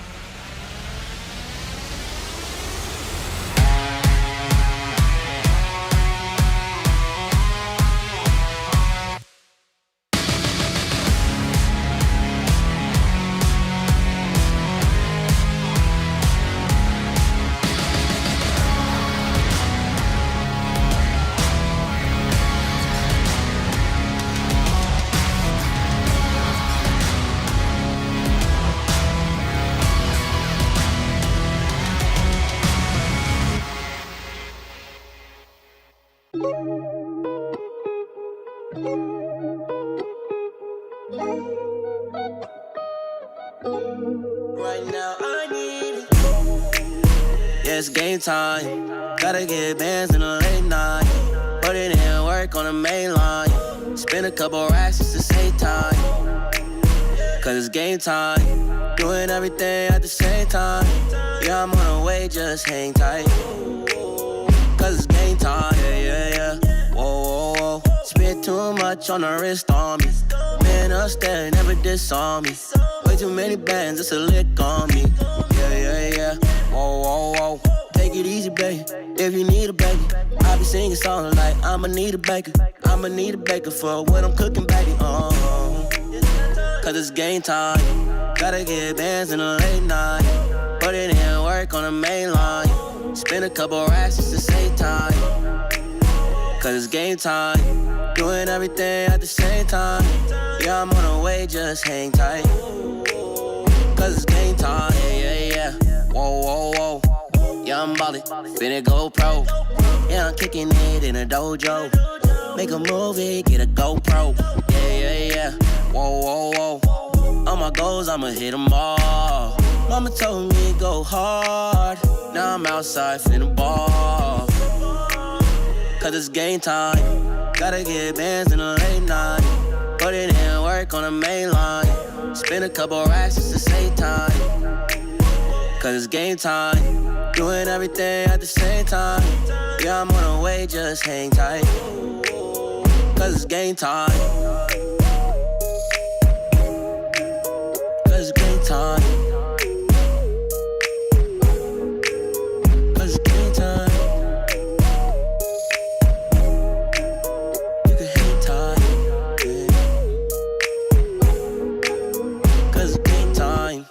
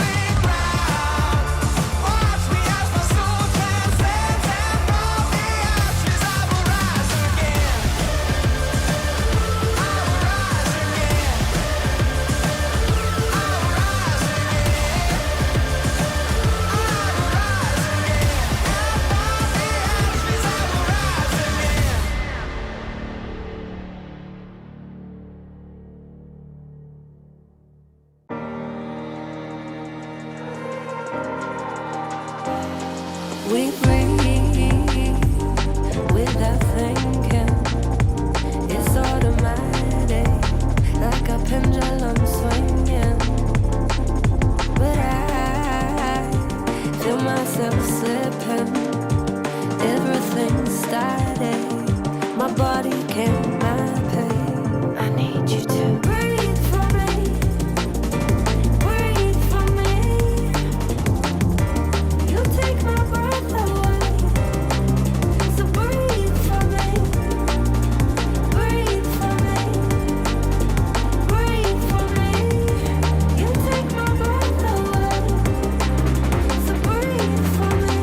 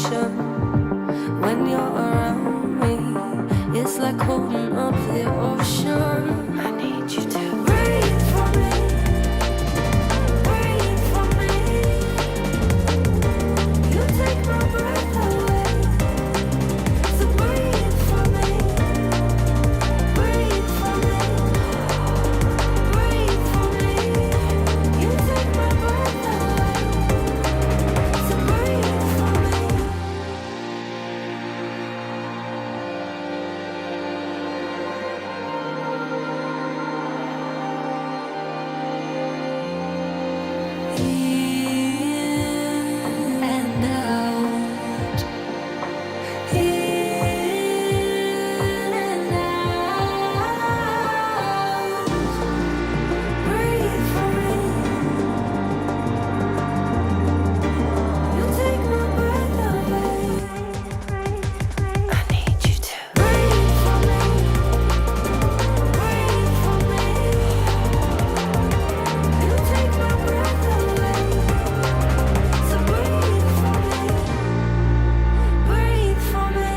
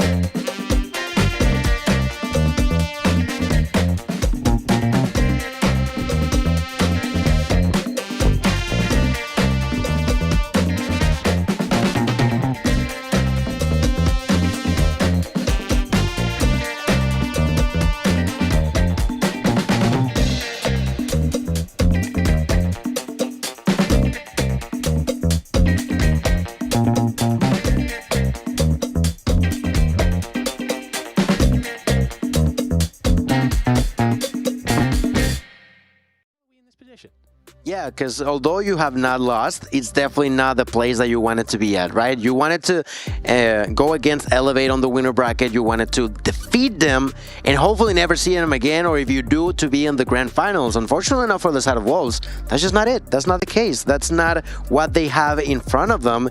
And, well, unhappiness is something normal to feel, because that was definitely not the plan. 100%. I tell you what, if they get through today, there's going to be a lot of VOD review to do, because we know how obsessed they are with being brilliant. However, ladies and gentlemen, while we get a look in at the players, you'll notice that a couple are away from their desks and in relaxed positions, and that's because we've got a thing or two to sort out. But while we get that sorted out, grab yourself a snack, a little bit of something to drink, because trust me, you're going to want it for this next map. We'll see you after this very quick break. 我们在比赛前的准备主要是会去观看我们即将的比赛对手的录像，然后会做一些自身的调整，比如说在我们一些地图的某一些环节，我们会进行一些特别的调整。 So usually before the match, we just play training mode, 20 minutes to read mode. Then if we're like there's a lot of more extra time in, we just go for a free for all together as a team to like warm up our gunfights. Me personally, as an individual, I make sure to have 3 things. Number 1, it actually happens before the match starts. I make sure to have really good sleep, minimum 8 hours. Number 2, I always make sure to eat very good food. And number 3, I always make sure to take a nice cold shower because it helps me refresh. 我们队伍每天的训练时间会在至少10个小时，然后如果在比赛密集的时期的话，我们的训练时间还会增加。As a team, we're working around the 8-hour to 9-hour mark on average. However, people individually do work both inside and outside the game by their own time. We usually train about 4 to 6 hours a day. As a team, we might play 6-7 hours. Usually, pressure isn't really a problem, but every player experiences it at some point. My personal best advice to that is take a deep breath in and sometimes just hold your breath. I'm more like a chill guy, so I can work with the pressure without problems. I remember that they're human too, and every emotion that I feel, they feel too. What's up, guys? Ayo Raf. So, we're currently going to be going through a pro player's loadout. I am personally a sub and heavy player, so I'm a machine gun and shotgun player. But my personal favorite in this meta is probably going to be the VMP. The USS is a great gun, but the VMP takes that throne for #1 spot, honestly. So, I'll be showing you guys my personal and everybody's loadouts in the pro player. All right, bandit adjustable, heavy barrel, great attachment to use. Gotta go with the rapid fire, it's crucial. And this one's honestly where a lot of pro players differentiate. I personally like the integrated grip set, but other players do like the Phoenix grip set. It just comes down to how you like to play as a player person. I'd probably go for the integrated grip set though. And then for secondaries, honestly, melees are the best. I feel like pistols are overrated. You know, you gotta go with the gloves, boxing gloves, prize fighters, Mike Tyson, you know what I mean? It's really, really good stuff to use. Down to the operator, I personally am a fan favorite of the equalizers. It's really, really fun, just running gun, Rambo style, really, really great. The 3 perks, gotta go lightweight, you gotta go gun-ho. Toughness is honestly really, really good too, but I believe personally gun-ho would be the best one to go for. The third option for the blue perks, you gotta go with dead silence. It's a crucial must-have.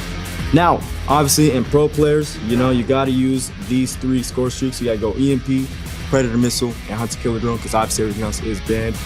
But yeah, honestly, that looks like a great loadout. You know, got the frag grenade. Actually, I'm one of the individual. I'll put you on a secret. I personally like sticky grenades. I think they're low-key. Very underrated. Besides that, this is my loadout. Hey, can I be a little outlandish for a sec? Yeah. What I gotta do to get y'all respect? Give me the microphone, 1, 2, check. What you gonna do? And let me go and run it, I'ma run up the check. Stay light on my feet, flow like a butterfly, sting like a bee. Tell you guys how you ain't outsourcing me. Cause you want extra, it ain't gonna be cheap.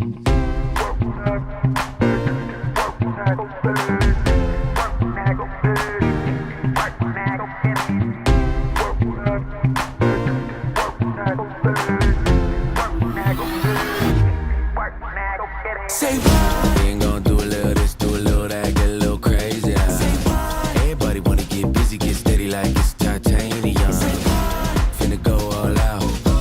Finna go all out. Say what? How much time you got? Sit down, let me line them up. Hey. On a scale, like 1 to 10, I'm like way over 10. There ain't no explaining it, it's just the way I live. And I won't say sorry, beg your pardon. You don't wanna get me started. Ain't no I go extra hard and I ain't stopping, I ain't stopping, I ain't stopping. So say what? Like you ain't heard me the first time, or you ain't see it with your third eye. I'm always ready like every time. Show and tell 'em my preferred style. I like jeans with a little bit of rip in the denim. Shows you how long I've been in 'em. Back and forth, I ain't gotta tell 'em. Take this work, now go sell it.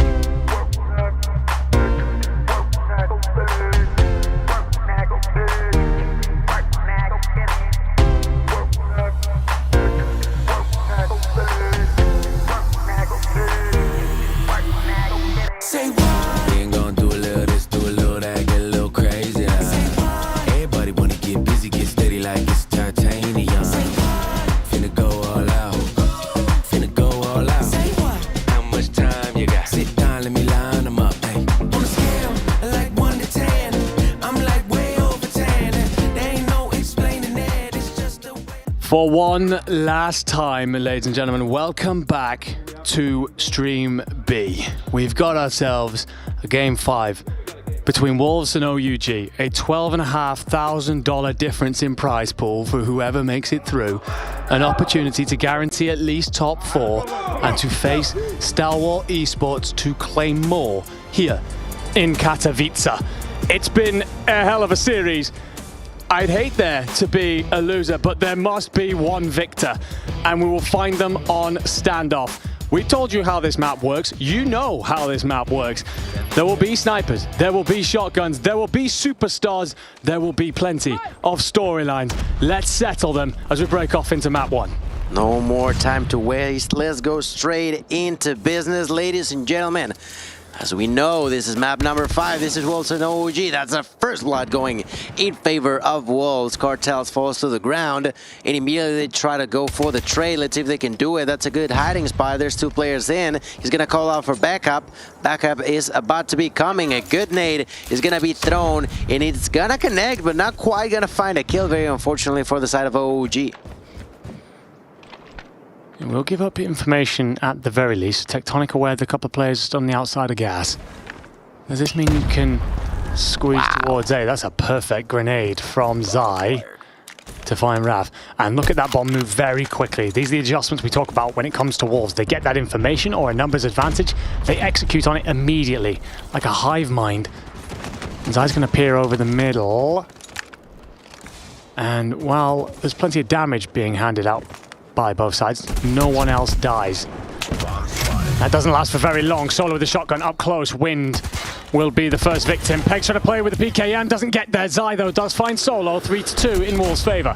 And all of a sudden, the chaos unfolds. Only one remains alive inside of OG. That's going to be Tectonic, who begins to push. There's the hold by Sounds. Not gonna find the kill just yet, but his ally pushes through. There's the shotgun play and a double for Tectonic. They definitely heard that something was going on, but they did not expect for someone like Tectonic to be rocking that shotgun. That's the beauty of realizing, okay, if they push, I'm ready. And ready he was. That's a 3-5 clutch to kick us off here on the side of OUG. I'm very surprised that Wolves continued to hit that. Felt like once they recognized the number of bodies, they were just going to play around the time, but they didn't. Committed to the play. May well think better of it now. Sound's just going to hold this outside, lock down a whole portion of the map here. Every time he throws a shoulder left, he knows if someone's pushing through gas. If he throws a shoulder right, he can see if they're trying to hit through Brown and get around the back of his team. But OUG are the defensive side here, and they're going to do what they're entitled to, which is slow the play down, burn through the time, look for some picks. Yeah, no real need for them to lose their heads. They can just sit down, chill, wait for a bit. Right now it's been a bit of a minute or so. No one has died till now as Tectonic finds that kill onto Sai, which is a great way to start the round, by the way. You remove a Hughes and Cartels here. Well, he had company in the number of 2, but we'll actually get a bit of room. Tectonic catches the nade, so that's information given over to Walls, but he's just going to belly crawl his way forward here. Gets his timings right, he's going to be in through the back. And Solo's PKM, while merry and jingling its way through this map, certainly packs a punch. Peg tries to do the same thing. He's aware of where Tectonic was tucked last time and clears it for his boys to push forward, but Solo's going to find a window to get himself inside. Yeah, no, the wallbang there was definitely not going to happen. He thought that there was somebody there and wasted so many bullets. Unfortunately not for him. That was not the case. It was completely empty. Now, this 4v4 is going to be quite interesting because Cartels is quite far apart. And although Peg saw him, that was an incredible flick for Cartels. He knows what he's doing. 10 seconds left. They're trying to plant the bomb. Finds the kill. Gets killed. Does not matter. They know where it's at. They can just easily and safely push because of the time. It's happening again for Wolves. Unfortunate situation where they lose control over the timer, and for that same reason OOG just abuses the situation to safely secure another point. Great work by OEG there. I mean, there's one thing for Cartels when he gets that snap, but it's also moments like reinforcing areas that Wolves believe they've cleared. It never gives them the feeling that they're comfortable, that they're safe. And Wolves, well, how often do you ever feel uncomfortable? The talent they possess will be scratching their heads right now. Kings picks up Zai to open us up. With another blood, Cartel's going to continue to hold this back corridor side. Using the fridge here as his bit of cover. And King, we want to see a bit more of him. Currently sat on nothing, and in these sniper duels, we've got to see him opening things up if you're going to find ways as an attack team. Let's see. 5v4, a few shots being fired, not really landing into a whole lot. Solo did receive a lot of damage and ends up dying thanks to the nades from Sound. Now Wind is going to capitalize on to Tech, but a great nade from Raph is going to equalize this thing. All of a sudden is the 3-for-2 trade in favor of Wolves. 3 versus 2, not only Raph alongside with Cartels are trying to prevent the bomb plan, and they do it in a huge fashion, only 45 seconds, and on top of it all, they know where the bomb is at. Now it's only King alive, he's got a sniper, and with a sniper it's gonna be quite difficult in this position. That's something that need to be aware of. King's going to creep up on this, walks himself into a position, fakes the timing as if he's gone round the back. Do OUG blink? Are they flustered? Well, one question mark. King's going to fly forward, misses the first shot, checks out, hits the second though. Reposition coming in from Raph, who's been brilliant all tournament and does enough to finally clutch up in round 3 in a moment where it looked like King had done the impossible. Yes, and even by picking up that Odin, I was fairly impressed, not only because of the insane shot he landed, but how quickly he realized, all right, there's a weapon here, I'm gonna take it because the sniper is not gonna be the best option, but even better than an Odin, of course, is a shotgun coming down from Raph. He was not able to defend himself in that situation. Now Tech is gonna immediately drop on this round. Well, if you are a Wolves fan and wondering how you get back into this, King opening up with a sniper should be very welcome news because we asked for that. Helps his team immensely with the numbers advantage. It's still about punching through players like Cartels though, who has not been shifted from this backside. We saw just how good the Wolves nades were into Cube a moment ago to clear it out, to catch Solo. That would be very helpful right now as well as the reposition over towards A comes through. Oh wow, those shots so close, yet so far he of course has no idea, but my goodness. Tectonic, let's remind it, died quite early, and now following through is also Kings, the one who gets the kill. Now 3v5. That's not news for the side of OG. That has happened before. This time around, they're also going to be losing Solo. They're also going to be losing Raph. And all of a sudden, it's a 1v5 where Wolves can take a very flawless and clean round. And that's exactly what they will get. Yeah, it's not just that they take the round, it is, as you said, that it's clean. It was dominant inside the round. So have Wolves started to find a way to do better on these attack rounds. They're still down 3-1. They'll need to repeat that a few more times to feel comfortable before they go on defense. But that was better. King up on top here, goes for the jump shot, hits nothing. Tries to repeat that. In towards Grandma's, clearly has an intended target.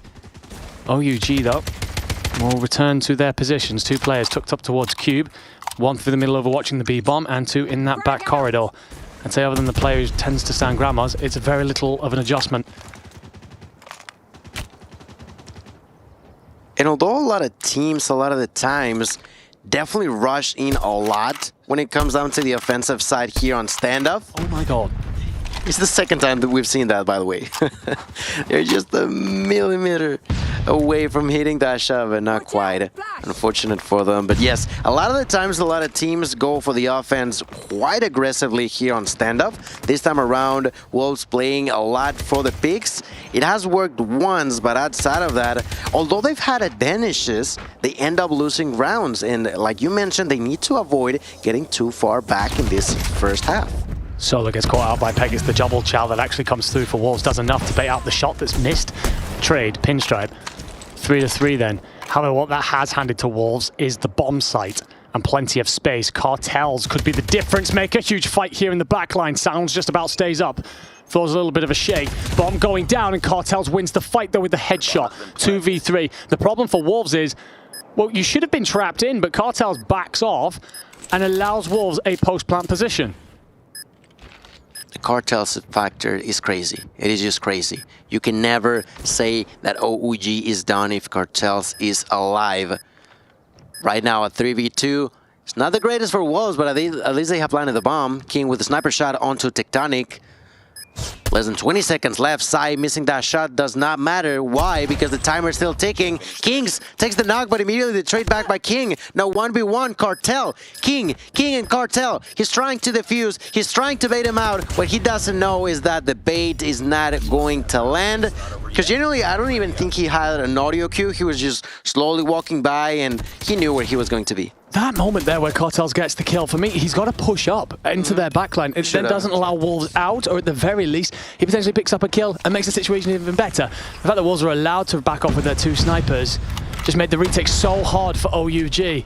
How they may look back at that and wish that they'd been a bit more clinical with their numbers advantage. Either way, it doesn't matter, you got to get on with it, and Raf will find himself inside Brown with the shotgun. No one dies. You hear the bullets ringing out. King, by the way, who's up to 8 kills. After 2 rounds, we saw 0 on there, so he certainly stepped it up. And that is no doubt what's helping Wolves back into this on their offense side. That's right. Right now, Wolves are trying to even those numbers. The bomb is going to be taken there by Peg. Slowly being moved over A site. Not quite committing to it. At least not yet. There's no real need. A whole minute is ahead of him, and the first bloods are about to come through. King finds one, but immediately gets traded by Solo. All of a sudden, it's a 4v4. Taking a look onto Rafa, taking a look onto Sai now with a sniper. Some smoke in the middle of the map is going to cause some confusion. People can walk by a bit safer than without it, of course. Through the ban, it's going to explode.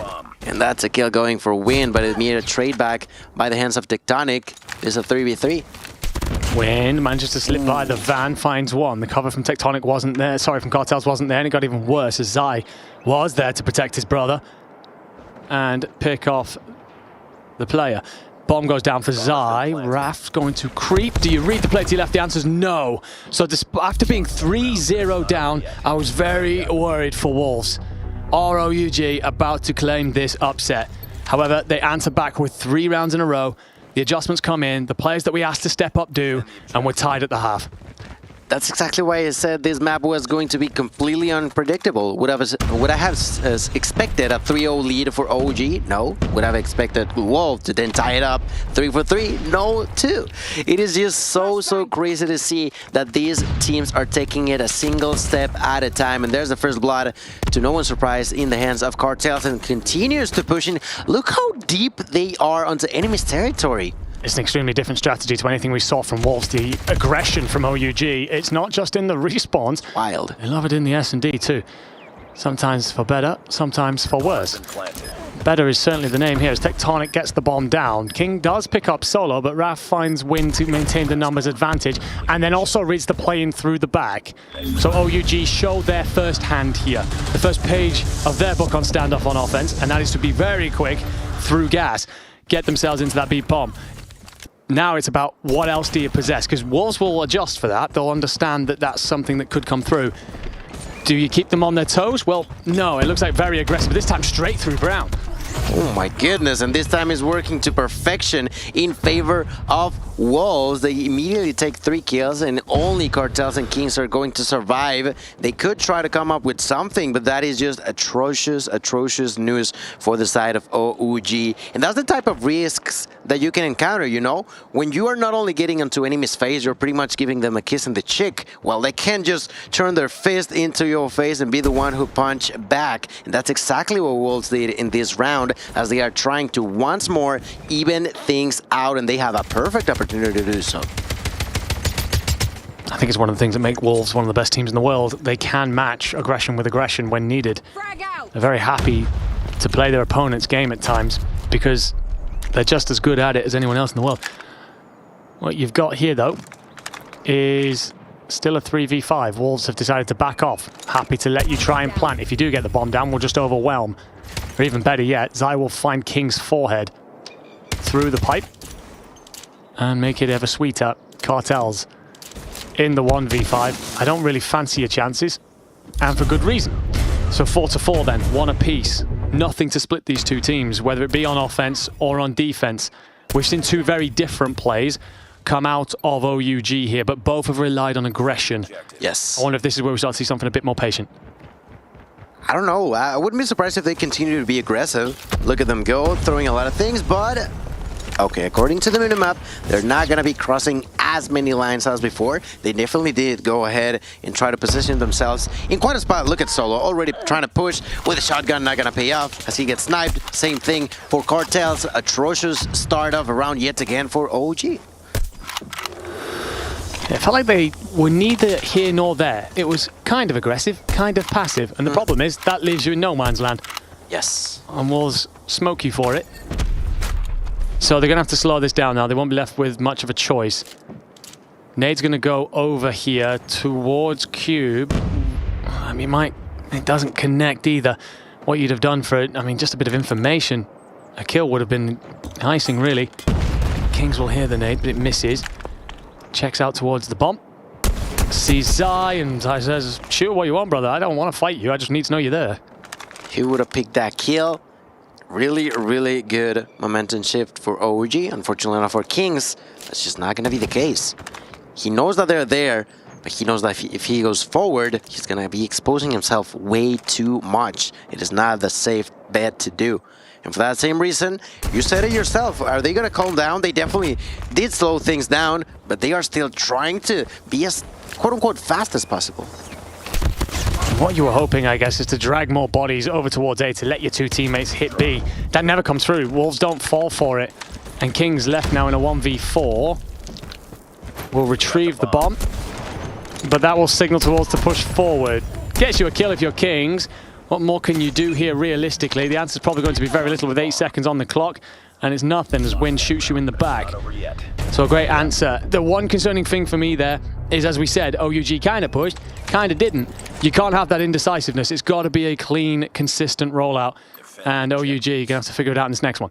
Let's see if they do this time around. Round number 10, ladies and gentlemen. This is getting more and more interesting. A lot of things are going to be thrown in. Once again, they're going to fight here to the death, Raph to the ground. The next one is going to be King solo. Cannot do absolutely anything. OG trying to defend back. That's going to be Cartels finding one. There's going to be Tectonic finding another. And then King trying to fight back. Not going to be possible. 3 kills now going 4 in favor of OG. And all of a sudden it's a 1v2. Peg is completely on his own. This was a 2v5. And it got ugly for the side of Wolves. Tectonic gets awful timing. Do you see Peg cross now? You do. So Cartels waits and finds the kill to tie us up at 5 apiece. Got overtime written all over this, but wonderful stuff there. What I do for a replay of that moment, because it looked like Wolves had won the gunfights initially. Tectonic pops off in the back line and just gets you that route on through that Wolves couldn't handle. Tied up again. Nades go out. So the aggression has worked so far, and while you're still going to get squeezed up towards this outside, it's actually a kill from Solo on Wind at the A bomb that's going to actually force a rotation in. OUG think they've got map presence here. Incredible situation, because that opens a lot of room. They're going to be throwing nades. There's another kill there for Kings, and a double. Looking for a triple, destroying the side of Wolves. There's only one alive. They can plant the bomb, they can rush for the kill, they can do whatever they want. The open map is for hunting in OUG's name. And ladies and gentlemen, OUG right now are going to have a match point opportunity to eliminate Wolves of the tournament. How do you respond if you're Wolves, the tournament favourites, staring down the barrel of back-to-back years in top 8, top 6? It is a tough situation for them. For OUG, you can feel the momentum shift. You can feel the confidence riding through them. They only need to get it right once here. 90 seconds on the clock. It's very aggressive throughout the backside of B. King reads it, finds the shot onto Cartels. Raph tries to counter with the shotgun. Doesn't come through. Sounds does enough. Sound is more than enough. Tectonic here, trying for the wall mines, not gonna land onto absolutely anybody. Bomb is under the hands of Tectonic. He's not too sure what to do. King's in here with the opportunity, but suffers a lot of pain, a lot of damage. Wind is gonna find that kill onto Kings, and that's just bad for the side of OG. 2v5. They've done it before. Can they do it again?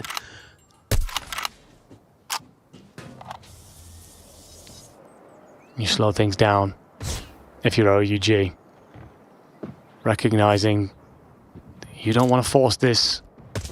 You've just got to find a pick. Solo could get in behind King here and does find Zai in the process. Didn't read that King was nearby, but you do get coverage from Tectonic, who gave up on the bomb plant. Must have been a call from Solo. I'm in a position here. Hang on a second, help me. Wind at A will be the isolated player. Other than that, you've got 2 bodies in front of you if you're OUG. Oh. As he plants the bomb, they pick Tectonic.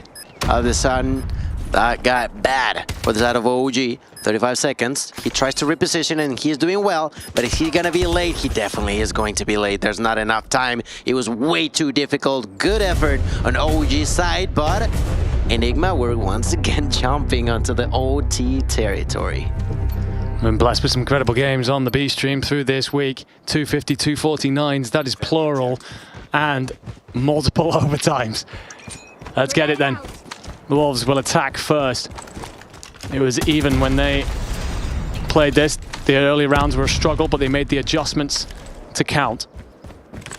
OUG, it's a very similar strategy to what we saw the whole time on defense. 2 players towards B, 2 players at the A cube, 1 around Grandma's. Cartels sometimes plays high, sometimes plays low. This time it's the back tank he's decided is the position for him. And Tech's just going to continue to hold that back line that has not been broken so far through this afternoon. Throughout both halves, we saw completely different strategies from both OUG and Wolves when it comes down to offense and defense. This time around, once again, Wolves taking it slow, 1 step at a time. So far, no one has died, and there's still a minute on the clock. What are you going to try to do? It seems like they want to push towards B, and that's exactly what OUG may have realized in here. There's King with the first blood, looking to get the second, gets a shot, but not a kill. His allies are going to be there to try to finish them off, and he does. Well done on Cartels. That's the 2-for-2 trade. Cartels also reads there's another player out towards this backside, but do you pick the correct corner? You have the teammates to support. Anyway, and the trade doesn't come through. Sounds finds 2. And a 1v2 then. King over the top of the bomb. Zai's going to be at distance off towards the fountain and finds the final blow. 7-6. Wolves' attacks have been perfect in the last 4.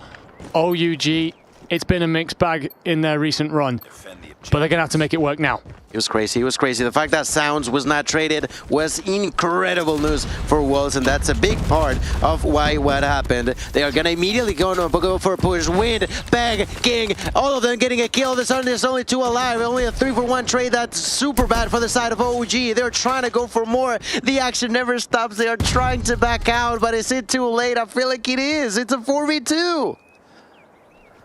The 2023 World Champions were hanging on by a thread just 2 rounds ago.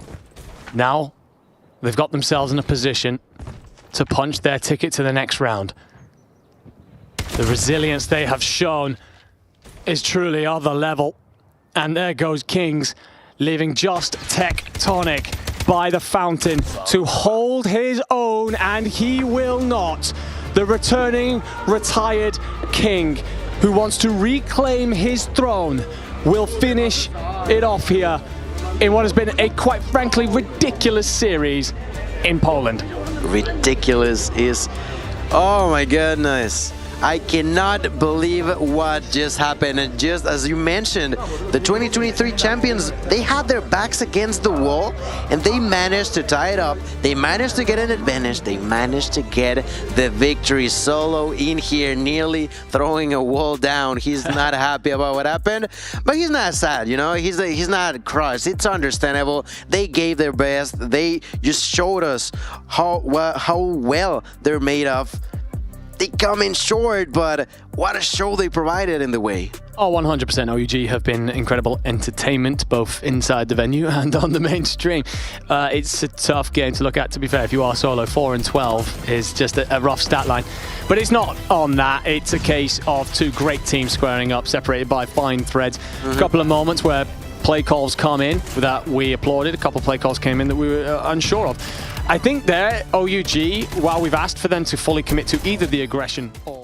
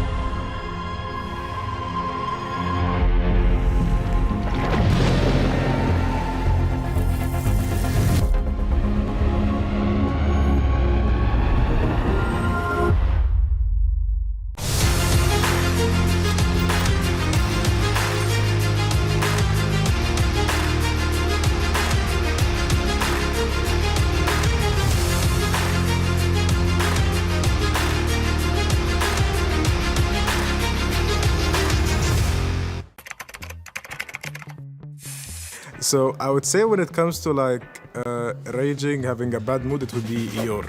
He's the one like snaps the fastest. It'll probably be Kings, honestly. He's very passionate, you know, so his rage is very justified at point. It's between Rihan and Yuki. I think for me it's Crossing. I think it's pretty obvious. It's Marvel. 我觉得我们队里都挺容易急眼的。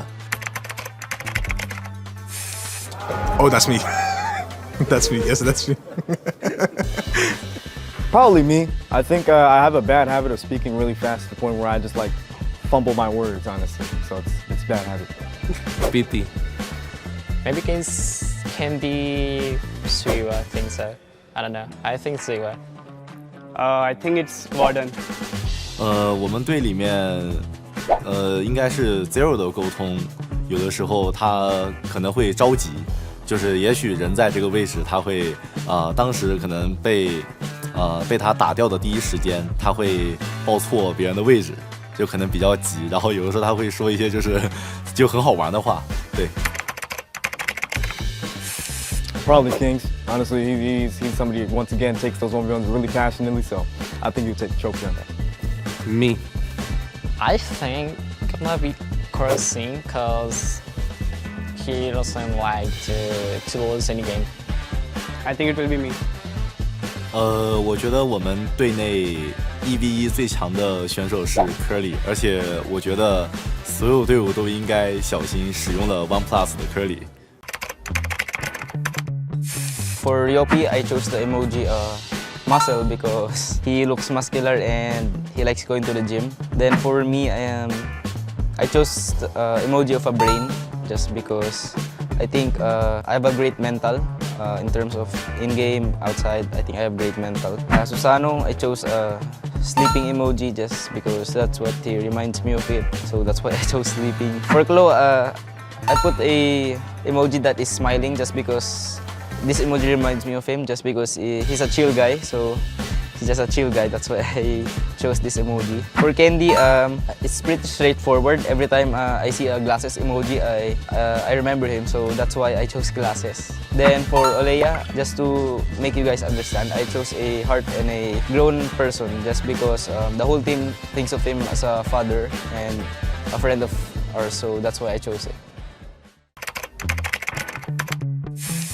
First off is me, FDX.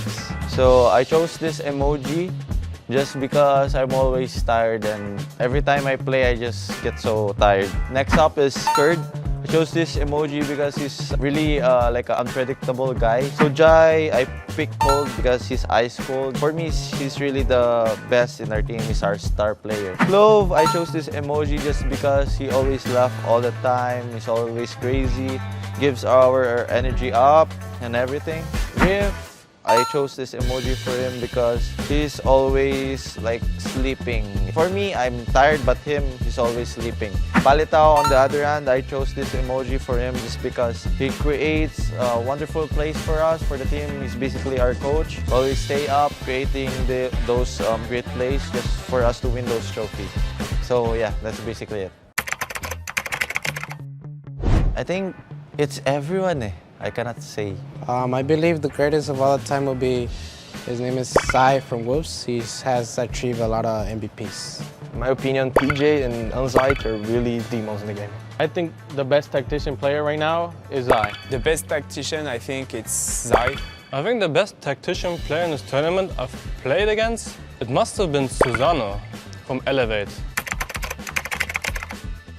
For sure, it's Lucasin from Galleries. Recently, from recent tournaments, it will be PJ that has, I believe, the best aim.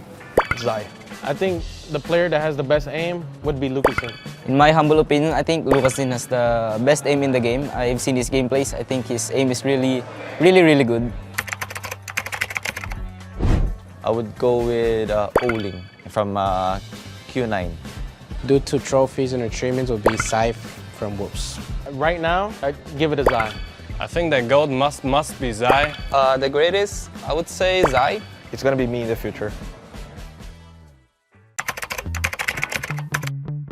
We believe it's in communication because communication is key to like the whole game sections. For me, communication. In my opinion, we need to be a mix like skill and communication.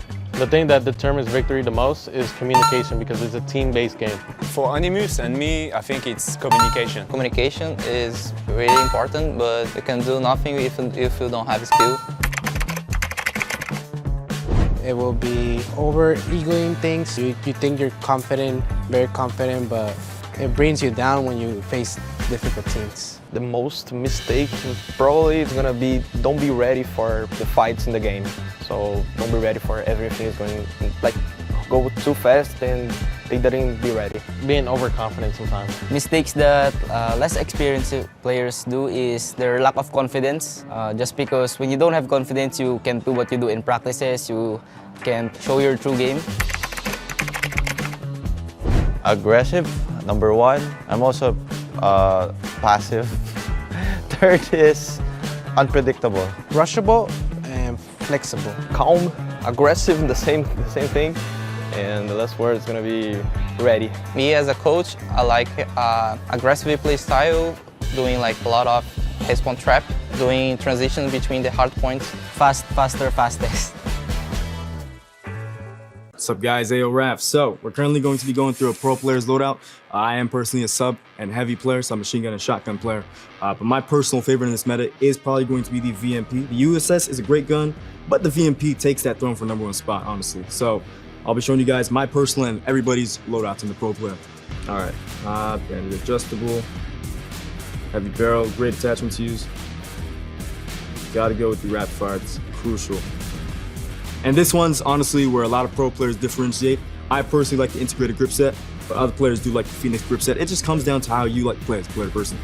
I'd probably go for the integrated grip set though. And then for secondaries, honestly, melees are the best. I feel like pistols are overrated. You know, you gotta go with the gloves, boxing gloves, prize fighters, Mike Tyson, you know what I mean? It's really, really good stuff to use. Down to the operator, I personally am a fan favorite of the equalizers. It's really, really fun, just running gun, Rambo style, really, really great. The 3 perks, gotta go lightweight, you gotta go gun-ho. Toughness is honestly really, really good too, but I believe personally gun-ho would be the best one to go for. The third option for the blue perks, you gotta go with dead silence. It's a crucial must-have. Now, obviously in pro players, you know, you gotta use these 3 score streaks. You gotta go EMP, Predator Missile, and Hunter Killer Drone, because obviously everything else is banned. But yeah, honestly, that looks like a great loadout. You know, got the frag grenade. Actually, I'm one of the individual. I'll put you on a secret. I personally like sticky grenades. I think they're low-key, very underrated. Besides that, this is my loadout. Basically, our best map is everything in the chump set. Our worst map is none. My best map will be Summit as a shotgun. Shotgun is very powerful in Summit. And my worst map will be Standoff. My best map probably Hacienda. I really love that map. And my worst map, I didn't like to play Apocalypse at all. My worst map is Summit, and my best map would be Hacienda. My best map is Tunisia, and my worst map is Corona. I would remove all the SMG. I will actually remove the Type 63. Is really broken.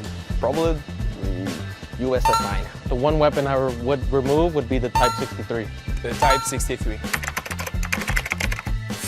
I could say it's fair, but at the same time, Type is still overpowered and it can still ruin the experience, just for me. Believe it or not, I think it's really fair this year because there has been a lot of game rules with the updates, the nerfs, the buffs. I believe it's pretty fair this year. Right now, it's really fair for me. Like the XM4, in the competitive same, like XM4, VNP, and Odin also, they are really good. But yeah, it's fair enough for me. I think with a couple exceptions, if you take out 2 weapons, I think the balance is pretty good. Today, for me, it's not really fair because it's the same meta since a long time. So I would like to change, and maybe the SMG are too good with the USS 9. So if we can go on a rifle meta, for me, it would be perfect. Hi guys, I'm FDX, the captain for Stalwart Esports, and here is my loadout. I'm gonna start with the loadout. Since I'm a sniper man, I usually go with the Tundra. Even if it's nerf, it's okay.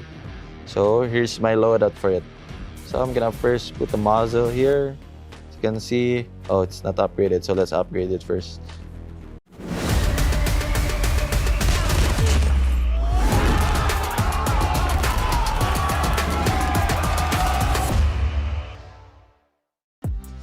Welcome back, everybody, to the Call of Duty Mobile World Championship Day 2.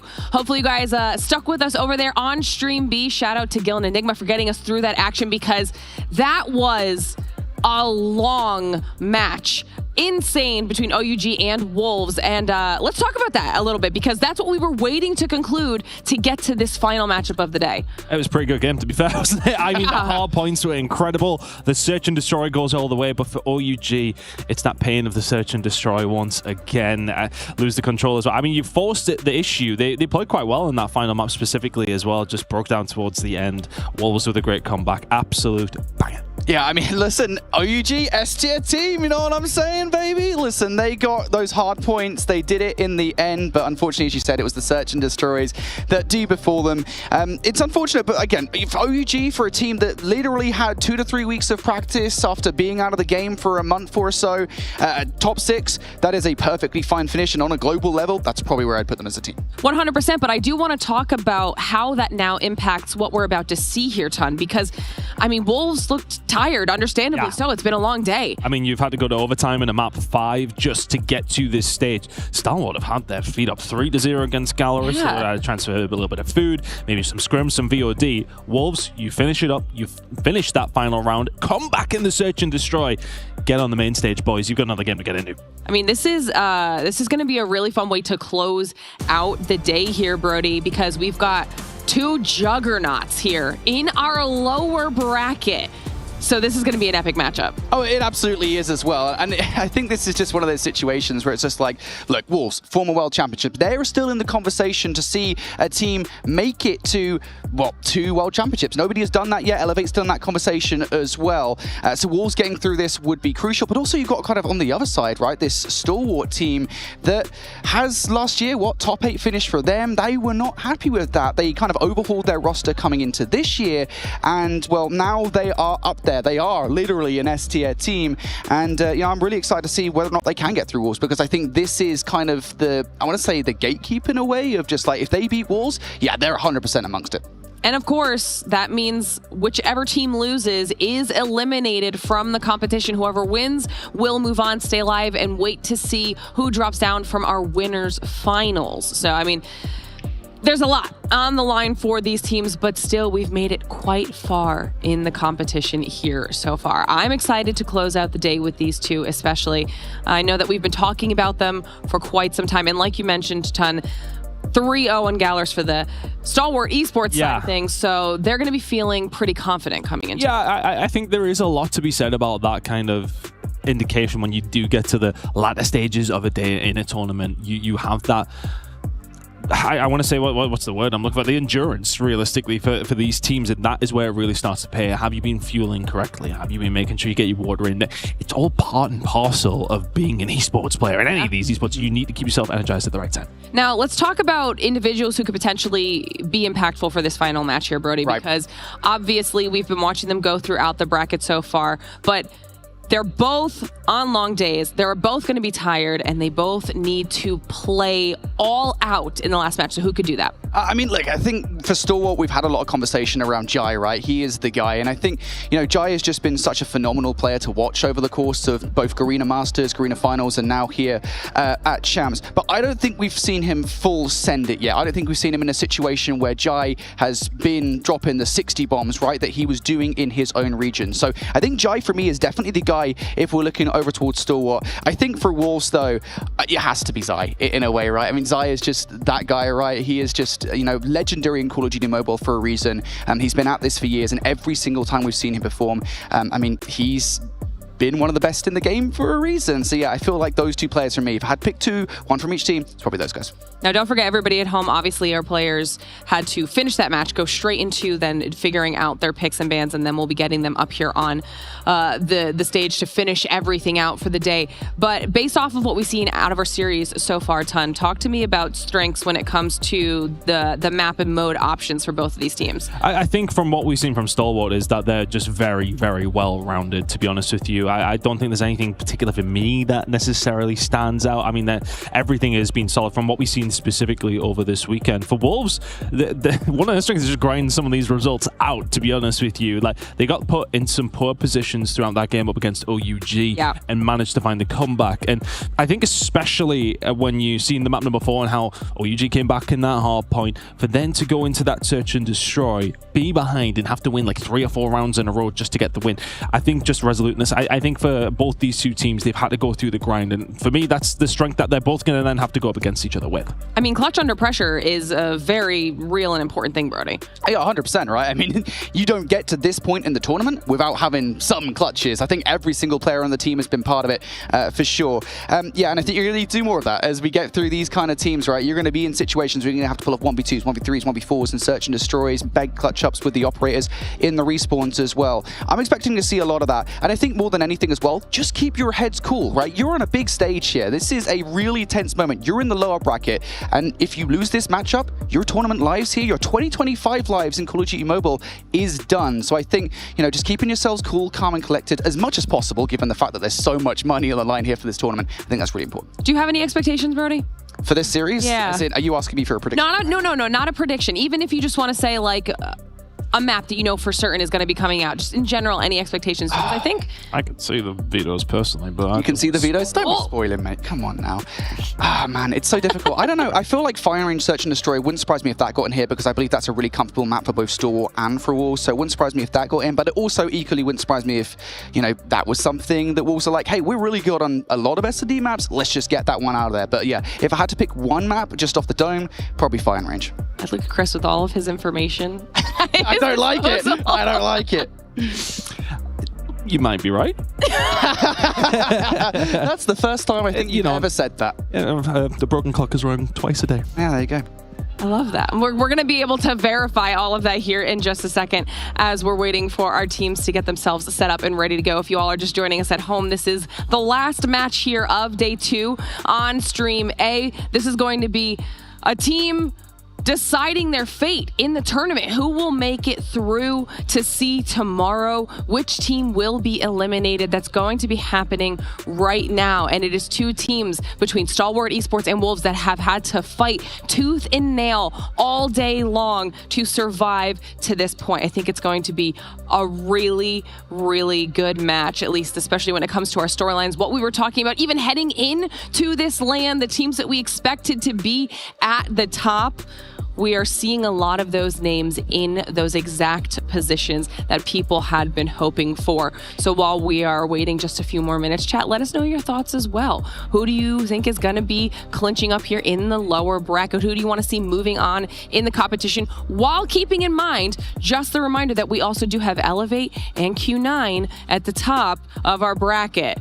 I think for me, realistically, as you were saying, like in terms of the top teams making this spot, I don't think anyone would have been necessarily too surprised at the top 4 that we've got here. I think it's pretty. No, I wouldn't say it was ever set in stone, but I'm not looking at it thinking, oh, I didn't expect that team to be that. I mean, Exclusive aren't in there, and I did not. No, I don't want to clown on that. But I thought Gallerus maybe would have been the team who could have possibly broken through on that side of things potentially. Other than that, though, would you maybe OUG kind of finish where we expected? It's kind of been as expected is what I'm trying to say. Yeah, I totally agree with that, actually. It's before the tournament, right? I think a lot of people were saying that the top 4 that we have in this tournament right now are definitively the top 4 in the world. Correct. And I think you're right. OUG maybe would have been in that conversation, again, had they had more practice. I mean, had they just qualified initially straight via CDM, then yeah, maybe OUG would definitively be in that conversation because we had seen them beat Wolves. We had seen them, beat Q9. So yeah, I think, OUG would have been in that conversation. I think Gallerus are kind of just outside of that top 5, I think, really. For me, I think they haven't been able to consistently beat the top teams, and I think that's what you need to do to get into that conversation. But yeah, certainly I think the teams that we've got into this tournament are the teams right now that are top 4. So I absolutely love that. There hasn't been too many surprises outside of obviously kind of getting the likes of Street into playoffs. Yeah, and even though we haven't had many surprises, we've had some absolute bangers. Yeah. And I think that's kind of been indicative of the conversation we heard pretty much straight away from PJ in the very first game. The level seems to have raised. So yes, okay, we are getting the people who are probably supposed to win their games. They are going to win, but it is never ever been a whitewash for the most part. Yes, okay, there's been some games that have been a bit of a blowout, but you know, there's been back and forth at least. There has been times in Call of Duty Mobile Championships where we've really had like later games and the teams just getting blown out of the water. I don't want to jinx this one, in absolute fairness, and I don't think I will. I think we've been fine on this side of things, but it really has been close. The competition's been really high. 100%. I think that really just kind of speaks to the Call of Duty Mobile competitive scene on the whole. Year over year, we are seeing our individual players and our teams across all of our regions improving, getting better, constantly trying to reach the level of whichever region or team is the best that year. And it just shows how dedicated our entire community is to really improving, growing as a scene. It's something that you really love to see. And I think I always kind of related back to the days of, because obviously I'm both mostly from mainline COD. That's kind of our history. And we, way back in the day, European teams kind of were in this situation. You know, it was always difficult when you come to the big global events, but they kept coming to those events, and they were playing against the better teams, and they got better and better and better. And I remember the first time a European team ever won like a main event. And one day, boys, we're going to get it on. It's going to happen. Who's to say what happens next year? But it's time for us to start the ceremony of getting into our last match of the day. Ian, let's get the teams on it.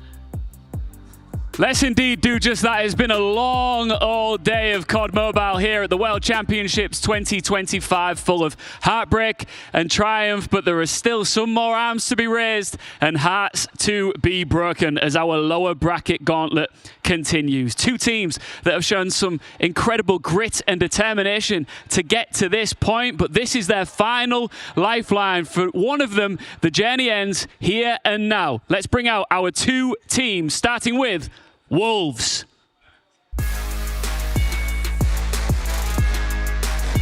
They were the favorites coming in, and they have had a tough old time of it. You've just seen them over on Stream B make it to this point. The Wolves continue on their mission to claw themselves out of this lower bracket.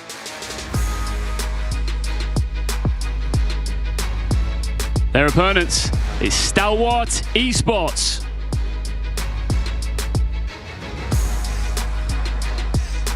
They beat OUG, lost to Q9, beat another opponent in Galoris, and now they walk into the den. Stamina is everything for these two teams. Glitter, right? I can genuinely feel the tension up here. And these guys, every single one of them sitting at their stations, have had such a long, tough day to get to this point. Who will hold it together and clutch up for the final time tonight?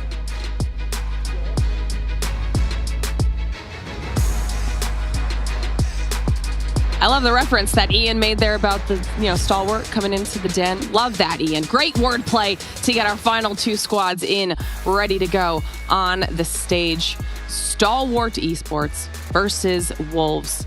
We heard the pregame cheer coming out of Wolves just a few seconds ago as our players are going to get themselves settled and everything prepared to go while we start some analysis here, because you said that you saw them come through, Ton. Yeah. We've got our picks and bans. We're going to get them pulled up here so we can start talking about what our players decided for this last match.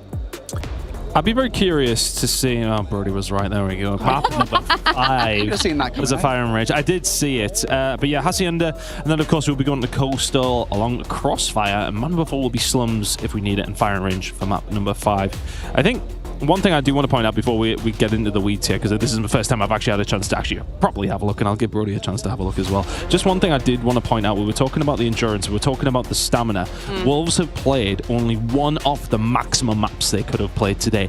Every game -1 has been a 3-2 grueler. So you would like to think that Stalwart have the edge as far as the actual energy that they're going to have going into this one. Wolves are really going to have to grind through this one. It's going to be curious how they start.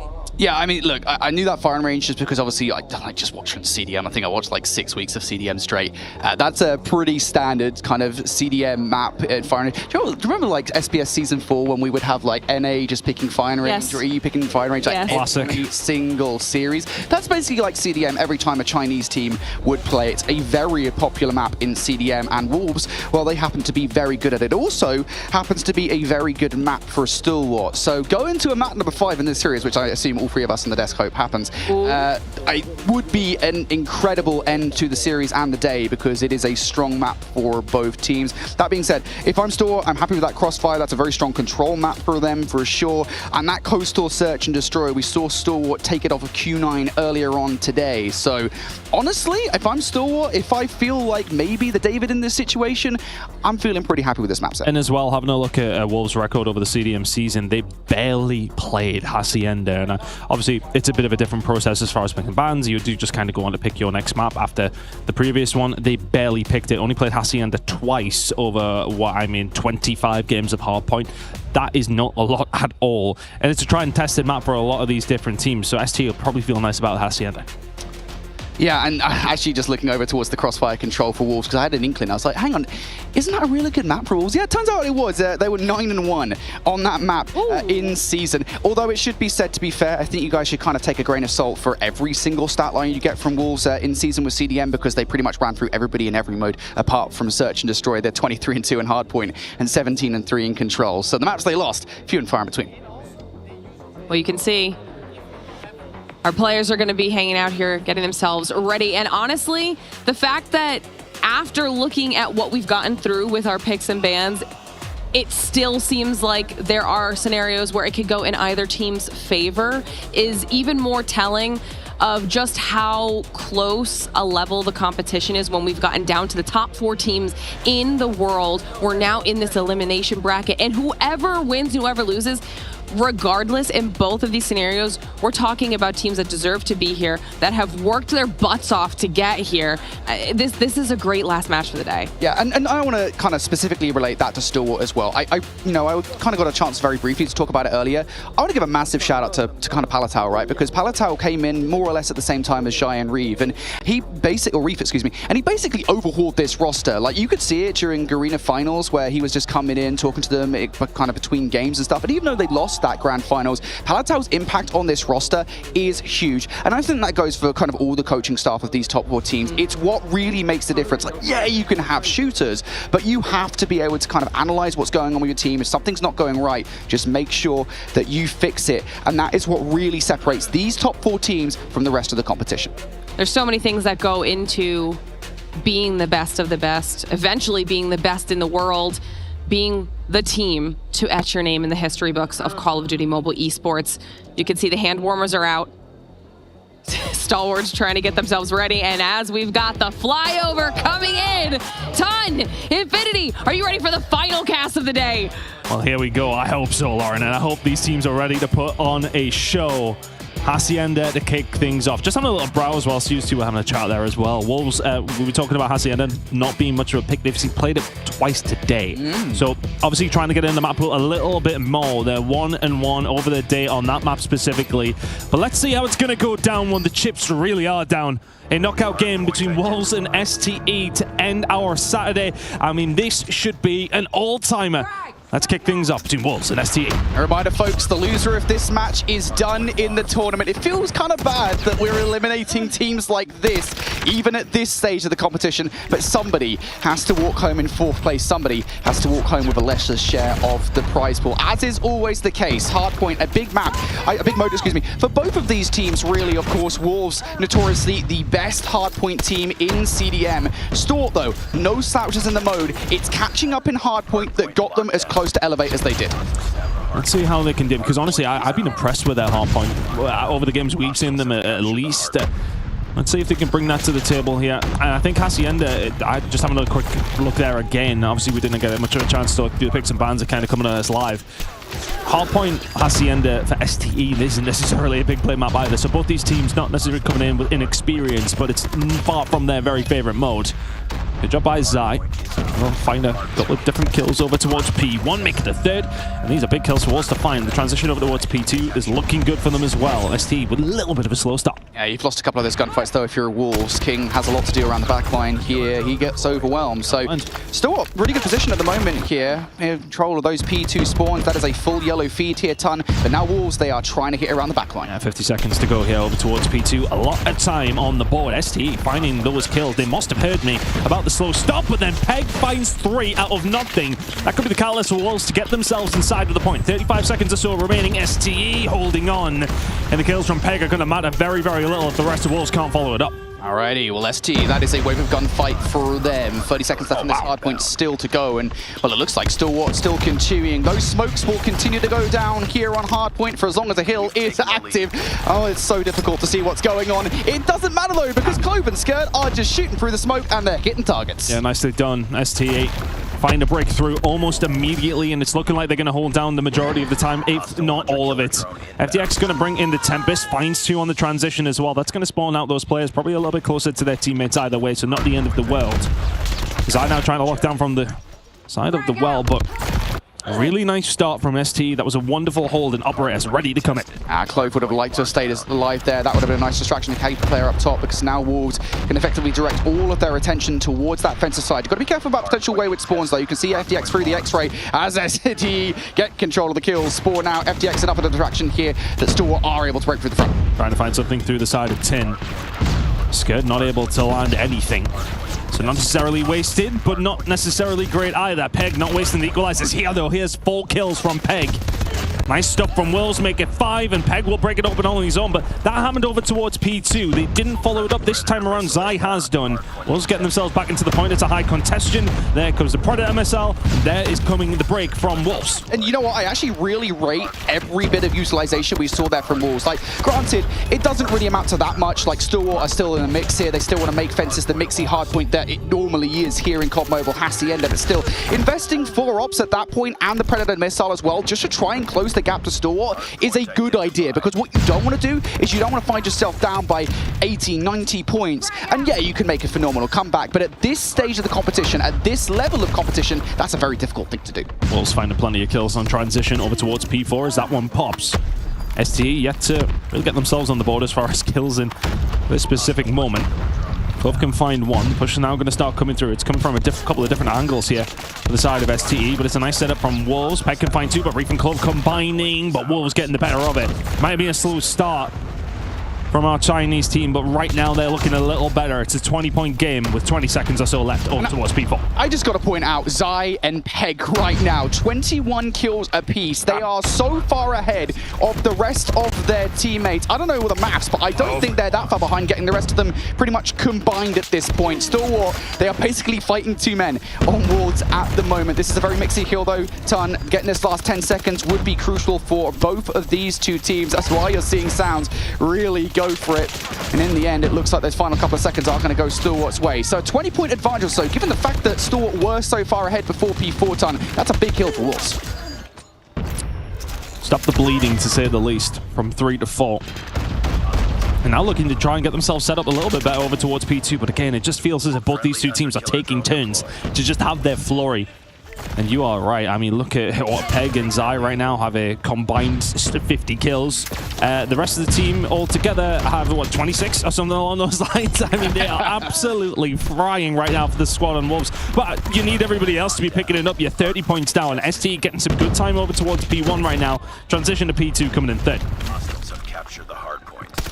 Wolves trying to get back in towards the hard point now. P1 is ever so mixy. Getting that topside control is crucial. That's why King is fighting for it so doggedly. We'll find 3 up top. Still 20 seconds left to fight for, though. This is big time for Stalwart if they could grab it away. And at the moment, it does just feel like they're just trying to fight through this kill to get that rotation. It's not happening, though. That's a full blue feed. Wolves have that rotate. And at the same time, it was actually Clove who brought out the equalizers, completely wasted. Wiped out immediately, so that's a big win from Wolves. They find the transition, no equalizers on the board. Can you find the kills to back it up? Wind gets a couple on that backside now. Jai trying to find as much as he can with the War Machine here, and will get something through the smoke, and not just something, he'll find two. He's finding hit markers as well. FDX doing so well. The setup was very much there from Wolves. They are not able to make it count. Yeah, I was going to say, I mean, you might well get those kills with the War Machine. The problem is, though, that those close spawns, you didn't have a couple of players to block them, so Wolves will get right back through. That's another equals, though, this time that kind of falls away. Stalwart now don't have to deal with that, and they are now back in, but Wolves, they're knocking. And the problem is with Wolves, a couple of players like Peg and, of course, Zai having big games. When they're not popping off, it seems to be that the points are heavily going over towards STE. This time around, they can find a couple of kills, though. Wolves will find a way through with 20 seconds to play for. Back spawns here for STE as well. If Wolves can hold on, if Wolves can get them back out of this point, the transition over towards P3 will be looking nice. Sounds can find a couple. Wind will find another.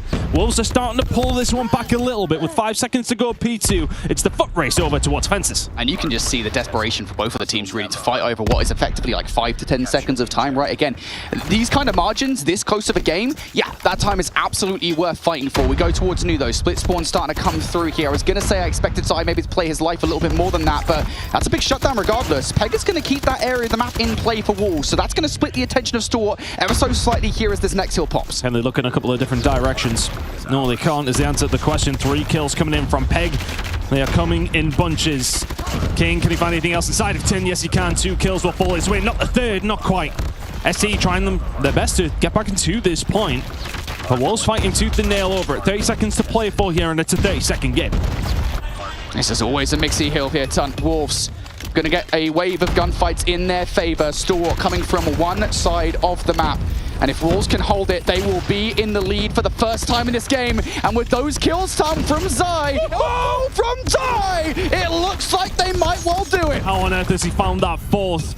He shuts them all down. Wolves getting into the swing of things here. It's a 10-point game. We're heading over towards P4, where Wolves was so successful in that previous rotation.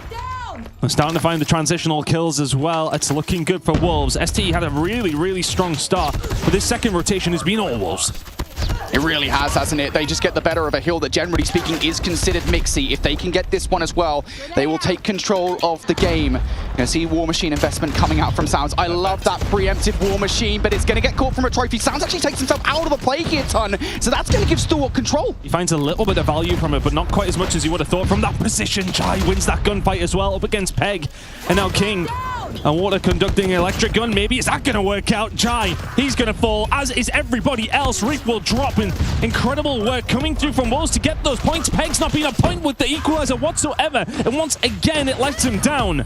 SC doing a great job at soaking up some time, but Wolves a couple of little fumbles. I mean, it feels like every time Wolves will bring out an operator, right, even 3 from the Tempest from King, it's immediately responded to by Wolves. You'll have Wind and Peg come out here with their own operators to keep themselves in the conversation, and yet still, that is a crucial hard point for a Stalwart. They'll invest a couple of ops to try and get the last bit of rotation and the rotation towards new away, but still, the fact that Wolves now get rid of 40 points or so on that hard point, STE now ahead in this game.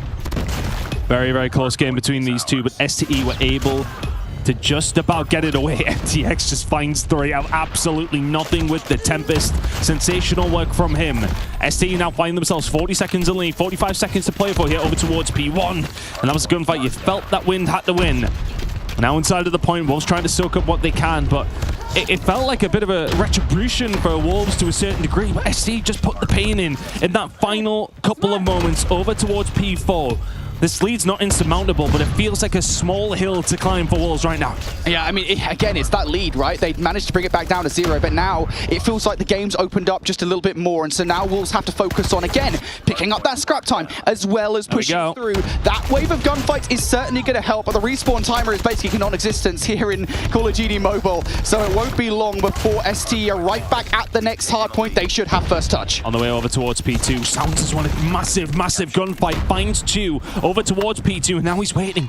He's waiting for the rest of SC to find their way through. Can he manage to find anything else? If anything else would be a bonus. He gets a 3rd. No problem from Sounds. But where's the rest of the team? Are they combining? They're on their way through water. ST are the first ones inside, but Wolves will manage to find the break. FDX comes in, starts swinging. He can find one, as can Reef. STE seemingly find a way through. Yeah, nice play as well from ST off the respawn. You can see a couple of players like Skurd and Clove trying to make things happen on the flank through Rock. Keep Zai out of the play, so the rest of Wolves are vulnerable. Now they have to fight though, because this is a manic hard point. Clove's going to convert 2 here with the equals. It's still going. And there's not really much for Wolves to play with as far as the operators go. Absolutely nothing. But we can actually see that one player is going to manage to get something in. That's going to be Sounds. He's going to not bring anything in, but you can see the War Machine coming through from Jai. 4 or 5 kills found. STE in complete control. 15 seconds to play for here at P2. Wolves have got to run away with their tail between their legs. And they've just got to keep on hitting this as well, right? You're going to spawn up in the lobby. You can't give up 10 seconds when Stalwart are this close to victory, so you got to try and take this time away. It's nice for Peg to find 3, but he's so weak that he's not going to be able to complete the set and take FDX out of the play. So we go to new. Stalwart over here, just 14 seconds, 1 player, Reef, trying to cause carnage. He gets shut down. Operators available for STE as well. There's 3 ready to start causing havoc over towards the fences. Skurd's the only one who could find a kill, but everybody else from Wolves doing what they can, but Reef doing absolutely everything that he can for STE. There's 4 with the Sparrow. He may well line up more. STE find a way through. Wolves are gonna fight back. All you gotta do is take everybody from Wolves out now with your ups, and that's exactly what Skurd wants to do. But Wolves, they're dogged. STE trying to close things out here. Nobody from Wolves will touch. And that's Stalwart kicking off, stealing a hard point away from Wolves. That's a big one. It felt like they led the dance all the way through. And from the word go, they took the lead. They never lost it. Wolves came in maybe just a little bit cold and got caught. It's a massive map for Stalwart to try and find. And they do indeed find it. And it's just down to those operators towards that last hill we've seen. Go over towards P3, and when there's that amount of investment available, the returns are always going to be green. Big win for Stalwart in map number 1. And we did mention, we were talking about the lack of playtime here specifically on Hacienda for both these two teams. That's a really nice win for STE. 100%. Again, it has to be said that Wolves are phenomenal in hardpoint, right? So taking that away in this series, considering, you know, Search and Destroy is generally speaking where you're likely to take Wolves 100% of the time. It feels like, you know, just coming out in the series, winning map number 1 is monumental. But yeah, I mean, we talk about kind of leads in this game. It felt like early on Stalwart had started to build kind of what almost felt like an insurmountable lead. It got to like 50 to 60 points. And given the context of how mixy these hardpoints were, it didn't feel like that was going to come down. But we got to the mid game. Wolves managed to get a full 60, I believe it was on P2. They bring things back, and then we go over towards P4, I believe it was. That's where Stalwart got another 40 points, and it really didn't feel like that deficit closed again. And looking towards these scoreboards, and again, something that you always try to not do as an analyst is counting towards the kills, but 51 and 38 and 50 and 39 for Zion Peg for the L, and not even that close. How many of those kills are really contributing to that win? Yeah, I mean, I will say this much, right? We talk about it early on because we kind of mentioned it in the middle of the game. I think it was like Peg and Zai had 30 kills between, or a piece, I should say. They slowed down, but yeah, I mean, it would be hard to keep it up. But I think more to the point here, it was the fact that we were talking about the fact that the rest of the team were basically on single digits through the first 4 hard points, I want to say, or something to that effect. And that probably, I mean, definitely contributed to the fact that Stalwart were as far ahead as they were. And of course, that was damaging in the end because that's more or less the stat line of which Stalwart were able to win game number 1 by. So not all of Wolves showing up. The pack isn't here just yet. Maybe it will be so for Search and Destroy because we do go to Coastal up next here a ton. And look, STE, they managed to beat Q9 earlier on today on Coastal Search and Destroy. So Stalwart will definitely be in high spirits here. But I never want to count out Wolves. This has historically been a good map for them. We look back towards CDM. I believe it's a 3-2 record for them moving into that. So it's a good map for both teams, but I feel like, again, Stalwart's earlier victory, that's going to give them a huge confidence booster. Into map number 2 we go. And you're right, neither one of these teams necessarily having a great load of competitive play on this one, specifically in Coastal. Which again, kind of always makes for an interesting game.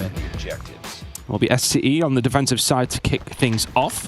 We've seen a lot of really like splits, I want to say, between a lot of these top teams, especially in the Search and Destroys. Many a 3-3 at halftime, many a overtime. But for Wolves on the attack to kick things off, a slow and steady approach, but STE not quite playing that same game. Reef, he will find one, gets taken down. That's okay for both these two teams because information's being gained. That's the idea.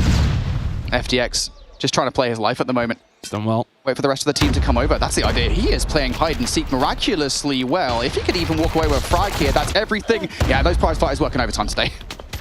Wind will find him, but he did well to survive as long as he could. He knew his objective and he completed it well. The rest of STE are here. The backup has arrived and Zai has left all on his own in a 1 versus 3 and he's not in a position to help his team.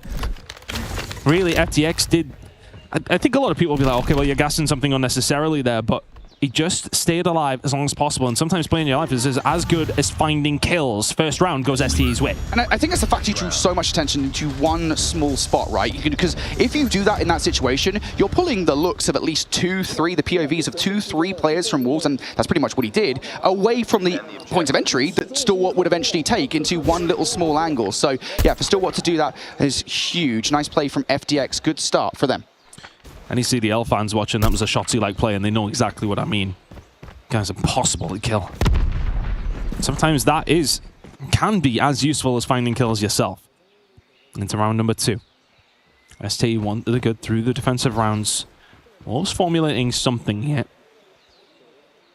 And you can see the setup from STE in your bottom left corner. As the push will start to come through. It seems like a setup. The grenades will come in and Clove to get himself caught out, but that smoke's actually going to give him a little bit of cover. Skirt is here to help out as well, and will find first blood, but Wolves inside of B. Maybe inspired by Q9. They're going to give up the B site here. Maybe not entirely by choice. Clove's going to find one on the exit as well. They have numbers in this situation. They're going to go for a retake. Wolves' only option here. Get that rock down. They're looking for some kind of exit frag here. Turn and Stalwart, they're just not giving him anything. And then the problem is trying to get that bomb down when you know they're just all around you. You never know when's the best time. And that time may well have passed already. Sounds and King. Gonna have to wait inside of the site. I don't think STE will rush anything here.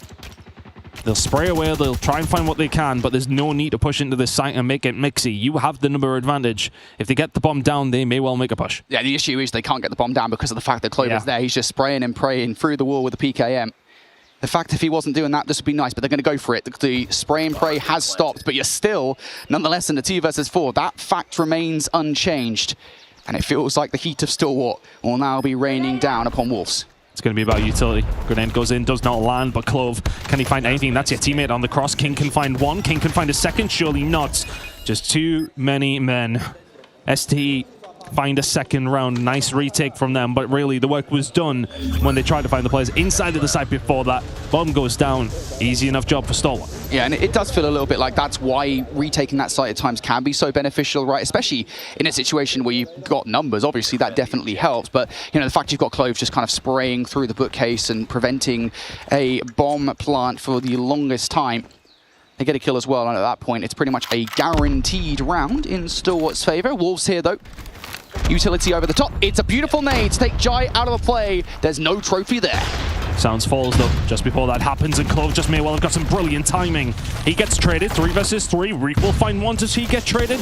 Yes, he does. It was Scared who actually gets traded inside, does even better. Finds 2. Surely he doesn't find the 3rd, and all of a sudden we're just having a bit of a quick scope off down long side. FTX can find 1, makes it a 1 versus 1. And King will have that info. And that nade will not find much.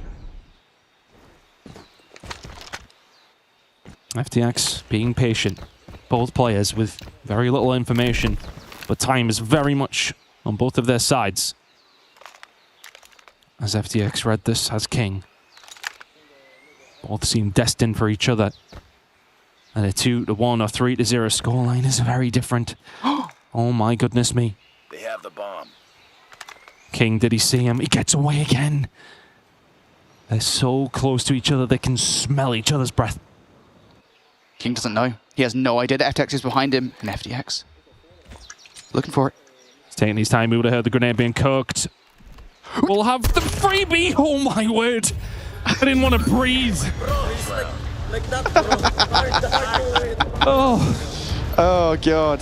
FTX. It's like a sideways snake, something to that effect. In that have to make sure, don't you? You had the angle on him. It was just a case of making sure you secure it. King not quite finding the angle to get that one to ring out, but ST looking very, very solid here in the search and destroy. I don't want to speak too soon for this series, but it has an air of Wolves maybe just running out of steam. And that is a nice pick to find as well. Win has a little look. It's a little bit of a bait, actually. That comes through from FTX. He dips out, expects his other teammate to be able to find the shot on the way back in. But FDX is accurate as ever. Still 3-0 to SCE, and they have a man advantage on round number 4.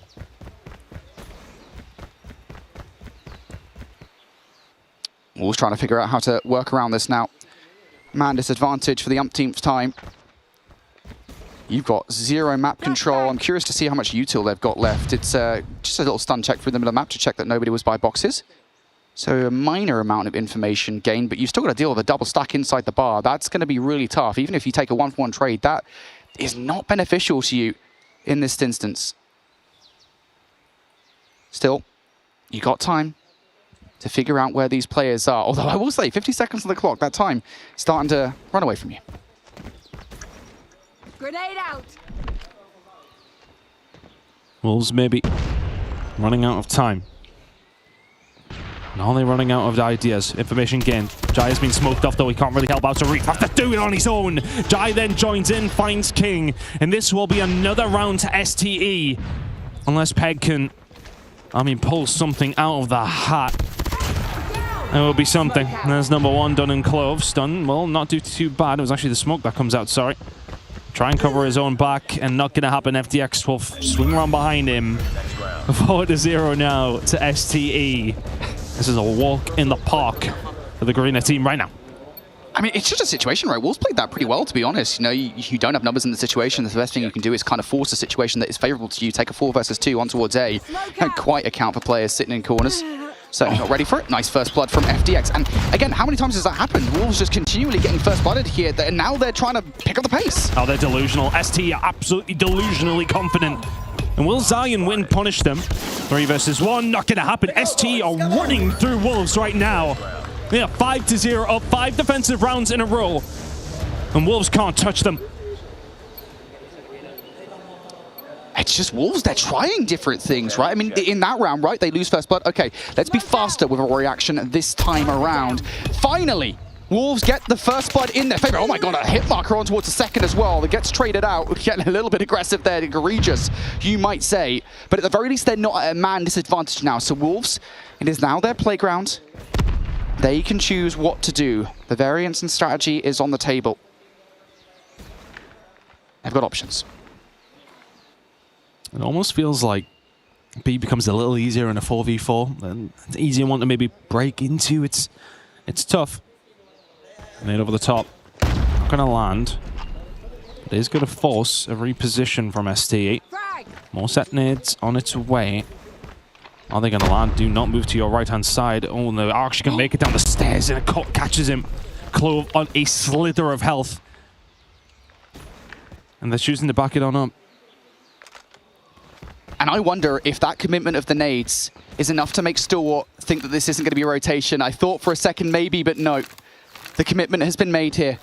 And now, the butting of the head. Only 1 player removed from the play for Wolves, so this is effectively a 3 versus 2. They had to go faster than this, though. That's the problem. They've taken the long route round, and all of a sudden it's going to be time for ST to set up, but they don't land their shots, and Wind sweeps on through. He will find 2. Reef now left in a 1 versus 4. And it feels like Wolves will find some respite from this attacking side. This round should absolutely be theirs, barring another 1 versus 4 this weekend. And Reef in this position, it ain't gonna happen. 1 player behind, is he gonna be able to do it? I very much doubt it. Wolves get themselves on the board. That was crucial. Yeah, I mean, that round could well have gone ST's way if it wasn't for FTX whiffing a shot, right? Because Wind is the one that he would have taken down. Wind doesn't get that first kill, and he most certainly doesn't get the second. So 1 little snipe going Stalwart's way, and that is a flawless offensive effort. And on the whole, I think they'll be very happy chappies about that one. Wolves need to have an incredible start, and they're getting pushed super quick. Oh, Stalwart straight away over towards B and getting aggressive. 1 player over towards his backside. Did they see the cross? They did absolutely not. Can they manage to find it? No, they cannot. Sounds. He will find 2. Jai now going to try and get this one done and dusted because Wolves are on their way around to help, but they have still not killed Sounds. Eventually they do, but Jai now left in a 1 versus 3. Wolves answer the call very, very quickly. It's back-to-back round from Wolves. Yeah, just incredible how 1 player can completely change the course of Call of Duty Mobile history. Have a round on the board here for Wolves as Sound picks up a double inside the site, and well, at that point the reinforcements were called. Stalwart couldn't trade in time. And that is Wolves kicking off the defensive round set just as they wanted to. And this is a very different look from Wolves as well. They are really trying to set the pace right now, Ton. You can tell with the variance in strategy, they want to throw Stalwart off. Reef trying to find a way through. Looking for some information, gained plenty of it. And the information is gained in shotgun pellets to the chest. Reef dealt with so quickly. But he found enough out. Now, is it going to help STE with this attack? I'm not too sure. Wolves are positioned well.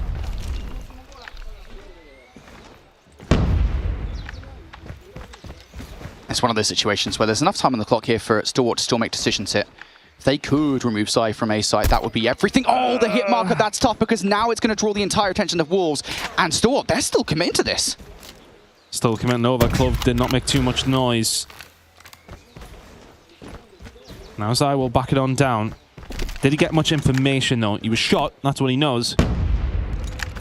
But did you see too many of the STE on their way around getting aggressive? There's no way that Zai has found that. Gets the information for his team and starts on spraying, but Clove can find two with a shotgun. The HSO in hand, he will eventually get taken down. It's now a 2 versus 3 in favor of Wolves. I've seen players do that with the RAL. I've not seen players do it with the type. You learn something new every day, folks. Stalwart now in a 2 versus 3. It's a war on two fronts. And Wolves, they are the ones who want to overwhelm. Can Jai and Skurd do much here? Doesn't look that way. Jai was holding an angle, but not that one. King finds 2. Skurd will get taken down, and Wolves will find another round.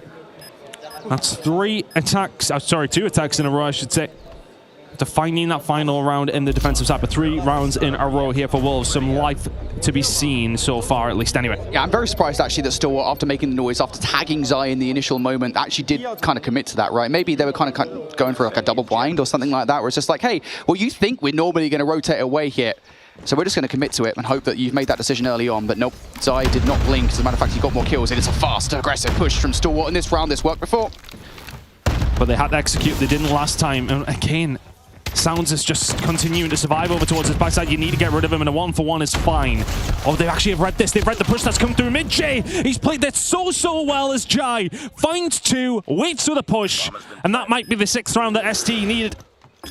You've got to get rid of Jai before you even get into the site. That's the first thing. If you don't kill Jai, you ain't winning this round, and that's one way to do it. That's a beautiful nade from Zai.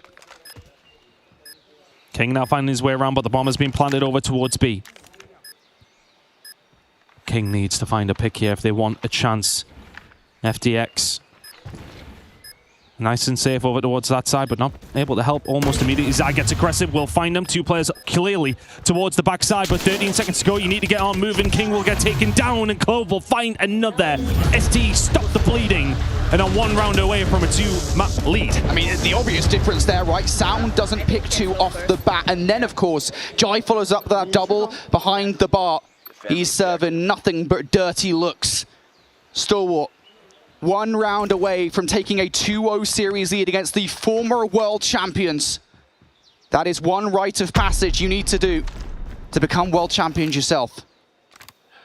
And Wolves, I think they're out of ideas, I'll be honest, Tom. We've seen a variety of different looks from them over the last 4 rounds. This is a much more standard approach. They do not want to mess up. Utility being sent out over towards the B side.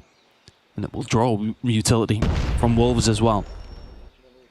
So that's an advantage to the attacking team, you would like to think. Information gained by FDX, but the shot not landed. Still 5v5.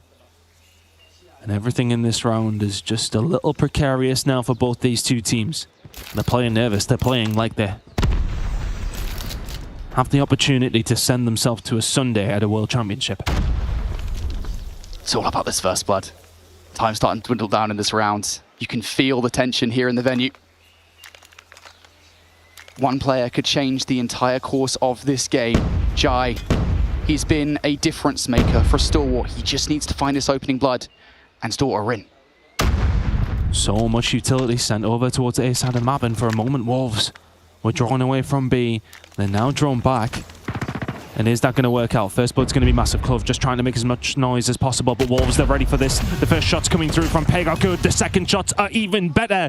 And Scared now is going to have to run away scared as King will find another. Peg will find 3 on site and lock it down. Wolves find another round. 3 from Peg. Keeps the minute. That's the beauty of an HSO watching a choke point. Just the current meta we live in here in COD Mobile. Just how it is. Everyone was so hopeful when the attachment bans came through. Hey, maybe the HSO might not be better. Nah, it's still in there. Anyway, fast, aggressive from Stalwart once again, hoping to get rid of Sounds. Let's see if Sounds can do one better. Well, he's got a little bit of help this time. King right alongside him. Sounds over towards the backside, can find 2 as well. It's wonderful defense from Wolves. STE are throwing different looks, but that one, it's kind of been a bit of a 50-50, the rush over towards B. It hasn't worked out. Now on a 2 versus 4. The problem is they're just cornered. But I don't think for 1 second that Wolves will expect them just to push out of the side, so they're going to do it anyway. But 1 player behind them, they've got to be so careful. Wind will turn around, he will deal with it. That was a Wolves round for a very long time. Honestly, I thought for a second there when Stalwart lived well past their expiry date. I was like, there's no way they actually survived this, right? This is a blatant round for Wolves. But yeah, 100% different strategy there from Wolves. They sent a couple of players into the Wolves to B site this time as opposed to just Sound. So very different. Wolves in the game against OUG were behind in a similar scenario. I think they were actually 6-4 down or something along those lines. And they came back to win it in overtime. No players have found anything but plenty of utility being sent across the board. Peg will find Reef. A car bomb out of nowhere. And now all of a sudden STE do not have the numbers. They may well still be 6-5 up and still need this round to take this one away, but Wolves could very well tie it up with this advantage. Yeah, now the thing is Wolves don't have to commit to either of these 2 sites, right? They can kind of spread themselves thinly and react to ST considering they now have the numbers. Would have been a nice snipe to ascertain the round for Stalwart, but they are still going to be comfortable for the moment here. Keep an eye on Clove, 11 kills to his name. He's been monumental for Stalwart. He could be everything on the entry towards B, but that is a double up and a half that you do not want to deal with. ST are playing like a team who are 5-1 up and are currently in a precarious spot. This may well be going to overtime. Aggressive lines coming through from Wolves, and that is a bold player to be making in a round like this. And bold plays are punished by Jai. Zai gets taken down. It's a wonderful shot, 4 versus 4. But they do not blink. Neither does Stalwart. I really thought for a second there was a strange shot. No, King. They are committing straight for it. COD timing. They have a chance to get on towards the site. King back down at the right time. That stun's not going to land on anything, but there's the bullet from the Tundra. They got to back it on down. FDX will find Peg, and ST are in on the site. This bomb should be going down, and it is on its way over. Does not land.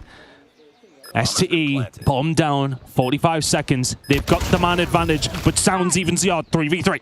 And 3v3 we go. Jai, the man of the hour. 1 snipe again could change everything. Wolves taking their time. They've got 30 seconds. They can do this. 30 seconds to formulate how we get back into A and how we defuse that bomb. Sounds trying to distract, but Jai, once again, he's been the hero of this round. Gets another pick, and all of a sudden it's a 2 versus 3. Backs on down. Shot's going to come in from Wind, but he can't find them. And it is all but done. STE should surely get this one. Sounds is trying his hardest. 9 seconds to go, and not going to get near it. STE find a way in. A miraculous defensive recovery from Wolves is not enough. The damage was done, and they are 2-0 down. Just the reactivity of Stalwart over and over Jai, again. Man, wow. Right, I mean, it's Jai, all right, for sure. This guy has changed the game for Stalwart Esports. I don't want to say he single-handedly transformed them into a championship-winning team. I think many in the Garena community would say they've always been capable of that. They just didn't get the chance last year. This year, they are still well on the road, and I think they've gone into turbo mode. They've kicked it up. And not sure too. This was a phenomenal start though for Stalwart. 5 rounds on the bounce to kick things off here. And I said it, I mean, they could well have had 6 if it wasn't for 1 whiffed snipe from FDX. That would have been a flawless defensive start. Every single time that Wolves tried some kind of different look, well, Stalwart had the answer, and of course it most certainly didn't help for the vast majority of those defensive rounds. The first blood, Stalwart had that in the back. Just felt like STE were crumbling a little bit though, didn't it? And that really would have felt like if Wolves could have found that map from where they were 5-0 down at one stage. Brought it back to 5-1 at the half. If Wolves bring that back and go on to win it, the mentality difference is monumental at this stage. But as it goes, they couldn't, and Stalwart Esports stop the bleeding in those defensive rounds, find themselves 2-0 up in this series, heading in to a Crossfire Control. It's been a long old day for Wolves, but they haven't been involved in a 3-0 today yet, and I'm sure they don't want that to be the case in a map number 3. Stalwart Esports, though, in a commanding spot. But both these teams, Brody, very proficient at control. But who's going to bring the A game here? And now a final game of the day. It's so difficult, isn't it? I mean, Crossfire has been traditionally a great map for both Stalwart and for Wolves, so I do almost kind of expect to see a banger matchup here for sure, regardless of who takes it home. But for Wolves, I mean, your backs are up against the wall. We go back to Crossfire Control today from Wolves, and it has been a wild ride for sure. Of course, they managed to beat, I believe it was, OUG on this one, 3-0. They took a Game 5 loss earlier on versus Galaris, which is, I think, a pretty big loss to take. So it's been kind of mixed signals, I want to say, from Stalwart thus far, or from Wolves so far, excuse me. Stalwart, on the other hand, though, I think they've been pretty confident this map to my memory. Having a look through Stalwart's results so far on Crossfire. They have played it 3 times. They have not lost a round. 3-0 in every single game. That's if Alan's been putting these stats in right anyway. I mean, I'm hoping he has done, but hopefully that is the case. But let's see how things are going to roll on down. I trust I hold shift. And I trust STE are going to feel confident on this map because of that. Wolves, can they answer the call? Well, Peg's already tried to start to do so, and Zionco trying alongside of him to get this one going. STE now trying to get themselves back in a position, but Peg's done wonderfully again over towards that A side. King in a good spot to stop these flankers. Nice start from the side of Wolves. Yeah, this is a beautiful start from Wolves. They haven't fully cleared out space just yet from A, but I think the primary thing right now is just to make sure that Stalwart aren't able to overextend through B. Even despite those gunfires, you find 3 in the feed now. If you're a Stalwart, you're starting to really push up and trying to get some movement going, create some breathing space. Wolves, for all of the kills they've made here, for the small tentative 2-life advantage they've got, there are still Stalwart players to deal with, a top X and over towards B. You gotta remove those players, even with 45 on the clock. I might be wrong. I might be running the wrong stats page, but STE been going well. I'm not going to blame Shift for that. He's now going to be saying, what's this guy talking about? Reef now over towards the A side, trying to get something going. It's been a nice start from Wolves. Not going to happen for him over towards this side as Wind will shut things down, and consistently over towards A. Wolves have been doing a really good job at just being a nuisance. That live discrepancy is looking good. Yeah, it's the lives at the moment that's really the biggest issue here for Stalwart. So let's just start. Step number 1, get control of A. Get the extra 60 seconds of the ball before we move forward. Then you've got to remove players like Sounds from Delhi, and all of a sudden this becomes a tantalizing prospect, doesn't it? You've got a lot of space to work with here. Even in 11v17, you still can walk away with some ticks. And a significant amount of time and space to work with. They're not necessarily pushing on the point, they're pushing out to try and keep Wolves that little bit further away. Peg can find one, but he does get taken down. STE put themselves in a wonderful spot here now, but look at the flank that could be coming on through. Zai will find one in the FDX, and Wolves will potentially stop the bleeding with those kills that come through. 10 versus 6. Yeah, Wind's going to find one kill as well against Reef, so what looked like such good map control for Stalwart gets blown apart basically by one man. They've got to get back through him if they want to get control, and actually Wind's able to find yet another kill against Reef, so again, Stalwart being held at bay here. They had to fight for control, but that's 3 kills here now, Ton. They are right back on the point. Excellent work. 6 versus 3. Still doable here for ST, and there's going to be investment coming through as well. The Tempest is out from Clove. Jai finds Peg. 4 versus 3. 40 seconds. Neither team has to panic yet. Although ST might be the ones that have to do so. Clove's found another. 2 versus 3. King finds Jai, and Clove is left with a Tempest in hand, albeit starting to get aggressive as well. Oh, he was the shot. The Tempest runs out, but he finds the kill anyway. King will fall. Swings one over towards the right-hand side. Clove will take one back. Now just a little bit weak. Underkiller out. He's not going to be able to find it. Did he hear him on his left-hand side? Yes, he did, but which the shot has to land. It has to land it now, and cannot. Wolves will find the defensive round. And if he finds that HS kill, he's on his own inside of the site. King would have had to make a move.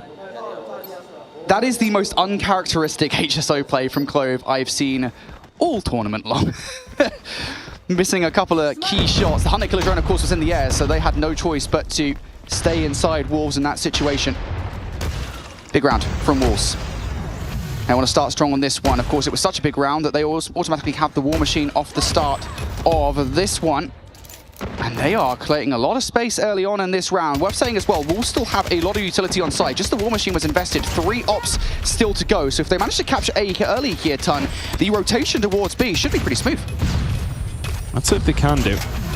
Looking good from Wolves so far. Starting to push themselves up, put themselves in positions where they can make their life easier. And Clove feels like the only one who's really answered back from STE. They are getting blown out of the water right now, but Reef finds one back on a peg. A little bit more map control. But Wolves in a really nice spot. That's going to be a quick air capture. Equalizer's out for that. No info, nothing. Desperation player from Reef there. Yeah, that's really not good. I know that it's early on in the round because now that leaves you even in a deeper hole than you were previously, right? Because you've just invested one of your ops you've got. Look at Wolves' inventory right now, buddy. They have the entire armory across their backpacks collectively. It's 4 ops, it's 1 streak, assuming that's just a Hunter Killer drone. Wolves have everything to work with here on this rotation.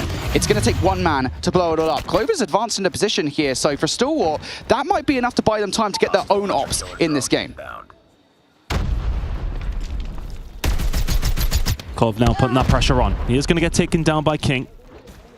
But now everything else being brought in by Zai. He's just going to slow them up to give his team time to get it across. And operators are plenty available from Wolves. They're getting themselves over towards B. Those operators are coming in. Clove will find a big kill on the peg though. And there has been occasions where operators being brought in by both these two teams. It has not necessarily been the best, but Zai will find a couple of the Annihilator. He'll get taken down, 18 versus 14. I mean, exactly what we were talking about has happened, really. Clove buys enough time here that now they have their own operators, so all 4 ops come out from Wolves. Now it's Stalwart in control of this game with the operators. They are still down by 4 lives, though, and Clove again, yet another suspect Tempest play. Peg comes through. You just got pegged. Oh, here we go. 14 and 10 from Wolves. And it's looking good for them, but can they continue to keep things up? STE on the defensive side are not necessarily in the worst of positions, but they need to continue to find these kills. Wolves are on their way. King will find one. It's a trade going to come across the board here from Skird. And, well, is it going to continue? Absolutely not. 3 kills coming their way. Wind will pull out the equalizers. 12 versus 5. This is all but a Wolves round. STE need to be perfect. You just got no map control whatsoever. All you can really hope is smokes off the start will might obfuscate things and get through the middle of the map, but it's just so tough. Wolves watching every single point of ingress. They are going to trade things out. Down to a 3 versus 9 here, Tom, but 35 on the clock. Time not really on Stalwart's side either. 3 versus 7. Not gonna happen. King pierces Scared, and all of a sudden 2 players remaining, Clove and FDX. What can you do, FDX? Well, a fantastic shot. The 2 versus 6. You've got to get back onto the point. 2 versus 5. Clove can find 2. 2 versus 4. But that tick is coming through. Oh, Sounds will come through with the War Machine. And I kind of get it, but I think what I will say more than anything, instead of it being a waste, ST forced them to use it. Yeah, and I think that was kind of the theme of that round, right? A lot of forced operator usage. We talked about Wolves kind of having 4 before they even got anywhere close to it. You know, a really good play from Clove, actually, even though it doesn't really result in a round victory, was the fact that he did manage to hold them off so long that Stalwart were able to get ops themselves right after Wolves had exposed those. So, yeah, Wolves off the start of this round. Now looking to 3-0 and get back into the series in indomitable fashion. It's been a solid start in terms of lives here for the moment. Stalwart, again, try and do that thing of just getting players behind enemy lines to cause some carnage, get some distraction plays going, so they can actually get some kind of map control. Well, I eventually got the right sheet up, Brody, and they have played this twice, have Stalwart. They only lost 1 round, so I was nearly close, just by sheer blind luck. It's not taking much luck for FDX to get a little bit of control here, though. The rest of his team are alongside of him. They are working away on it. Bit of a push going on over towards this B side as well. Is it going to be push to anything? I'm not too sure. Clove continue to survive. ST doing a good job in this round, though. They're chipping away. Yeah, that 3rd tick is about to be through on A by the looks of things here. I don't think Wolves are going to stop it at this stage of the competition. Couple of kills, though, in favor for Stalwart at the moment. Clove investing, you have to feel, just to try and clear out some space around the back of the map here in this instance. And yeah, that's Clove getting it done. Clove now more the Tempest. He's close to the Impy. And this is a round that they really need to get going. The EMP would help along the way. That's going to be a big Predator missile coming through as well. Takes down Wind. Not too far off. Reef doing some good work as well. So this is looking more and more like an STE round. But I think for STE's hopes, there's 3 kills coming through from Wolves. So making it a little bit more plausible. If I'm Clove, I'm really working on this EMP. Does not find it. That's 5 kills in a row from Wolves, who have made this a lot more interesting than it was looking about 20 seconds ago. They'll find another. They're starting to invest here. They want to make sure. And look at these kills coming in from Peg across the map from the top of balcony, expecting the pressure. It was unrelenting. Clove will find it. 12v9. It's not the worst death machine in the world, right? You get a couple of kills out of it. You do at the very least prevent Stuart from garnering that mid-map control for a little bit longer. You waste about 15 seconds of time off the clock. So now Stuart have 60 to go and a 4 life advantage to make this transition work. A couple of ops in the back pocket as well. This is plausible, but you've got to keep control of X. Yeah, Clove's going to manage to find Peg as well and find his way over towards the backside. Wind will deal with him, but it's the pressure. It's going to continue. King's going to bring in the Tempest, and Zai going to bring in the Annihilator as well. They really want this 3-0. They want to try and turn this one around. Zai can find 1. Peg gets taken down, but can he continue to sing with the Annihilator? Yes, he can. He finds 2. Sounds will find 2 himself as well. Fantastic work from Wolves. 5v6. There's nothing like when the Wolf Pack is working together. 5v6, 20 seconds left on the clock. Both ops still in play, and this is a big clear if they could get it. Oh, Peg looks away at the wrong time. So now down to a 4v6. That's a big player to take off the board. But ST do have to get onto the point here. They can't waste their time. There's a Sparrow out from the other side on Wind. He will find something. Zai continues to do very well with the Annihilator. Zai will find everything else that he needs to. That's 3 kills from him, and it's a 1 versus 3. Wolves may well still have life in this game. It's a 3-0 in the control. And they get themselves on the board in fantastic fashion. That was a dominant Crossfire control. I mean, wow. The thing is, it's one of those controls, right, where it's dominant. But it wasn't. But it wasn't, right? I mean, we literally had this discussion earlier on, right? We talked about, I don't remember what match it was now. It's been a really long day. It was like a 3-2, right? It's like, well, that was one of those 3-2s. I think it was actually Stuart versus Q9. My memory bank has just started working again. Yeah, we were talking about it being one of those 3-2s that, like, well, it was a 3-2, but it was actually a pretty dominant 3-2, the way that which kind of Q9 pushed ST back into spawn. In regard to this match, though, I mean, that was a 3-0, but every single round came down to the wire, came down to just a handful of kills difference, and maybe even a couple of clutches from both rosters. Moments of excellence from Stuart, right? Where they're like, all right, cool, we can really pull ourselves back from the brink here. But it really did feel like it was Wolves consistently in the driver's seat in that game. It felt like whenever we were seeing ops being called out from Wolves, rarely were they wasted, and really, rarely were they ill-timed as well. It felt like, you know, those operators coming out, I think probably the one that came to memory, even though it didn't really amount to that much in the grand scheme of things, it certainly kept the status quo intact, which is when they had those 4 operators in round number 2, they brought them all out at the same time to make sure that that life disadvantage did not go away. Yeah, this is Wolves as we know it. This is the Wolves that finished 9-1 in Crossfire Control back in CDM. They are so damn good at that map mode combo. They find the dub. And again, I was kind of just speaking words towards the end. In a sense, it was a close game. A couple of rounds come down, what, a 1 versus 3, a 4 versus 2, very, very close moments. But Wolves were the right side of it every single time. 2-1 to Stalwart now. Wolves got a bit of life in them. Map number 1, comfortable for Stalwart. Map number 2, for the most part, was comfortable, but got close as time went on. Wolves just not enough in the tank to bring that one back, but that's the kind of map it felt like they needed. Heading into a map number 4 on Slums, that's going to be coming up in a second. But it really did feel like a convincing map win from Wolves would potentially get them back in to this game, into this series, into this tournament. And that might just be the sign of life that we needed if we want to see that map number 5. So I'm fairly certain we haven't actually seen any reverse sweeps this weekend, at least on our broadcast. Maybe perhaps there has been one on like B, C, or D stream, but I don't think so. Certainly for us, at least, we haven't had any reverse sweeps. So this, I believe, would be the first. Someone, I'm sure Alan will text me in a second here. Shift will be like, yeah, there was one. But yeah, I could have done that for you. My shift impression's a lot better than yours, but you know what? I'm not giving him what he wants. Listen, I wasn't. You know, my American accent is actually pretty poor, right? So you know, my accents in general, I've got my own, and that's really about it. I've not really got much talent. That being said, yeah. Yeah, it does feel like if this is the first reverse sweep, what a time to do it as well. I remind folks that this is the lower bracket semi-finals, so the loser of this one crashes out of the tournament. I say crashes out, 4th place. Not bad considering the teams we've got left in the tournament. Stalwart Esports, of course, have gotten themselves to top 4. That is what they wanted to do, considering, what was it, top 8 last year in the single elimination bracket. They now have proven that, yeah, last year we were a top 4 team. If we hadn't played, I believe it was Wolves in the first round. No, it could have been Wolves. I'll see. It was Q9. Thank you so much, mate. Look, this is why I've got you here. You're my fact checker. Yeah, it was Q9. If they hadn't played Q9, there was a chance that maybe they could have beaten Luminosity or Galaris in that bracket. But regardless, this time around, they are definitively a top 4 team. They have proven they are very much among the big boys, and you just got to get rid of Wolves. You got to get rid of a former world champion, which is no mean feat, to get yourselves into top 3 and Championship Sunday. Man, it's been a beautiful storyline for Stalwart.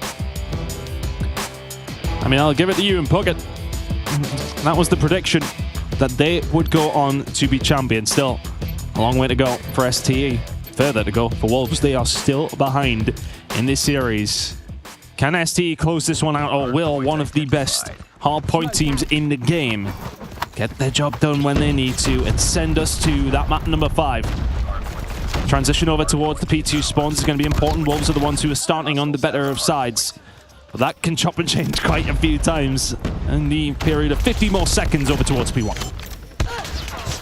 Yeah, this is a very important rotation here from P1 to P2. I think very often teams will forget kind of about making sure they have blue control. Phenomenal start from Clove, by the way. He doubles up. But yeah, I think teams will very often forget that they kind of need to control the way that the spawns work on this map. Zai picks up 4. Skird follows up with another couple of kills. And I just hope that Stalwart kind of don't do that. Make sure you keep blue control. Don't let anybody from Wolves flip the map, because it's very easy to let one sneaky beaky boy get past you. Oh, that might well be it, actually, as well. As Reef gets taken down, Wolves will force their way through.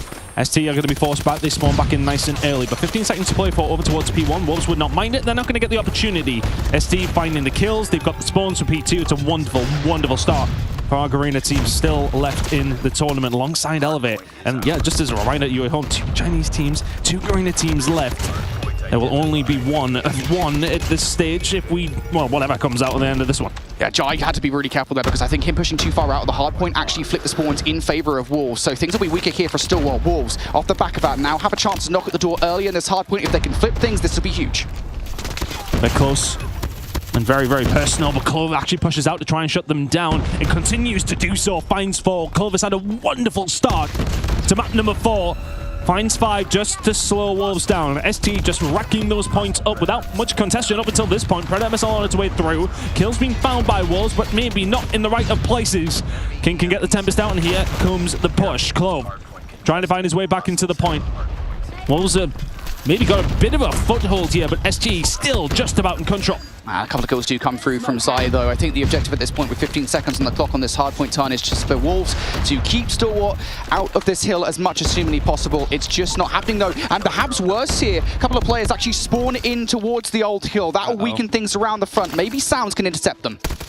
On their way over, STE Wolves ready and waiting. Zai bring the death machine out and just zone really with it. Nades on their way through, just put that damage down through the wall, keep them at bay. That's all you need to do if you're Zai and Wolves. 55 seconds remaining now. Big kill comes through though. Jai will find it with the war machine, and now the push will start to initiate. That's 3 from Jai, and he has broken it open all on his own. 4 kills, STE are in, making a 5th. Is the 6th following? Not quite, but Jai does his job. STE are in.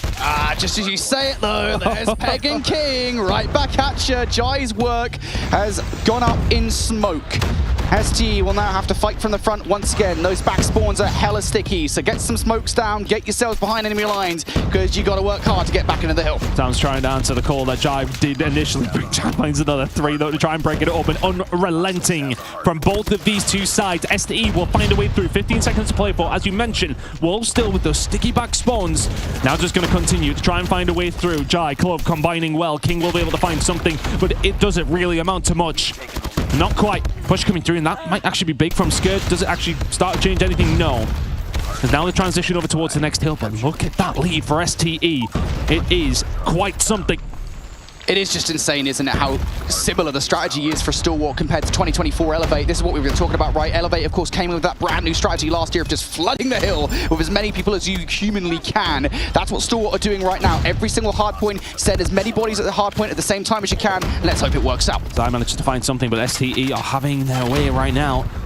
40 seconds to go over towards the garage hard point, and yeah, Wolves are not spawning in the best of places. They're not too far away, but STE are set up. They're set up clean. Zizai trying to find something over towards the other side. Skirt just comes in and picks it up. It's far too easy for STE. 25 seconds to go here on the final hill of the first rotation. STE could be 100 points in the lead by the time we get to the second. Yeah, Skirt will be denied the EMP, but I love the positioning right now from STE, right? FDX was watching down the long by P3 to make sure that Wolves did not get through. As soon as he dies, all right, we see, I think it was Skirt just like picking exactly where he left off, right? Just making sure, hey, that lane is now open. Now I know people are going to come through Graveyard. The communication right now for Stalwart is on point, and that is bearing out in this scoreline. Folks, this is a former world champion. They are 100 points down to Stalwart Esports. Garena has come to play. But if Wolves can bring it back, what kind of momentum could it take them? They just need one good transition. Get some good time over towards P1. You don't have the spawns for P2 though. That's being flipped on its head. Wolves, are you able to do something about this? Because right now STE are running all over you. 40 seconds to play for here over towards P1. Peg is going to bring the Predator missile in. Is that going to help them find a break back in and try and find these spawns? They need good time with P1, a good transition to P2. You're back into the game. It all sounds so easy to do when we say it done, but I really don't think it is that easy, especially when Stalwart are here. Jai almost able to transition into a second kill. That guy has been mental this entire series. He currently sits at 26 kills. Clove also at 27. Before I even got into the series, I talked about two players that you always want to watch out for Stalwart. It's those guys, and they're currently leading the pack. Big fight won by King over towards the backside though. Skirt has to go hunting for him. And does he find him? I'm not too sure. He still continues to survive over towards that backside. Skirt eventually does find him, but the rest of Wolves are on their way through. And now they've got the pin over towards the backside, and there's a couple of operators out here as well. But Jai, he'll manage to find something with the War Machine and finds Zai, who finds nothing with the Death Machine. Peg, can he do much with this? Not quite. Peg will fall to 3 from Jai.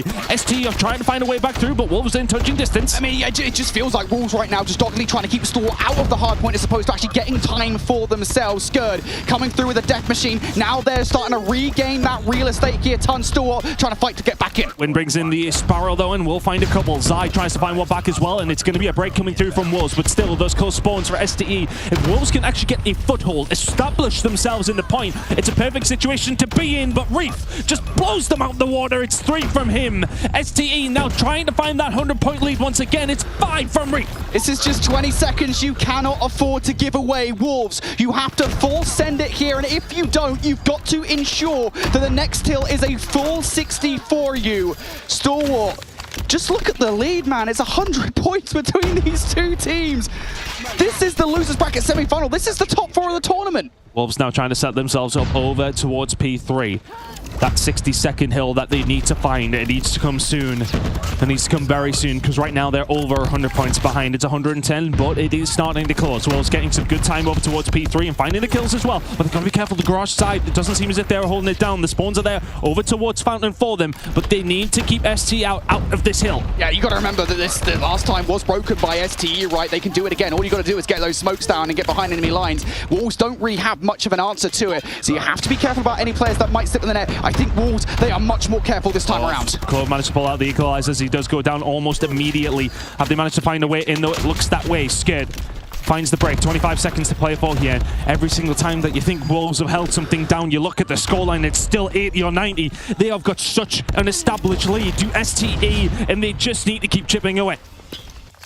Jai on 41. We're on Jai watch right now, folks. Stalwart, they're going to get that scrap time, and at this point, a 30-30 split in this hard point is not good enough for Wolves. That lead has only grown. We look towards the next hard point. FDX wants to put the screws in. You look at it, it's STE. They've got players here, but they might well find themselves outnumbered. And this was where STE really did start to extend that lead. It's where they really started to put some nails in the coffin of Wolves. It was over towards the garage hill, and here we are again. And here we are with STE in control. Sounds can find 2, though. Wolves maybe find a way through. Yeah, double up investment coming out here. You've got to imagine imagine, soon from Skurd. Another death machine through, 15 seconds away. It's a wave of gunfights for STE. One more chance for our former world champions to try and find a way through, but STE, they are winding up, they are finding everything, and they are sending themselves to Champs Sunday in the blink of an eye.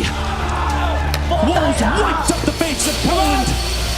Incredible work from STE. They do it in 4 and in convincing style. Our former world champions have crashed out of the World Championship. Soak in this moment, folks.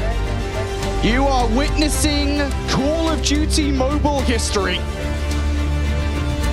Wolves were in contention to be the first team to ever win the World Championship twice. Nope, says Stalwart Esports, a team that has to prove that they deserve to be considered among the best of the best in the esport. Well, I think they've done that this weekend thus far. That's going to sting a little bit for Wolves. You know that they wanted to go just a bit further, but top 4 in the world is nothing to be upset about. This is always my least favorite part of the competition, when we get to this stage where we're knocking out the best of the best, and STE just absolutely deserved this. They fought through a grueling lower bracket run and took down a team that so many were counting as the one to win it this year. Massive performance for Stalwart Esports.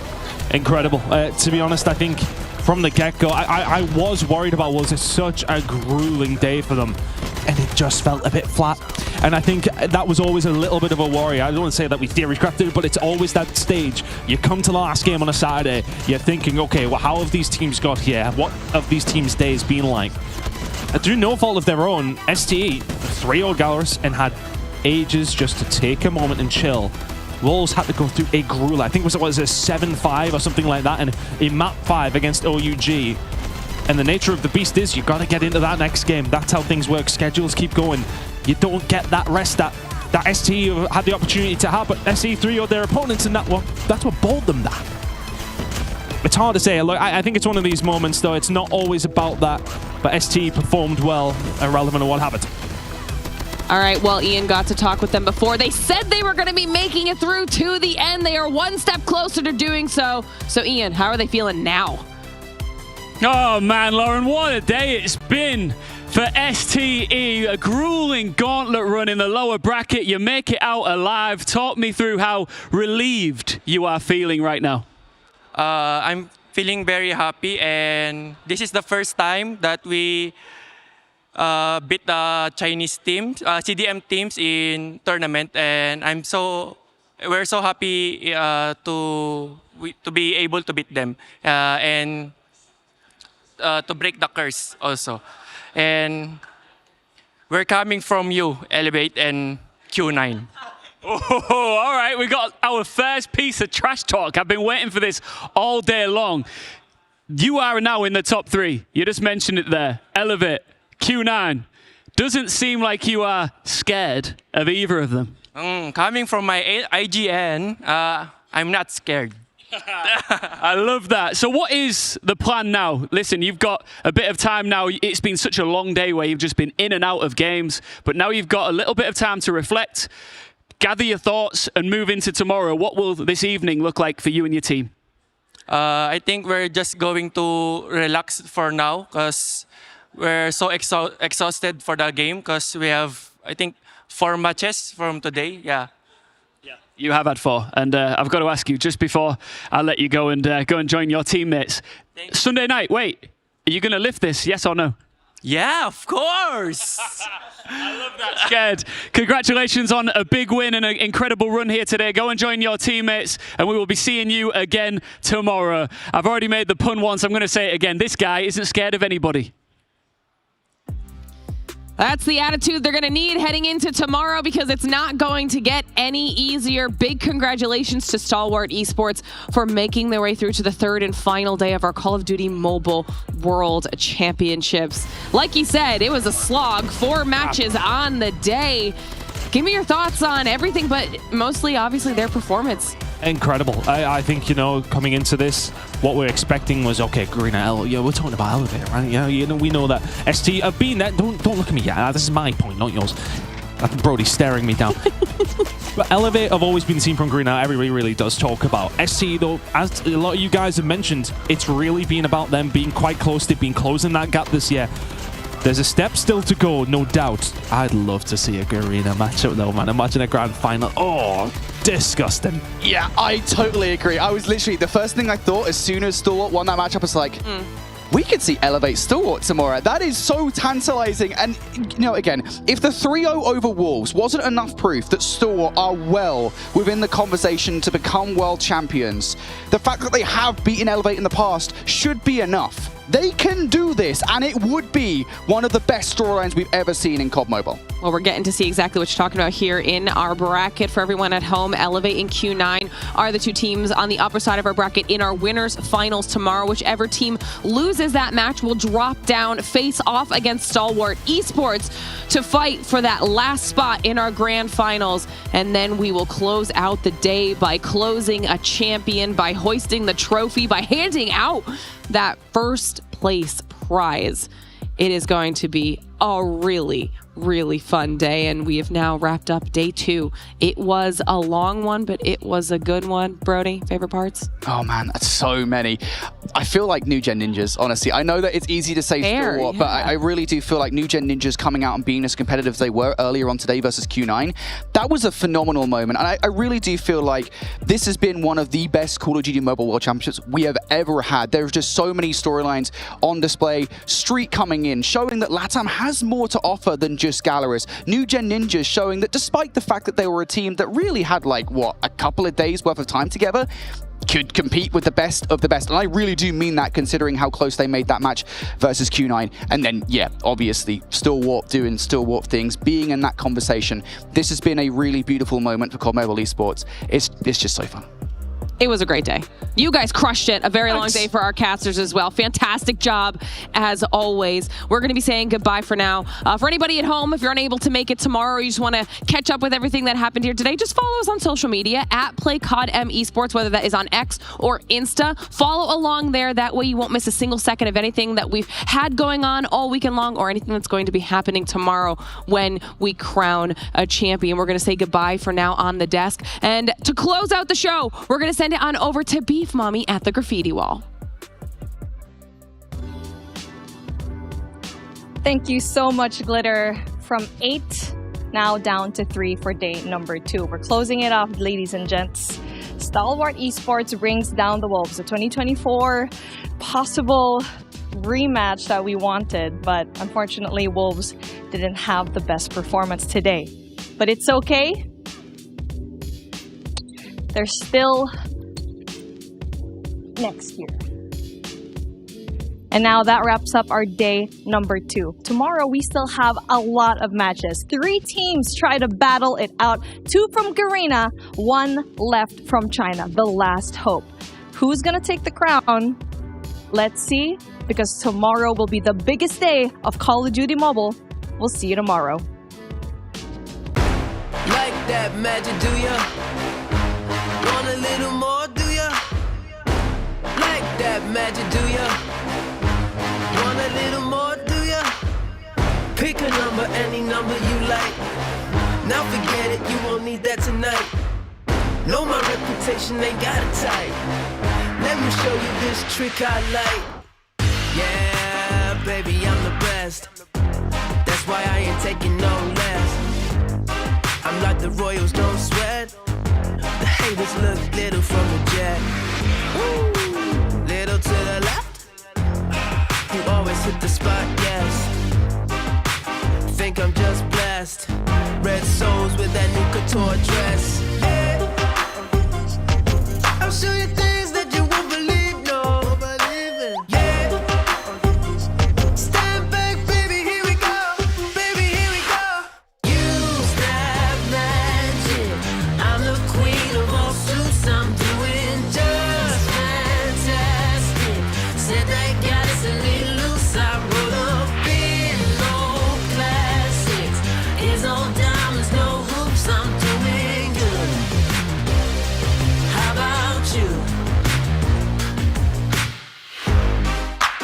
to another world.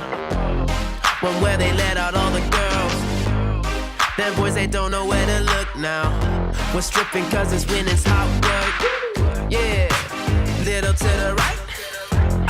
Just so I hit the spotlight. I want everyone to see now. This is how you do the thing right. Yeah. I'll show you things that you won't believe, no. Yeah. Stand back, baby, here we go. Baby, here we go. Use that magic. I'm the queen of all suits. I'm doing just fantastic. Said they got us a little loose. I wrote up in old classics. Here's on diamonds, no hoops. I'm doing good. How about you? I guess you heard they call me good luck. Cause with me you'll be on the good stuff. Cause we go harder than the bedrock. Shot like the neighbor when the bed rocks. All you need to know is I'll be back. Eyes shining, you won't need the flash. Said I'd be the lights, you can see I got it right about that. Like that magic, do ya? Want a little more, do ya? Like that magic, do ya? Want a little more, do ya? Pick a number, any number you like. Now forget it, you won't need that tonight. Know my reputation, ain't got it tight. Let me show you this trick I like. Like that magic, do ya? Want a little more, do ya? Like that magic, do ya? Want a little more, do ya? Pick a number, any number you like. Now forget it, you won't need that tonight. Know my reputation, ain't got it tight. Let me show you this trick I like. Yeah, baby, I'm the best. That's why I ain't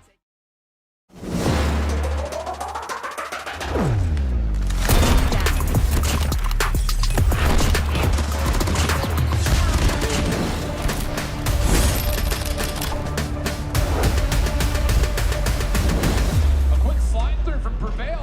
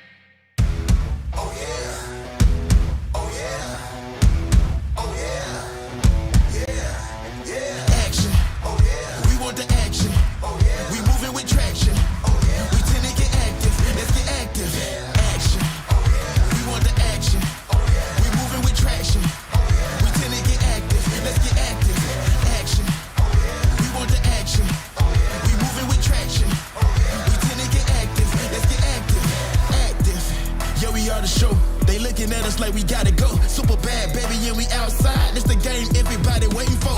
Pick 'em up, off the floor. It's on the house and we about to blow. It's dynamite and who gon' stop it? Get the key and like it, baby, cause we at the door. Here we breaking the news, making the promise, not in it's to lose. Sorry, not sorry, don't pity your fool. Let's get it started, I've been in the mood. Take a look at the tube, take a look at my views. I be all in my bag, then I'm picking up two. I'm the best on the map, not a regular dude. The respect on my ground when I set it and move. I'm ahead of the line, making the rules, I'm ahead of my time. Watch how I cruise, I'm rocking the ship, tell the haters to move. The champions here, and we pay that I do. Action, we want the action. We moving with traction. We tend to get active, let's get active. Action. Want the action. We moving with traction. We tend to get active. Let's get active. Rhyme with me, yeah, they rhyme with me. Come and slide with me like the tide slippery. Got the town burning in the squad with me. Yeah, the squad with me. Ride with me, yeah, they rhyme with me. Come and slide with me like the tide slippery. Got the town burning in the squad with me. And the guys with me, this is our mission. This is our mission. Action. We want the action. We moving with traction. We tend to get active. Let's get active. Action. We want the action. We moving with traction. We tend to get active. Yeah, let's get active. Yeah. Tornado, let's get active. Straight off the cuff, I'ma smash 'em. So come try your luck if we crash it. I am the captain. Pack.